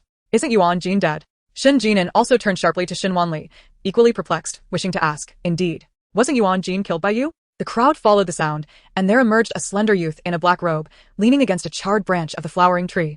Staggeringly stepping out from behind the Tongshui courtyard, He appeared somewhat disheveled, his robe stained with dirt, his face smudged with soot, yet his exotic and striking features remained discernible. Not merely dusted with ash. Even if he returned to ash, Shen Wanli would recognize him. She watched Yuan Gene approach, her grip tightening on her handkerchief, her heart filled with incredulity and an overwhelming sense of despair. Will everything unfold as it did in the previous life? When spring arrives next year, will he, as in the past, lead the Wei state cavalry to invade Yanjing, only to attempt to abduct Shen Nianjiao on her wedding day? As long as he is present, Shen Nianjiao will forever have a chance to rise, and will I, once again, face the same fate as before? Having returned from her past life, Shen Wanli had believed that a mere flutter of a butterfly's wings could change the course of fate, yet now, she realized that some matters, regardless of her efforts, would remain stagnant. Her eyes reddened, and she mocked herself. My master once taught me that everything in the world is predetermined. Is my only destiny to be a beauty with a short life? The attempt to murder Yuan Gene has failed, instead startling the snake in grass. With his vengeful nature, he surely will not let me go. Shen Wanli weighed her current mastery of mystical arts and martial prowess, uncertain whether she could escape from Yuan Jine's cunning schemes. At this moment, Yuan Gene had approached her, his deep gaze fixed intently upon the young girl before him. Under the warm sun, the begonia blossoms flourished, and she donned a light green spring robe, draped with a flowing silk shawl reminiscent of clouds at dusk, evoking a desire to pluck the tender willow branches basking in the morning dew. Yet now, her typically radiant face was paled slightly, the corners of her eyes reddened, resembling someone on the brink of tears. Yuan Gene had often wished to see this lofty young lady weep, her sorrow as poignant as rain-soaked pear blossoms falling into the mud. The more tragic, the better. Yet, at this moment, the sight of her reddened eyes left him feeling flustered. Shen Wanli, noticing Yuan Gene standing before her, felt a thin layer of sweat form on her palms. Instinctively taking a half step back, her hands hidden within her sleeves already forming a spell. If Yuan Gene dares to expose me, I shall strike first and render him mute. However, the sinister and ruthless youth before her bent down to pick up the silk handkerchief that had fallen beside her embroidered shoes, returning it to her. My lady, your handkerchief has fallen. Shen Wanli snatched the handkerchief from his hand, cautiously scrutinizing him. Are you offering me this to wipe my neck? Shen Jinen's lips twitched slightly. Even as a robust general, he sensed something amiss. It seemed Yuan Gene harbored feelings for his daughter, yet she remained oblivious, preoccupied with thoughts of violence. Yuan Gene noticed the caution in Shen Wanli's eyes. Perhaps she was uncertain of his well-being after witnessing his fall from the cliff that day. Shen Wanli had likely spent several restless nights worrying about him. Otherwise, her bloodshot eyes would not betray such distress. The Marquis's residence had discreetly dispatched several parties to search for him at the cliff's edge, clearly indicating Shen Wanli's deep concern for him. Yet her fear of revealing to Marquis Xiangping that she had taken him out of the residence must have compelled her to send a maid in search. Upon hearing of the fire at Tongshiwa courtyard and the discovery of a charred corpse resembling him, she hurried over, her eyes reddened, revealing how much she cared for him. She was a young girl who had endured much suffering yet remained tender-hearted towards the world. She hoped for his safety. As Yuan Gene contemplated this, he found that her previous lofty benevolence was no longer so irksome. She did not intend to belittle his dignity. She simply lacked guile and often fell prey to his schemes. During his absence, Shen Wanli must have been tormented, perpetually anxious for him. Ultimately, he had exploited her kindness. With this realization, Yuan Gene softened his tone, addressing her gently, Miss Shen, I am unharmed. You need not worry. Shen Jinen's lips twitched again. He believed Yuan Gene was unaware of Shen Wanli's intent to kill him, perhaps mistakenly thinking her deeply concerned for his safety. Even if Shen Wanli were slow-witted, she noticed the change in Yuan Jine's demeanor towards her. It was evidently more favorable than before. She nodded lightly. As long as His Highness is safe, that is sufficient. Yet inwardly, she was perplexed. Is Yuan Gene truly a masochist as depicted in the tales? In the past, I showed him pity and protection, yet he expressed no gratitude. Now that I wish to kill him, he is suddenly kind to me? Who is worried about him? Better, he perish. However, since he has not died, the play must continue. Shen Wanli felt a surge of relief that when she had disguised the incident on Baoyan Mountain, where Yuan Gene was bitten by a venomous snake and fell from the cliff, as pure misfortune, it seemed he would not suspect her involvement so soon. Physician Zhang Iren initially thought Marquis Xiangping had inadvertently caused Yuan Jine's demise, concocting an accident to shield himself from the emperor's wrath. To his astonishment, Yuan Gene had survived. The charred corpse that had been brought out, resembling Yuan Gene, could easily be identified as a fake without needing an autopsy. Zhang Iren intended to question Shen Jinen, but was interrupted when Shen Jinen accused him. Your Highness, since you are alive, whose corpse is that? Zhang Iren cast a glance at Shen Jinen and scoffed. Indeed, how could that charred body bear the jade pendant that belongs to the prince? Yuan Gene glanced at the corpse he did not recognize, cleared his throat, and feebly remarked, that must be a servant attending to me. I had him pawn my jade pendant some time ago, but I did not expect him to keep it for himself. How could a fire suddenly break out in the prince's quarters? Shen Jinen pressed further. Zhang Iren felt that Marquis Xiangping was monopolizing the questioning. Who exactly was sent by the emperor to investigate the condition of the enemy state's hostage? Yuan Jin's eyes flashed with a cold mockery. This fire was clearly orchestrated by Shen Jinan himself, likely intending not only to deceive the emperor, but also to ensure that he could die for real after faking his death. Perhaps a servant fell asleep and accidentally knocked over a candlestick. Fortunately, I was strolling in the woods, admiring the flowers, or I would have met with disaster. I intended to extinguish the flames, but ended up in quite a predicament. Lacking even a place to stay, Yuan Gene thought self-deprecatingly, maintaining an appearance of weakness while repeatedly coughing into his hand. Your Highness, how is your cold? The Emperor has sent me to check your pulse for your safety. Zhang Aaron approached with a medicine box, ready to take his pulse. Yuan Gene obligingly rolled up his sleeve to reveal his wrist. Thank you for the Emperor's concern. My health remains the same. When I was young and taken as a hostage to Yanjing, I caught a chill while passing through the Yulong Snow Mountain, and my health has not been good since. Every spring, I often suffer from a cold and cough. Zhang Aaron prescribed several doses of medicine, remarking, Your Highness is frail and must take good care of yourself. Your health is vital for the peace between our nations, and the Emperor has been worried about you. Upon hearing Zhang Aaron describe Yuan Gene as frail, Shen Wanli could not suppress a laugh. Frail? In his past life, Yuan Gene commanded armies and unified 4 nations, slaying foes with ease. How can Zhang Aaron claim he is frail? Either the physician is a spy, or Yuan Gene is hiding his true strength exceedingly well. Shen Jinan was often surprised by Shen Wanli's references to Yuan Jin's past life. He had never imagined that this slender, sickly youth could develop to such an extent under his very nose. Despite having raised his own sons, none of them had turned out well. Zhang Aaron, being an old acquaintance of Shen Jinan, directly tossed the prescription to him, saying gruffly, Marquis Xiangping, the Emperor trusts you by allowing the prince to reside in your household. Do not be stingy with the prince. Ensure he receives the best medicine to recover, and do not let him stay in such a secluded courtyard, lest he suffer an accident. I have spent years in the military. When would I have time to help the prince gather and brew medicine? Shen Jinan replied, casually tossing several prescriptions to Shen Wanli. Wanli, this matter is now in your hands. Shen Wanli silently folded up the prescription, a dark hue deepening in her gaze. Yet her expression remained obedient as she said, Father, rest assured, I will ensure that His Highness takes his medicine properly. Just when I was pondering how to discreetly eliminate Yuan Gene, my father has unwittingly provided me with the means. Shen Jinan cast a meaningful glance at Shen Wanli, thinking, my daughter, you must exert yourself to ensure Yuan Jin's demise. He arranged for someone to gather medicine for Yuan Gene, who would surely be wary. Yet Shen Wanli was different. Yuan Gene should be off guard with her. He must await his demise at her hands. Seeing Shen Wanli willingly accept the task of preparing and delivering medicine for him, Yuan Jin's fingers lightly stroked the jade ring, a faint smile tugging at the corners of his lips. Shen Wanli truly cared for him. Otherwise, why would the esteemed daughter of the Marquis take the initiative to attend to his needs? Taking advantage of the presence of the envoy sent by the Emperor of Yen, the Marquis of Xiangping, out of sheer decorum, would not refuse his request. Yuan Gene, his gaze flickering, proactively said, My lord, my Tongshui garden has been reduced to ashes. I have always had a fondness for the Xiangzhu and Huamu near the Langhua courtyard, and since Miss Shen has expressed her intention to ensure I take my medicine, may I reside in the Langhua courtyard? Reside where? The Langhua courtyard is not a place you can occupy. Shen Jin immediately sounded alarm bells, glaring at Yuan Gene. This fellow must not overreach. Were it not for the convenience of Wanli to deal with him, wouldn't he dare to have my daughter assist him with medicine? Does he truly wish to stay in the Langhua courtyard with Wanli? Does he think this is the barbaric land of Wei, where there are no restrictions between men and women? Shen Wanli casually remarked, then let him stay in the nearby Liangyue Pavilion. Yuan Gene acknowledged that this was a place where Shen Wanli had previously resided, nodding in agreement. The Liangyue Pavilion is serene and secluded, quite splendid. Shen Wanli mused to herself, why grant Yuan Gene such favorable accommodations? The Liangyue Pavilion is remote, with many insects and snakes. It is simply perfect for murder and disposal. However, Shen Jin countered, no. That place has fallen into disrepair. It is uninhabitable. Yuan Jine's gaze turned icy as he looked at Shen Jin. Miss Shen previously resided there. Naturally, I can too. Shen Jin shot back. It is precisely because Wanli lived there that you cannot. Who cares if you can stay? Had Wanli not lived there, you would be relegated to the woodshed without a second thought.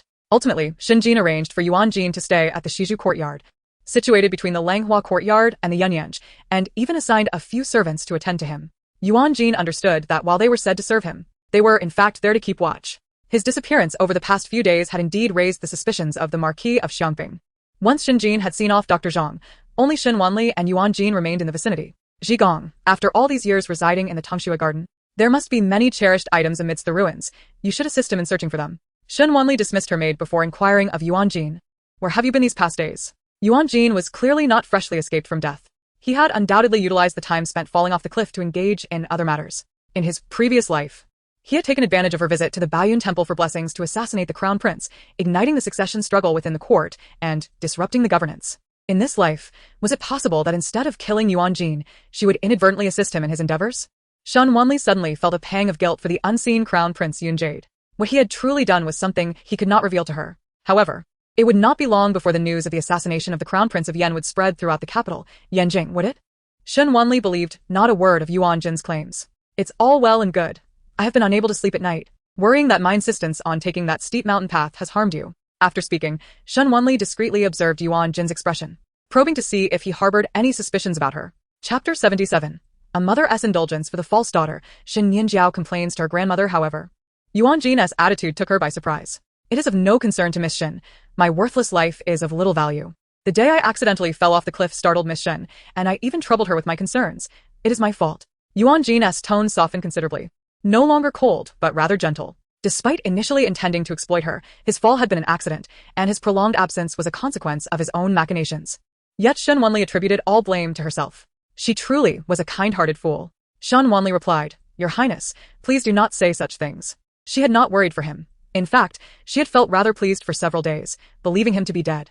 Wait for me a moment. A white rabbit, fluffy as a snowball, with ruby-red eyes, cautiously surveyed its surroundings. The moment Yuan Gene laid eyes on it, he was reminded of Shen Wanli's teary-eyed visage. Thank you, Your Highness. I adore it. Shen Wanli cradled the rabbit in her arms, gently stroking its soft, white fur. Recalling the time spent in seclusion with her master in the mountains, where the spicy rabbit heads he prepared were particularly delectable. After finishing her tasks, Jiyue came over and was astonished to see Shen Wanli holding the white rabbit. Where did this rabbit come from? How adorable. Miss, I shall fetch some vegetable leaves from the kitchen to feed it. Shall we keep it in the Langhua courtyard? Shen Wanli replied, Take it to the kitchen. Jiyue said, The kitchen has plenty of vegetable leaves. It will be convenient to keep it there. Shen Wanli considered, I want it braised. Jiyue. Yuan Gene. At first, Jiyue thought the rabbit was too cute to eat. However, during dinner, she tearfully consumed 2 large bowls, finding it both adorable and fragrant when braised. When Shen Wanli brought Yuan Gene his medicine, she also included a bowl of braised rabbit meat. Yuan Gene stared at the bowl of rabbit meat in silence for a moment. Miss Shen enjoys rabbit meat? Shen Wanli casually replied, Previously, when I lived in the southern village, the Lu family knew I was not their biological child and treated me harshly. I was never given meat. If I managed to hunt a wild rabbit while chopping wood on the mountain, roasting it over a small fire was a true delicacy. Jiyue listened, wiping her tears. Miss, you have truly suffered. Your past life was even worse than mine. Yuan Gene initially felt somewhat disgruntled at Shen Wanli cooking the rabbit he had given her, but he now felt a pang of guilt as it reminded her of the unhappy memories of the past. No wonder he always felt sorry for her. They were both burdened with noble status, yet forced to endure hardships. His usually indifferent gaze softened as he looked at the downcast girl before him. If you like it, Miss, should the opportunity arise, I will hunt wild rabbits for you in the future. Shen Wanli lowered her gaze to the bowl of dark, murky medicinal soup before her. This medicine was brewed by Jiyue according to Dr. Zhang's prescription, but she had secretly added some other herbs during the process. This bowl of medicine could ostensibly nourish Yuan Gene's body, but it would insidiously accumulate toxicity over time, leading to his demise within a year. Your Highness, the medicine is cooled. Please drink it quickly. Shen Wanli raised the white porcelain bowl and smiled gently at Yuan Gene. Yuan Gene, more aware of his own health than anyone, was wary of the medicine prescribed by the physicians of Yen. He had initially intended to dispose of it once Shen Wanli left, but seeing her gaze filled with such earnest warmth, he could not bear to disappoint her. Thus, with an impassive countenance, he accepted the porcelain bowl and drank the dark concoction in one gulp, fearing he might secretly spit it out. She offered him a piece of braised rabbit meat. Yuan Gene was momentarily taken aback, finding the tender, sweet morsel instantly dispelling the bitterness left by the medicinal soup. His ears flushed slightly. He thought Shen Wanli was being rather too forward. As the spring warmth gradually enveloped the land, with flowers falling and leaves thickening, the rain that fell at dawn resulted in lush greens and vibrant reds. Now that Xie Fanglin's ailment had been cured, the matriarch Shen had returned the management of the household to her. Xie Fanglin directly adjusted the clothing and provisions of the household members. The most evident change being that the fabrics and jewelry sent to the Langhua courtyard increased significantly, and they were all allowed to select their favorites before distributing them to others. Moreover, she directly reduced Shen Nianjiao's clothing and provisions from that of a legitimate daughter of a noble family to that of a concubine, even cutting the number of maids in Yanyanj by more than half. It is far easier to transition from simplicity to luxury than from luxury to simplicity. Shen Nianjiao, who had previously been accustomed to extravagance, found herself struggling financially, even in her rewards to the servants, which had previously been several taels of silver at a time. Now, she felt pinched everywhere, especially in her interactions with the noble ladies in the capital. Knowing that Xie Fanglin disdained her and often targeted her, she complained to the matriarch Shen in the presence of the family. While the family gathered in the Helishaotang to have breakfast with the matriarch Shen, Shen Nianjiao deliberately reached over to grab a dish from the table in front of Shen Wanli, at which point, She heard a tearing sound from the fabric under her arm, which had unexpectedly ripped. Though the sound was not loud, Shen Nianjiao feigned surprise, exclaiming, and spread the torn satin to inspect it closely, lamenting, "This was the clothing mother sent me just a few days ago. I never expected the material to be so fragile. Has mother, who has not managed the household for years, been deceived by the subordinates with inferior goods?" The crowd turned their attention to Xie Fanlin, and even the old matriarch of the Shen family frowned, beginning to doubt Xie Fanlin's ability to manage the household, questioning how such a fundamental error could occur. Xie Fanlin, displeased, set down her chopsticks and remarked, "Shen Nianjiao, you have only yourself to blame for your tight clothes. How can you fault the garments?" Shen Nianjiao lowered her head, biting her lip in silence, appearing quite aggrieved. "Mother, please do not be angry. I do not mean to blame you. I merely envy Sister Wanli, who can wear the newly made spring attire every day. I fear I might embarrass myself at the spring banquet and bring shame to the marquise." Behind Shen Nianjiao, her maid, Qinggu, fervently interjected, "Madam, you are being exceedingly biased. In the past, when the old matriarch managed the household, she provided the second young lady with 10 new outfits each season. Yet you have sent 20 to Langhua Courtyard while only granting our young lady 5, and of such inferior quality." Shen Nianjiao sharply interrupted, "Qinggu, do not speak out of turn." "How ironic," Qinggu retorted. "You tell me to be silent only after I have spoken my mind?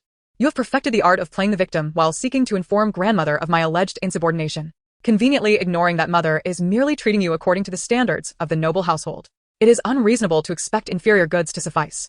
The seams of this garment are too neat, indicating it was deliberately torn in front of everyone." Chapter 78. Sister Nianjiao, did you not tear the garment yourself? The old matriarch, who had initially harbored dissatisfaction towards Xie Fanlin, felt a twinge of guilt upon hearing Shen Wanli's thoughts. She had previously lavished care upon Shen Nianjiao, her only granddaughter, but now, understanding that Shen Nianjiao was an ungrateful wretch, she resolved to withhold her affection. The Xie family merely needed to maintain a facade of propriety, as if she were dead. Preposterous. Xie Fanlin's phoenix eyes narrowed as she glared at Qinggu. "What business is it of yours how I manage the household?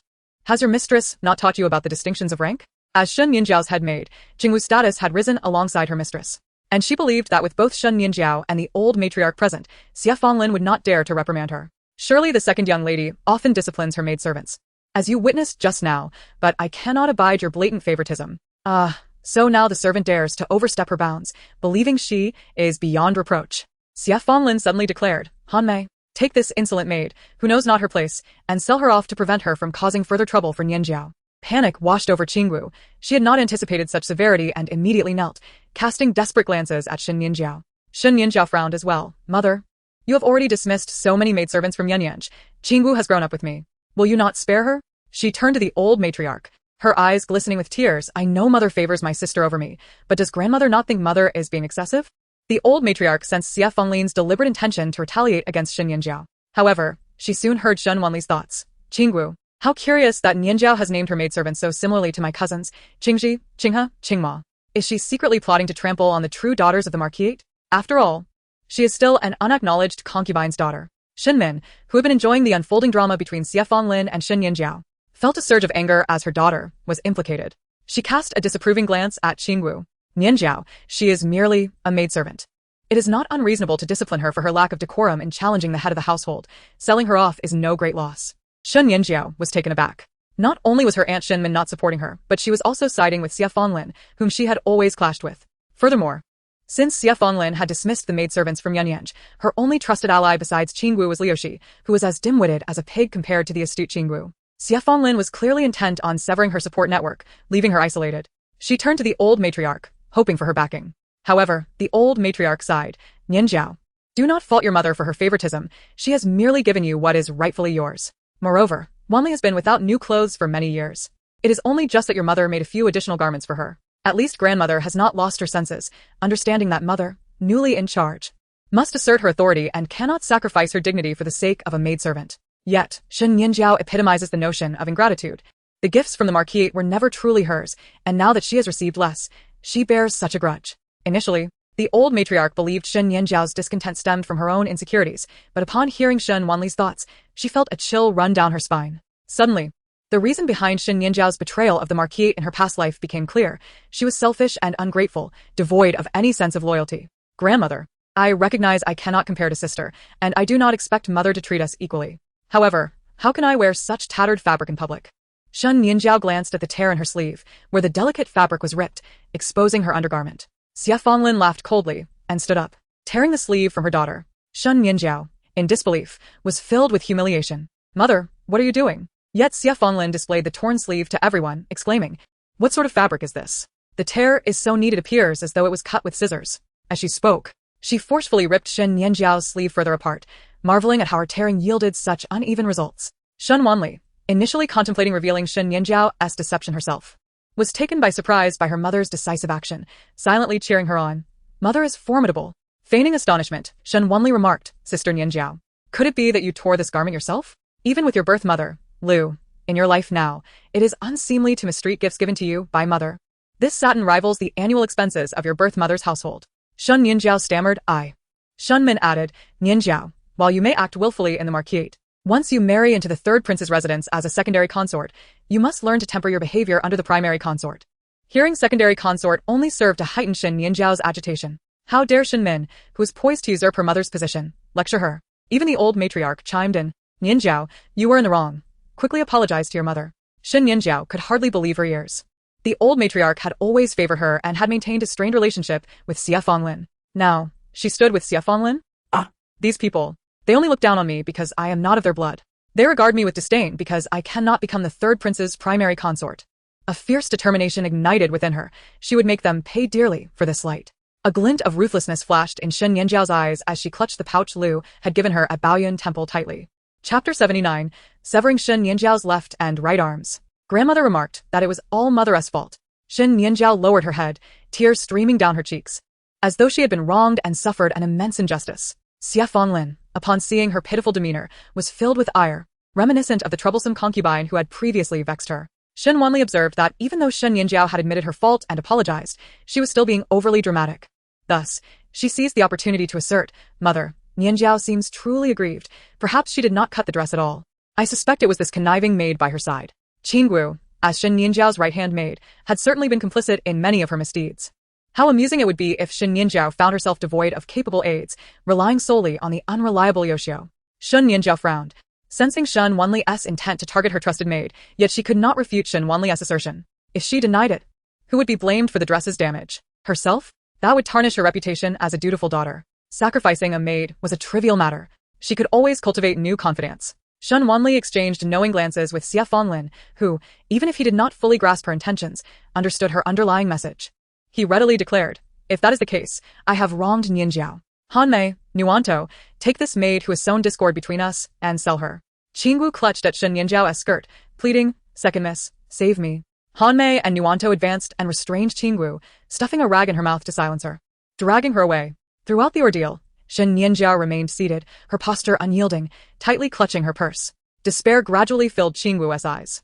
Shen Min had been residing at her maternal home with her 3 daughters for half a month. Rumors swirled about her discord with the Duke of Wei, and each time Lu Hang returned from court, he would visit the Xiangping Marquis' residence to check on Shen Min, prompting colleagues to comment on his devotion to his wife. Shen Min found this utterly repugnant and pretended to be lethargic due to her pregnancy. One fateful morning, Shen Wanli was summoned to his Xiaotong for a meal. "How peculiar," she mused. "Grandmother and aunt used to find me bothersome. Yet now they seem to wish to have me close every day." The old matriarch was drenched in sweat, fearful that Shen Wanli might discern her ability to hear her thoughts. The matriarch hastily interrupted her reverie, saying, "Wanli, this is the newly bestowed rouge rice from the palace. Last year's harvest was poor, and the Marquis' residence only received this half-share, all of which I have dedicated to you. Your parents cannot even partake." A maid had already served Shen Wanli a generous bowl of the rice, its porcelain gleaming like snow, contrasting beautifully with the rosy hue of the rice, which exuded an enticing aroma. "Thank you, grandmother." As Shen Wanli savored the dish, she couldn't help but reminisce about her previous life and her master.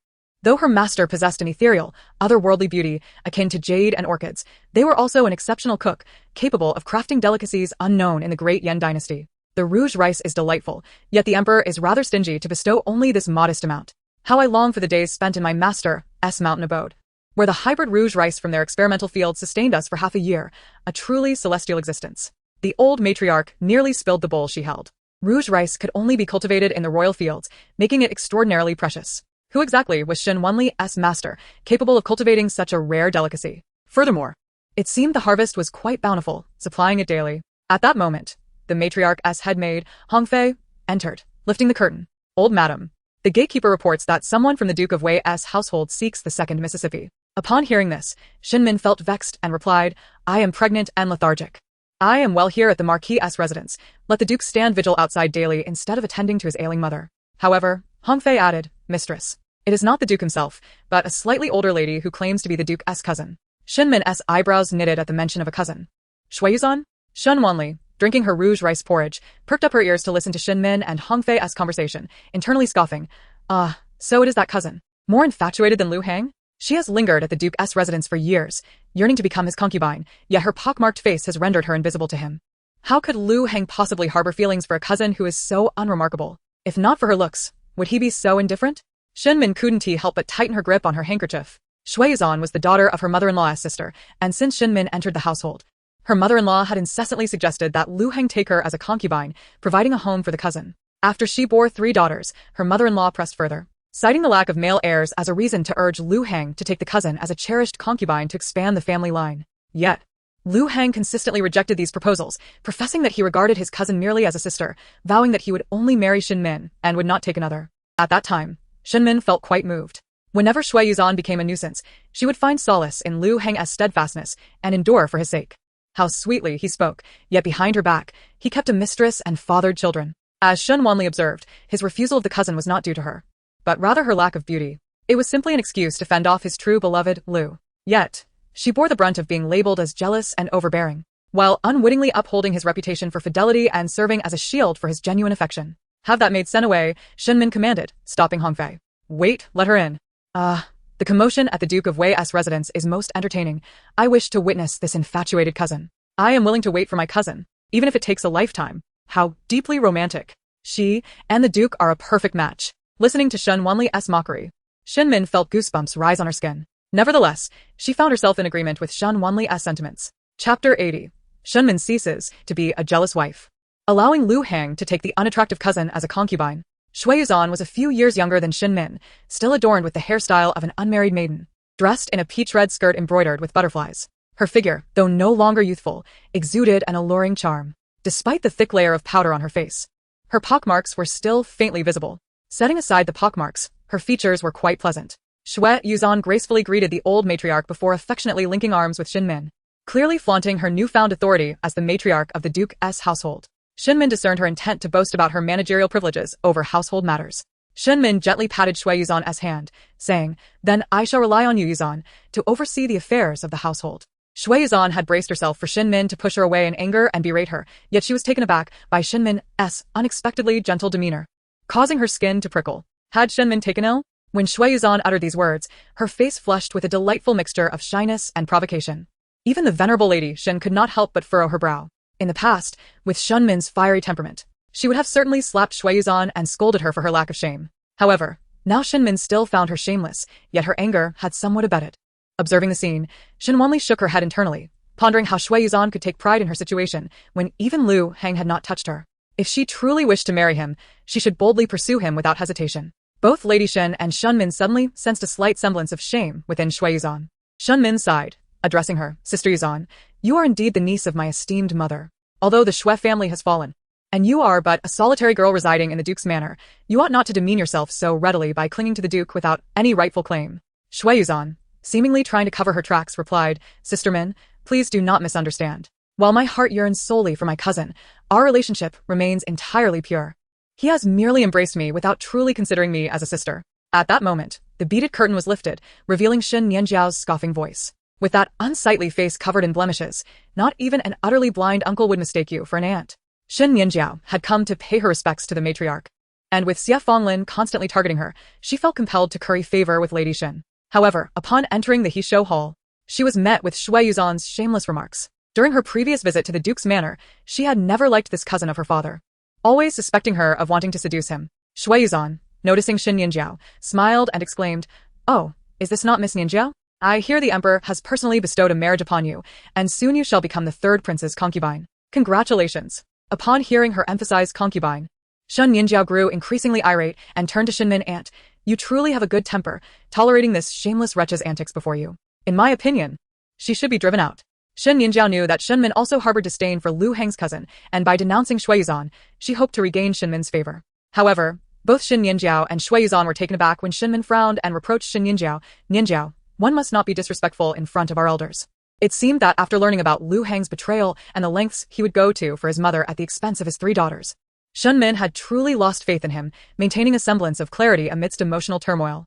Shen Nianjiao's reaction to the closeness between Shui Yuzhan and Lu Hang was more fervent than Shen Min's. Yet, Shen Nianjiao's anger was not solely for Shen Min but perhaps for her own mother, pondering how chaotic it would be if Lu Hang's mistress and cousin were to unite. Shen Wanli stood by, engrossed in the unfolding drama. Shen Nianjiao incredulously gazed at Shen Min. "Aunt, how can she be considered a senior to me?"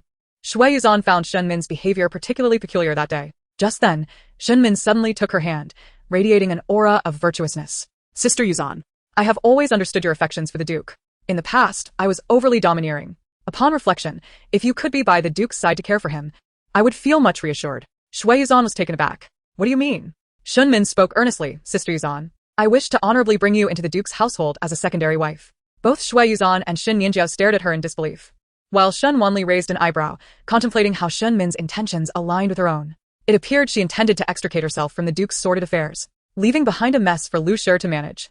Shen Nianjiao thought Shen Min had truly lost her mind. While others would hasten to dismiss a concubine, she sought to formally bring one into the household. Moreover, Shen Min had yet to make arrangements for her mother, who had not even entered the home. How could her husband have a secondary wife at this moment? She desperately protested. "No. Aunt, uncle does not even like her. If he wished to take a concubine, he would have done so already. Why must you take it upon yourself to decide?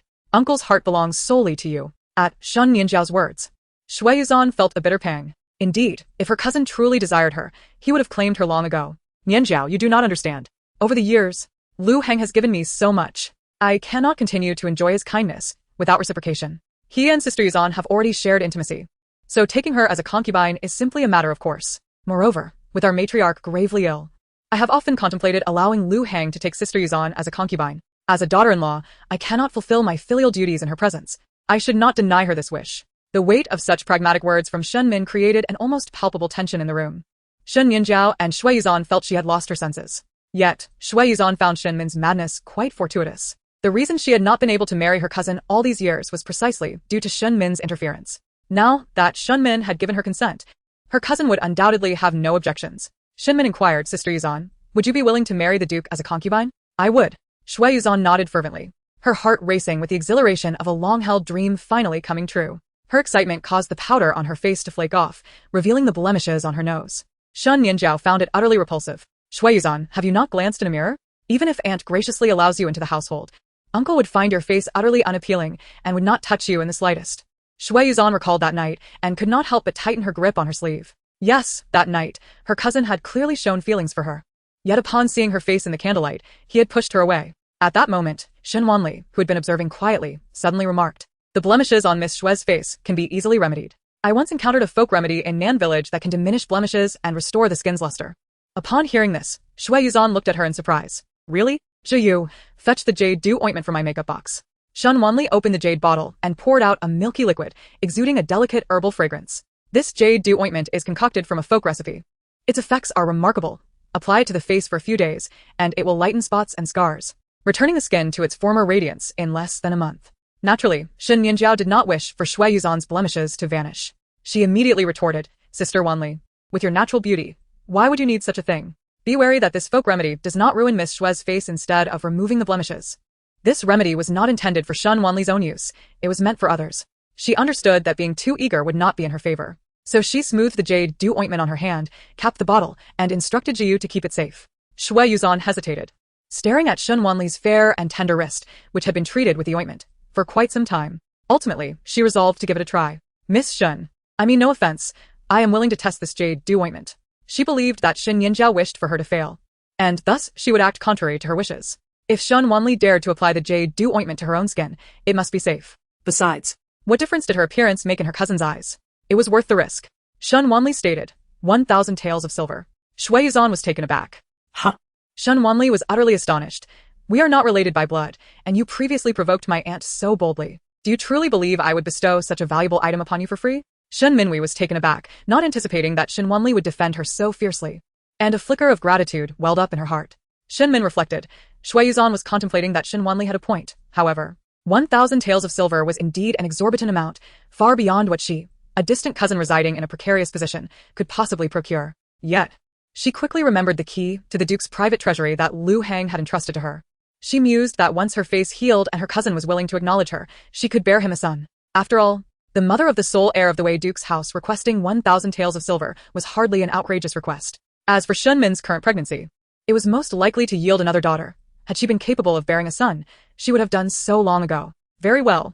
I shall accept the 1,000 taels. Since it was not her own money, Shui Yuzhan felt particularly pleased and instructed her maid to deliver the banknotes shortly. Shen Wanli, too, readily handed over the jade ointment to her. Shen Min, puzzled by how this orphan could possess such wealth, overheard Shen Wanli's thoughts. It seems the Wei Duke's treasury is rather affluent. Since it is of no benefit to Lu Hang and the Lu family, I might as well benefit from it myself, as compensation for the years I suffered their schemes. Shen Min, having previously managed the Wei Duke's treasury, knew well of its significant deficits. Many times, Lu Hang had to rely on her dowry to navigate officialdom, and although it was termed a loan, she had never expected repayment, believing in the unity of husband and wife. A cold smile crept onto Shen Min's lips. With Shui Yuzhan's extravagant spending habits, the treasury would soon be depleted, a development she welcomed. Shen Wanli was right. It was better for her to benefit than those wretched individuals. Shen Min said to Shui Yuzhan, "There is no better day than today. Let us go to the Yamen and sign the concubine contract." Eagerly, Shui Yuzhan agreed. Finding Shen Min increasingly agreeable, "Rest assured, Sister Min, I merely wish to grow old alongside the Duke and bear him children. In my heart, you will always be the matriarch of the Duke's household." As she spoke, she respectfully performed the rites for a concubine and ceremoniously offered her tea to Shen Min. Shen Min accepted the warm tea with a smile, mimicking the demeanor of virtuous wives in Yanjing. "While I am at my family home nurturing the child, I entrust the Duke's household and the Duke to your care." Shen Min and Shui Yuzhan maintained a harmonious relationship, while Shen Nianjiao nearby was on the verge of tearing her handkerchief apart. How could Shen Min so brazenly arrange for her father to take a concubine? Her father's heart belonged solely to her mother, and if he were to find out, he would surely disapprove. However, her mother was currently imprisoned in the jail of Jingzhou Prefecture, and the Ho residence was closely monitoring the situation, making it difficult for her father to act rashly to rescue her. Although Shen Min resided in the Ho residence, the stir caused by Lu Hang's decision to take a concubine was considerable. After Lu Xia assisted Shui Yuzhan in signing the concubine contract, they conveniently purchased a pink sedan chair and hired a procession of celebratory musicians, making quite the commotion as they paraded through the main streets of Yanjing, triumphantly escorting Shui Yuzhan through the side gate of the Duke's residence. The ceremony for taking a concubine differed from that of marrying a wife, as it did not require the evening hours, so when Shui Yuzhan entered, it was broad daylight, bustling with activity, and merchants and passers-by alike witnessed the spectacle. The news of Wei Duke Lu Hang's decision to take a concubine quickly spread throughout Yanjing, sparking discussions in tea houses and taverns. Meanwhile, Lu Hang was drinking with Lu Lingxiao and several officials from the Ministry of Personnel, laying the groundwork for Lu Lingxiao's future career. The Wei Duke's household held no real power in court. Even Lu Hang only held a nominal position. Although he had familial ties to the Xiangping marquisate, the civil officials in the court largely disdained the Xiangping family. By rights, Lu Hang should not have been able to summon so many officials and scholars from the Ministry of Personnel. However, on this occasion, the Minister of Personnel was present, and many of the civil officials attended out of respect for him. The minister, with his head full of gray hair, was nearing retirement age, and few colleagues could summon him. Yet, Lu Hang was an exception. The Minister of Personnel, Wang Dai, had once suffered a deep regret in his youth. He had a beloved wife, much like Lu Hang and Shen Min today, whom everyone in the capital envied. However, his wife had been unable to conceive for many years, and his mother, obsessed with having a grandchild, insisted that he take a concubine. His wife, thus distraught, fell ill and passed away while still pregnant with 2 months gestation. Wang Dai was left with profound remorse, vowing never to remarry, forever regretting his failure to stand up to his mother. As the years passed and his career flourished, he appeared to have a fulfilling life, yet only he knew the sorrow that haunted him at night, often reminiscing about the leisurely moments spent with his wife, grooming her in front of the mirror. Each time he awoke, he faced the solitude of his chamber, the visage of his late wife unchanged in his dreams, while his own hair had turned gray. Thus, 10 years passed, with life and death separated by an unfathomable chasm. Chapter 82. The Wei Duke's deep affection crumbles. Minister Wang faces off. Every time Wang Dai saw Lu Hang and Shen Min strolling hand in hand, it reminded him of his own youthful marriage. Lu Hang and Shen Min had been in love for over a decade.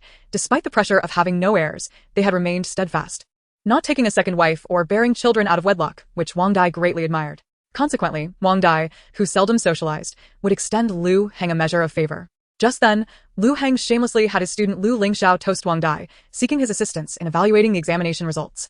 Wang Dai casually asked a few questions regarding the classics, and although Lu Lingxiao's insights were mediocre, he acknowledged him in front of his peers, deeming him of decent talent, commendable humility, and diligence, thus capable of achieving greatness. As both a scholar and Minister of Personnel, Wang Dai's praise for Lu Lingxiao naturally left an impression on those present.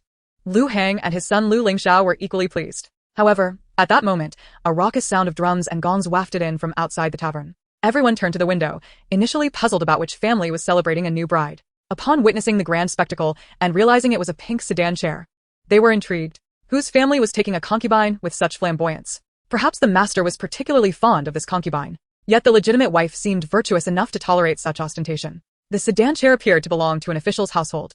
No one knew which esteemed individual was taking a concubine today, and many pondered whether they might later seek a celebratory drink. As the colleagues chatted, Wang Dai glanced outside at the commotion, his brow furrowing. Lu Hang, adept at reading the room, sighed and remarked, "Such extravagant display in taking a concubine could suggest favoritism towards the concubine over the wife." Wang Dai nodded, agreeing with Lu Hang's perspective. According to the laws of the Great Yan dynasty, taking a concubine as a wife was punishable by 90 strokes. It was unclear which household was allowing such overt impropriety. Other officials chimed in, voicing their agreement that it was indeed improper. "We shall report this at court tomorrow." Though they preferred the allure of charming concubines over the domineering legitimate wives. Such favoritism was typically kept discreet to preserve the principal wife's dignity and avoid the stigma of a concubine overshadowing the wife. Lu Hang, unaware of which household was so brazen in their actions, was nonetheless relieved it was not his own, for he was renowned throughout Yanjing as a devoted husband. Even at this moment, Minister Wang sighed, "If I were to admire anyone in the capital, it would undoubtedly be the Wei Duke, who has remained devoted to his wife for 20 years, their love unwavering. Even without children, he withstands the pressure without taking a concubine." Lu Hang responded, "In this life, having Minner as my wife is sufficient. If this child is a son, he shall be our heir. If not, we shall adopt from a collateral branch." Minister Wang nodded in agreement, his gaze towards Lu Hang filled with approval. Other officials echoed, "The bond between the Wei Duke and his wife is profound. In this world, if there exists a devoted lover, the Wei Duke would undoubtedly rank first, with none daring to claim second." At that moment, a tavern servant approached, carrying a plate of peanuts, and promptly congratulated, "Congratulations, Wei Duke. Best wishes to you." Though Lu Hang was overjoyed, he was still somewhat puzzled by the servant's congratulations. What cause for celebration could there be for this duke? The young servant set down the peanuts and mockingly remarked, "Everyone in the streets knows that today, the duke has taken his cousin into the manor as a cherished concubine. Isn't it a grand occasion? With red sleeves adding fragrance and branches spreading forth?" Upon hearing these words, the hall fell silent. The officials who had just been praising Lu Hang's affection now wore significant expressions. Wang Dai's countenance darkened instantly, and Lu Hang himself was bewildered. A concubine? When did I decide to take my cousin as a cherished concubine? He truly had no idea. The mischievous servant continued with a grin, "What are you pretending for? My lord, did you not personally entrust the household matters to your cousin?" With the duke's wife at her family home nurturing her pregnancy, upon learning of this, she took it upon herself to bring a concubine into your home. With such a virtuous and magnanimous wife, you should revel in your fortune. With a cousin to bear you offspring, you need not worry about your lineage being cut off. Shenmin helping him take a concubine. Lu Hang found it utterly absurd. Even if his mother were on her deathbed and suddenly decided to help him take a concubine, it could not possibly be Shenmin. Wang Dai's expression had darkened completely, feeling that his previous compliments about Lu Hang were now a jest. He rose to leave, snorting coldly. "The duke enjoys such fortune. I shall not linger to ruin your auspicious moment." However, allowing a concubine to bypass the legitimate wife during her pregnancy is truly a case of favoring the concubine over the wife. Tomorrow, I shall personally present this matter before the emperor. Lu Hang was in a state of panic. He had painstakingly invited the esteemed Minister Wang, who had taken a liking to him, only to find himself in a situation where he had lost more than he gained. He hurriedly implored Minister Wang, "Allow me to explain. Minner must be throwing a tantrum, thus taking such liberties. I truly have no intention of taking a concubine." Wang Dai regarded him with cold eyes. Feeling he had misjudged the man, "You are remarkably lacking in responsibility. No woman would willingly share her husband with another. If your wife acted on her own to bring in a concubine, was it not because you forced her hand? Had you firmly refused and steadfastly protected her, how could she have retreated and allowed another in?" As he spoke, the corners of Wang Dai's aged eyes reddened slightly, scolding not only the unfaithful Lu Hang before him, but also the version of himself that had once lacked courage. Lu Lingxiao was indifferent to whether his father took a concubine. After all, he was the only son. However, he was concerned about Wang Dai. Previously, the elderly matriarch of the Xiangping Marquis' household had forced his father to sever ties with him as a student. Before coming here today, his father had mentioned that he could allow him to become Wang Dai's disciple. Seeing Wang Dai preparing to leave, Lu Lingxiao grew anxious. "Minister, did you not say you would still assess the students' essays?" Yet at this moment, Wang Dai felt deceived by Lu Hang and regarded Lu Lingxiao with disdain, thinking how his recitations of the classics were utterly uninspired and lacking depth. With such limited talent and no diligence in study, only seeking to ingratiate himself, he would surely become a sycophant in his future career. With that, he waved his sleeve and departed. The other officials and scholars, witnessing Lu Hang's offense against Wang Dai, similarly took their leave. Lu Lingxiao, drenched in humiliation, felt dizzy. Not only had he failed to become the Minister of Personnel's disciple, but he had also earned a reputation as someone devoid of learning, merely a sycophant. His future career was now in jeopardy. Chapter 83. The Xiongping Marquis commanded Shen Nianjiao and Lu Hang to kneel before the manor. Once the crowd dispersed, the servant quietly withdrew, leaving only Lu Hang and his son, Lu Lingxiao, amidst the wreckage of cups and plates. Lu Lingxiao, filled with anger, questioned, "Father, what should we do now? If Minister Wang's words get out, how will the students of Guanshan Academy regard me? In the future, whenever my career is mentioned, they will inevitably recall Minister Wang's assessment of me." Lu Hang was equally troubled. Lu Lingxiao was his only son, and he held high hopes for him, wishing to avoid his ruin. Lu Hang, struggling in the bureaucratic arena himself, could only think of the methods he had previously employed. "Father will seek a better marriage for you, one that will assist your career." "Father, I desire Shen Wanli," Lu Lingxiao exclaimed, recalling her visage with a glimmer of desire in his eyes. He had always known that Shen Wanli was not his biological sister, and as her beauty blossomed, his yearning only intensified. However, she always managed to evade him, and now Shen Wanli had escaped into the gilded cage of the Xiongping Marquis' household. Lu Lingxiao mused that in Yanjing, aside from the royal family, there was no wealthier family than the Xiongping Marquis. If he became Shen Jinan's son-in-law, surely he would support him.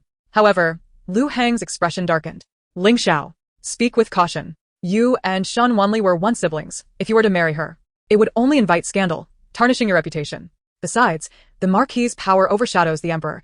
Their house will inevitably decline. Shen Wanli is not worthy of you." Upon hearing this, Lu Lingxiao laughed. "Father, you are right. Once the Marquis' house falls, Shen Wanli will no longer have a protector. At that time, I could keep her as a mistress, and no one could say a word against it." Lu Heng countered, "What I envision for you is the eldest daughter of Hanlin scholar Song Hao Song Wanzhuang.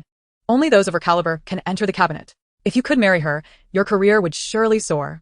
Lu Lingxiao felt his blood boil with excitement, but then he recalled, "Father, I have heard Nianjiao mention that the eldest daughter of the Song family is betrothed to Xin Chaojin, is she not?"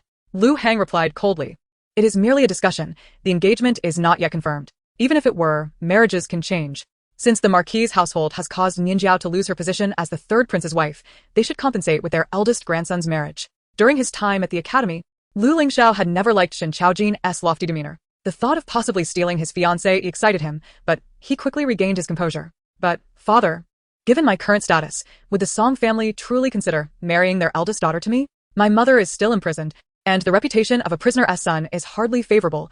It might even affect my chances in the imperial examinations." Lu Hang spoke meaningful. The daughter scholar Song is the apple of his eye. If she is willing, no parental or matchmaking constraints will hold sway. "Lingxiao, this will require you to exert some effort. Your mother's situation is under the scrutiny of the Marquis' household. I cannot intervene. You must rely on your sister to leverage her connection with the third prince to resolve it." The news of the Duke taking a concubine indeed spread like wildfire throughout Yanjing. However, the gatekeeper of the Xiongping Marquis' residence blocked his entry. The gatekeeper announced loudly, "The Duke has taken a concubine today. The lady has instructed you to accompany your cousin and not disturb her during her pregnancy." Seeing the crowd gathering, Lu Heng knelt at the entrance of the Xiongping Marquis' residence, proclaiming, "I must see the lady today. If she refuses to meet me, I shall not rise from this position." As more onlookers arrived, the street buzzed with gossip. "What is happening at the Duke's residence? Just taken a concubine. And now he's kneeling to seek an audience with his wife." The Duke and Duchess had shared years of affection, and it seemed they were experiencing some discord, with the Duke now pleading for his wife's forgiveness. For a man of such stature to humble himself and kneel before his wife demonstrated how dearly he cherished her. Shen Nianjiao also heard of this and attempted to persuade Shen Min to meet Lu Heng. When her efforts failed, she hurriedly lifted her skirts and ran to the manor's entrance. Shen Wanli joined the crowd as well. "Father!" Shen Nianjiao rushed forward, nearly tripping over the threshold. Shen Wanli stood at the entrance, observing coldly. Shen Nianjiao's exclamation of father could refer to either Shen Jinan or Lu Heng. Though Shen Jinan had already learned of Shen Nianjiao's true lineage from the old man, hearing her call him father still struck a chord. After all, among the many children he had with the Xie family, the one he cherished most was his daughter, Shen Nianjiao. Throughout her childhood, while the other boys faced his wrath, he had never laid a hand on her. Lu Heng himself was startled by Shen Nianjiao's call of father, but then he felt a sense of satisfaction, realizing that the people of the Xiongping Marquis' household were unaware of his relationship with Shen Nianjiao. Being addressed as father before Shen Jinan brought him a certain delight. Regardless of Shen Jinan's influence in the court, he still had to support his daughter, becoming a stepping stone for him. Shen Nianjiao tugged at Shen Jinan's sleeve, pouting, "Father, we are all family. How can you kick my uncle in front of so many people?" Uncle has always treated Nianjiao exceptionally well. For the sake of his daughter, her father decided to let uncle rise first. As she acted coyly, she cast a glance at Shen Wanli, who stood by the door. In front of Shen Wanli, She intended to showcase how uniquely Shen Jinan cherished her. Shen Wanli observed from a distance as Shen Nianjiao indulged in her father's affection. Yet the envy she once felt in her past life had vanished. Both of them are indeed good fathers to Shen Nianjiao. One paving her path, while the other serves as her stepping stone. Shen Jinan, do continue to dote on your daughter, who brings you nothing but misfortune. Shen Wanli thought to herself with a cold smile, losing interest in the spectacle and turning to leave. Just then, Shen Jinan's voice cut through the air, sternly rebuking, if Lu Heng wishes to kneel, let him. Nianjiao, kneel down, you have greatly disappointed me. Chapter 84. Shui Yuzan and Lu Heng's conjugal union. Lu's arrival at the Duke's residence, Shen Nianjiao had seldom witnessed such a severe side of Shen Jinan. Her legs weakened, and she knelt down. Her gaze toward him filled with disbelief, tears welling in her eyes. Father, what have I done wrong to provoke your anger so?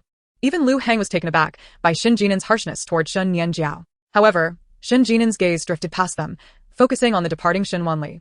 Shen Jinan coldly stated, Nianjiao, you claim that Lu Heng treats you best, but what of your aunt? When he sought to marry your aunt, he clearly declared that she alone would be his wife, never to take another. It was for this reason I consented to the union. Yet now he takes a concubine, and the whole of Yanjing knows it, ridiculing your aunt for being unable to bear a son. Shen Nianjiao felt that the ridicule was not unfounded. After all, Shenmin simply could not bear a son. But in the presence of Shen Jinan, she dared not voice this. Instead, she desperately pleaded, Father, Uncle did not wish for a concubine, it was aunt who unilaterally decided to take one for him. Lu Heng, too, lamented, indeed, brother-in-law, I was unaware. Shen Jinan retorted, you have handed the household authority of the Duke's residence to your cousin, and yet claim ignorance. Lu Heng was left speechless, while only Shen Nianjiao felt pity for him. Shen Wanli, arms crossed, observed the scene, musing, Shen Jinan is not as blind as I thought. With a sigh of relief, Shen Jinan coldly bypassed the two kneeling figures and strode into the residence with confidence. Shen Wanli feigned indifference and turned to leave, not wishing to greet her negligent father. It was then that she was halted and somewhat reluctantly called out, Father. Yuan Gene, that scoundrel, harbored ill intentions toward his daughter, and he could not allow her to be easily swayed. Shen Wanli was taken aback. Shen Jinan said, I often train in the mountains. If there is anything you desire, Father can hunt it for you. Is that so? Shen Wanli suddenly felt mischievous. I want to eat bear paws. Shen Jinan laughed heartily, pleased that his daughter could make requests, believing it would be an easy task. However, he swiftly turned serious, kicking at him, Scram, you wish for bear paws. I desire dragon liver and phoenix marrow. Shen Muji exclaimed, why does Father have two faces? Shen Wanli shot a glance at the rabbit. Don't you like rabbits? Take care of them for now. Huh. Zhiyu felt a twinge of regret. She actually preferred delicious rabbits. The following day, during the morning court, the soon-to-retire Minister of Revenue, Wang Dai, indignantly reported Lu Heng for his favoritism towards his concubine at the expense of his wife, scolding him vehemently. Even the censors were not as zealous in their accusations. After all, many in their households had concubines. For men, taking a concubine was a common occurrence. Some even defended Lu Heng, citing his kneeling to welcome Shenmin at the Duke's gate. However, the Emperor of Yan, considering the faces of the Marquis of Xiangping and Wang Dai, refrained from punishing Lu Heng with a cane but imposed a year's salary fine on him. Consequently, Lu Heng's resentment toward Shen Jinan and Shenmin deepened. Cousin. Lu Heng had just entered when Shui Yuzan tightly embraced him. Initially, he thought of pushing her away due to her pockmarked face, but as she leaned into his arms, she slowly raised her head, revealing a fair and delicate countenance, tears glistening in her eyes, resembling a freshly bloomed lotus. Lu Heng was momentarily taken aback, almost doubting his eyes. Cousin Yuzan, what happened to your face? Shui Yuzan, inwardly delighted, caressed her smooth and delicate face. Cousin, my face is healed. My mother is ill and needs us to bring good fortune. Tonight, let us consummate our union.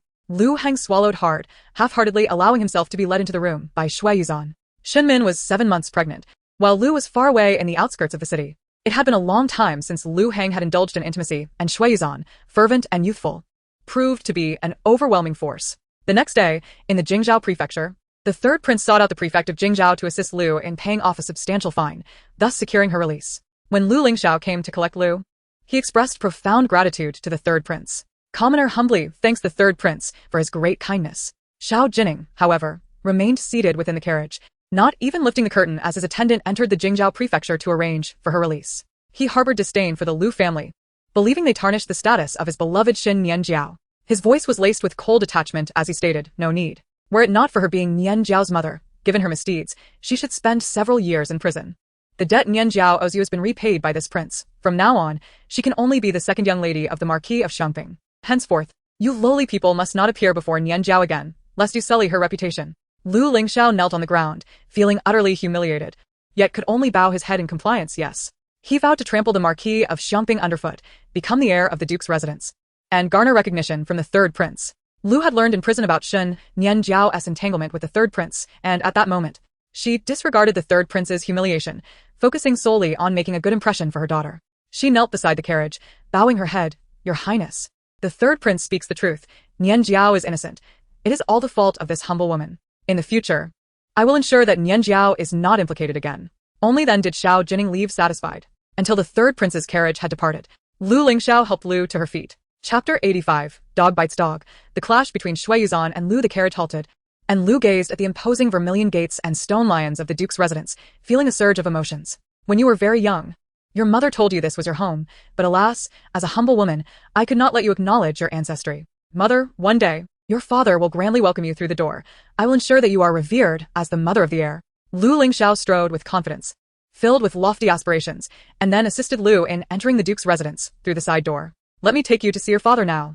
Upon entering the residence, he inquired of a passing servant, where's the Duke now? Lu Lingxiao often accompanied Lu Heng, so the servants mostly recognized him as the Duke's favored student.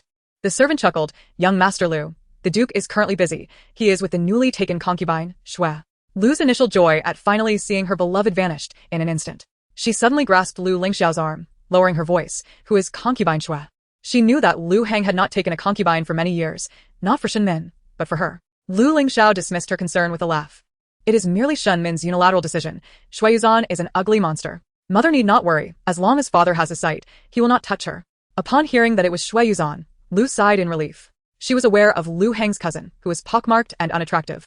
One whom even ordinary families would not consider, which is why she had remained in Weigua Duke's residence, unable to marry. At that moment, two maids emerged from Shui Yuzan's courtyard, holding a basket filled with dirty clothes and blood-stained bedding, laughing as they conversed. Our cousin has finally seen the light. The Duke is truly vigorous. Yesterday, while I kept watch outside, I heard him call for water twice. The maid giggled, her cheeks flushed with embarrassment.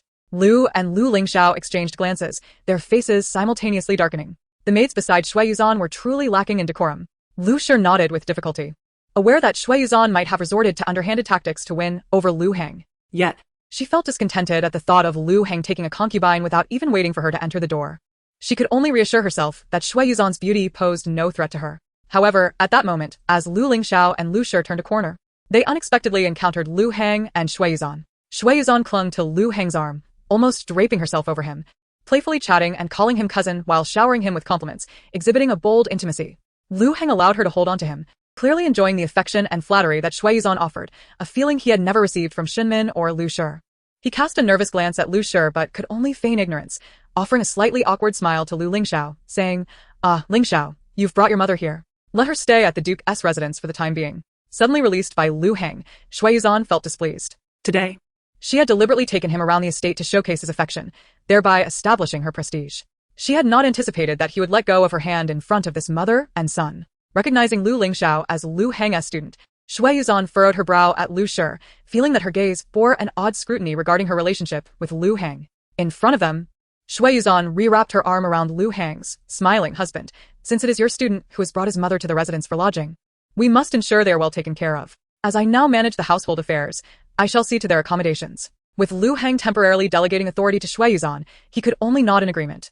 Lu Shi was taken aback as she gazed at Shui Yuzan's smooth, youthful face, which seemed to have transformed remarkably. She recognized Shui Yuzan but was astonished that the blemishes on her face had vanished, rendering her strikingly beautiful. Especially when Shui Yuzan flaunted her newfound authority over the Duke's household matters, appearing almost as the mistress herself, Lu Shi could not help but grit her teeth. Casting a resentful glance at Lu Heng, all her efforts against Shen Min were not meant to pave the way for Shui Yuzan. Lu Heng, feeling a pang of guilt, averted his gaze. Lu Lingxiao, staring incredulously at Shui Yuzan's face, inquired, in just a few days, how has Aunt Shui changed so much? I barely recognized her. With a shy smile, Shui Yuzan touched her face, saying, even my husband thinks I have become more beautiful. This transformation is largely thanks to the medicine gifted by the lady. If not for her generosity, how could I have achieved this? Initially, she had resorted to desperate measures, not expecting that the jade dew cream given to her by Shen Wanli would truly remedy her blemishes. It was indeed surprising that Shen Min had been so generous. Yet, Shui Yuzan refrained from mentioning that she had spent 1,000 taels to acquire the jade dew cream from Shen Wanli, fearing that Lu Heng would deem her extravagant. Thus, she vaguely attributed her transformation to Shen Min. Lu Shi felt as though she had heard a cruel joke.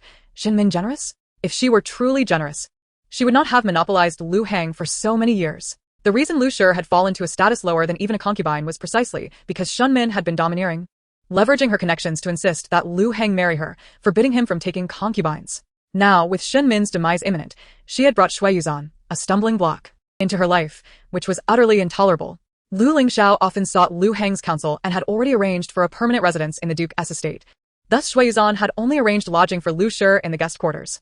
That night, Lu Hang emerged from Shui Yuzan's Sanhua pavilion, his back aching. Remembering Lu Shi's resentful gaze from earlier, he was reminded of his longtime beloved and the mother of his 2 children. He felt a pang of sympathy and did not want her to dwell on such thoughts, so he quietly made his way to the guest quarters. Lu Shi had anticipated Lu Hang's visit and had sent away the maidservant Shui Yuzan had sent to attend to her. As soon as Lu Hang entered, Lu Shi tightly embraced him, tears streaming down her face. Lu Lang, have you forgotten me? Lu Hang quickly wiped her tears away, saying, Qian, you are the only one in my heart. Yuzan was forced upon me by Xin Min and my mother. Taking her as a concubine was out of necessity. If you can wait a little longer, once Xin Min passes and the Xiangping Marquise falls, I will proudly welcome you into my home. You are the mother of Lingxiao and Nianjiao, the rightful mother of the heir to the Duke's residence, while Yuzan is merely my cousin. She cannot compare to you. Just then, a branch snapped outside the window. Chapter 86, Shen Nianjiao, the gold-eating white-eyed wolf. The 3rd prince is to be raised for him to nurture. Someone is eavesdropping?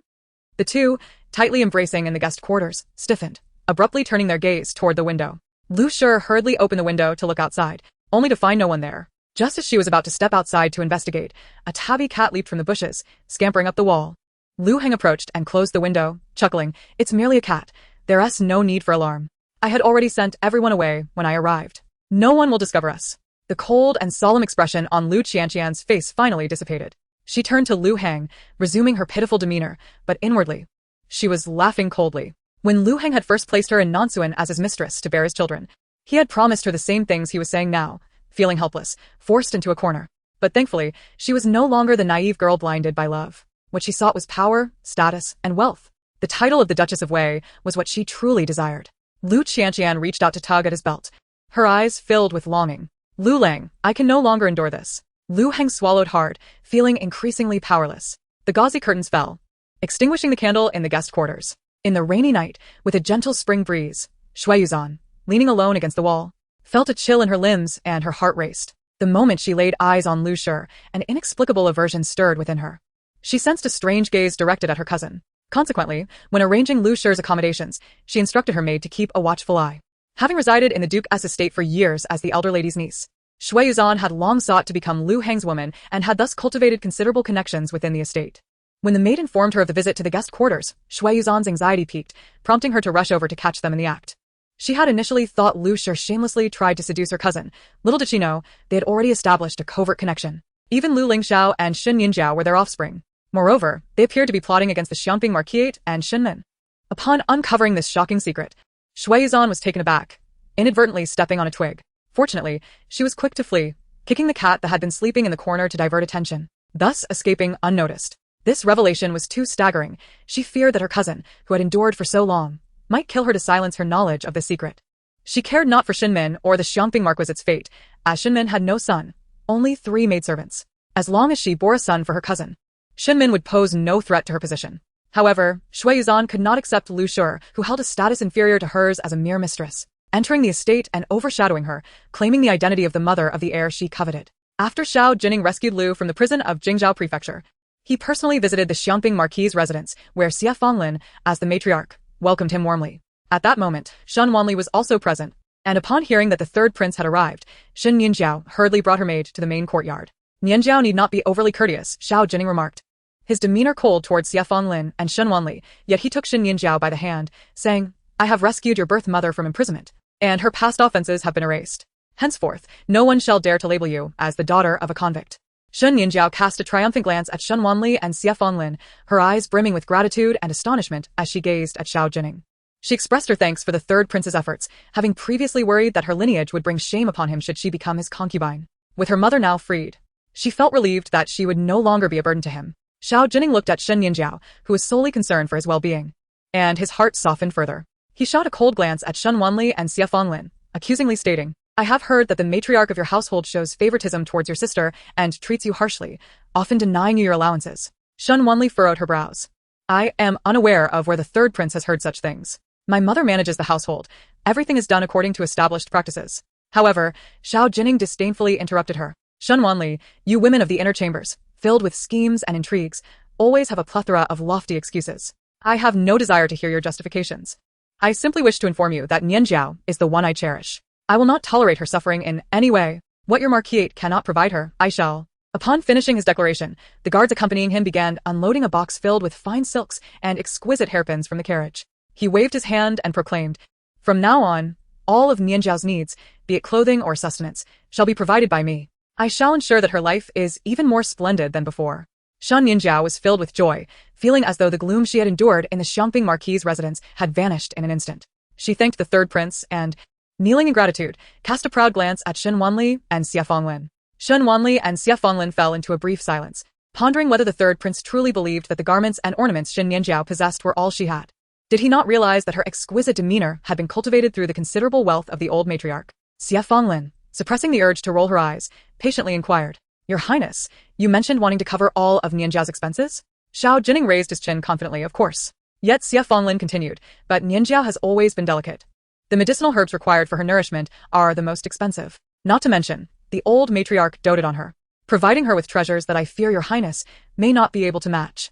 Xiao Jining perceived Xie Fenglin's words as merely an attempt to dissuade him from treating Shen Nianjiao well. He knew that the old matriarch had favored Shen Wanli in the palace and had no faith that she would spend lavishly on Nianjiao. The money spent on Shen Wanli was more plausible. After all, how could a girl raised in the countryside be so dazzling? Xiao Jining snorted derisively. No matter how much you have provided Nianjiao in the past, I shall give her even more. Madam Marquis, you may list everything she has ever required and send the accounts to my residence. Whatever you can provide her, I can offer 100-fold. Xie Fenglin readily agreed. Very well.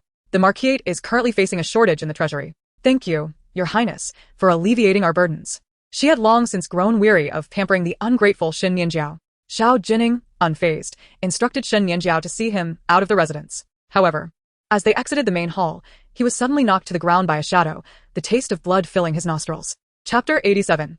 Shui Zan's malicious intent toward Shenmin? Your highness. Shen Nianjiao watched in horror as Xiao Jining was crushed beneath the weight of a bloodied bear carcass.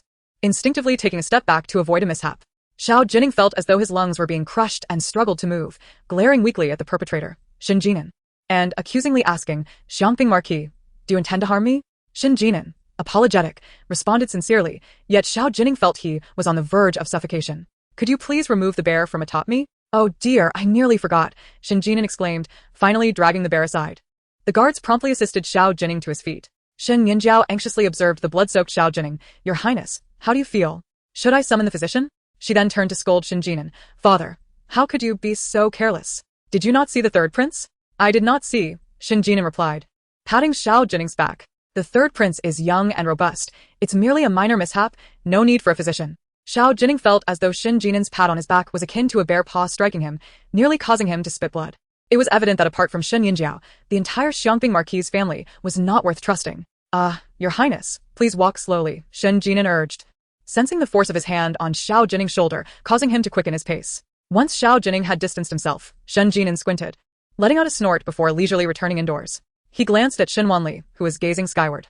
Asked for a bear paw, not an entire bear. Just tell me if there are bear paws, Shen Jinan replied, waving the bear's arm, blood dripping onto the floor. Xie Fenglin, unable to tolerate it any longer, shoved him lightly. Since Wanli desires bear paws, quickly take it to the kitchen. However, as she merely nudged Shen Jinan's shoulder, he winced, inhaling sharply. Xie Fenglin stared in shock as blood seeped through his outer robe. Are you injured? Shen Wanli also turned to look.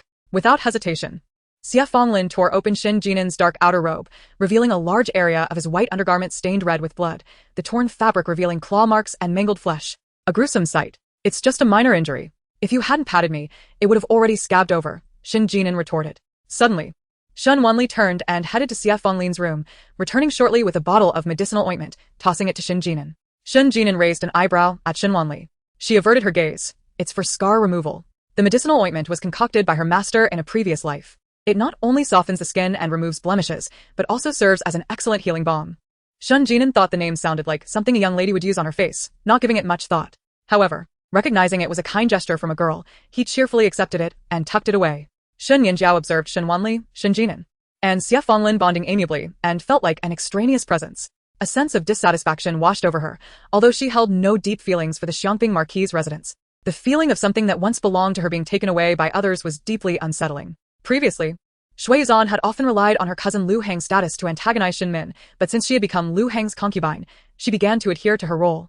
Frequently visiting the Weigua Duke's residence to pay her respects to Shen Min, 7 or 8 months pregnant, would meet with Shui Yuzhan whenever she came to pay her respects, unafraid of any ulterior motives from her. After all, she was currently consuming the medicine Shen Wanli had prepared to dispel the resentment from her ghostly child, and a miscarriage was inevitable.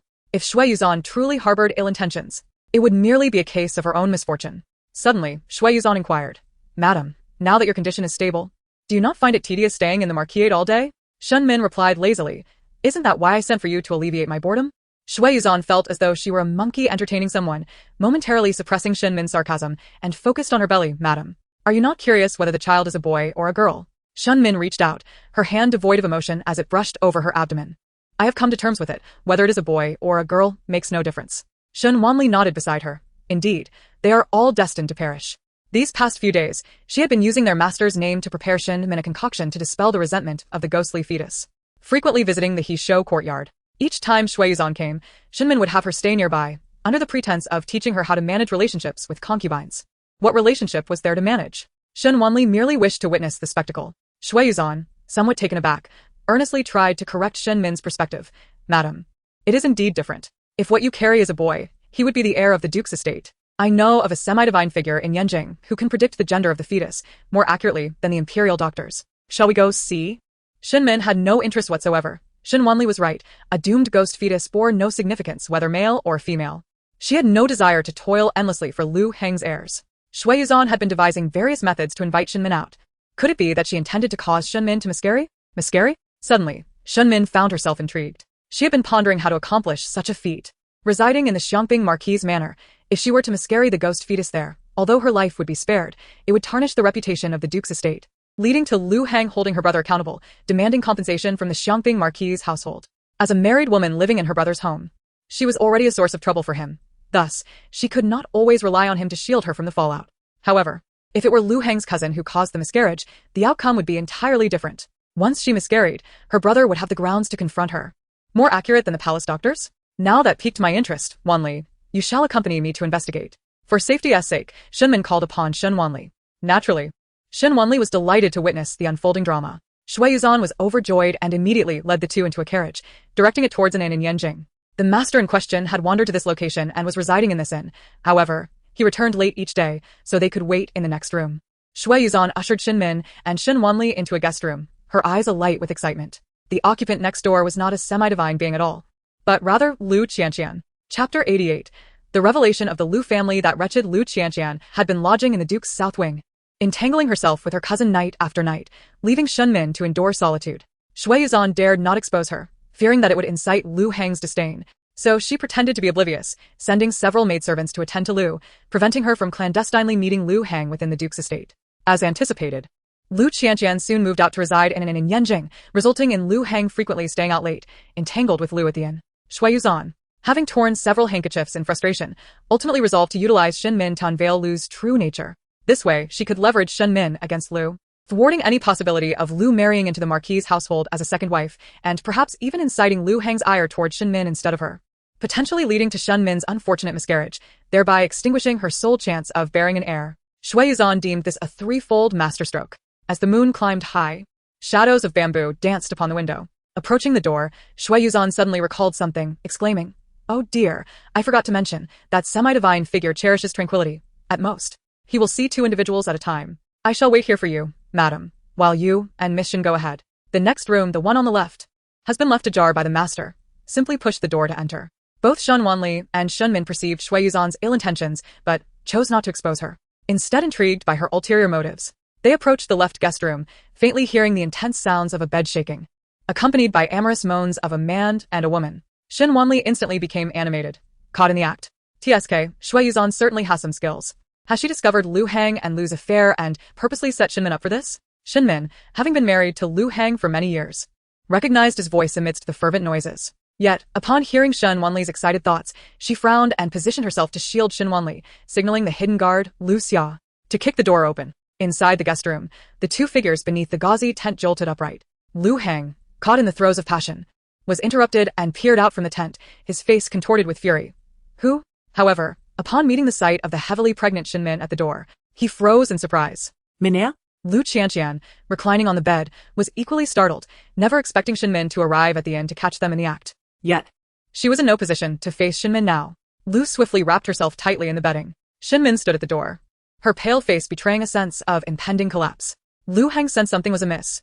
Shen Min had been ignoring him these past few days, which was why he felt so secure in his affair with Lu. Minner, are you not supposed to be resting at the Duke's estate? What brings you here?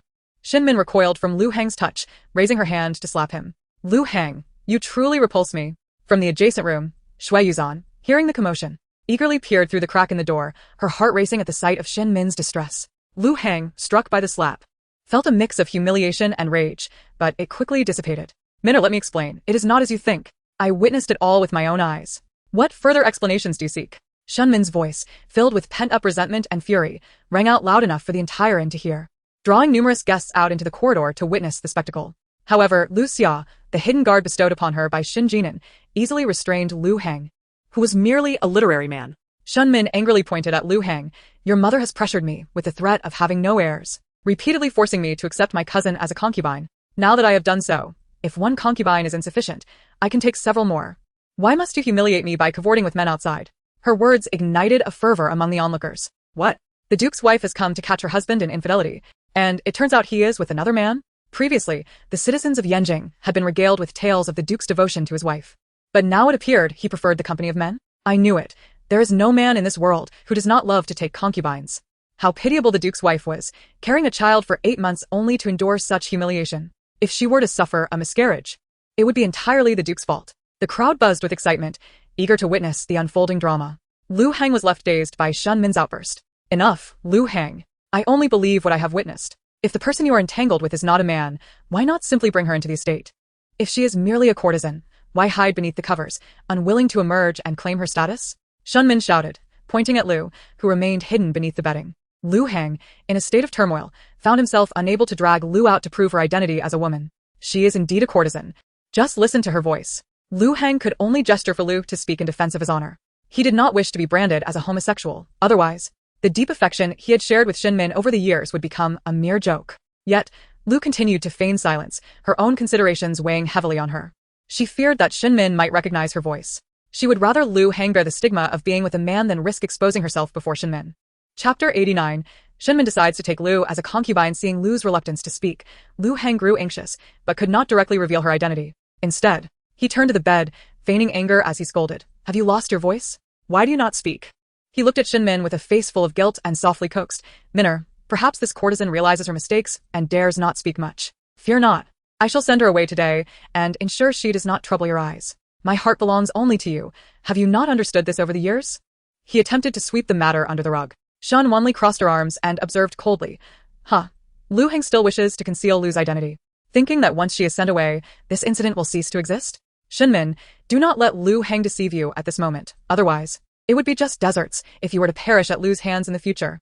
Shen Min had long seen through Lu Heng's true nature and found his sweet words and vows to be utterly repugnant. She wiped her tears with a handkerchief, withdrew her hand from Lu Heng's grip, and seemingly bore all her grievances in silence. Lu Heng, even if she is a courtesan, she has become your wife in essence. As the mistress of the Duke of Wei's residence, I cannot simply turn a blind eye. Today, let us carry her in a small sedan chair to the Duke's residence. However, since Cousin Yuzan has loved you for many years and has just become your favored concubine, this woman, being a courtesan, is of low status and cannot stand on equal footing with Cousin Yuzan. Thus, she can only be taken as a lowly concubine. The onlookers felt that Shen Min truly had a good temperament. Previously, it was said that the Duchess of Wei was jealous and overbearing, yet upon witnessing her now, they found her to be virtuous and magnanimous, even willing to accept a courtesan. The Duke of Wei should not have acted so rashly. His wife, 8 months pregnant, was humiliated in such a manner, causing her distress. The sister of the Marquis of Xiongping was such a proud person. I recall she once declared that whoever married her could never take a concubine. In the world, only princesses and noble ladies had such pride. Yet now she was compromising so much for the Duke of Wei. The crowd observed Shen Min, with her prominent belly and tears, transformed from her former self, and could not help but feel a sense of empathy, collectively criticizing Lu Heng's ingratitude. Lu Heng felt a tumult of emotions as the public's perception of him and Shen Min had shifted overnight. Once, everyone claimed he was deeply devoted to Shen Min. Now, they spoke of her virtue and grace while labeling him as the ungrateful one. Lu, who lay in bed with her head under the covers, was also troubled by the repeated references to her as a courtesan and of lowly status. She intended to enter the Duke of Wei's residence, but not in the present circumstances, and certainly not as a purchasable lowly concubine. She had already been overshadowed by Shen Min. She could not be further pressed by Shui Yuzan. At this moment, Lu Xia entered to seize Lu. However, Shen Min erupted in fury. I have already made such concessions. Yet you continue to obstruct me. Lu Hang, if you truly cared for my dignity, you would not act thus. Is it true that you cannot bear to let the person you are entangled with be seen? The crowd's gaze towards Lu Hang grew increasingly profound. Could it be that the Duke of Wei's paramour was indeed a man? What he claimed to be sending away was merely a fade, a hidden agenda. TSK. Lu Hang furrowed his brow, sensing something amiss. Shen Min had once trusted him implicitly and would never have acted so distrustfully. His gaze fell on Shen Wanli, who had been present when Shen Min discovered the longevity contract. Could she be involved? He looked at Shen Min, a hint of exasperation veiling his curiosity. Minner, we have birthed 3 daughters together. Do you truly think I have an affection for men? Why would you suspect me of such? Shen Wanli naturally noticed the cold glance Lu Hang had cast upon her. Is Lu Hang doubting my influence over Shen Min? To keep a secret. One must have no misdeeds, but this is not my fault. It was your beloved cousin who invited us here. Indeed, she could not let Wanli take the blame. Shen Min had no intention of allowing Shui Yuzan to remain hidden. She would not aid in attracting Lu Hang's and Lu's ire. Why do I suspect you of having an affection for men? Because I have long known the true identity of the person in bed. Shen Min pointed at Lu on the bed, speaking with unwavering conviction. Both Lu Hang and Lu were taken aback. No wonder Shen Min clung to this matter so tenaciously. Eavesdropping from the next room, Shui Yuzan breathed a sigh of relief upon hearing Shen Min's words. Yes, expose Lu's identity. If Shen Min truly believed her cousin had an affection for men and overlooked Lu's existence, missing this once-in-a-lifetime opportunity, it would be the death of her. However, the next moment, Shen Min declared, Cousin Yuzan has long informed me. Shui Yuzan, suddenly hearing her name mentioned before Lu Hang, was startled. She had never told Shen Min that the person in the room was Lu. Shen Min had discovered it all on her own. Yuzan? Lu Hang's brow furrowed. Shui Yuzan. Fearing her cousin would hold her accountable, hurriedly emerged to find Shen Min. Madam, I just intended to check the right room to see if you and the fortune teller had finished. Why are you in the left guest room? Then, she seemed to notice Lu Hang's disheveled appearance and exclaimed, Cousin, why are you here as well? Shen Wanli scoffed. The performance is so fake. The flaws are numerous. Shen Min shared her sentiment and directly confronted Shui Yuzan. Cousin Yuzan, did you not tell me to find the fortune teller in the left guest room?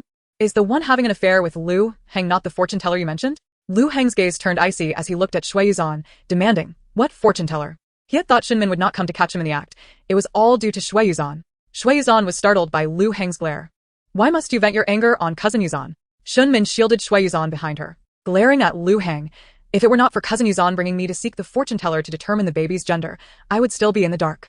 It turns out you not only favor male offspring but also prefer men. Lu Hang's gaze towards Shui Yuzan grew even colder. He understood that Shen Min's discovery was all part of Shui Yuzan's scheme. Shui Yuzan was his mother's niece, and his mother had always favored her.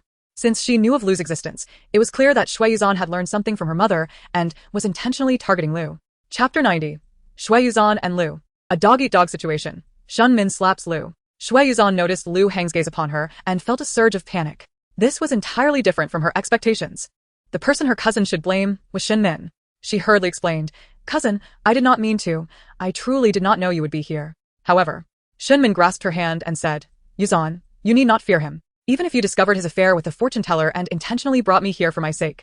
Wishing not to see me deceived, I will support you. Lu Hang, having such a virtuous wife and favored concubine yet still consorting with men, is entirely your fault. As these words left her mouth, Shui Yuzan could clearly feel Lu Hang's gaze upon her, more loathsome than when he had looked at her with disdain before. And she grew increasingly anxious. She abruptly wrenched her hand from Shen Min's grasp, exclaiming, I did not. At the very moment Shen Min was on the verge of a miscarriage, Shui Yuzan dared to shake her off. How reckless. If, by some mischance, she fell onto Lu's bed, it would be even better. Shen Wanli thought to herself, pulling Shen Min towards Lu's bed, deliberately calling out, Aunt, are you all right? Shen Min, not grasping the convoluted schemes, understood Shen Wanli's unspoken encouragement and knew how to act. She released her strength, leaning towards Lu's bed, and exclaimed, Cousin Yuzan. How could you? Shui Yuzan was utterly bewildered. She had not exerted much force. How had Shen Min fallen? She had intended for Shen Min to witness Lu and her cousin's affair, hoping the shock would cause her to miscarry, thus placing the blame on Lu, not on herself. Minea. Lu Hang's heart raced as he rushed to support Shen Min. Yet at that moment, Shen Min leaned against the edge of the bed, grasped the quilt behind her, and, in front of everyone, pulled it open, revealing the disheveled woman atop the bed. Lu gritted her teeth in secret, suspecting that Shen Min had done this on purpose. She tugged at the blanket with all her might, yet Shen Min still managed to pull away the modesty cloth. At that moment, Shui Yuzhan gazed upon Lu Shi lying on the bed, her eyes filled with contempt. Now that matters had escalated to this point, detaching herself from the situation was no longer an option. She resolved to drag Lu Shi down with her. Madam, look, she is but a woman. Certainly not a celestial being. You have indeed entered the wrong chamber. Shui Yuzhan approached and forcefully yanked the blanket from Lu Shi, seizing her hair and dragging her off the bed, exposing her visage to all present. You shameless wretch, how dare you seduce the Duke, causing the madam to suffer such distress? Can you bear the responsibility? Lu Heng sensed the impending disaster, but found himself too late to intervene. Lu Shi, now laid bare before the crowd, felt her mind go blank, wishing fervently to tear Shui Yuzhan apart. Ah, it's you? As Shui Yuzhan dragged Lu Shi before everyone, she turned her head in astonishment, as if just realizing who Lu Shi was. Lu Shi glared at her, her eyes blazing with fury. What a charade. Did she think her a fool, unable to see that today, as events were all orchestrated by that little vixen? She understood Shen Min better than anyone. If Shen Min had any inkling, would she have waited until now to uncover her affair with Lu Heng? The intimate moments shared with Lu Heng in the Duke's residence must have been witnessed by this little harlot. Shen Wanli, too, appeared to have just recognized Lu Shi, covering her mouth in horror. Lu Shi, how could it be you? Shen Min had heard Lu Shi's name more than once from her family and Shen Wanli, knowing she was Shen Nianjiao's birth mother and Lu Heng's concubine, but this was the first time she had seen Lu Shi face to face. She seemed perplexed by the reactions of Shui Yuzhan and Shen Wanli, casting a disdainful glance at Lu Qianqian on the floor. Do you know this courtesan? Shen Wanli hesitated. Aunt, she is not a courtesan. She is the mother of the swapped Lu Shi, the birth mother of Nianjiao. Lu Qianqian shot a furious glare at Shen Wanli. This little wretch dared to drag Nianjiao into this mess. Haha, I intend not only to drag Shen Nianjiao down, but also Lu Lingxiao. Shen Wanli perceived the resentment and anger radiating from Lu Qianqian, feeling a sense of satisfaction. She then questioned Shui Yuzhan, has Aunt Shui met her before? Fearing that Shen Min might blame her for the miscarriage, Shui Yuzhan wasted no time in exposing Lu Shi's true nature. Indeed, she is the mother of Lu Lingxiao, the student of my cousin. Just a few days ago, she stayed in our Duke's residence. I even arranged a guest room for her. Who would have thought she would take the opportunity to seduce my cousin? Shui Yuzhan clutched her handkerchief, casting a sorrowful glance at Lu Heng.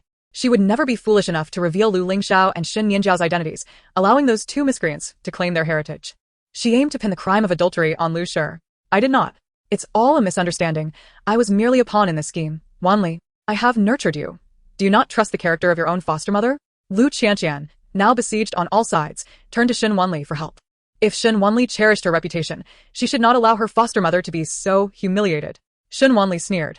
Does Lu Shi still wish to wield filial piety and reputation against me as in past lives? Just as she was about to mock, Shen Min preemptively raised her hand and struck Lu Shi across the face. How dare you, a person so shameless, claim to be Wanli's mother? You are nothing but a thief. Our Wanli has only one mother, the legitimate daughter of the Grand Tutor, Xie Fanglin. Shen Min forcefully pulled Shen Wanli behind her, shielding her from facing Lu Shi. Wanli could disregard her own reputation, but as her aunt, how could she bear to let her niece's honor be tarnished? Lu Shi was nothing but a pile of filth. It was better to shield Wanli's eyes from such disgrace. Watching Shen Min strike Lu Shi, Shen Wanli felt a sense of relief. Lu Shi was once her foster mother. If she were to strike Lu Shi, no matter the circumstances, she would face criticism. But Shen Min was different. As an elder, she was apprehending a traitor, and Lu Shi could not hold her head high before her. Suddenly, I feel my aunt is not entirely inept. Shen Min felt a sense of satisfaction and struck Lu Shi once more, delivering a matching slap. Lu Shi, since her entanglement with Lu Heng, had never endured such humiliation. She wished to disassociate from Lu Heng, but could not seek his assistance, resorting instead to emotionally blackmailing Shen Wanli, her eyes brimming with tears. Wanli, do you truly wish to sever all ties with your mother? Chapter 91. Since the ghostly fetus was summoned by Lu Shi, let it be returned to her. Lu Shi attempted to cling to Shen Wanli to divert everyone's attention. Yet Shen Wanli stubbornly refused to grant her wish. Supporting Shen Min, she cried out in terror, Aunt. Blood. Aunt, you are bleeding profusely. Only then did everyone notice the lavish skirt beneath Shen Min had become soaked in a vast expanse of crimson. The ghostly fetus within her had already been expelled by Shen Wanli, and the warm flow now spilling forth felt akin to the arrival of her monthly cycle. Had Shen Wanli not alerted her, she might have remained oblivious. Quickly, she grasped her abdomen, her voice shrill. The child, my child. Minea. Lu Heng was equally alarmed, rushing to embrace Shen Min, shouting to the attending Lu Xia and others, quickly, summon a doctor. If anything happens to Min, you shall all pay with your lives. His frantic demeanor resembled that of a devoted husband, deeply concerned for his beloved wife. Aware of his true nature, Lu Xia silently rolled her eyes. coldly retorting, "Duke, I have already sent for the doctor," when Madame was pushed down by Shui Yuzan, which incited her anger. Lu Heng's concern for Shen Min was not as profound as that of her maid. If this truly resulted in an unfortunate miscarriage, and they waited until now to call for a doctor, Shen Min would have long since perished. The contrast of love and indifference was stark. It was evident that Shen Min had been blinded by Lu Heng's flowery words and superficial gestures for so many years. Listening to Shen Wanli's thoughts, Shen Min could not help but smile bitterly. Indeed, how had she not noticed this before? Lu Heng, too, caught the cold sarcasm in Lu Xia's words and, in a fit of anger, slapped Shui Yuzan, who stood beside him. "Cousin." Shui Yuzan looked up in disbelief. Her usually gentle and amiable cousin had struck her? Lu Heng's expression darkened, filled with disappointment. "Yuzan, you have deeply disappointed me. Min took pity on your infatuation with me and, having remained unmarried for years, sought to provide you with a place in my home. Yet you pushed her down, causing her to miscarry." Shui Yuzan gazed at Lu Shi, who had hidden behind Lu Heng, her eyes reddening. For years, she had harbored feelings for her cousin, enduring much ridicule from Shen Min, yet he had always shielded Lu Shi in the shadows. Now, it was clear that all chaos stemmed from Lu Shi, yet he still sought to protect her, making her bear the blame. Shui Yuzan lunged at Lu Shi, slapping her across the face. "Cousin, I merely gave her a gentle push. The madam was unharmed when she fell by the bed. It was not I who caused her to miscarry. It was this shameless widow who drove her to it." Lu Shi, witnessing Shen Min's bloodied and weakened form, felt a sense of schadenfreude until Shui Yuzan struck her again, leaving her hair disheveled and in utter disarray. Seeing her in such a state, while she feigned innocence before Lu Heng and recalling the children they had together, Shui Yuzan's fury surged anew. "You wretched woman! Despite the madam's kindness in accepting you, you are more disgraceful than a courtesan. You had the audacity to swap the legitimate daughter of the Marquis, resulting in the madam's niece being cast away, and now, you exploit your son's connection to the Duke to seduce him, causing the madam to miscarry. Someone, take this venomous woman to the authorities." Today, Shui Yuzan had brought Shen Min out to catch a cheater, and she had ensured there were enough servants on hand. She turned and commanded. Those servants of the Duke's household, unaware of the situation, only knew that Lu Shi had offended both the madam and the managing concubine. Following Shui Yuzan's orders, they stepped forward to restrain Lu Shi and drag her away for prosecution. In her desperation, Lu Shi looked towards Lu Heng for help. Lu Heng frowned, bellowing, "Enough! Shui Yuzan, is it not enough humiliation for you? If anything happens to Min, you shall all languish in prison." He cast a cold glance at the servants, commanding them to leave. Only then did they release Lu Shi. "The physician has arrived." Lu Xia had sent for a nearby doctor well-versed in obstetrics. The crowd parted, and the maidens erected a screen to shield the gathering eyes before allowing the doctor to approach and check Shen Min's pulse. The servants of the Duke of Wei stood guard outside the screen, while within, apart from the doctor and Lu Xia, were Shen Min, Lu Heng, Shen Wanli, Shui Yuzan, and Lu Shi in the corner. "Doctor, please examine my wife. If you can ensure the safety of her and the child, the Duke will reward you handsomely." Lu Heng knew better than anyone that Shen Min's pregnancy was doomed. There was no way both mother and child could survive. Nevertheless, he feigned concern in front of the onlookers. "Tisk, Lu Heng is quite the actor. Why doesn't Shen Min take a cue from him?" Shen Wanli, standing nearby, appeared to be sympathetic towards Shen Min, yet her eyes subtly urged, "Aunt, how do you feel now? You've lost so much blood. Does it hurt?" In truth, Shen Min felt no pain at all. The expulsion of the ghostly fetus brought her a sense of relief. Yet seeing Lu Heng and Shen Wanli so engrossed in their performance, she too clutched her abdomen and cried out in feigned agony. She weakly reached out to Lu Heng. Lu Heng. "Minner, I'm here." He promptly sat beside her and grasped her hand tightly. However, in the next moment, Shen Min appeared to be in excruciating pain, gripping his hand and biting down fiercely. "Ah!" Lu Heng screamed in shock, instinctively trying to shake her off, but the doctor beside him interjected, "Your Grace, please endure. Your wife is suffering greatly from the miscarriage and needs to redirect her attention. You must stay with her." Lu Heng could only suppress the pain in his arm, reminding himself that this minor discomfort paled in comparison to Minner's suffering in childbirth. Traditionally, during such times, husbands were often sent outside to wait. Hearing the doctor's words, Shen Min bit down harder, drawing blood. She harbored an intense hatred for Lu Heng. Had it not been for Wanli's intervention to rid her of the ghostly fetus, she would have faced a tragic and agonizing death. Lu Shi, lurking in the shadows, watched Shen Min's painful cries with a glimmer of excitement in her eyes. She channeled the resentment within Shen Min, eagerly anticipating the arrival of the ghostly fetus. As she made her move, Shen Wanli, also proficient in metaphysics, sensed it. Previously, Shen Nianjiao had schemed to place objects that could provoke the ghostly fetus near Shen Min, but they had been thwarted by the people of Heshitang. Now, Lu Shi was attempting to take matters into her own hands. Unfortunately for her, the ghostly fetus had already been expelled. Even if the resentment was stirred, it was destined not to manifest in the bloody spectacle she desired. Shen Wanli had initially planned to wait until Shen Min had openly lost the ghostly fetus before dissipating all the accompanying resentment. However, observing Lu Shi, She suddenly had different thoughts. Karma, since this ghostly fetus was summoned by Lu Shi, let it be returned to her. As Lu Shi incited the ghostly fetus's resentment, Shen Wanli stood behind Shen Min, quietly casting a spell. At that moment, Shen Min cried out in pain, blood pooling beneath her. But what the others could not see was the dark energy erupting from her abdomen, dispersing in all directions. Lu Shi, excitedly fixated on Shen Min, failed to realize that the scattering resentment was gradually coalescing behind her into the form of an infant, clawing and thrashing before entering her own abdomen. Seeing Shen Min bleeding profusely, Lu Heng was filled with exhilaration. He had awaited this moment for too long. Though the timing was not ideal, once Shen Min perished, what would it matter to the living? The doctor's expression grew grave. Your Grace, your wife has suffered a blow and is in a state of distress. The fetus cannot be saved. What about Minner? I want nothing, no male heir, no title, only her safety. Save her. Lu Heng cried out desperately. Those outside the screen, catching the scent of blood, guessed the situation was dire. Upon hearing Lu Heng's cries, many passing by wiped their tears, lamenting his devotion. The Duke of Wei was indeed deeply infatuated. Among the nobility, it was common to sacrifice the greater for the lesser, especially since he had no sons. He was willing to forego the chance for an heir to ensure his wife's safety. Previously, when rumors of him taking a concubine arose, many thought he had turned his affections, but it appeared he had a profound bond with his wife. However, the guests and servants who had witnessed the entire scene in the inn scoffed. They were unaware that the Duchess of Wei had been perfectly fine. And there was no need for such theatrics had it not been for the Duke's affair with a teacher's mother, which had incited Shen Min's miscarriage. Indeed, familial turmoil was often the result of a husband's infidelity. Lu Heng, listening to the murmurs outside the screen, gritted his teeth in anger. These commoners, while it was true that he held no real power as a duke, how dare they speak so brazenly in public? Yet, he had to feign concern for Shen Min and could not go out to punish them. These people were clearly arranged by the old Madame Shen through Lu Xia. Suppressing his rage, he turned his anxious gaze back to Shen Min, his eyes glinting with a strange light. As long as Shen Min died, he promised to mourn her for 3 years. Time would pass, and people would still praise his deep affection. Of course, he had no intention of truly mourning her. After all, the house of Xiongping would soon cease to exist. Principles of loyalty and filial piety aside, how could he truly mourn the daughter of a criminal? Minya, do not leave me. The phoenix tree is half dead, the mandarin ducks are separated. Without you, how can I live? Lu Heng pounded the ground, seemingly in unbearable anguish. He is already mourning before she is even dead. Lu Heng is truly eager.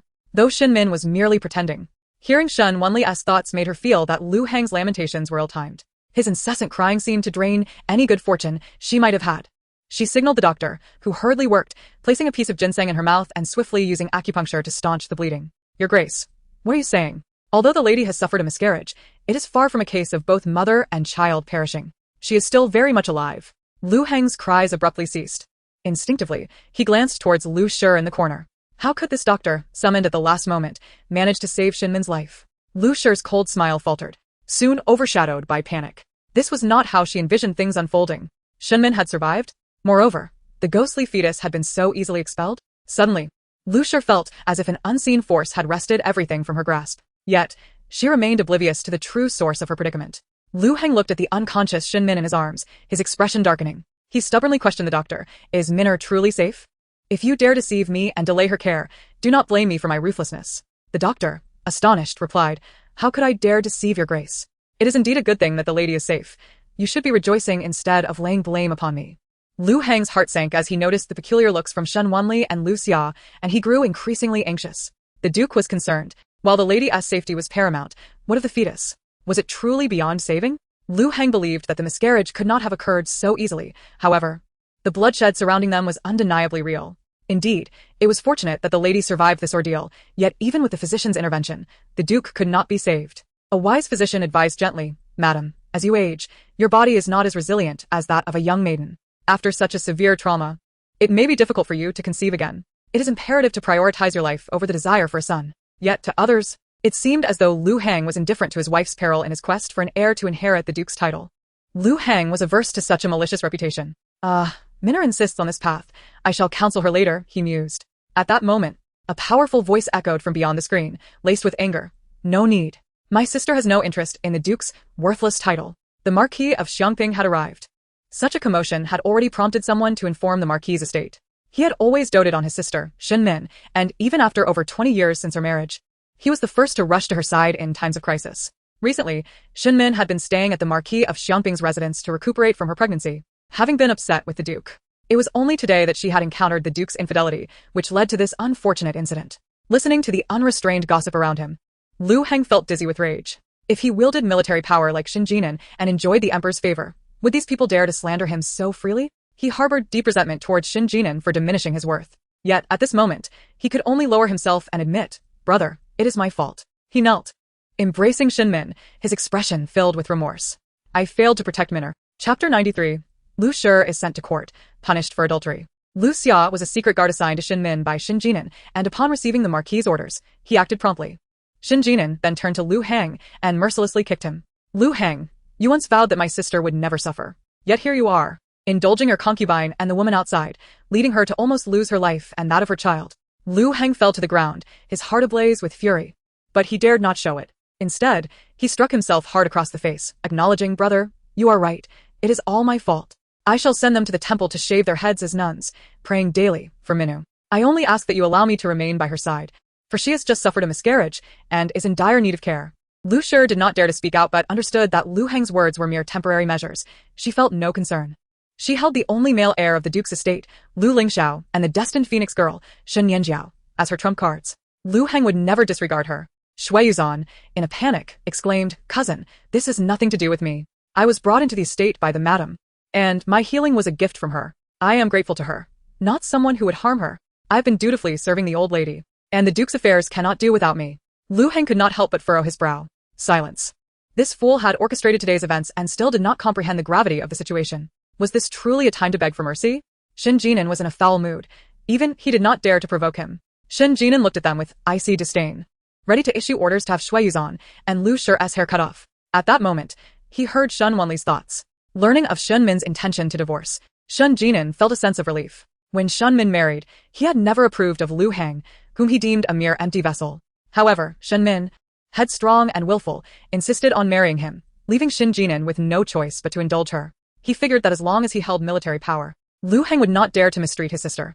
Having learned from Shen Wanli and his mother about Lu Heng's malevolent intentions towards the Marquis's estate, he had considered urging Shen Min to divorce, but feared she might become too entangled. Yet, now that Shen Min expressed a desire for separation, he felt less inclined to restrain himself. Shen Jinan coldly ordered Xiang Qiao, take Shui Yuzan and Lu Shi to the authorities to report them. Lu Heng was taken aback. "Brother." Historically, Shen Jinan had been protective but seldom escalated matters to public scrutiny for Shen Min's sake. He could not afford to lose face. This was ultimately a private family matter. "I will handle it fairly.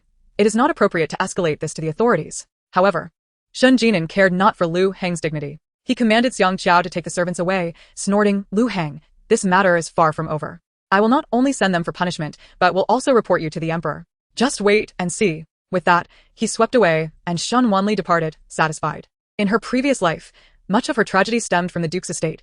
Witnessing Lu Heng's misfortune brought her a sense of delight. At the Marquis of Xiangping's residence, even though she had known in advance that Shen Min would miscarry, seeing the weak and bloodied woman stirred a deep sympathy within her. Lu Qingji and her sisters busied themselves attending to Shen Min, assisting her with bathing and changing. The significant incident had reached Shen Nianjiao's ears, prompting her to prepare ginseng soup to present at the Crane Longevity Courtyard. Seeing Shen Min still unconscious in the room filled with concerned individuals, she handed the soup to Lu Qingji. "Cousin, this is ginseng soup I prepared for my aunt. Given her recent miscarriage, she needs nourishment. Your thoughtfulness is appreciated, Nianjiao." Lu Qingji acknowledged, taking the soup but setting it aside for the physician's examination. Inhaling the heavy scent of blood within the room, Shen Nianjiao did not witness Shen Min's dire condition but observed the anxious expressions around her, feeling a flicker of anticipation for news of Shen Min's demise. Shen Min had occupied the position of the Duke's wife for so long, perhaps now there would be room for her mother. Outside, in the main hall, the old lady Shen listened intently to the physician's report regarding Shen Min, her face etched with maternal concern. She approached, softly reassuring, "Grandmother, my aunt has the protection of fate. She shall be fine." The old lady merely cast her a cold glance. That is to be expected. Shen Nianjiao, aware of the old lady's current focus on Shen Min, knew that others must yield. She turned to Shen Wanli, reproach creeping into her tone. "Sister, I heard that when Shui Yuzan took our aunt out today, you were by her side. How could she suffer a miscarriage? This child was of utmost importance to the Duke's estate. If I had been with her, I would have risked my life to prevent Shui Yuzan from harming her." As she spoke, she carefully observed the old lady's reaction, noting her frown and allowing a slight smirk to surface. Regardless of whether Shen Wanli bore any responsibility, her remarks would inevitably lead the old lady to blame Shen Wanli for failing to care for Shen Min. Shen Wanli, noticing her name mentioned, raised an eyebrow. "Ah. Shen Nianjiao, you still fail to grasp the situation and dare to cast aspersions upon me before grandmother. Whether you would have risked your life to save Shen Min is uncertain, but your mother's act of infidelity would surely frighten you to death. Sister, you truly possess a heart of gold, willing to go to such lengths for our aunt. I cannot help but feel inferior. Shen Nianjiao was surprised by Shen Wanli's unexpected humility. Before the old lady, she continued to declare, my aunt has always treated me with kindness. I genuinely wish for her safety. She observed the old lady's expression, believing she ought to offer a few words of praise. However, what she heard was, if Nianjiao possesses such conscience, I shall rest easy. Realizing the old lady's attitude was peculiar, Shen Nianjiao soon heard the old lady declare, inform the authorities that no leniency shall be shown merely due to Lu Shi being the mother of the third prince's consort. As a widow who conspired with the duke, causing the duke's wife to suffer a miscarriage from anger, she deserves 40 strokes of the rod. None shall be spared. Chapter 94. Shen Nianjiao buries the witchcraft figurine at the Crane Longevity Hall. Upon hearing these words, Shen Nianjiao's heart sank, and her smile faltered. Lu Shi? She forced herself to maintain her composure and cautiously inquired, wasn't it Aunt Shui from the Duke of Wei's residence who took my aunt out today? How does this involve Lu Shi? Seated beside her, Shen Wanli kindly explained, you may not be aware, but your biological mother is truly audacious. At her age, she dares to climb into the Duke of Wei's bed. It was she who caused my aunt to miscarry. Shen Nianjiao stood frozen, as if struck by lightning. How could this be? Lu Shi's son was my uncle's student. It was commonplace for them to be close. Yet, could my aunt have misunderstood? Shen Wanli sighed. In front of everyone, Aunt Shui dragged Lu Shi from the bed. So many witnesses at the Minuan saw it. How could there be any misunderstanding? Shen Nianjiao felt darkness cloud her vision. It was over. Both her mother and father had endured for so many years, and now, as Shen Min lay on the brink of death, they could not bear it any longer. She had painstakingly persuaded the third prince to rescue Lu Shi from prison, freeing her from the stigma of being the daughter of a disgraced official. Now, she was being sent to the authorities for adultery. Was it not enough that she had been demoted to a side consort of the third prince? In her heart, Shen Nianjiao could not help but blame Lu Shi, criticizing her for her origins and conduct, but more so for the fear that her own identity would be exposed. What she desired was the honorable status of a legitimate daughter of the Duke of Wei, not the shameful title of an outside woman, lesser even than a concubine. Shen Wanli observed the changing expressions on Shen Nianjiao's face with amusement. Grandmother and I were concerned that you would plead for Lu Shi. However, seeing how deeply you care for your aunt, it seems you harbor a strong disdain for Lu Shi. Surely, you would not wish for the third prince to intervene on her behalf again? At that moment, Shen Nianjiao wished she could tear Shen Wanli's mouth apart. If she continued to assist Lu Shi after this, would she not be slapping her own face, appearing devoid of conscience, and disregarding Shen Min's previous affection for her?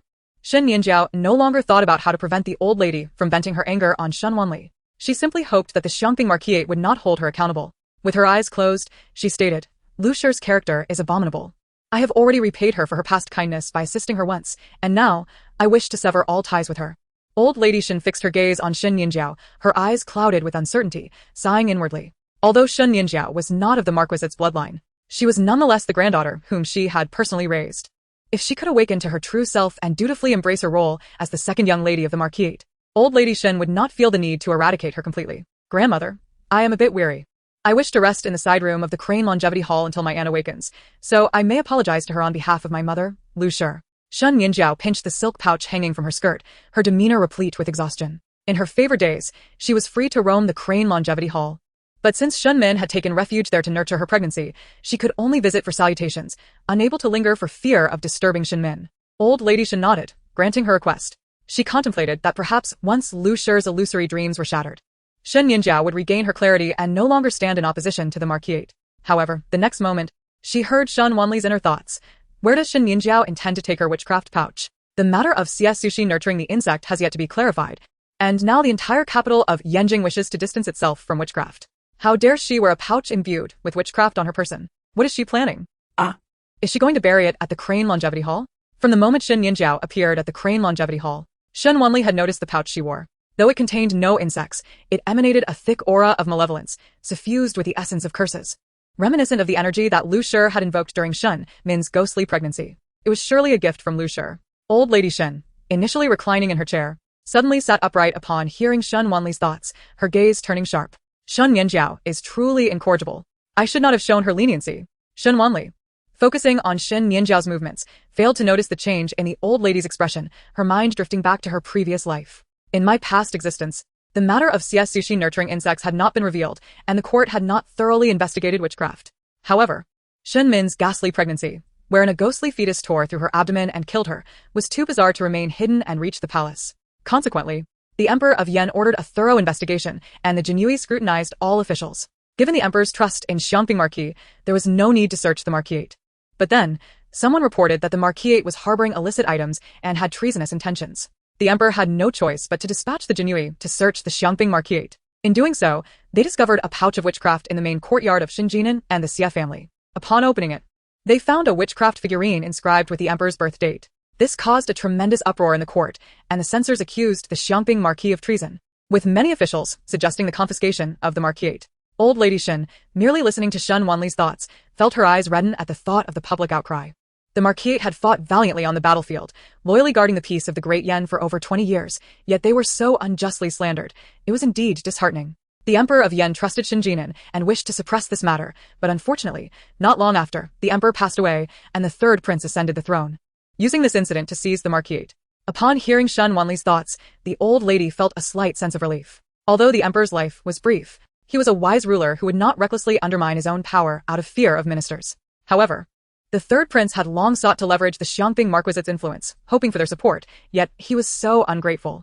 Truly, as Wanli stated, he was not a wise choice for ruler.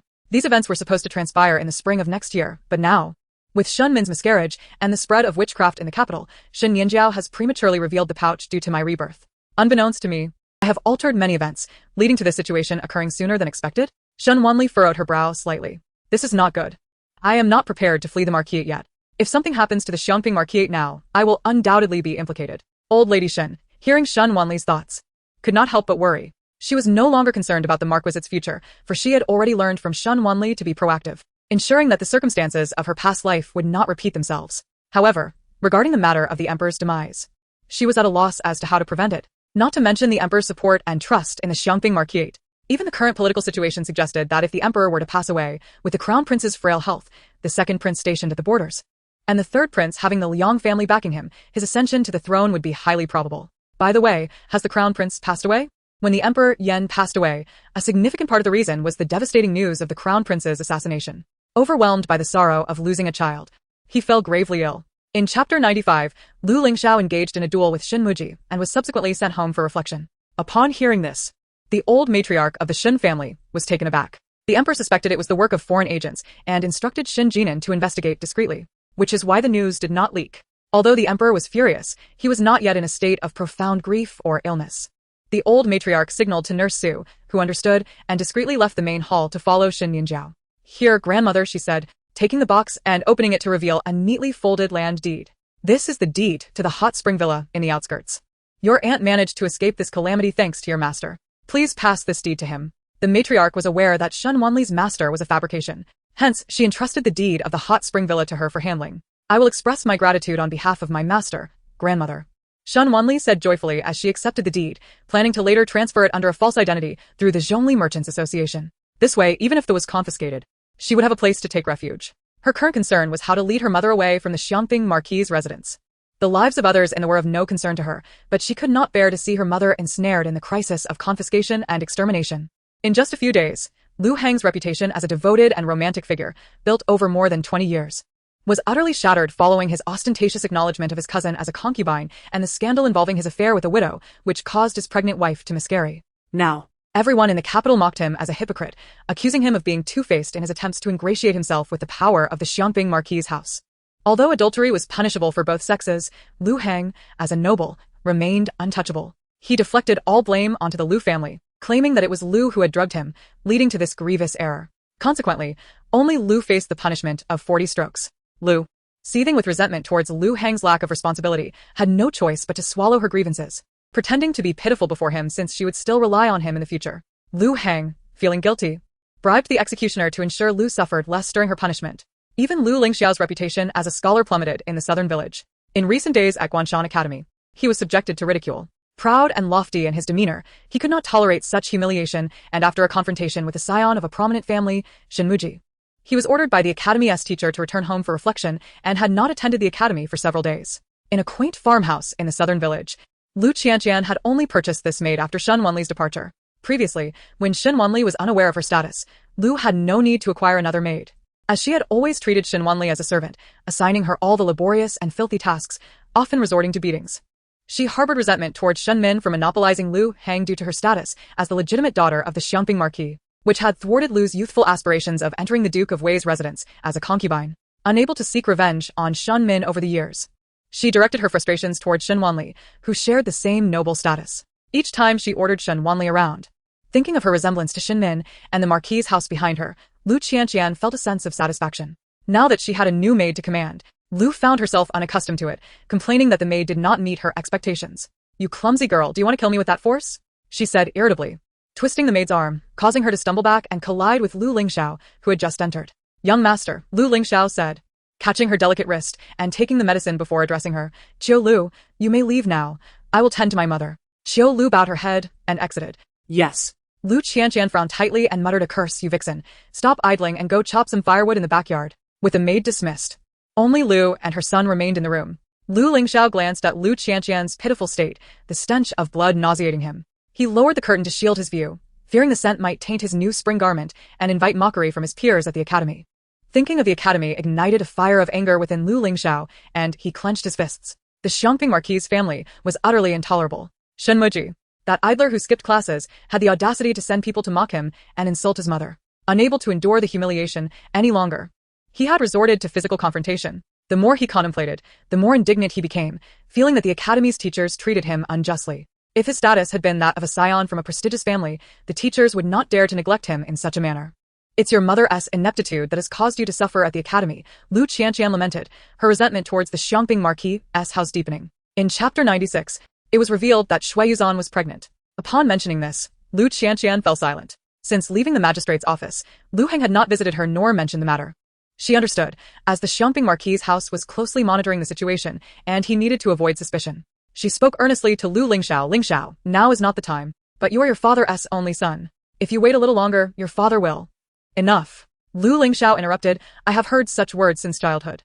When he resided in the southern village, though he lacked riches and servants, as one of the few young scholars, he was respected wherever he went. But now, due to his mother's scandalous reputation, he is scorned. Lu Lingxiao could no longer endure it. Lu Qianqian grasped the crux of Lu Lingxiao's words and, unable to contain herself, pulled aside the mosquito net in disbelief. Shen Min is not dead? Though Lu Qianqian had not witnessed the birth of the ghostly fetus, she speculated that Shen Min, having nourished it for so long, could not have survived for many days. For the past few days, bedridden with her injuries, she had awaited news of Shen Min's funeral.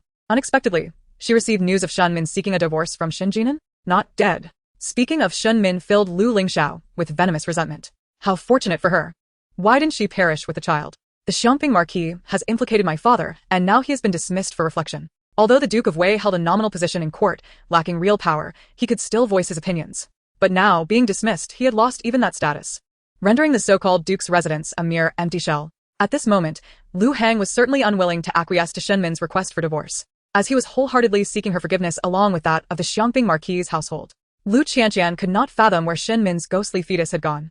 She had attempted to investigate, but the ghostly fetus had completely slipped from her grasp, vanishing without a trace. What about Shen Nianjiao? Lu Qianqian recalled the contingency she had prepared for Shen Nianjiao. The thought of Shen Nianjiao, now with the fate of a phoenix, ignited a fervor within her heart. Such a lofty destiny, becoming the primary consort of the third prince, was merely the beginning. She was destined to be the matriarch of the realm. "Mother, what do you intend to do? You must act swiftly. The mad dog of the Xiangping Marquis is relentlessly pursuing my father. With him around, Shen Min's divorce is only a matter of time. But do not forget, there is also the watchful Shui concubine in our home. We have done so much to confront Shen Min and the Marquis's household. We cannot afford to make that vile woman our ally." As Lu Lingxiao spoke, he gritted his teeth and dropped a bombshell. "Shui Yuzhan is pregnant." "What?" Lu Qianqian was so startled that she tumbled from the bed, her face contorting in pain. Yet, at that moment, she could not care less about the agony tearing through her wounds. With her eyes blazing, she looked up at Lu Lingxiao, gritting her teeth. "When did this happen?" "On that day at the Yamen. Individuals from the Xiangping Marquis accused Shui Yuzhan of defying authority and plotting against her mistress. Although this was a personal matter, once it reached the public court, even the Jingzhao Yin dared not disregard the Marquis's dignity, resulting in a sentence of 40 lashes for Shui Yuzhan. Lu Qianqian was present that day, which is how she learned of the incident. Lu Lingxiao was still at Guanshan Academy at the time, and only later heard about the aftermath from someone at the Duke of Wei's residence. On that day, their mother was punished first, and subsequently fainted from the pain. By the time it was Shui Yuzhan's turn, she had already been frightened into unconsciousness. Initially, the officials of the Jingzhao government intended to splash water on her to wake her for punishment, but a knowledgeable secretary on site noticed that Shui Yuzhan's pulse indicated she was with child. After a long while, Lu Qianqian bitterly squeezed out a remark between her teeth. That wretched woman deserves this. The recent incident where she and Lu Hang were caught by Shen Min was evidently also a scheme orchestrated by Shui Yuzan, thus sealing their enmity. Lu Qianqian was primarily concerned about Lu Hang's attitude. What does your father think of her pregnancy? Upon hearing this, Lu Lingxiao fell into silence. Father is quite concerned. The Duke's residence is now focused on providing supplements for Shui Yuzan. Lu Lingxiao understood this, as no man wishes for fewer heirs. Moreover, Lu Hang, at his age, having a child would certainly affirm his virility, bringing him joy. Lu Lingxiao helped Lu Qianqian to her feet, her tone filled with urgency. Mother. The steward of the Duke's residence has always been under Shui Yuzan's control. Now that she is pregnant and has the support of the old lady behind her. Once Shen Min is divorced, how will she differ from the mistress of the Duke's residence? By then, will there still be a place for us in the Duke's household? Do you truly intend to remain a concubine for life, allowing me and my sister to live as shameful outsiders? Lu Lingxiao felt that in comparison to Shui Yuzan, his mother had no advantages. Her background, reputation, and even beauty were inferior to Shui Yuzan's, forcing them to rely solely on their father's favor. Shui Yuzan is not to be feared. Her child will not survive. A sinister glint passed through Lu Qianqian's eyes as she retrieved an old purse embroidered with pear blossoms and somewhat hastily stitched, handing it to Lu Lingxiao. Lu Lingxiao, glancing at the purse's rough embroidery, felt a tinge of disdain. Isn't this the work of Shen Wanli when she was just learning needlework? Why does mother still keep it? In the past, Shen Wanli had not only toiled to mend their clothes but also embroidered sachets and purses to sell for money. Lu Lingxiao had often worn garments crafted by her hands, which made him intimately familiar with her embroidery. Upon taking the purse, he felt something hard inside. Opening it, he discovered a round jade disc with a white jade base and a black jade character inscribed at its center. Lu Qianqian instructed, "Wear this jade pendant close to you. Give the purse to Nianjiao," allowing her to reveal it at the opportune moment before Tsinji, the commander of the Jinui. Chapter 97. Bloodshed and financial loss. The stone path of the Xiangping Marquis was strewn with petals, red, pink, and white intermixed, indistinguishable between peach, plum, pear, and apricot. As the days gradually warmed, Shen Wanli donned a thin snow-blue skirt, draping a lilac shawl, standing in the wind beneath the corridor, harmonizing beautifully with the clusters of light purple lilacs blooming in the courtyard. Servants bustled past, hurriedly carrying items toward the Qinfeng courtyard. Zhiyu looked on with envy. In all of Beijing, only the Marquis is so willing to support his sister. Other noble families would rather see their women accompany the dim light of ancient lamps, wasting their lives, than allow them to divorce. That is their antiquity, Zhiyu replied with a smile.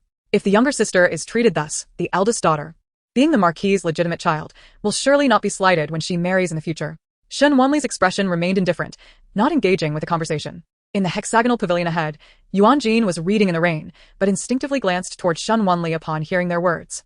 Observing the graceful figure approaching, he suddenly realized that she was now of an age suitable for marriage. Was the Marquis planning to arrange a match for her? Yuan Gene contemplated asking but felt it would be too forward, causing him to feel somewhat restless, resolving to have his subordinates investigate.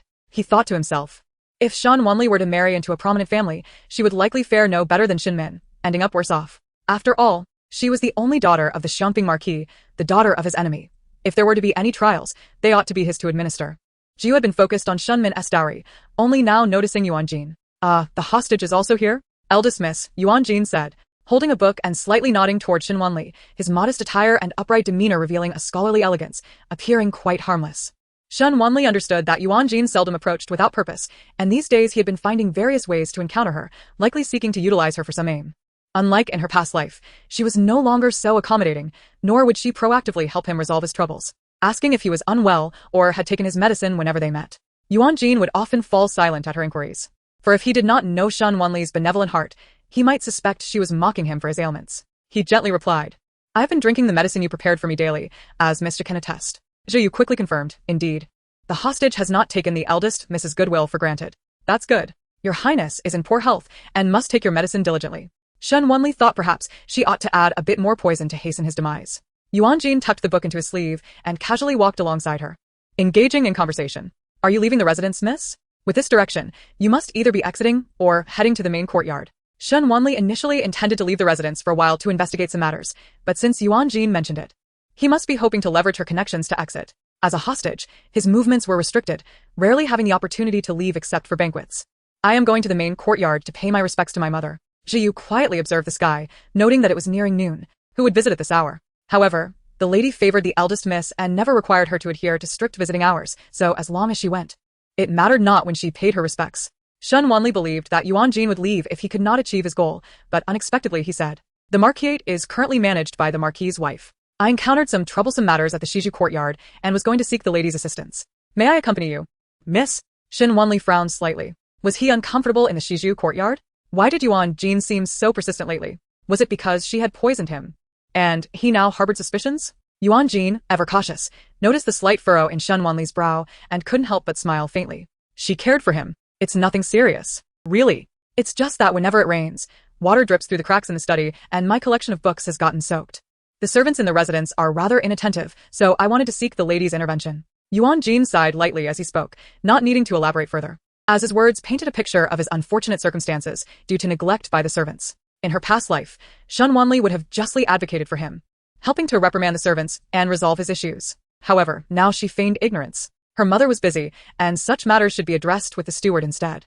As they conversed, the two arrived at the main courtyard, where Shen Muji and Shen Nianjiao had just emerged. Shen Nianjiao appeared somewhat upset, as if she had suffered some grievance. Elder brother, I do not wish to plead for uncle, but merely for the sake of my aunt and cousin's reputation. Shen Muji gently rubbed her head, comforting her. I understand your good intentions, but concerning this matter, father and grandmother have already made up their minds and we, as juniors, Have no say. Mother may have spoken a bit harshly, but that is just her temperament. Do not be upset. Later, I will take you out to dine. Upon seeing Shen Wanli approaching, Shen Nianjiao linked her arm with Shen Muji's, affectionately saying, Yes, yes. Elder brother treats me the best. Shen Muji smiled and said, Of course. You are my. He almost blurted out only, but upon seeing Shen Wanli across from him, he smoothly amended it to my only sister. He then listened to Shen Wanli's thoughts and heard her murmur, Oh, who cares? Shen Nianjiao felt a touch of displeasure at Shen Muji's change of heart. Yet she maintained a gentle and gracious demeanor as she inquired of Shen Wanli. The festivities in Yanjing are quite lively around Qingming. Sister Wanli, since you seldom venture out, will you join us? Shen Muji furrowed his brow. In truth, he was not particularly keen on bringing Shen Wanli along. Whenever they went out, he could not resist indulging in a bit of gambling, and Shen Wanli would invariably act like their mother, reprimanding him and ruining his enjoyment. Instead, it was Nianjiao who would accompany him, never chastising him, and would comfort him even when he lost. If you don't want to take me, I don't want to go either, foolish one. I see that today you have a sign of misfortune and financial loss. Whoever follows you will be cursed. Chapter 98. Yuan Gene found Shen Nianjiao somewhat bothersome. Shen Muji was taken aback by her words. He had already confirmed more than once that Shen Wanli's thoughts were genuine. The notion of misfortune was trivial. As long as one remained alive, there was hope. However, he was currently in dire financial straits, and if he were to suffer further losses, it would indeed be a matter of life and death. Wanli must have noticed his favoritism towards Nianjiao and felt neglected, harboring resentment deep down, thus unwilling to engage with him. In her heart, she surely longed for closeness with her brother.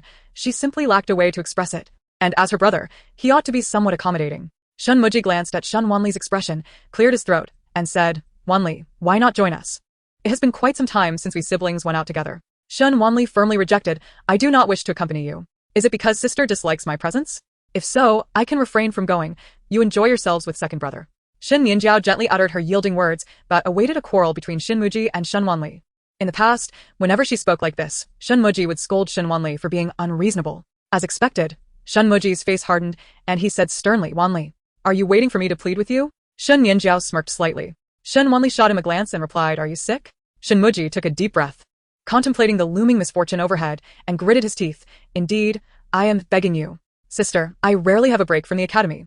Please accompany me to unwind. Shen Wanli fell into a brief silence. Indeed, you are sick. Shen Nianjiao's smile faltered. She had not anticipated Shen Muji would stoop so low to coax Shen Wanli. Shen Wanli cast a sidelong glance at Shen Muji, circled around him, and lightly scoffed. Beg me? I refuse to go. In my previous life, how often did I cater to you and plead? Shen Muji was momentarily taken aback, unable to discern her subsequent thoughts, as she had already entered the Xie residence. Shen Nianjiao took delight in their sibling discord, secretly pleased by Shen Wanli's lack of subtlety. Second brother, do not blame sister. It is only natural that she does not like me. Moreover, she shares a good rapport with the prince and likely wishes to be alone with him. Shen Muji had previously been oblivious to Shen Wanli's true thoughts, always believing her sentiments aligned with Shen Nianjiao's assertions. However, now that he heard her thoughts clearly, he realized Shen Wanli hardly mentioned Shen Nianjiao, while Nianjiao's every word served as a reminder that Shen Wanli held disdain for her. He could not help but feel somewhat annoyed. All right, Nianjiao, do not overthink it. Wanli does not care about you in the slightest. Shen Nianjiao was taken aback. Shen Muji sighed. What she truly cares about is me. Wanli was never as petty as he believed. Her affections were directed towards their family, not the animosity with Shen Nianjiao. It was simply that he had disappointed her. However, her constant companionship with Yuan Gene was inappropriate. It did not matter if Yuan Gene remained alone for eternity, but his sister would eventually need to consider marriage. Yuan Gene, who had been lingering behind Shen Wanli, furrowed his brow upon hearing this. He had always favored the intelligent and previously found Shen Nianjiao to possess a similar aura to him, akin to a snake lying in wait beneath a fragile facade, capable of delivering a deadly strike with subtlety, which he greatly admired. Yet now, he found Shen Nianjiao somewhat bothersome. In the main courtyard, aside from Xie Fanlin, Shen Jinan, Shen Min, and the three sisters of the Lu family were also present. Upon seeing Shen Wanli enter with Yuan Gene, Shen Jinan's brow furrowed, casting a cold, guarded glance at Yuan Gene, as if he were a thief. Shen Min had recuperated at the for a few days, and now her complexion was rosy, free from the troubles of a miscarriage, her vitality surpassing that of before. She had always been one to love fiercely and resent deeply, now that Shen Wanli had saved her life.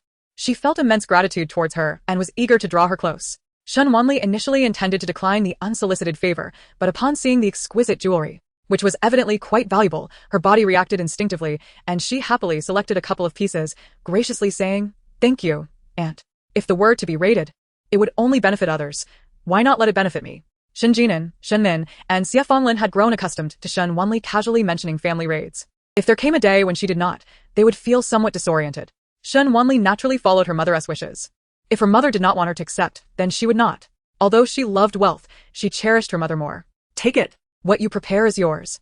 This is my wish as your aunt to give to Wanli," Shen Min said, handing over a few more luxurious pieces of jewelry. Her demeanor so generous that it seemed as if she were not bestowing jewels worth hundreds or thousands of taels, but rather simple vegetables from the market. "I suddenly feel that this aunt is actually quite nice. Although she was a bit foolish in her past life, she had a far worse fate than mine. Ultimately, it is not a crime deserving of death. If the were to be annihilated, she would now be returning home after separating from Lu Hang, which would make her a member of the Shen family. Wouldn't she bear the consequences? So much wealth would only benefit others, right?" Shen Min felt immensely gratified upon hearing Shen Wanli's thoughts, realizing that Wanli still held a soft spot for her. She was determined to continue treating her well, to warm her heart. Speaking of this matter, Xie Fanlin grew somewhat angry. Shen Wanli blinked her eyes. "I heard that prestigious families have rules. No matter how impoverished they become, they would never touch their wives' dowries. How can the Wei Guogong's residents do this?" Xie Fanlin sneered. "They are simply shameless.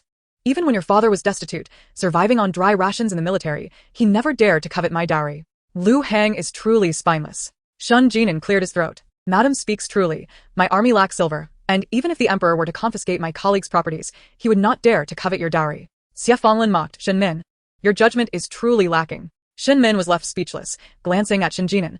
She could not very well say that Xie Fanlin's judgment was also wanting, could she? Compared to Shen Min, Shen Wanli harbored a greater disdain for Lu Hang and could not bear to see him thrive. Upon hearing this, Shen Jinan's eyes brightened.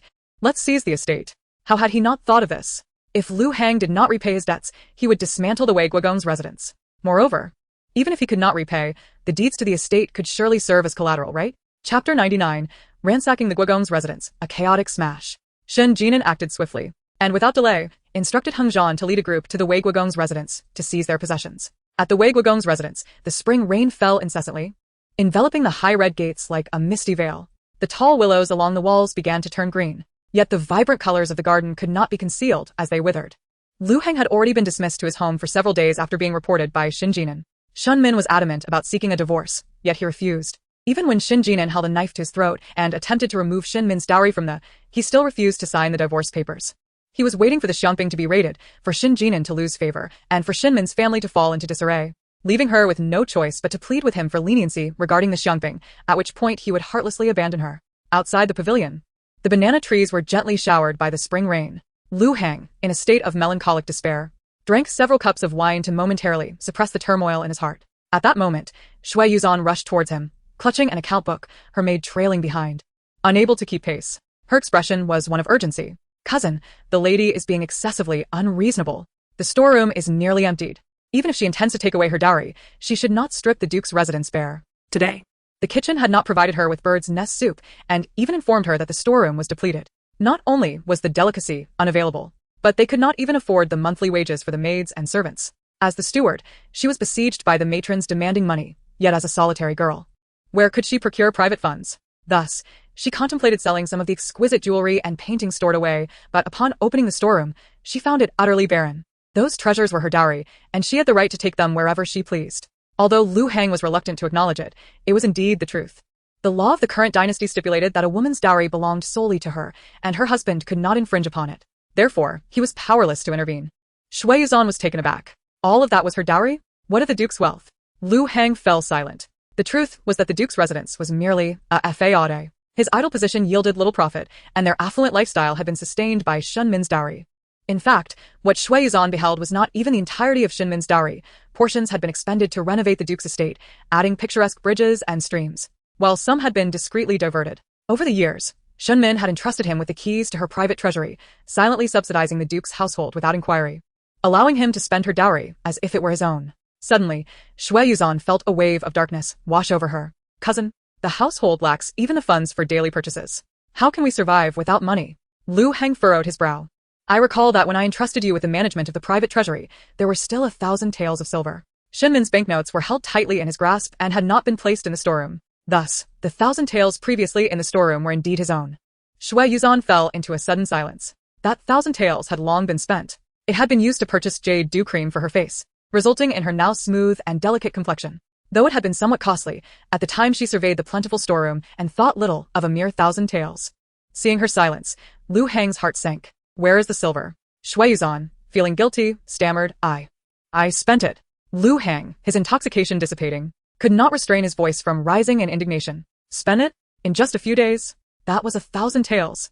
Although he was not responsible for the household affairs and was unfamiliar with the expenses of daily life, his salary as a duke was merely 600 taels. Even when combined with his meager income from his idle post, he could scarcely save 1,000 taels in a year. How could he have allowed Shui Yuzhan, this reckless spendthrift, to exhaust it all? Furious, Lu Hang overturned the table, his anger overwhelming him as he struck Shui Yuzhan across the face. Where has the silver gone? Shui Yuzhan's fair complexion instantly flushed and swelled, her eyes brimming with tears, filled with disbelief. She had grown accustomed to seeing Shen Min generously rewarding servants with dozens of taels, assuming 1,000 taels would be insignificant to the duke's residence. Yet, she had not anticipated that her cousin would resort to violence over such a trivial sum. The maid, alarmed, rushed to intervene, exclaiming, My lord, the lady is with child. Lu Hang glanced at Shui Yuzhan's abdomen, took a deep breath, and redirected his rage elsewhere, kicking the maid in the stomach. Get lost. As Shui Yuzhan beheld the once genteel man reduced to such madness, a chill coursed through her. Cousin, I used it to treat my face. I've been devoted to you all these years, and I only spent 1,000 taels to remedy my complexion. Do you not find it pleasing now? Is it not worth it? What? You used it for your face? Lu Hang was nearly driven to madness, and had it not been for Shui Yuzhan's pregnancy, he would have struck her again. Do you think you are a stunning beauty? An old maid at this age. What is there to treat? While he found the current, pockmark-free Shui Yuzhan more charming than before, if it had cost 1,000 taels, he would rather have her be an eyesore.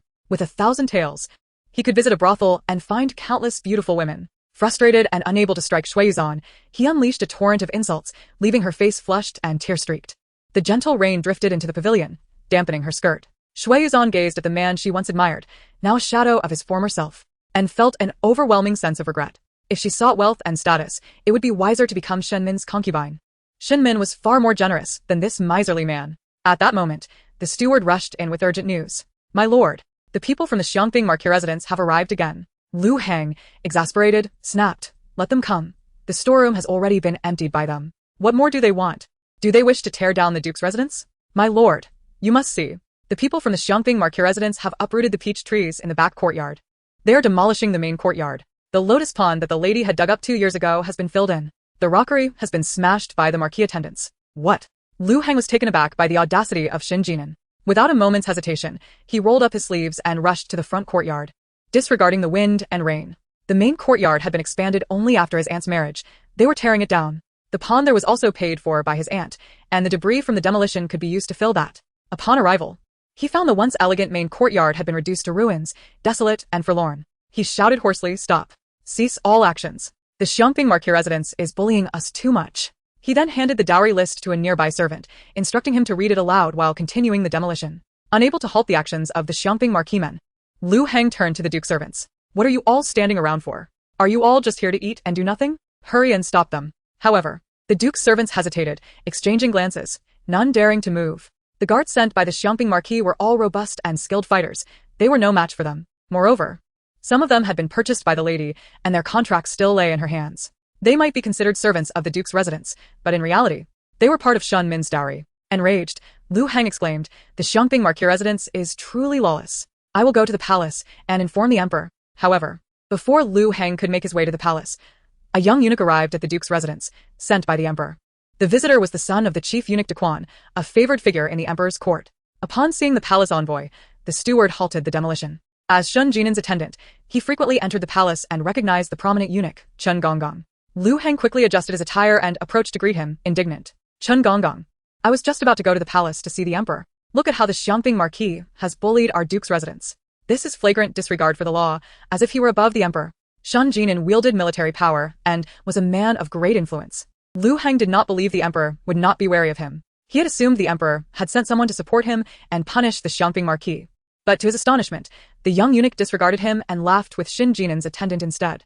We have merely come to convey an imperial edict. It will not delay the Marquis business. You may continue with your tasks. The steward, upon hearing this, nodded and signaled to the halted servants to resume their work. Continue demolishing.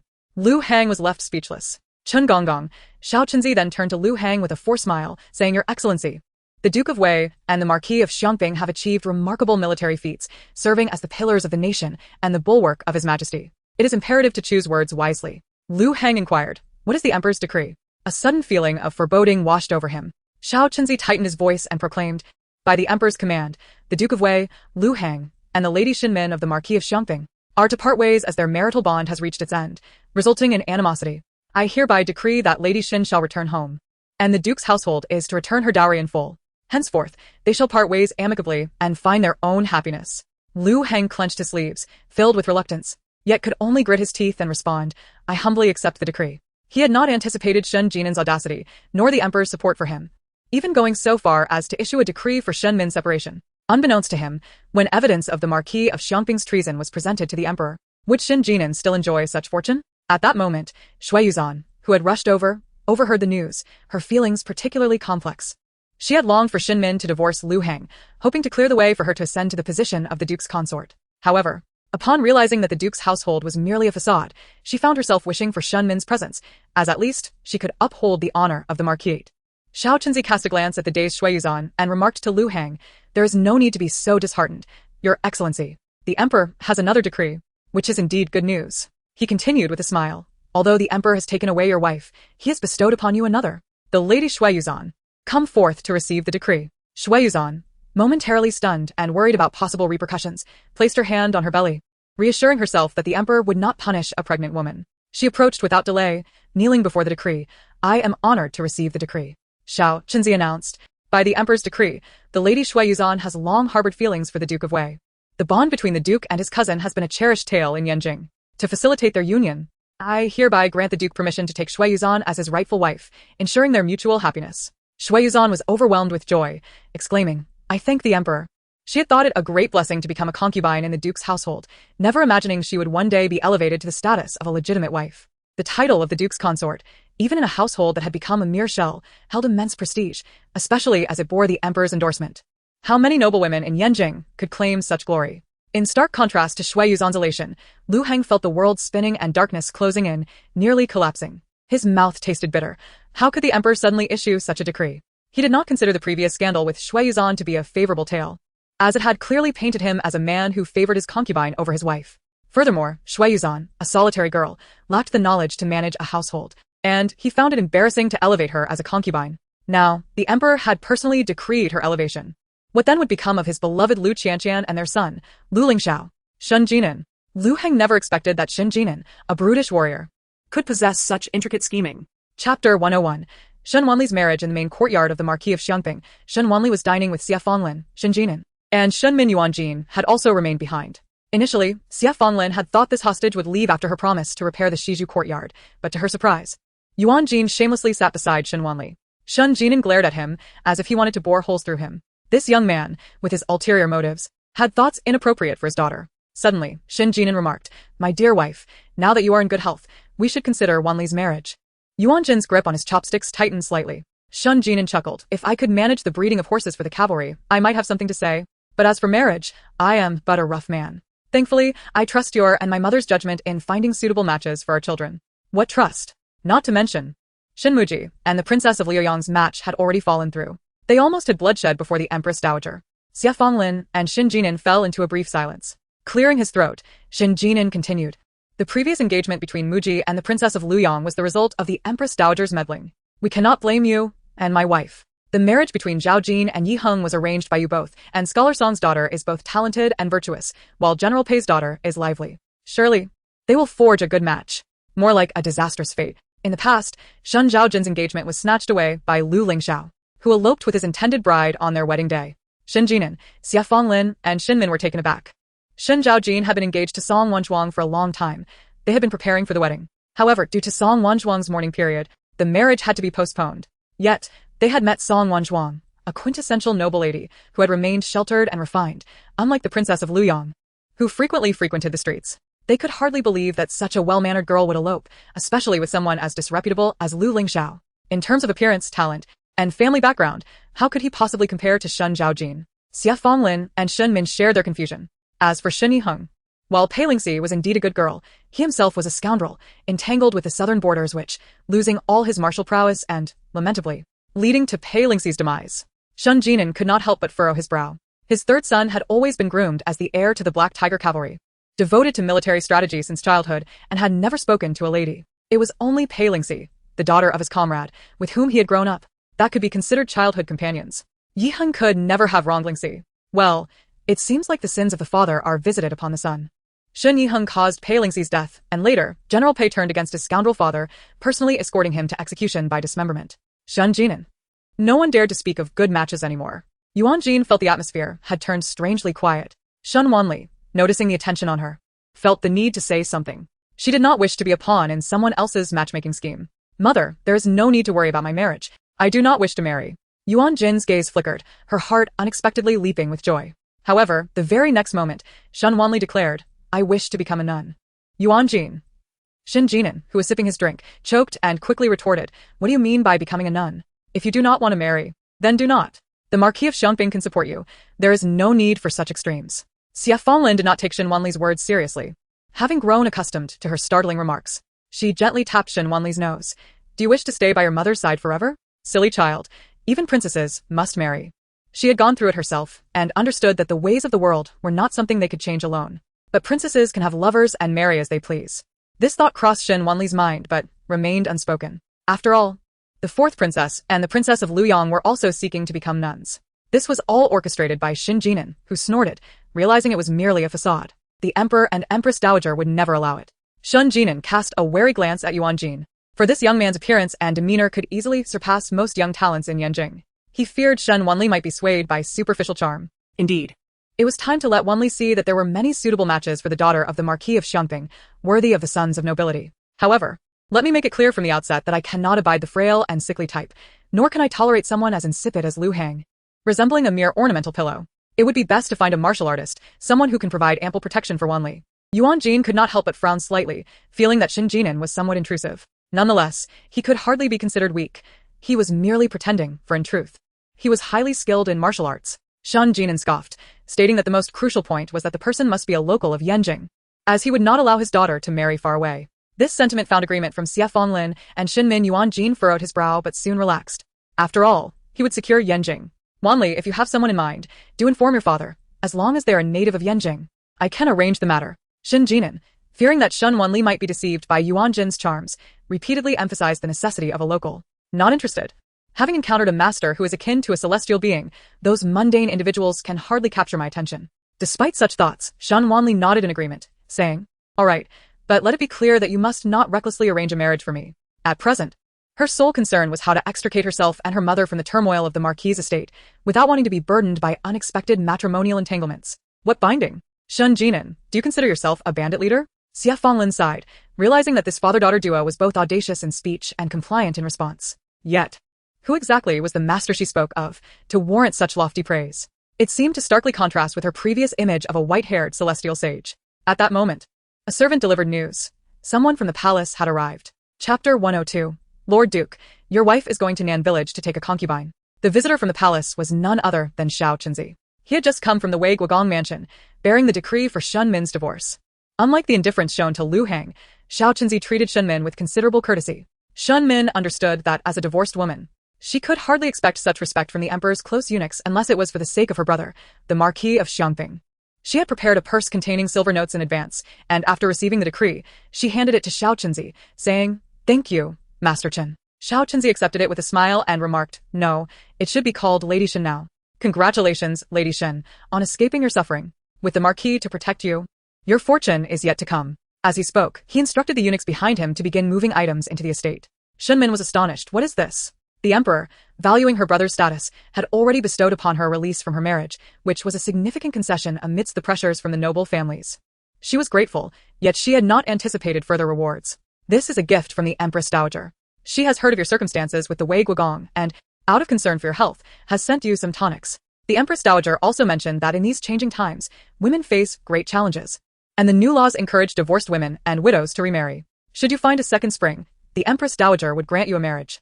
Xiao Qinzi lowered his voice, whispering the last part. Shen Wanli, who was nearby, overheard everything clearly. Although this Empress Dowager wields considerable power and is suspected of nepotism, she is dedicated to alleviating the numerous constraints imposed upon women in contemporary society. However, her influence is limited, as she faces opposition from entrenched noble families. Now, it seems she wishes to use Shen Min's case to advocate for widows remarrying. Shen Min was aware that the Empress Dowager did not genuinely wish to support her, but rather to set an example, using the Xiangping Marquis' estate to challenge the noble families. Nevertheless, she felt sincere gratitude, bowing deeply. The Empress Dowager is truly wise. I am grateful. Lu Qingji and her sisters were also delighted, surrounding Shen Min with congratulations on her newfound freedom. Lu Qingma innocently inquired, so, will we be living with mother at uncle's house from now on? Shen Jinan waved his hand grandly, naturally. You can stay at your uncle's house for as long as you wish. The three sisters were overjoyed at this declaration. Suddenly, Lu Qingji remarked, Father and grandmother are not good people. Mother, now that you are divorced from father, I want to take your surname. Lu Qinghe and Lu Qingma looked expectantly at Shen Min and Shen Jinan. Shen Jinan laughed heartily. The surname Shen is excellent.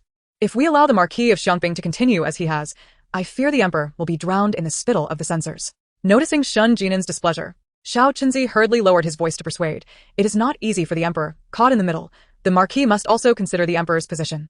Shen Jinan was not displeased with the emperor, but rather disdainful of the obstinacy of the noble families. Xiao Qinzi understood that Shen Jinan preferred soft persuasion over harsh words, subtly flattering him, but what difference does it make whose surname you take? With the Marquis to protect you, can the Wei Guogong truly cause a stir?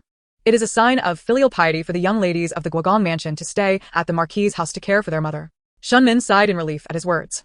She was merely worried about her daughters and did not want them to remain in the perilous environment of the Guogong mansion, where Lu Hang was utterly reckless, indifferent to their lives. However, the previous incident regarding the longevity contract had been attributed to the old lady of the Lu family, and the supernatural claims were baseless, making it difficult to scold him for his unkindness as a father. Moreover, the status of the Guogong's legitimate daughters could still be beneficial to the young ladies, right? All three had already been engaged, once they married. Did it truly matter whether they carried the Lu or Shen surname? There is a saying that a married daughter is like spilled water, which applies here as well. Xiao Qinzi's implication was that once Lu Qingji and her sisters were married, they could completely detach themselves from the Guogong mansion. Shen Min felt this was indeed sensible. Lu Qingma muttered, I do not care about the identity of a Guogong's daughter. I only want to be with mother and my sisters. Lu Qingji, partially understanding Xiao Qinzi's words, felt somewhat guilty as she turned to Shen Jinan, saying, Uncle, I will not change my surname. You've already done enough for us. And we should not trouble you. Shen Jinan responded to his nieces, Your mother is my own sister. We are family. What is there to trouble about? A married daughter is like spilled water. Regardless of your surname, once you marry, this house will always be your family. The three sisters were deeply moved. Thank you, uncle. Shen Wanli rested her chin on her hand, observing. These cousins had met an untimely end in her previous life, and their interactions had been limited, lacking significant ties. Yet, the few moments they had shared were filled with goodwill towards her. I can only hope that in this life, my cousins will escape the control of the Guogong mansion, finding protection under their aunt, and achieve a peaceful resolution. However, considering their recent misfortunes in matters of marriage, it seems inevitable they will face difficulties. Upon hearing Shen Wanli's thoughts, Shen Min furrowed her brow, unable to suppress her worry. Having endured the agony of misplaced trust herself, she hoped her daughters would not share her fate. Yet, gazing at their innocent smiles, she could not help but sigh softly. Perhaps their lack of connection to Wanli in their previous lives meant they could not hear her thoughts. Otherwise, if they had access to Wanli's insights, it might help them avoid calamities. Alas, it would fall upon her, as their mother, to be more vigilant. Your Grace, the Wei Guogong seeks an audience. Just as Xiao Qinzi stepped out, a steward came to report. Shen Min frowned. The emperor has already issued a decree. What more could he want? Shen Jinan waved his hand dismissively. Do not let him in. Close the door and set the dogs on him. At the entrance of the Xiangping Marquis' mansion, Lu Hang was nearly driven mad by the two imperial decrees summoned by Shen Jinan. At this moment, he could care less about his dignity and only wished to make matters difficult for both Shen Min and Shen Jinan. Lu Hang made a grand entrance to collect his family, attracting a crowd of curious onlookers and servants from affluent households who gathered to gawk and gossip. This was precisely what Lu Hang desired. Even in a divorce, there was no precedent for a divorced woman to take her husband's offspring. until the servants of the Guogong mansion reported, "Your Grace, your wife has gone to Nan village to take a concubine." Chapter 103. Those two are bastards. Hearing about the concubine, Lu Hang was now filled with trepidation. What did Shen Min intend to do this time? Previously, she had secretly brought Shui Yuzan into the household, leading to his disgrace and the destruction of his hard-earned reputation, which had even impacted his son Lu Lingxiao's career. Now that she was divorced from him, what more chaos could she be stirring? The servant remarked, "It is the new lady who intends to take Lu from Nan village as a concubine. She insists that the bloodline of the duke cannot be allowed to fall into oblivion." Lu Hang was suddenly alarmed. What had Shui Yuzan discovered? This woman, who was more detrimental than beneficial. Previously, she had taken it upon herself to bring Shen Min to the inn to catch him in the act, resulting in the exposure of his affair with Lu. Now, she was poised to reveal Ling Xiao and Nianjiao's identities as well. The onlookers gathered outside the Xiangping Marquis' residence exchanged glances, while Lu Hang's loyal subordinate sighed, appearing helpless. If the Marquis does not release them, what can the Duke do? Can he force his way in? With the Marquis present, even if he did, he wouldn't be able to take anyone away. This comment only emphasized the Marquis' bullying. At that moment, the gates of the Marquis' residence swung open, and the doorman splashed a bucket of dog blood over the Duke's household, exclaiming, "Go away, with your ill fortune. Oh, our lord and lady merely wish to keep the young ladies for a meal, and the Duke is already on his way." The two doormen bantered, dripping with sarcasm. "I hear he is eager to marry a new concubine." The spectators, who initially felt that the Marquis was abusing his power, found themselves sympathizing with the young ladies of the Duke's household upon hearing the doormen's remarks. With their mother having returned home after a divorce and their father favoring his concubines over his wife, the future seemed bleak for these young ladies. In Nan village, Shui Yuzan donned a vibrant red ensemble, adorned with jewels, and wore a jade bracelet that gleamed with moisture. She appeared resplendent, so much so that one might mistake her for the bride. Although she could not compare to Shen Min's former opulence, this was the finest attire she possessed. A deliberate display of her status as the rightful lady of the Duke's household. She personally brought a modest palanquin to the courtyard of the Lu family. In stark contrast to Shen Min's grand entrance, her arrival was marked by an unremarkable pink sedan chair, devoid of the traditional fanfare, accompanied only by a retinue of servants wrapped in red cloth. This was partly due to her limited resources for a lavish ceremony and partly because she considered herself different from Lu, who was of lowly status and scandalous reputation. She had entered as a noble concubine, while Lu was merely a lowly concubine. A maid held an umbrella over Shui Yuzan as she leisurely fanned herself, entering the Lu compound with the servants clearing the way. "The auspicious hour has arrived. Please, Sister Lu, enter the palanquin. The Duke is awaiting you at home." Lu Qianqian, still recovering from her punishment at the magistrate's office, lay in bed. Hearing the commotion outside, she could only helplessly watch as Shui Yuzan and her entourage invaded her space. The maid, Qiu Lu, attempted to block their way, but was easily subdued by the Duke's servant. Lu Qianqian glared at her from the bed. "Shui Yuzan, who sent you here?" Shui Yuzan covered her mouth with a smile. "It is, of course, the Duke's wish.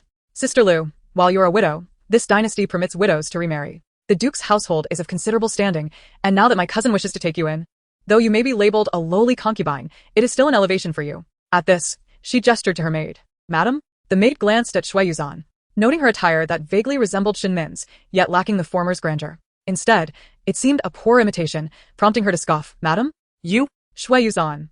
"Do you truly believe that because Shen Min returned home after her divorce and you are now pregnant, the Duke's household is yours? You should give up hope. Lu Hang will never elevate you to the main wife. As for your child, wasn't Shen Min also pregnant once? Conceiving is one thing, but raising a child is another." Lu Qianqian's gaze fell on Shui Yuzan's belly, her tone laced with venomous curses, though she harbored a secret satisfaction. Shen Min had indeed borne children for Lu Hang, including male offspring, but they had either perished or been stillborn. Only female children had survived. But Lu was different. She had raised two promising children for Lu Hang. Surely, he would reserve the primary wife's position for her. Shui Yuzan glared at Lu Qianqian, her expression darkening, while her maid delivered a sharp slap to Lu's face. "Impudent. Madam is blessed. How dare you curse her?" The maid, emboldened, retorted. "Our madam has been personally acknowledged by the emperor." "Lu, did you just question the emperor's decree?" Lu Qianqian froze, disbelief etched on her face, as she turned to Shui Yuzan. Shui Yuzan felt a surge of exhilaration. She gently caressed her belly and leaned closer, saying, "Sister, you are correct. You have borne two children for the Duke, and he desires to marry you. But who could have imagined that you would offend the wrong person? Now, I have been granted the emperor's decree to be recognized as the Duke's wife, and once my child is born, he will be the legitimate heir, while your two will remain as the spawn of infidelity. You indeed know everything. So, that day at the inn, when Shen Min caught me with Lu Hang, was it all your design?" If she were not half paralyzed in bed, Lu Qianqian would have lunged to tear Shui Yuzan apart. Shui Yuzan smiled. "Yes, and what of it?" Lu Qianqian nearly lost her mind. "Shui Yuzan, my children are not bastards, they are recognized offspring of the Duke's household. Lu Hang has great expectations for them. Aren't you afraid of his wrath? Do you not realize how significant I and my children are to him? Shui Yuzhan was well aware. Yet, it was precisely this knowledge that fueled her jealousy, prompting her to act first. She was not like Shen Min, who had allowed Lu Qianqian to lurk in the shadows, coveting the position of the duke's wife and the heir. There could only be one duke's wife, and if her cousin insisted on making room for Lu Qianqian, she would surely take action against her. As a solitary girl, unlike Shen Min, who had the backing of the powerful Xiongping Marquis, her only support was an ailing aunt from the duke's household, who could not protect her. If Lu Heng wished for her demise, it would be all too easy. Although she was infatuated with her cousin, she cherished her own life and the riches it could bring. Thus, she was willing to risk a rift with Lu Heng and defy his wishes to bring Lu Qianqian into the household as a lowly concubine. According to the laws of the Great Yan dynasty, a lowly concubine could not be elevated to the status of a noble concubine. As long as Lu Qianqian had no chance of elevation, Lu Heng would not easily harm his legally recognized wife. Moreover, even if she did not think of herself, she must consider her unborn child. Her child had yet to be born, and she could not allow Lu Qianqian's illegitimate offspring to claim the identity of the heir. I am the duke's wife, personally recognized by the emperor. My cousin will not kill me. As for your children, you have yet to be acknowledged by the duke's household. What claim do they have to that title? Rest assured, I am magnanimous today and will allow you to enter the household, granting your child the status it deserves. Shui Yuzhan smiled, though her eyes were cold, as she grasped Lu Qianqian's hand and pressed it onto the vermilion ink pad, intending to force her signature on the concubine agreement. Lu Qianqian struggled fiercely. Shui Yuzhan, you are abducting a woman, coercing me into servitude. I refuse to be a concubine. I am still the mother of a scholar. How can you treat me this way? Shui Yuzhan scoffed, regarding herself as the duke's wife, dismissing Lu Qianqian's scholar son as inconsequential. I am also the legitimate mother of your scholar son. As Lu Qianqian felt her thumbprint poised to land on the concubine agreement, she was restrained, unable to resist. In a desperate move, she tore the document with her teeth. Shui Yuzhan's wrist was bitten painfully, forcing her to release Lu Qianqian. Madam, are you all right? The maid was startled by the blood stains on her wrist. Shui Yuzhan gritted her teeth and raised her palm, delivering a harsh slap to Lu Qianqian's face, then seized her by the neck. So, you pride yourself on your virtue, refusing to become a concubine, is that it? A widow like you, who has tarnished her reputation by consorting with others, would have been dragged to the pond to drown in the past, wouldn't she? Lu Qianqian was taken aback by the malice in Shui Yuzhan's eyes. What do you intend to do? If you dare to harm me, Lu Heng and my children will not spare you. Shui Yuzhan dismissed her threats. Having arrived in Nan village today, she had no fear of such consequences. She would do whatever it took to crush Lu Qianqian. Someone, drag this fallen flower to the pond. With Shui Yuzhan's command, the servants rushed into Lu Qianqian's room, disregarding her injuries, and pulled her outside. The villagers murmured among themselves, bewildered by the commotion. What is happening? What scandal has that widow committed now? Rumors spread that the lady of the duke's residence had come to take Lu Qianqian as a concubine. A widow, marrying into the duke's household? This was truly unheard of. The villagers, unaware of Lu Qianqian's true identity, were astonished. Even those women who had previously thrown excrement at her door now felt a pang of worry, fearing retaliation once Lu Qianqian became a concubine. At that moment, a maid approached the onlookers, asking, which family has a pig cage? 1 or 2 tails each. I only need one, and I need it now. 1 or 2 tails. The villagers gasped. The maid wrinkled her nose in disdain and took a step back. What use does the young lady have for a pig cage? I can clean it for you if needed, whether for piglets or chickens, I can assist. A peasant woman who was a bit slower chimed in, I have a clean pig cage. Young lady, I can give you 2 for 1 tail. No need. Just use the sturdiest, most foul-smelling one. The maid, covering her mouth and nose with a handkerchief, thought of how Lu Qianqian dared to strike their lady. Even in death, she would not allow Lu Qianqian to have it easy.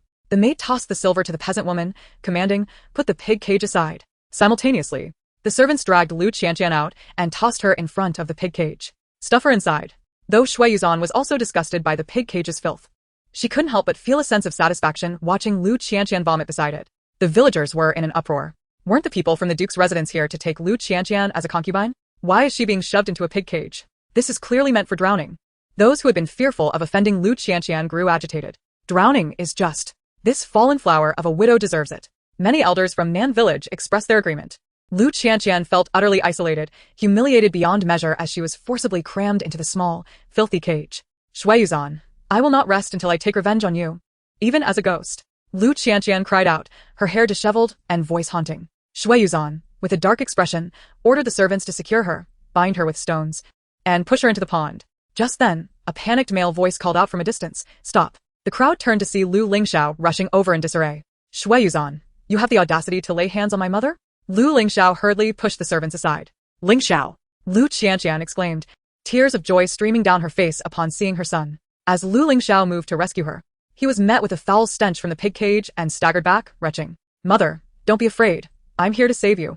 Shui Yuzhan furrowed her brow from a distance, instructing the bewildered servants blocked by Lu Lingxiao. What are you all doing? Can't you handle a poor scholar? Lu Qianqian, refusing to accept her fate as a concubine and engaging in illicit affairs, deserves to be drowned. I dare you. Lu Lingxiao shouted. I am a student of the Duke of Wei and a scholar of the court.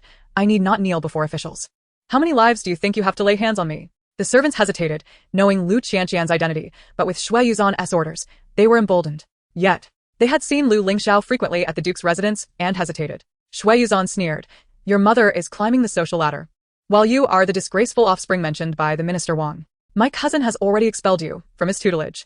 Lu Lingxiao was furious. You speak nonsense. Shui Yuzhan coldly commanded. What are you waiting for? Pull her away and drown Lu Qianqian. I will bear all consequences. If not for Lu Lingxiao's status as a scholar, she would have gladly seen him drowned as well. However, if she could only maim him, that would suffice. If his hands were broken, he would be unable to participate in the imperial examinations, rendered useless to her cousin. A ruthless glint crossed Shui Yuzhan's eyes. If he dares to intervene, break his limbs. With her words, the servants felt no hesitation, assaulting Lu Lingxiao until he fell to the ground, blood streaming from his mouth.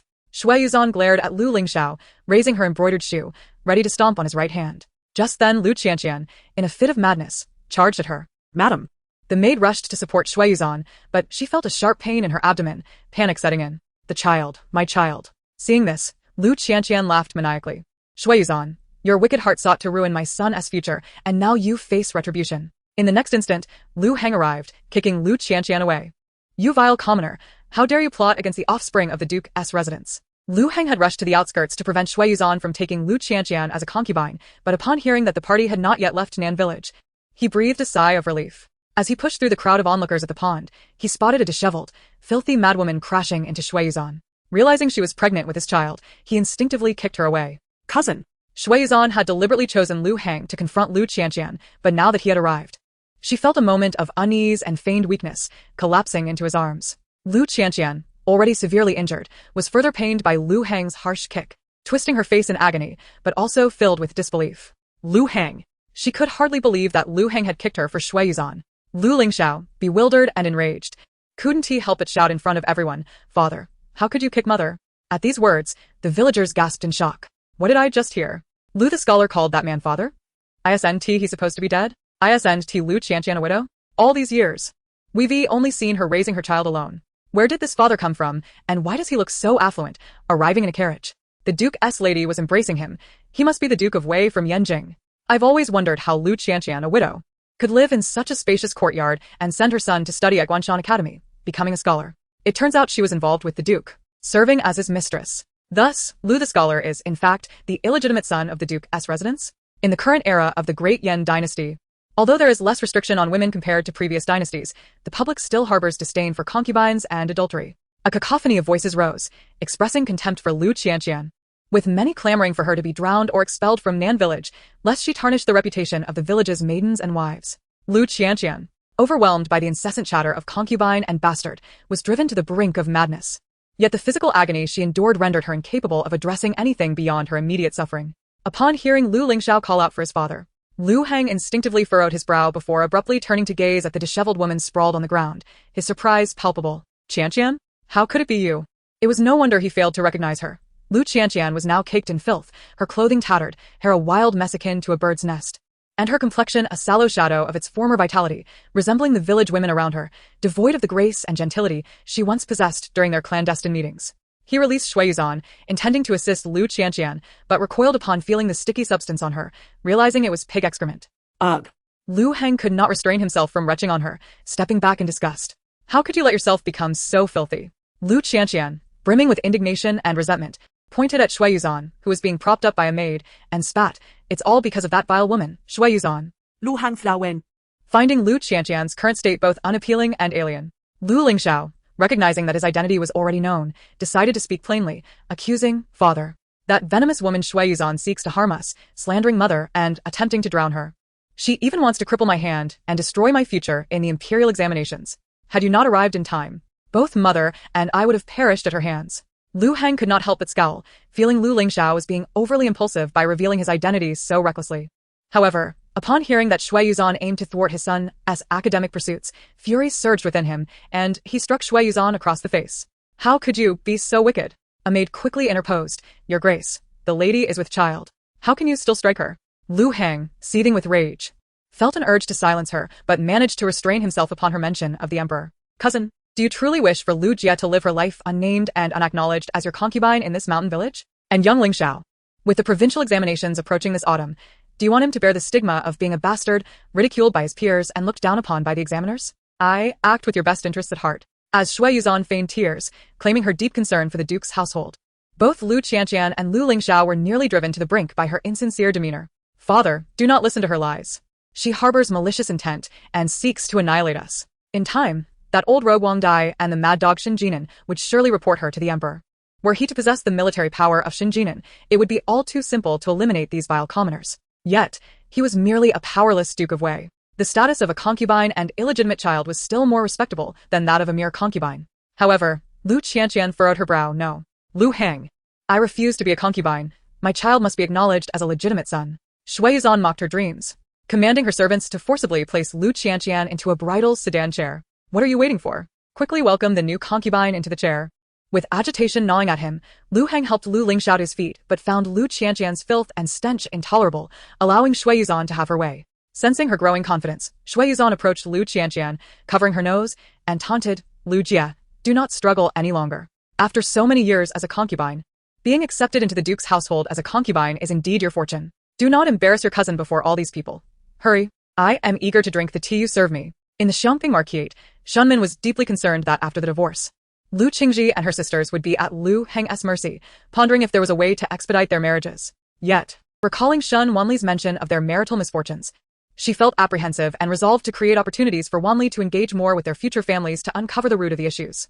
She decided that even if Xie Fanglin did not take Shen Wanli out for social engagements, she would ensure to take her out herself. Shen Wanli sensed his persistent presence was becoming burdensome. Shen Nianjiao emerged from a moon gate, her tone laced with sarcasm. Sister Wanli, you seem to have quite the close relationship with the prince. One might think you grew up together in the same household. In the past, Yuan Gene had showered her with attention, yet she had never deemed it worthy of her acknowledgement, often reveling in belittling him. The more Shen Wanli helped him, the more she delighted in tormenting him. However, at some point, Yuan Gene had vanished from her side, now frequently appearing beside Shen Wanli. Yuan Gene replied coolly, had it not been for the second young lady's encroachment, the eldest lady could have grown up alongside me in the Marquette.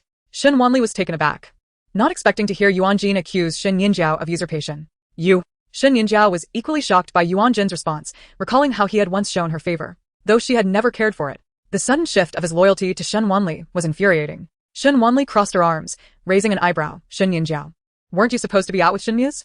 Why are you still here? Has Shen Muse met with misfortune, dying outside? Then I shall inherit his fortune, she mused. Just then, Shen Muse, supported by a servant and leaning on a cane, passed by, one leg heavily bandaged and stained with blood. He had intended to seek solace in the main courtyard and find Shen Wanli, hoping to avoid the omen of misfortune. Yet, before he could request her assistance, he overheard her words, feeling as though an arrow had pierced his knee. Could this truly be his omen of loss? Shen Nianjiao's expression shifted uneasily. Originally, her second brother had promised to accompany her, and she had devised plans to make Shen Muse spend on her. Since Xie Fanglin took charge of the Marquette, her finances had become increasingly strained, leading to ridicule from other noble ladies at the spring banquet. Although the third prince had vowed to cover all her expenses, that promise vanished after Xie Fanglin presented her previous expenditure accounts to the prince's residence. Thus, Shen Nianjiao had turned her attention to Shen Muse, knowing he had a talent for commerce and that his ventures were quite profitable. However, she was unprepared for Shen Muse to backtrack on his earlier commitment, claiming he must tend to horses in the stables and would accompany her another day. When he was injured while feeding the horses, he found himself unable to leave. Shen Nianjiao was reluctant to admit to Shen Wanli that Shen Muse had declined her invitation due to her presence. Are the horses in Shen Jinan's stables fierce? I wonder if Shen Muse is still alive? Shen Wanli casually inquired. Oh, is your brother gravely injured? Alive, came Shen Muse's voice from behind her. With a pained expression, he limped toward Shen Wanli, looking utterly forlorn. He had heeded her warning, avoiding the calamity of bloodshed by not accompanying Shen Nianjiao. Yet he found himself unable to escape even within the estate. Those horses were a waste of my time. I should have cooked that one tonight. His agitation caused him to inadvertently strain his injury, eliciting a grimace of pain. While Shen Nianjiao fussed over him with concern, Shen Wanli remained indifferent, leaving Shen Muse feeling quite out of sorts. Hey, Shen Wanli, do you have nothing to say? He had faced misfortune, and yet she offered him no words of comfort. Shen Wanli. Oh, when you stew the horse, remember to save me a bowl. I have never tasted horse meat before. If it turns out to be delicious, perhaps it will lift my spirits and help you avert this calamity. Shenmuji. Wait. Is the blood disaster not resolved even after he is in such a state? This truly threatens his life. Shen Nianjiao noticed Shenmuji's displeasure and frowned. Sister Wanli, your second brother is injured like this and you are not concerned in the least, yet you still think about eating horse meat? She initially thought that Shenmuji, with his temperament, would scold Shen Wanli, but to her surprise, Shenmuji burst into laughter. Wanli and I are on the same wavelength. Come to my Zai's garden for dinner, and I'll invite the best chef from Zhengxiage to prepare horse meat for you. Zhengxiage is a restaurant he runs, which has been quite successful and has gathered many excellent chefs, including those skilled in preparing horse meat. Shen Wanli was somewhat taken aback. She hadn't expected that her casual remark would lead to an actual invitation from Shenmuji. Shen Nianjiao's expression soured as she realized that Shenmuji was not angry with Shen Wanli at all, and was indeed trying to please her. Shen Wanli, initially reluctant to agree, found joy in Shen Nianjiao's displeasure. How delightful. Feeling provoked, Shen Nianjiao clung to Shenmuji's arm and pouted. Second brother. I also wish to taste the horse meat from Zhengxiage. Did she really believe she could replace me in his heart? Just a little coaxing, and second brother would give her anything, even the delicacies from Zhengxiage. Having another person around was not a big deal, especially since Shenmuji doted on his sister. Just as he was about to agree, he heard Shen Wanli's slightly playful thoughts. TSK, so Shen Nianjiao laced the feed to get that horse meat. Huh? Shenmuji. What? He thought those horses had suddenly gone wild due to his unfortunate blood disaster, but it turns out Nianjiao had drugged them. Didn't she know those horses were father's prize steeds? Given the turmoil today, even father would likely have been trampled if he were here. What on earth does Nianjiao intend to accomplish? Shenmuji's emotions were quite complicated. In the past, he would never have suspected Shen Nianjiao of such malice, nor would he have believed she could resort to drugging horses to injure him. Yet, after numerous confirmations, he found that Shen Wanli's unintentional revelations were indeed truthful. Moreover, he recalled how, when he went to the stable to feed the horses today, Shen Nianjiao was present too. Curiously, those horses seemed to target him, charging toward him while Shen Nianjiao, standing outside, remained unscathed. He had thought this blood disaster was particular and would not affect others. Shen Nianjiao, confident that Shenmuji would not refuse her, feigned innocence and looked at Shen Wanli. Sister Wanli, you wouldn't mind an extra pair of chopsticks, would you? Shen Wanli couldn't be bothered to play along. Of course I mind. If you go, then I won tea. Ah, why not? Sister Wanli, do you still dislike me? Shen Nianjiao feigned hurt, asking deliberately. Shen Wanli crossed her arms, indifferent. I'd rather not witness you eating. Second brother. Shen Nianjiao looked at Shenmuji with a pitiful expression, hoping he would support her. However, Shenmuji responded, then you shouldn't come, Nianjiao. If you wish to taste the horse meat prepared by the chefs of Zhengxiage, go on another day. I knew it, second brother. Shen Nianjiao's smile froze. She had thought Shenmuji was telling Shen Wanli not to come but was shocked to find he was referring to her. She gazed at him in disbelief, filled with grievance. Second brother? Yet, Shenmuji looked at her with a cold demeanor. This horse meat is specifically for entertaining Wanli. Whether she can enjoy it is what matters most. You should refrain from affecting her appetite. Even Shen Wanli sensed something unusual about Shenmuji's attitude. Is he under some spell? Could he be possessed? I should open my third eye to take a look. Upon hearing Shen Wanli's thoughts, Shenmuji felt a tinge of warmth. Indeed, Shen Wanli had a sharp tongue but a kind heart. She still cared for her dear second brother. In the next moment, he heard her inner voice. Forget it. It's too exhausting to expend energy to help him. If he is possessed, so be it. It's not like he is a good person anyway. How much worse could it get? Shenmuji, even a dear sister, isn't a good person. He glanced at Shen Nianjiao, sighing inwardly. At least Shen Wanli, his true sister, would not harm him. Shen Nianjiao stormed off in anger, expecting Shenmuji to chase after her. However, she was surprised to see him leaning on his cane beside Shen Wanli. Heading toward her residence, Langhua Garden. She halted her steps, gripping the pillar tightly, her expression darkening. Earlier in the stable, she shewed in tea of shown mercy. She should have added more poison to ensure those horses trampled Shenmuji to death. The drugs were provided by her brother, Lu Lingxiao, who harbored resentment against Shenmuji for humiliating him at Guanshan Academy and was eager for revenge, but lacked the opportunity to act. Thus, he enlisted Shen Nianjiao to carry out his scheme. Shen Nianjiao had waited a long time for such an opportunity, but fearing the horses might turn wild and injure herself, she had only mixed a small amount of poison into the feed. In the western part of Yanjing City, a street vendor was selling candied hawthorn. Shenmuji recalled how his younger brother often grimaced while taking medicine at home, so he halted his horse beside the vendor. The vendor, upon seeing the imposing figure, was instantly terrified and fell to his knees. Lord Gene Wei, I am a law-abiding citizen. Chapter 108. Lu Lingxiao exposes the Duke's conspiracy, the Genie Wei. As the Emperor's eyes and ears had long been notorious, especially since the last commander often extorted the common people, bullied the weak, galloped through the streets, and seized individuals due to personal vendettas, torturing them mercilessly. Thus, when the previous commander was executed by dismemberment, the entire Yanjing city felt a sense of relief. and both officials and citizens secretly celebrated with firecrackers. Of course, this did not mean they were grateful to the newly appointed commander. After all, in the eyes of the populace, the Gene Wei were all equally corrupt. The change in command was merely a case of a mad dog biting another.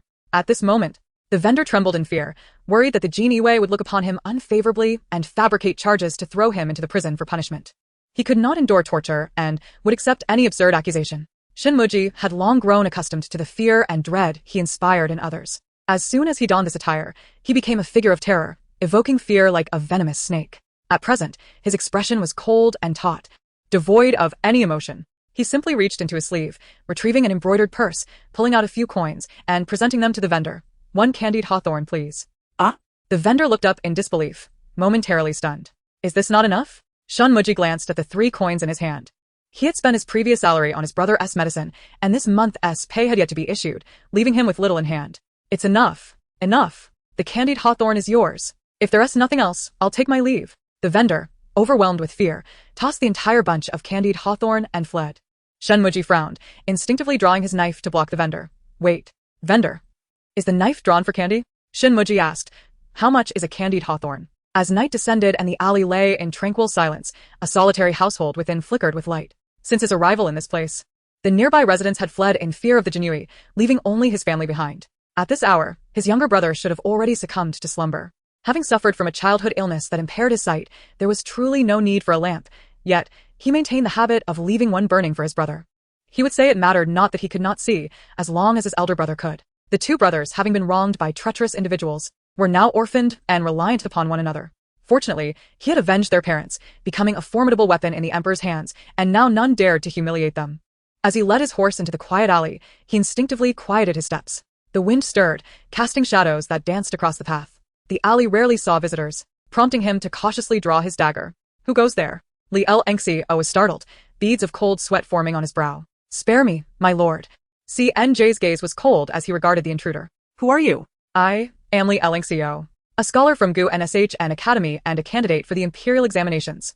Li Lengxi, self-proclaimed as a man of letters, shared the disdain of his fellow scholars for the Jinui, whom he viewed as sycophantic hounds. Yet, faced with them, fear quickly overshadowed his bravado. Recalling his mother's previous admonitions, he trembled as he fished out a jade pendant from his sleeve. Only then did he dare to breathe a sigh of relief. But CNJ's voice cut through the air, icy and unyielding. "How is it that this pendant came to be in your possession?" According to his brother, it was a girl selling embroidered pouches who had saved him by the river in NC and cared for him for several days. This girl would often bring his brother food made from unsold pouches. Regrettably, his brother's blindness meant he never saw her face. Nevertheless, his brother, eternally grateful for her kindness, gifted her the only jade pendant bearing his name, leaving behind the pouch as a token of appreciation. His brother believed her to be a fairy from the mountains, given her poverty yet boundless kindness. However, the promised visits from the fairy ceased, leaving his brother deeply worried for her well-being. After finding his brother, he had been entrusted with the pouch, pleading with him to locate their savior and ensure her safety, as well as to express their gratitude. "Then I shall return the item to its rightful owner," Li Lengxi declared. CNJ returned the pendant, his voice still cold. "Since Nuwa has given you the pendant, it is yours. With this pendant, you may seek my aid in any future endeavors, be it for vengeance or otherwise." Li Lengxi's heart soared with joy, just as his mother had foretold. It seemed that fortune had smiled upon him, as he, a mere scholar, had encountered such a benefactor, while he himself had struggled to gain favor among the powerful at Gu Nsh and Academy. Indeed, his mother had the foresight to keep such a precious item. He immediately knelt. "My lord, I have a request." CNJ tilted his head, intrigued. "What is it?" "I have heard that you are currently investigating sorcery in conjunction with the Eastern Depot. It is said that the Marquis of Xiangping harbors treasonous intentions, employing witchcraft to curse the emperor. I implore you to thoroughly investigate this matter." "The Marquis of Xiangping?" CNJ's brow furrowed. As a trusted confidant of the Yan Emperor, he was well aware of the emperor's deep-seated trust in the Marquis, who was seldom subjected to scrutiny. CNJ's gaze remained icy and intense as he regarded Li Lengxi. How does a mere scholar come to know of affairs within the Marquis's household? Li Lengxi had prepared his response well. "My lord, I must confess that my sister is a daughter of the Marquis of Xiangping. She disclosed this information to me, but out of loyalty to her benefactor, she hesitates to expose the truth. However, as a humble scholar serving the emperor, it is my duty to contribute to the court." Chapter 109. A storm approaches in Yanjing. When Li Lengxi spoke, he exuded a sense of righteousness, his features imbued with an air of noble purpose, leading one to believe he was unafraid of the powerful and willing to sacrifice for justice. However, CNJ, seasoned by encounters in the shadowy imperial prison, discerned that Li Lngco had his own ulterior motives and was not as straightforward as he appeared. Those who sought to report to the Jinui typically harbored their own unsavory intentions. The matter concerning the Marquis of Xiongping required utmost caution. CNJ sheathed his dagger and tethered his horse to an old willow tree by the entrance. He cast a sidelong glance at Li Lngco, his expression still unyielding, revealing no hint of emotion. You claim your sister informed you of the Marquis' treasonous secrets? The role of the Jinui was to patrol the palace, guard the night, investigate officials, apprehend disloyal subjects, oversee the imperial prison, and execute judgments. They served as the eyes of the emperors, entrusted with managing the sordid and clandestine affairs of the realm, thus privy to many unspeakable secrets. CNJ, as the commander of the Jinui in Yanjing, was acutely aware that no matter how cleverly concealed, nothing could escape his notice. Yet, throughout his tenure, he had often interacted with the Marquis of Xiongping without ever detecting any signs of treachery. Even the common corruption and bribery that plagued officials were absent. In fact, when the court delayed military funding, the Marquis had personally funded the soldiers to ensure their well-being and readiness against external threats. Though he had never met Li Lngco before, he had heard of the recent discord between the Marquis of Xiongping and the Duke of Wei, and knew of Li Lngco, the son of the Duke's concubine from NNCN, who was implicated in the scandal surrounding the true and false daughters of the Marquis. The current legitimate daughter of the Marquis, SHNWNL, had grown up alongside Li Lngco. It seemed evident that the sister Li Lngco spoke of was indeed her. After all, the pampered false daughter of the Marquis had remained within the household since the incident, showing no inclination to acknowledge her ties to the Li family. While this was indeed a cold-hearted approach, it was also a prudent one. CNJ had once encountered SHNWNL in the palace and had seen the pouch she embroidered, its stitching coarse and unrefined, resembling the one CNua had gifted him. However, he had not seen the jade pendant then, leaving him uncertain if she was indeed the fairy who saved CNua. To his surprise, SHNWNL had entrusted the pendant to her brother Li Lngco, despite the unkind treatment she received from her adoptive mother and brother. CNJ remained perplexed. During his time in the palace, he had sensed that both the Marquis' wife and the old matriarch were fiercely protective of SHNWNL, and the Marquis had gone to great lengths to extricate her from the accusations surrounding the witchcraft incident, indicating she was favored. Li Lngco affirmed with conviction, "Indeed. My sister witnessed the treasures being buried by the Marquis himself beneath the elm tree at the Crane Longevity Hall. The Jinui need only send someone to investigate, and the truth will be revealed. Do you understand the consequences of falsely accusing officials and entrapment of loyal subjects?" CNJ's gaze bore into him, making Li Lngco break out in a cold sweat. His legs trembled beneath his robes. What a jest! Hadn't there been enough instances of the Jinui falsely accusing officials and betraying the loyal? There is no sign of any outcome, yet I find myself questioning matters unrelated.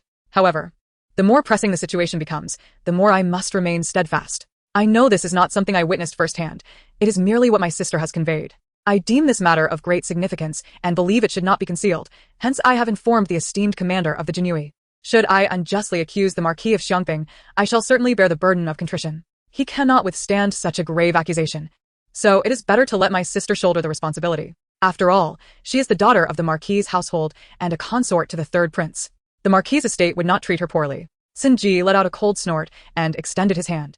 Lu Lingxiao was momentarily taken aback before he reacted, hurriedly offering the jade pendant he held. In his heart, he mused that the commander of the Jinui was rather stingy. This was merely a favor he was doing for him. He had expected Sinji to readily agree, stating that it was indeed his duty, and to allow him to keep the jade pendant. This Lu Lingxiao is not worthy of Miss Shen's regard as a brother or her heartfelt trust. Since Tsinua gifted the jade pendant to Shen Wanli, it rightfully belongs to her alone. The following day, the sky dawned with a pale hue.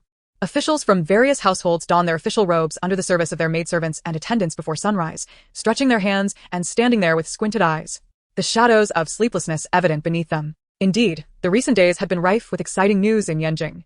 They could not help but listen to the tales spun by the wives and concubines throughout the night. They learned that the self-proclaimed devoted Duke of Wei not only had a lovesick cousin, but had also kept a beautiful mistress for 20 years, fathering children with the widow Lu from Nansun. The children from the mistress were even older than his 3 daughters.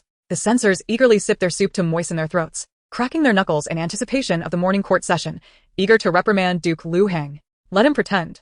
Each time they took concubines, their wives would compare them to the Duke's professed fidelity. However, among the censors, one Inspector Zhou found himself particularly troubled. As everyone else prepared to cast their opprobrium, he pondered whether he should join in. To abstain would mark him as an outlier, potentially incurring the ire of the Marquis of Xiongping.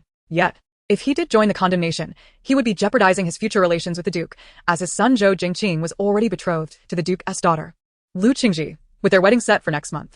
Though the duke's house had fallen on hard times, its title and prestige remained, aligning well with the self-proclaimed noble Zhou family. His wife had always been pleased with this match. However, in recent days, following Shen Min's return home after her divorce, she seemed to harbor grievances, feeling that Shen Min's capriciousness at her age was tarnishing the reputation of the young ladies of the duke's household. She had even expressed several times in private that had it not been for the fear of the Marquis of Xiangping, they would have rescinded the marriage proposal. How could the esteemed Zhou family's eldest daughter marry the daughter of a divorced woman? Yet, they merely spoke of it. The Marquis's power was at its zenith. And who would dare offend him? However, as the officials' carriages passed by the Marquis of Xiangping's residence, the drivers were compelled to halt. Inspector Zhou, in a state of haste, pulled back the carriage curtain, demanding to know why they had stopped. Was there some matter ahead? He urged them to move aside quickly, as he would be late for court. Yet, upon witnessing the scene outside, Inspector Zhou was left dumbfounded. Why was there a traffic jam at this hour? Were all the officials running late today? Colleagues' carriages were caught in a bottleneck on the street, and some were even turning back. Inspector Zhou sensed something was amiss. Had the morning court been cancelled? The current emperor of Yen was known for his diligence, since ascending the throne. He had never missed a morning court session, not even when afflicted by illness, always sitting on the dragon throne wrapped in a quilt to hear their reports. A colleague gestured towards the direction of the Marquis of Xiangping's residence and remarked ominously that Yanjing was likely to see a change in fortune. Chapter 110. The Arrangement. Once married, it is done in the distance. The sun rose, painting the dawn in vibrant hues, the sky clear and unblemished. The willows swayed gently, and the songs of orioles filled the air, creating an illusion of perfect weather. Yet at this moment, the long street was enveloped by the imposing ironclad cavalry of the Jinui, surrounding the grand residence of the Marquis of Xiangping like an iron cage. The spring breeze carrying an air of grimness. Inspector Zhou leaned out, having learned of the situation from Deputy Minister Feng of the Ministry of Works, nearly tumbling from his carriage in shock. His mustache quivered as he stammered, "What? The Jinui has surrounded the Marquis of Xiangping's residence?" He glanced around before disembarking from the carriage, lowering his voice as he spoke with Deputy Minister Feng. "Is this the Emperor's decree?" Deputy Minister Feng shot him a glance. What else could it be? The Jinui and the Eastern Depot combined would not dare to encircle the Marquis's residence without orders. This was indeed true. The Jinui possessed the authority to act swiftly, even arresting officials, and this extended to royal family members as well. However, the Marquis of Xiangping was an exception in the Emperor's eyes. Given the Emperor's favor towards him, such a drastic action could only arise from incontrovertible evidence. Deputy Minister Feng lamented, "It is indeed a case of beautiful flowers adorned with fiery oil." Inspector Zhou momentarily lost his composure. Sensing his unease, Deputy Minister Feng mischievously winked at him. "If I recall correctly, your eldest son is betrothed to the Duke of Wei's daughter, isn't he?" Deputy Minister Feng offered some comfort. Logically speaking, the sins of the parents do not extend to their married daughters. Inspector Zhou fell into silence. When powerful officials faced reckoning, how many emerged unscathed? Even those related by blood often faced dire consequences. The Zhou family, a prestigious lineage in Yanjing, had seen the rise and fall of power firsthand. He remembered vividly from his childhood the fate of a once powerful official, even more arrogant than the Marquis, who was ultimately brought down. The bloodshed that followed was akin to a river, and for months, the spring rains fell, turning the earth beneath the willows crimson. The spring breeze carried the same chilling air as it did years ago. In the Zhou household, the courtyard was deep in spring. The willows billowed in the mist, and the garden was tranquil, devoid of any servants or attendants. On a long bench sat a handsome, cold-faced guard. Zhou Jingqing, the eldest son of the Zhou family, donned a deep blue robe, far removed from his usually genteel demeanor. At this moment, he chewed on a blade of grass. Reclining on the bench, with his head resting on the guard's lap, with a smile gracing his face, he playfully lifted the guard's robe, caressing his toned abdomen with an air of intoxication, as if he were fondling a precious jade. The guard, visibly uncomfortable, held a book in his hands. "Isn't young master going to read?" Suddenly, Zhou Jingqing rose, wrapping his arms around the guard, whispering a question in his ear while unabashedly guiding the guard's hand to his waist, resting it on his jade belt. As the warmth of spring enveloped them, a voice suddenly emerged from behind the willow trees. Zhou Jingqing and Anu froze in a flurry of panic, their belongings scattering as they scrambled to gather them. "What are you two doing?" As the Inspector Zhou circumvented the grove of willows, he was on his way to his own courtyard when he stumbled upon the sight of his eldest son and his attendant in the garden, flustered and hurriedly picking up an array of oddly shaped jade ornaments scattered across the ground. Zhou Jingqing and Anu both bore flushed faces, their voices hoarse, their clothes hastily arranged and disheveled. Zhou Jingqing stood behind Anu, clutching scrolls upside down, feeling both provoked and guilty under the scrutiny of his father. Anu, however, with a composed demeanor, clasped his hands and addressed the elder. "Master, young master, and I were merely sparring. Young master has made significant progress in his martial skills of late. If he continues to persevere, his prowess could deepen even further." Zhou, the inspector, was on his way to seek out his wife and paid little heed to the ambiguous expressions on their faces. Upon hearing a report from the attendant, he nodded appreciatively, Indeed, you must engage in your practice diligently. Although Jingqing is destined to be a civil servant, he must not neglect the 6 arts of a gentleman. When the time comes for the imperial examinations, he will possess greater endurance and a higher chance of success than others. Jingqing felt a flush of heat at the mention of his lineage, sensing unused teasing in the air, a mix of irritation and embarrassment swelling within him. Yet, faced with his father's gaze, he could only mutter a subdued yes. Once Zhou and the attendant had moved on, Anu grasped Zhou Jingqing's hand once more. However, in an unexpected turn, Zhou, the inspector, pivoted abruptly and called out, "Jingqing, this matter pertains to you as well. Come here." Although he found it somewhat peculiar, he did not dwell on it further and simply patted his son on the shoulder. The guards in the residence are all skilled in martial arts. You must practice within your limits. Do not jeopardize your foundation. You are my only legitimate son, and the future of our lineage depends on you. I trust you will achieve great things. Jingqing's gaze faltered at the mention of lineage. He was acutely aware of the guard's martial prowess. Yet, he felt incapable of carrying on the family name. The inspector inquired, "Next month marks the date of your marriage to the eldest daughter of the Duke of Wei. What are your thoughts on this union?" Recalling Lu Qingji, Jingqing found her face to be passively attractive. Yet her silence made her no different from the self-proclaimed dignified daughters of noble families, rendering the prospect quite dull to him. However, as his parents had asserted, Lu Qingji seemed a fitting choice as the future matriarch of the Zhou family, and he harbored no objections to the match, believing in the wisdom of parental authority and the dictates of matchmakers. Ultimately, it was merely a ceremonial arrangement for familial happiness, a matter of marrying her off. Chapter 111. The Break-Off of Engagement. What if your father intends to withdraw from this engagement? The inspector did not mince words. Zhou Jingqing shook his head. That would be unwise. My impending marriage to Miss Lu is sound, and there is nothing amiss with her character. To break the engagement now would invite scandal and create enmity with the Duke of Xiangping. He queried in confusion, "Why would you entertain such a thought? Has mother spoken of something?" His mother, a woman of the household, was only concerned with trivial domestic matters and should not be taken too seriously. Since the Duke of Wei's couple had divorced, the rift between the Duke of Xiangping and the Duke of Wei had become a topic of gossip throughout the capital. His mother had been vocal about it in recent days. Yet Zhou Jingqing was indifferent to the concerns of reputation. He only understood that Lu Qingji's mother, Shen Min, was the favored sister of the Duke of Xiangping. With this connection, as long as the Duke of Xiangping remained in favor, his future career would flourish. His father was overly rigid, clinging to notions of reputation, failing to adapt, which had hindered his rise through the ranks at the inspectorate and stifled the Zhou family's ascent.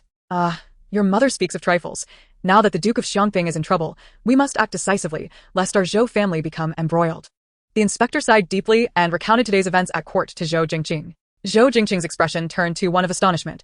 The emperor has dispatched the imperial guards to besiege the Duke of Xiangping's residence? Why? While the inspector was uncertain, he had caught wind of some rumors along the way. Such a grand display could only signify something significant. Historically, those in power with military might rarely ended well unless they rebelled. "Father, tread lightly," Zhou Jingqing cautioned, for this could be construed as a veiled critique of the emperor. The inspector waved his hand dismissively, unconcerned. "Everyone's eyes are on the Duke of Xiangping now. Who would bother listening to us?" Zhou Jingqing analyzed calmly. The daughters of the Lu family are all engaged, aside from the second son of the Duke of Xiangping and the Princess of Luyang, who have already broken off their engagement. The rest still have their betrothals intact. There is no need for our Zhou family to take the lead in this matter. We should remain passive. The inspector nodded slightly, acknowledging his son's prudent considerations. Zhou Jingqing smiled gently. "Indeed, father, your concern has led to confusion." As they conversed, they entered the main courtyard, where Madame Zhou had already overheard everything. She abruptly parted the bamboo curtain with a sharp sound, her face set in a stern expression as she confronted the father and son. "This engagement must be called off." Zhou Jingqing frowned, "Mother." The inspector, taking a seat nearby, usually deferred to his strong-willed wife. Madame Zhou turned her gaze upon her son, whom she held high hopes for. "I heard everything you just said. Jingqing, have you considered that among all these marital ties, your engagement to Miss Lu is imminent? Although the marriage of Shen's eldest son and Song's eldest daughter is also approaching, Miss Song is still in mourning and has an excuse to delay. But you cannot afford to wait. Others may bide their time, but you cannot. Do you truly intend to marry the daughter of a traitor?" As Madame Zhou grew increasingly agitated, her frustrations toward Shen Min erupted as well. "I say, Shen Min is utterly ungrateful. After years of bearing no children, she has been domineering. It is only natural for the Duke of Wei to seek companionship elsewhere. It is a mercy that the Duke has not divorced her for being childless. She has failed to protect her own children, control the concubines in her household, or secure her husband's heart. All of this is her own failing. And yet, she dares to request a decree for divorce from the emperor, relying on the favor of the Duke of Xiangping. What folly! The thought of her daughter inevitably following in her footsteps fills me with dread. I do not wish for our Zhou family to become a laughingstock due to such a divorce." As she spoke, she summoned a maid to retrieve the betrothal gifts from the Lu family, dragging Zhou Jingqing along as they boarded a carriage bound for the Duke of Wei's residence. The inspector could do nothing to stop his resolute wife, only sighing in resignation behind them. At the Duke of Wei's residence. Since the last incident when Shen Jinan sent people to ransack the Duke's household, the estate was filled with ruins. Even the servants had dwindled in number. Lu Qianqian was forcibly brought into the Duke's residence by Shui Yuzan, where she was compelled to sign a concubine agreement, securing her lowly status and relegated to the most remote and dilapidated corner of the estate. Shui Yuzan, under the guise of caring for her recovery, had yet to summon a physician, citing the Duke's current financial struggles, which had led even the household doctor to resign. Since witnessing Lu Qianqian in her disheveled and foul state, Lu Heng had not visited her again, finding her utterly unattractive and even somewhat repulsive. Lu Lingxiao was fixated on exposing and retaliating against the Duke of Xiongping, seeking to elevate himself before the emperor at the expense of his own mother, Lu Qianqian. Lu Heng, now idling at home and missing the morning court, was still in bed with a newly acquired maid when he learned of the siege on the Duke of Xiongping's residence. Upon hearing the news, he could not help but burst into laughter. Haha, Shen Jinan, you have met your match. Shen Min, you deserve this. He was about to venture out to witness the commotion when a report came in. Madame Zhou from the inspector's household seeks an audience with the Duke. Inspector Zhou's household? After a moment's thought, Lu Heng recalled that this was the family of Lu Qingji's betrothed. Those wretched girls colluding with Shen Min. They refused to return home, causing me to lose face in Yanjing. Now that the Duke of Xiongping is in trouble, I will ensure they regret their choices. Let them in. In the flower hall, Shui Yuzan, as the current mistress of the Duke's household, was already receiving Madame Zhou. After sipping from the tea offered by a maid, Madame Zhou nearly spat it out. During her previous visits, Shen Min had always served her the finest tribute tea, never such a low-quality brew. Moreover, upon her visit to the Duke's residence, she found the surroundings in utter disarray, unable to maintain even the exterior's gilded facade, leaving only remnants of decay. Observing Shui Yuzan, the petty concubine who had usurped the role of the rightful mistress, Madame Zhou regarded her with disdain. Shui Yuzan was not oblivious to Madame Zhou's contempt. Thus she lowered her demeanor, adopting a tone that sought to appease. What, pray tell, was Madame Zhou's purpose in visiting today? As I now preside over the affairs of the Duke's household, it would be prudent to share your intentions with me. Madame Zhou cast a fleeting glance at her, retorting, Can you truly decide the marriage of Miss Lu? Shui Yuzan fell momentarily silent, for indeed, this was a matter beyond her jurisdiction. Soon after, Lu Heng arrived personally. He harbored no fondness for these censors, speaking with a bluntness that brooked no argument. What business does Madame Zhou have that requires the Duke's presence? Madame Zhou immediately produced the engagement documents exchanged between their families, asserting, I wish to annul the betrothal of my son, Zhou Jingqing, to the Duke's daughter. My Zhou family is of noble lineage and shall not wed the daughter of a divorced woman. Chapter 112. He will save Shen Wanli. Claiming her for himself, recalling that Lu Qingji's wedding was scheduled for next month, Lu Heng felt a surge of realization. Amidst his schadenfreude, he regarded the Zhou family with little warmth, for during the recent inquiries by the censors, his in-laws had feigned ignorance. With a cold expression, Lu Heng declared, Madame Zhou has misidentified her adversary. Lu Qingji's marriage is not a matter for the Duke to decide. Madame Zhou, now anxious, insisted. Marriage is a matter of parental command and matchmaking, and the Duke is indeed the biological father of Miss Lu, thus he must have a say in her marriage. Furthermore, the Xiongping Marquis's household could not provide support for Shen Min and Lu Qingji. Lu Heng possessed absolute authority over this matter. As he strolled through the flower hall, Lu Heng cast a glance at Madame Zhou, for he had resolved to expel those 3 ungrateful daughters from the Lu family. The proclamation startled even Shui Yuzan.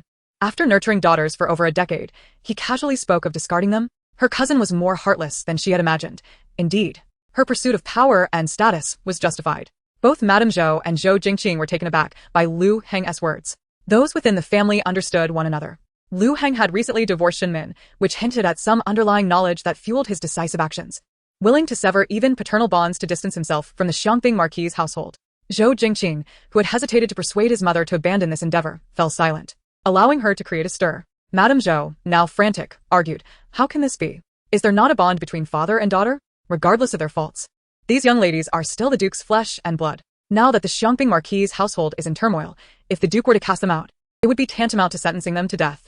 Lu Heng was indifferent to the lives of those dead girls, as he cared only for his daughter Shen Nianjiao, the one who could elevate him to greatness. Madame Zhou was momentarily speechless. She understood that the sins of a married daughter should not befall her. Yet what purpose would it serve to wed her son to the daughter of a criminal? Her son was destined to carry on the family line. Moreover, she had no concern for Lu Qingji's fate. Her purpose today was to annul the engagement. Thus, Madame Zhou proposed, in light of the current situation, the Duke must be aware. Our Zhou family merely seeks to safeguard ourselves. Would it not be convenient for you to first dissolve the engagement before expelling your daughters from the household? This way, we both achieve our objectives.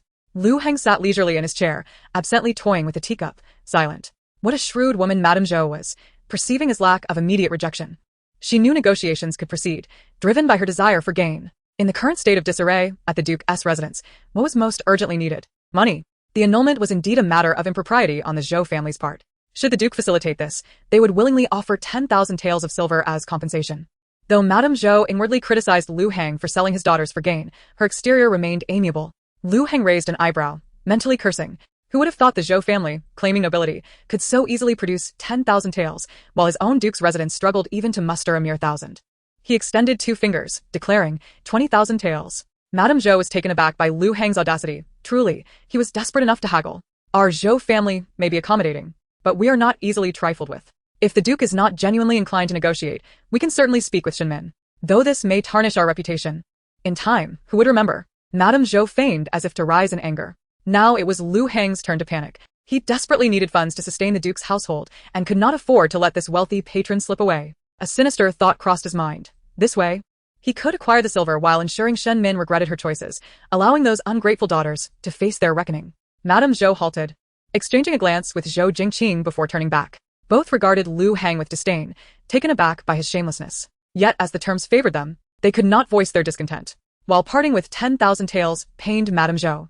Shifting the blame for the annulment onto the female side would benefit Zhou Jingqing in future matrimonial pursuits. Very well, it's a deal, she agreed. Madame Zhou acted swiftly, sending a trusted maid to procure the silver notes. Once Lu Heng received the funds, he meticulously counted them before pocketing the entire amount, neglecting to entrust any to Shui Yuzhan, and efficiently completed the annulment process with Madame Zhou. Subsequently, both families jointly announced the dissolution of the engagement, along with the reasons behind it. The officials in Yanjing, although tacitly aware of the true motives, understood that it stemmed from the turmoil surrounding the Xiangping Marquis' household. The news of the Zhou family's annulment served as a warning to others engaged with the Marquis, stirring unrest among the families. At this moment, the Xiangping Marquis' household found itself at the eye of the storm. Shen Jinan was absent, residing long-term in the military, and had been summoned to the palace early that day. Now, the Jinui had surrounded the Marquis' residence, leaving him uncertain of his fate. Apart from the third son of the Shen family, Shen Yang, stationed at the borders, and the eldest son, Shen Chaojin, at Guanshan Academy, the others remained within the residence. The commander of the Jinui, Ji, had invaded at dawn, rousing everyone from their slumber, illuminating the household in an instant, as all masters and servants were gathered in the main courtyard. At this moment, anxiety filled the main hall, where the matriarch Shen and Xie Fanlin sat at the head, while Shen Min, the 3 Lu sisters, Shen Muji, Shen Nianjiao, and Shen Wanli were all present. Even Yuan Gene was among them. Yuan Gene, though puzzled by the unfolding events, felt more amusement than concern, as he relished the misfortunes of the Xiangping Marquis' household. However, his gaze involuntarily shifted to Shen Wanli, the kind-hearted and innocent young lady, who seemed yet unaware of the gravity of the situation, leisurely sipping tea, betraying no hint of alarm. Little did she know that after this day, she might plummet from the esteemed position of the Marquis' legitimate daughter to the depths of despair, potentially facing execution alongside her family, or being relegated to the brothel as a courtesan. Yuan Jin's gaze flickered. Yet, regardless of the outcome, he possessed a means to save Shen Wanli. However, it was destined that she would remain hidden from the world, confined to his exclusive domain, subject to his every whim. Chapter 113. This purse clearly belongs to me. The matriarch Shen had anticipated such a day, and thankfully, having listened to Wanli's concerns, she had already taken precautions. She cast a glance in Shen Nianjiao's direction, her eyes now devoid of any familial affection, replaced only by a cold, steely gaze. Shen Nianjiao sat alone, anxiously twisting the pear blossom purse at her waist. She felt a tinge of unease, having not expected her brother to act so swiftly. Was it not agreed that they would wait until she was wed to the third prince before taking action against the Xiangping Marquis' household? Moreover, Shen Nianjiao tightened her grip on the pouch hanging from her waist and slightly raised her hands, saying, "This object is related to Ji, and it must be presented before him." Although the old lady Shen remained composed, the performance had to be convincing. She sat upright at the head of the table, her expression solemn as she questioned, "What is the intention of your Genie Wei in barging into the Marquis' residence?" Ji, with an unflinching gaze and a cold demeanor, responded, "We have received reports regarding the Marquis' concealment of treasonous items. The Genie Wei has been ordered to conduct a search, and I hope the old lady will show understanding." After saying this, he gestured to the Genie Wei behind him, commanding, "Search." The Genie Wei dispersed, heading directly towards the Heishou Hall. "What treasonous items?" The Marquis of Xiangping, am utterly loyal to His Majesty. Do not let mere rumors mislead you into trapping us here and framing us." The old lady Shen slammed her cane on the ground, exuding authority. "I wish to see what you can uncover." With that, she rose to leave. The Genie Wei immediately drew their knives to block her. The old lady Shen glared angrily. "The emperor has yet to punish me. I am a woman of the court. Do you dare to treat me with disrespect?" However, Ji raised his hand, saying, "If the Marquis' residence feels uneasy, You may accompany this commander to witness it yourself. Shen Wanli also raised an eyebrow, standing up and taking the anxious Xie Fanlin with her. Shen Wanli gently patted her mother's hand, reassuring her not to worry. Xie Fanlin tightened her grip. Xin Ji's gaze briefly lingered on Shen Wanli before swiftly shifting away. If Shen Wanli were to expose the truth and succeed, she would be seen as a righteous daughter, and the misfortune of the Marquis of Xiangping would not implicate her. It was natural for her not to be concerned. Yet, she was still a delicate woman. Once she left the Marquis's residence, where would she go from there? Alas, she was Xin Nua's savior.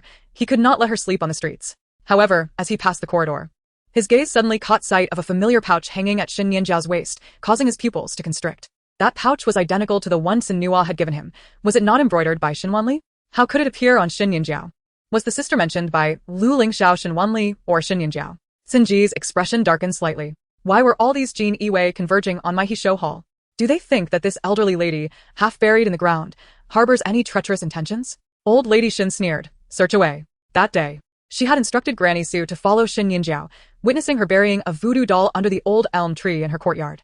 Afterwards, Granny Su had secretly dug it out and presented it to her, which she had personally shredded and burned, scattering the ashes. Today, even if the Jin Yiwei dug 3 feet into the ground, they would not find what they sought. While the Jin Yiwei rummaged through the place, Xin Ji approached Shen Nianjiao, lowering his gaze to the pouch at her waist, silently comparing it to his own. However, on that day in the palace, the sachet in the Marquis of Xiangping's hand, crafted by Shen Wanli, had also matched the stitching of the pouch Xin Nua had given him. Shen Nianjiao suddenly looked up to see Xin Ji in front of her, seemingly startled, retreating a step and inadvertently dropping the pouch to the ground. She hurriedly bent down to pick up the jade pendant, but Xin Ji bent down first to retrieve it. Sir, please return my pouch, Shen Nianjiao said, displaying a flustered expression, her demeanor delicate and charming. However, Xin Ji did not immediately return the pouch. Instead, he held it in his hand, scrutinizing it with a darkened gaze. Not far away, Shen Wanli did not, like the others, focus on the Jin Yiwei as search of the Marquis's residence. Rather, she stood with her arms crossed in front of the peony bushes, thoughtfully observing Xin Ji's direction. In this life, and the last, she was curious why the Jin Yiwei commander, who showed no favor to anyone, would treat Shen Nianjiao with such distinction, protecting her as if she were a deity. At this moment, watching the two stand beneath the lilac tree, gazing at each other, could it be love at first sight? Shen Wanli considered it not impossible after all. In her previous life, Shen Nianjiao had countless suitors. Yet, her gaze fell upon the pouch in Xin Ji's hand. The pouch was made of blue cloth, embroidered with a crooked pear blossom, and the stitching was exceedingly coarse, in stark contrast to the delicate pouches Shen Nianjiao usually wore. Shen Wanli could not help but feel suspicious and leaned in for a closer look, her expression suddenly becoming peculiar. This pouch was unmistakably one she had embroidered when she first learned needlework at the Lu family. Back then, Lu Shi had forced her to embroider flowers by the oil lamp every night to sell pouches and supplement the household income. Initially, her embroidery was poor, and those coarse pieces could not be sold, so she kept them for herself, using them practically while chopping wood on the mountain. In this life, she had not cared much. The pouch used to hold the guide to the voodoo incense was still her own. But how could her embroidered pouch end up on Shen Nianjiao? Did Lu Qianqian or Lu Lingxiao give it to her? As she approached, she heard Xin Ji inquire. This pouch was personally embroidered by Miss Shen Er? Indeed, Shen Nianjiao replied without hesitation, her face still a bit shy. It was embroidered when I was learning needlework. And the stitches are coarse. I hope Xin will not find it laughable. Standing behind Shen Nianjiao, Shen Wanli heard this and thought, what is Shen Nianjiao trying to do? Why claim my pouch as her own? Having been reborn, Shen Wanli had little memory of many events and could not deduce the reasons behind them. However, opposing Shen Nianjiao was enough. She crossed her arms and coldly exposed. That pouch is clearly mine. Suddenly, Shen Wanli's voice came from behind, startling Shen Nianjiao, who was already feeling guilty. Lu Lingxiao had warned her that this pouch was crafted by Shen Wanli and advised her not to let Shen Wanli discover it, especially not to reveal the connection between the pouch and Commander Xin Ji of the Jin Yiwei.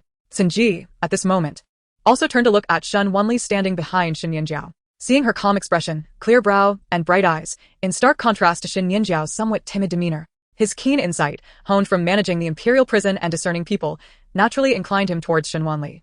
Shen Nianjiao sensed Xin Ji's suspicion towards her and couldn't help but feel anxious, yet she maintained a facade of surprise and hurt. Sister, why would you say such a thing? Is it because I embroidered a pear blossom and you have pear in your name, so you think you can impersonate me? Hearing this, Shen Wanli found it amusing. Wasn't this just a shabby pouch she had casually embroidered? Yet, Shen Nianjiao had picked it up as if it were a treasure. What was there to impersonate? She gazed thoughtfully at Xin Ji, wondering if he had some peculiar fondness for ugly things. She recalled that in the stories of Mr.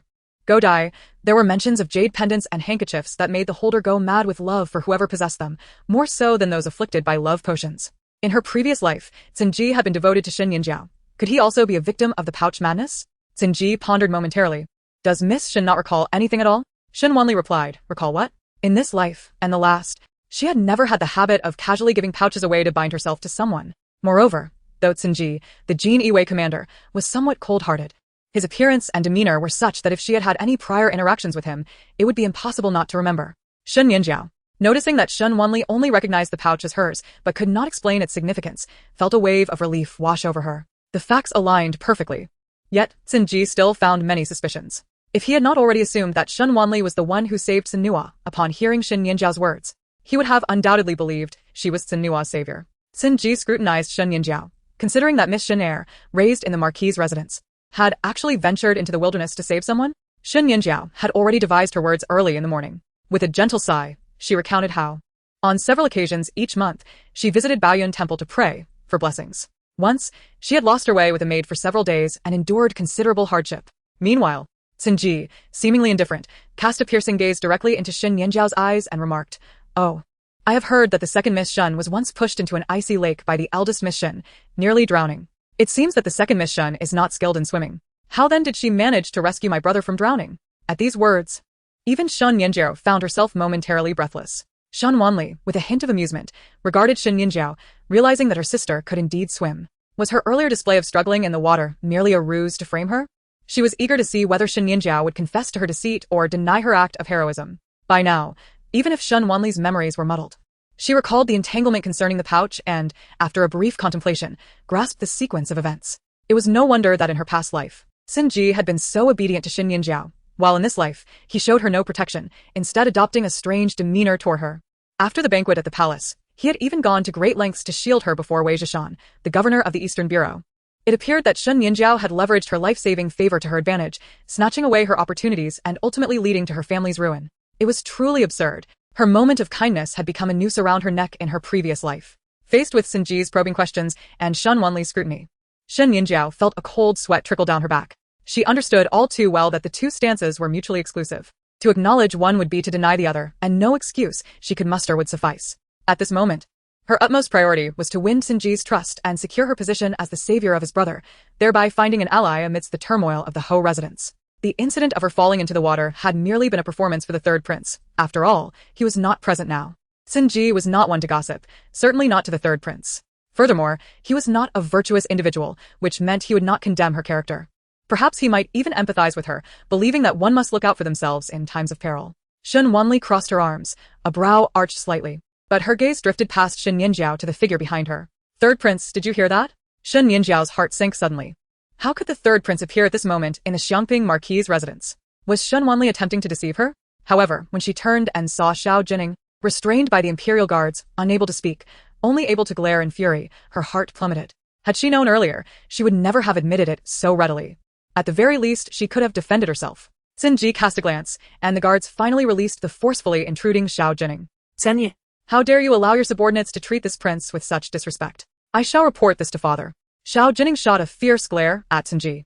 Shen Ji remained unfazed. "My subordinate was merely performing his duty. His Highness barged in first, hindering official business." Xiao Jining snorted coldly, unwilling to argue, but his gaze turned icy as he looked at Shen Nianjiao, disappointment and anger swirling in his eyes. "You fell into the lake.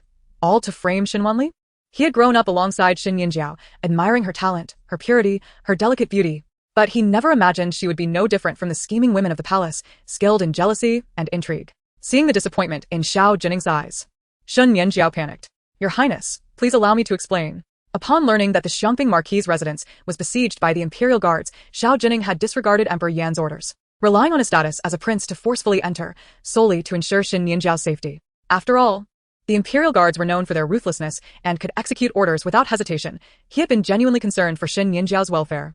However, upon finding her, he was met with such an earth-shattering revelation. He had always felt pity for her, worrying that she was alone in the Marquis's residence, fearing she would be bullied by the wicked Shen Wanli, only to discover she was the one acting weak while possessing a heart of a viper.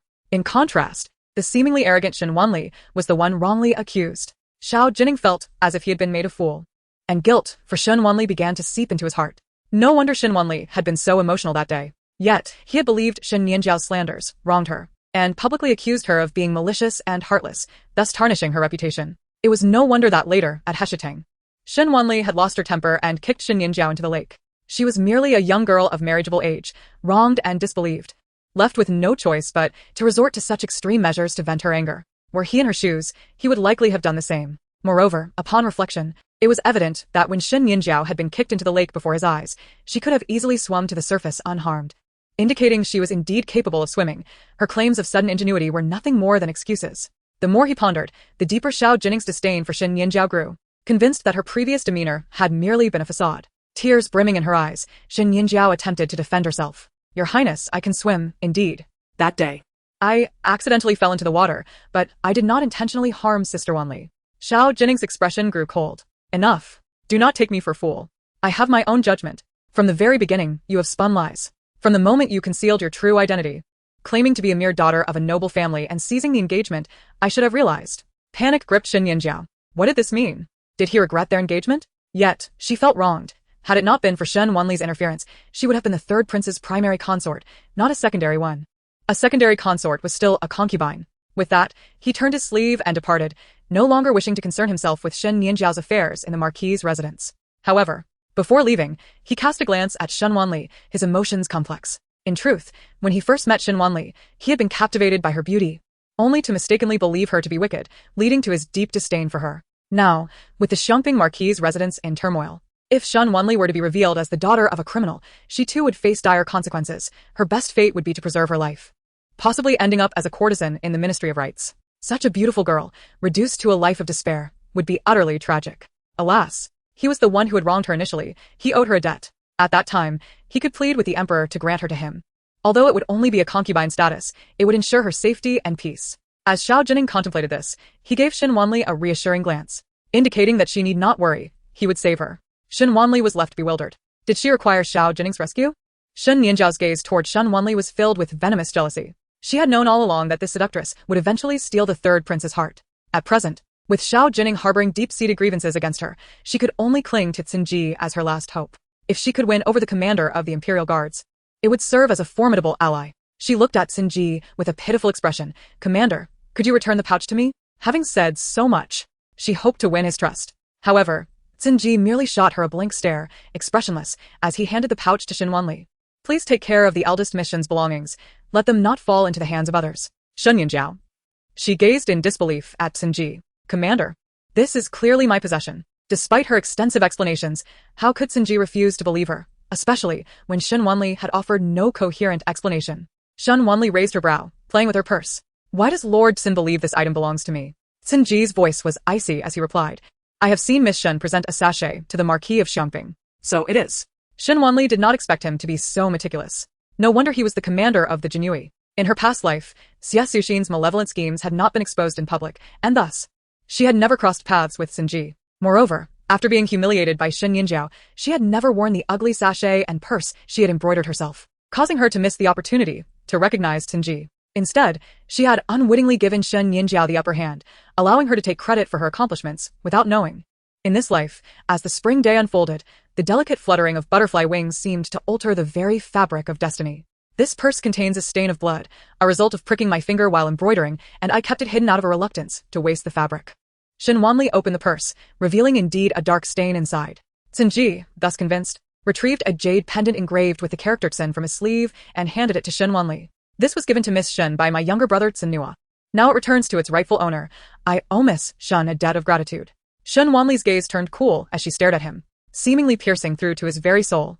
No, you owe me a life. In her previous life, although Cede had mistakenly identified her as a benefactor and had been deceived, leading to her family's ruin and her own death, he ultimately remained an accomplice in her demise. Confusion flickered in his heart. He found it difficult to comprehend. Yet, upon reflection, his younger brother Xin was the only family he had in this world, a cherished thought. She had saved him. Thus, it made sense that he owed her a life. He regarded the young woman and slowly nodded. Then I owe you a life. You Jinui intend to uproot this old elm tree. If you remain unconvinced, you may pull it out by the roots. The voice of the old lady Shen rang from the courtyard, tinged with a hint of mockery. Chapter 116. The Calamity of Annihilation? Upon hearing the voice, Shen Wanli turned to see that the area around the old elm tree in the courtyard of Heshutang had been turned into a patchwork of pits. One could say they had dug 3 feet deep. Cede nodded, his expression still cold and devoid of excess emotion. Shen Nianjiao felt a shock in her heart. glancing repeatedly at the old elm tree, even stealthily moving towards the place where she had previously buried her belongings. Yet there, the soil had been turned over repeatedly, revealing not even a single sizable stone, let alone the cursed doll she had buried that morning. How could this be? Could it be that she had buried it too shallowly, and the recent rains had washed it away? Shen Nianjiao believed that her search for the stolen items went unnoticed, yet it had entirely caught the eyes of both old lady Shen and Shen Wanli. Shen Wanli was somewhat surprised as well. The items buried by Shen Nianjiao in Heiress were actually not found? What a pity! Old lady Shen interjected. Pity for what? Do they all wish for the Marquis's household to be annihilated? She cast a reproachful glance at Shen Wanli, then assumed the dignified posture of the matriarch of the Marquis's household, her expression stern as she addressed Sinji. You Jinui have turned my Heiress into a scene of utter chaos, and you intend to leave just like this? My apologies, old lady, Sinji replied, cupping his fist in a gesture of respect, his tone still icy and his expression not revealing much emotion. Yet for the typically cold and haughty Jinui, who regarded even royal relatives with disdain, this was a rare show of courtesy. Restore this place to its former state, Sinji commanded, glancing at the Jinui he had brought with him. His men swiftly moved like hawks, gathering branches, sweeping fallen leaves, and burying the earth, finally using shovels to even out the ground. Old lady Shen had spoken casually, well aware of the Jinui's usual modus operandi of destruction, without concern for restoration. Now, seeing Sinji grant her such courtesy, she was somewhat taken aback. Her gaze inadvertently fell on Shen Wanli. Although she had not paid attention to the interaction between Shen Wanli and Sinji, she could glean from Shen Wanli's thoughts that there was a deep connection between them. At that moment, the Jinui responsible for searching the side courtyard of Heiress hurried into the main courtyard, carrying an object to report. Commander, we have found this item in the side courtyard. Sinji's eyes flickered as he gestured for his subordinate to present the item. He unwrapped the red cloth covering it, revealing a talisman bag inscribed with a strange seal, bulging with contents. As he sliced it open with a dagger, a folded document emerged, covered in dense writing. He merely cast a casual glance at it, but his expression changed drastically. The words were shockingly treasonous. The sheer audacity of the document made Sinji suspect that someone was framing the Marquis of Xiangping. He abruptly tossed the talisman aside and presented it before old lady Shen, coldly inquiring, what does the Marquis of Xiangping have to say? Under usual circumstances, when the Jinui discovered evidence, they would take it directly to the emperor without offering the individuals involved a chance for explanation. Old lady Shen understood that Sinji was likely granting her this opportunity out of consideration for Shen Wanli. However, even she was taken aback. She had clearly instructed Granny Su to destroy the items Shen Nianjiao had buried and had kept a close watch on Shen Nianjiao's actions for days. How could she have allowed her to seize such an opportunity? Looking again at the writing on the talisman, it was far more damning than the cursed doll she had previously destroyed. The earlier doll had merely cursed the emperor to die early, but this talisman claimed that the Marquis of Xiangping sought to usurp the fortune of the great Yan, wishing for divine favor to assist the rise of the Wei state and avenge past grievances by leveling Yanjing. Coincidentally, a Wei state hostage had long resided in the Marquis's household. To say that the Marquis of Xiangping conspired with Wei state for treason was simply a ready-made accusation. Old lady Shen suddenly felt a sense of despair and helplessness. Was it true that the Marquis intended to repeat the tragic fate foretold by Shen Wanli and her thoughts of her past life? She felt a deep unwillingness. The Marquis's household had been loyal and devoted, with no such treacherous intentions of usurping the nation's fortune. I am willing to personally present myself before the emperor, even at the cost of my life, just to plead for a thorough investigation into this matter and to clear the Marquis of Xiangping's name. Old lady Shen's eyes blazed with determination as she stood before the ladies of the Marquis's household, her frail figure swaying precariously. Shinmin and Xiaofenglin flanked her, managing to steady her from collapsing. Shinmin was also filled with worry. She had been residing in the side courtyard of Heiress and had been so negligent, allowing someone to seize an opportunity. Yet, she could not comprehend how, despite her vigilant efforts to keep Shen Nianjiao away from her courtyard, she had still allowed her to succeed. Shen Nianjiao watched as the members of the Marquis's household appeared on high alert, and her heart nearly bloomed with joy. Although she did not understand how the discovered items differed from the place she had buried them, as long as the outcome was favorable, it sufficed. Soon, the glory and favor of the Marquis of Xiangping would come to an end. Her brother, Lu Lingxiao, would surely shine before the emperor for his reports. And perhaps he would even be granted the title of the son of the Duke of Wei. As for her, even without Sinji's protection, she was not blood-related to the Marquis's household, and was the daughter of the Duke of Wei. Escaping would merely require a word from her father. Once she became the daughter of the Duke of Wei, and her father and brother became favored ministers beside the emperor, her position as the consort of the third prince would surely be elevated. Sinji's gaze swept over the members of the Marquis's household, signaling to his subordinates not to make things difficult, then addressing old lady Shen. I ask that you all accompany us for a while to meet the emperor, where you will have the opportunity to clarify this matter. This meant they were to be taken away first and imprisoned in the imperial prison. Xiaofenglin tightly grasped Shen Wanli's hand, feeling a pang of guilt. Wanli, I am sorry I could not allow you to enjoy a few days of comfort without being implicated by the Marquis's household. She had not anticipated that the calamity foretold in Shen Wanli's thoughts would arrive so soon. It was unclear who bore such deep hatred towards the Marquis's household, deliberately framing them with such treacherous items, seeking to bring about their destruction. However, Shen Wanli displayed an unshakable calmness that surpassed everyone else's. Oh. That item was buried by me. Chapter 117 revealed the handwriting of Lu Hang.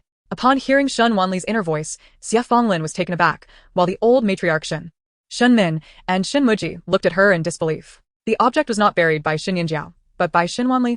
Indeed, because she could hear some of Shen Wanli's thoughts and had evaded numerous calamities through them, they all placed immense trust in her, even amidst their suspicions of everyone else.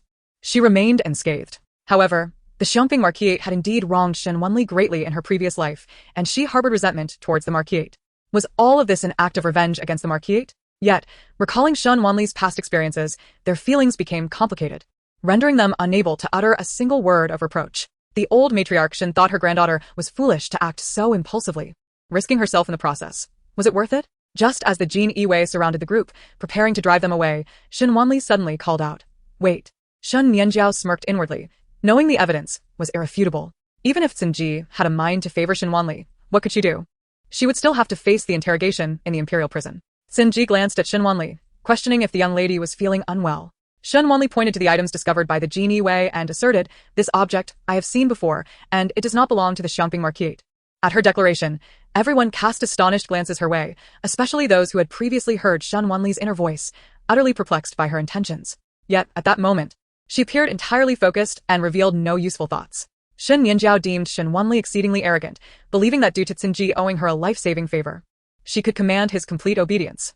Ji might save her, but no matter how influential he was, he could not possibly save the entire Xiongping Marquis from the hands of Emperor Yan. She felt a sense of schadenfreude, but maintained an appearance of concern, even taking the opportunity to cast some aspersions on Shen Wanli. "Sister, where did you see this object? Could it be related to you? You must take responsibility, lest you drag down the Marquis and our grandmothers." The old matriarch Shen Min, Xie Fenglin, and Shen Muji were all engulfed in complicated emotions, realizing that Shen Nianjiao had inadvertently guessed correctly. "Miss Shen, if this object is not from the Xiongping Marquis, how could it possibly be found within the Marquis?" Ji frowned slightly, fearing that Shen Wanli might take all the blame upon herself to absolve the Marquis. "Because someone has framed her," Shen Wanli stated plainly, her expression resolute and clear, leading the old matriarch and the others to question if they had misheard her thoughts. After all, she was the one being framed. How could she remain so composed? "Aunt, come look at this talisman. Does it seem familiar?" Shen Wanli suddenly beckoned to Shen Min. Though somewhat puzzled, Shen Min approached. The old matriarch Shen had been so preoccupied with the content that she had not noticed that indeed this object bore a striking resemblance to the talisman given by the old matriarch of the Wei Guogang mansion to the three sisters, Lu Qingji. The three Lu sisters also recognized it. Lu Qinghe gasped in surprise. "This design resembles the talisman given to us by grandmother." Lu Qingmo retorted, "What talisman?" "What the old matriarch gave us was clearly an evil talisman meant to usurp our lifespans, concealing a longevity contract to steal our lives." Shen Nianjiao's expression turned pale upon hearing this. Shen Min, though bewildered by Shen Wanli's intentions, immediately recognized the handwriting upon her first glance at the spellbook, her eyes widening in shock. "This writing is unmistakably Lu Hang's handwriting." She could not help but look toward Shen Wanli in astonishment. Her shock did not stem from the notion that Lu Hang would frame the Xiongping Marquis. She knew that this farce of searching the Marquis was undoubtedly connected to him. What astonished her was that this talisman, which Shen Wanli had placed, bore writing identical to Lu Hang's. It was impossible for Lu Hang to have collaborated with Shen Wanli in writing this. Thus, it could only mean that Shen Wanli had forged it herself. Seeing Shen Min discern the origin of the handwriting, Shen Wanli felt a sense of satisfaction. It was worth enduring the nausea of reading countless love poems Lu Hang wrote to Shen Min, imitating his handwriting for so long, to achieve this. Now, before Shen Min, who was once closest to Lu Hang, it can still pass as genuine. The Jin Yiwei and Emperor Yan would surely not catch on. Shen Min's feelings were complex. No wonder Shen Wanli had taken the time to accompany her and help her organize things recently. Feeling flustered, she blurted out, "I don't think it looks like my uncle's handwriting. Aunt, even though you and uncle are at odds now, if you say this before the emperor, it could be seen as treason." Shen Nianjiao no longer hides her defense of Lu Hang. Does she truly think the Xiongping Marquis is doomed? The Marquis may fall, but not now. I haven't fled yet. Shen Wanli cast a sidelong glance at Shen Nianjiao and could not help but chuckle. "Uncle? Shen Nianjiao. You might as well call him father. Your biological mother, Lu, has been taken into the Wei Guogang mansion as a concubine. Everyone in Yanjing knows that Lu has been Lu Hang's mistress for over 20 years. You and Lu Lingxiao are both his illegitimate children. Why pretend to uphold any decorum and call him uncle?" Chapter 118. The Jin Yiwei searches the Wei Guogang mansion. Shen Nianjiao's identity was publicly revealed, and her face turned pale. She bit her lip and said, "Sister Wanli, when I was young, how could I have decided my birth circumstances? Regardless of my relationship with the Wei Guogong, I believe the Xiongping Marquis should stand tall and not be cowardly, dragging innocent people into this." Shen Wanli's expression turned scornful. Stand tall? When has the Marquis ever done such heinous acts? Who will take the blame for the crime of exterminating 9 clans? Shen Nianjiao, you are so eager to confess for the Marquis. Will you take the blame yourself? Or is this item something you placed here on Lu Heng's behalf? She pressed forward aggressively, forcing Shen Nianjiao to retreat step by step, her heart racing with alarm. Sister Wanli, do not slander me. I am merely a sheltered girl who knows nothing of these dark arts. As she spoke, her gaze shifted to Xie Fenglin. I say, if you suspect me, you should suspect my mother. After all, my mother's sister is still being held in Yetting for breeding poison and harming others. Shen Nianjiao was caught off guard and received a resounding slap, her face immediately swelling. She shot a resentful glance at Xie Fenglin, tears welling in her eyes, but said nothing, silently cursing her. Shen Muji felt a pang of sympathy and pulled at Xie Fenglin. Mother, sister is just speaking without thinking. However, in the next moment, Shen Muji also received a slap from Xie Fenglin. Get away. What business do you have calling her sister? At this point, do you not see the truth? The Marquisite's predicament is all thanks to Shen Nianjiao and the Wei Guogong behind her. Shen Muji inwardly grumbled, but this object placed by Shen Wanli? I've heard her thoughts. How could this be attributed to Nianjiao? Nianjiao had previously been unaware that she was the concubine of the Duke of Wei, nor did she comprehend the true motives behind Shen Wanli's actions. However, at this moment, both her grandmother and her mother, along with her aunt, wore grim expressions, and she dared not speak carelessly. The old lady of the Shen family had likely surmised Shen Wanli's intentions. Although she was aware that Shen Nianjiao intended to plant a voodoo doll at Heishutang to frame someone, she had neither intervened nor warned others, instead patiently awaiting the day when the Jin Yiwei would come to search. Concurrently, she buried a malevolent curse in the side courtyard of Heishutang, mimicking Lu Heng's handwriting. Yet the content was clearly detrimental to the Marquis' residence. Such a combination would compel an investigation into the Duke of Wei's household if the Marquis' residents were trusted.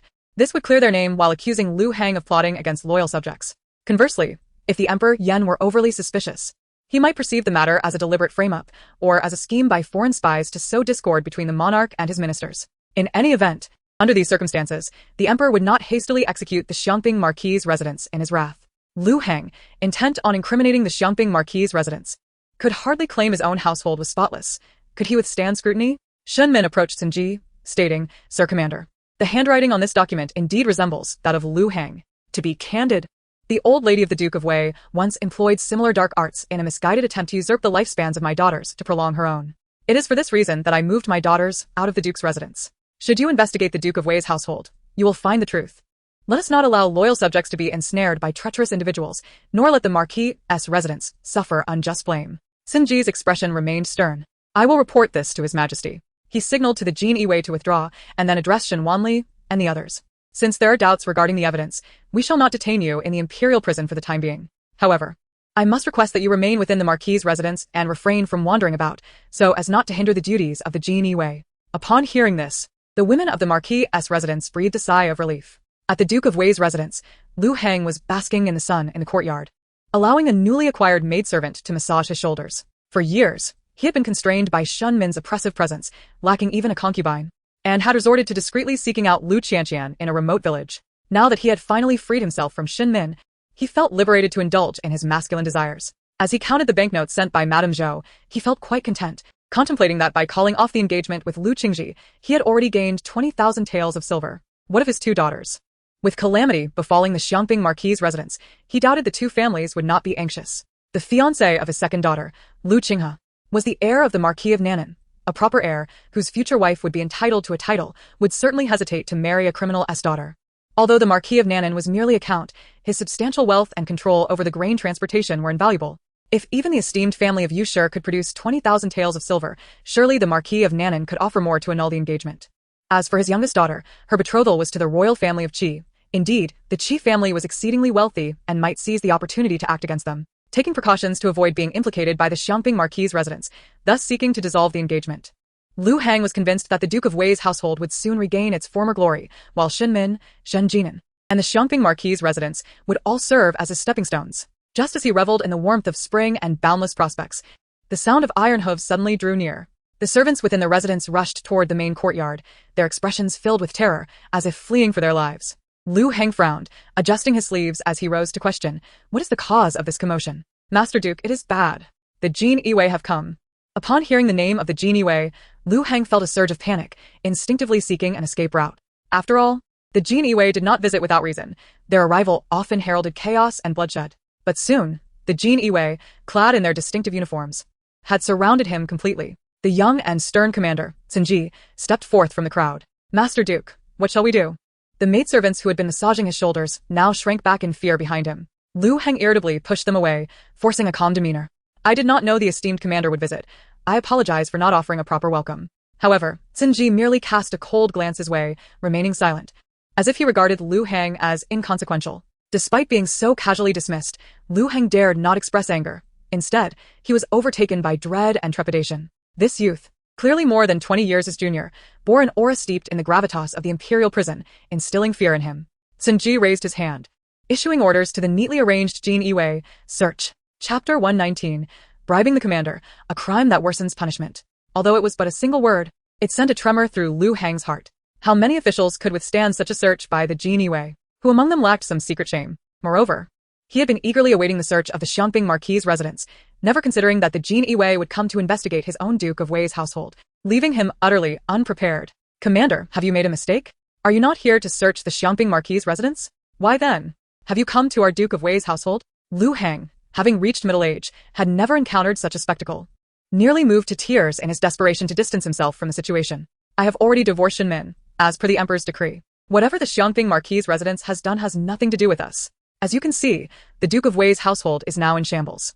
When Shen Min returned home after our separation, she took everything that belonged to the Xiangping Marquis' residence. If you wish to thoroughly investigate them, you will find nothing here. Sinji shot him a glance. We are investigating the Duke of Wei's household. Lu Heng was taken aback, his body swaying in disbelief. What did this mean? He had assumed the search of the Duke's residence was merely a consequence of the Xiangping Marquis' entanglements, but Sinji's words suggested otherwise. He could not fathom why they would search an empty shell like the Duke of Wei's household, which possessed neither wealth nor power. What could they possibly find? Could he rebel like Shen Jinan, wielding military power? Yet, in response to his inquiries, Sinji was unwilling to elaborate further. Lu Heng clenched his teeth, discreetly retrieving a stack of banknotes that had not yet warmed in his sleeves. Concealing them within his ample garments, he offered them to Sinji. He had heard that this newly appointed commander of the Jin Yiwei lived in great poverty, residing in a dilapidated alley and needing to count coins for travel. Unable to even produce a scrap of silver. Surely, he must be in need of funds. Indeed, upon seeing the banknotes, Sinji took them directly. Bribing me? He inquired, his tone devoid of warmth. Lu Heng thought the Jin Yiwei commander quite dim-witted. Despite holding a significant position, he seemed to lack the means to acquire wealth. Speaking so bluntly, and without guile, unafraid of public opinion. Yes, I hope you will accept this and provide me with some information, Lu Heng replied, forcing a smile. However, Sinji merely raised the banknotes, stating coldly, the Jin Yiwei conducts investigations. Bribing the commander only exacerbates your crime. Lu Heng was left speechless, utterly astonished. Could one truly speak so brazenly about accepting bribes?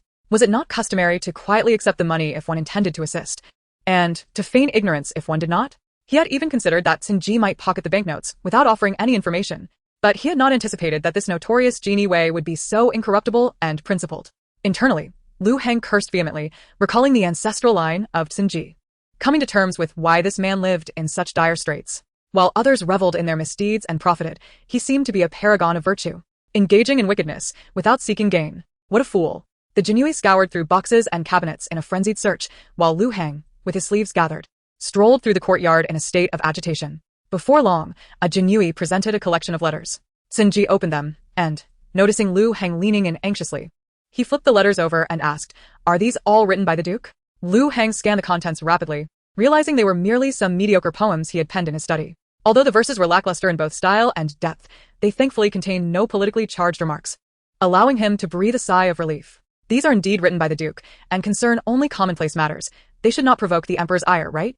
Sinji nodded, retrieving another sheet from his sleeve, densely filled with red ink. Although the entire text was not immediately discernible, its sinister nature was unmistakable.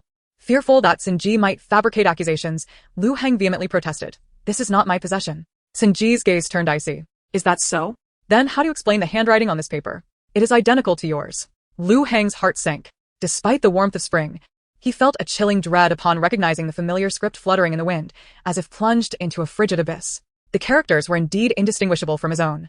Even he could find no flaw. The contents were profoundly rebellious. Though written in the voice of Shen Jinan, paired with his handwriting, It would be easy for anyone to perceive it as a deliberate act of malice on his part. Moreover, the public feud between the Xiangping Marquis estate and the Wei Duke's household was notorious, with the whistleblower being none other than his own son, Lu Lingxiao.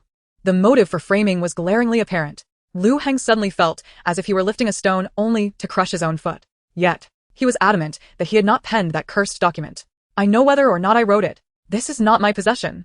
Lu Hang Edgar Lim Pasire, Commander.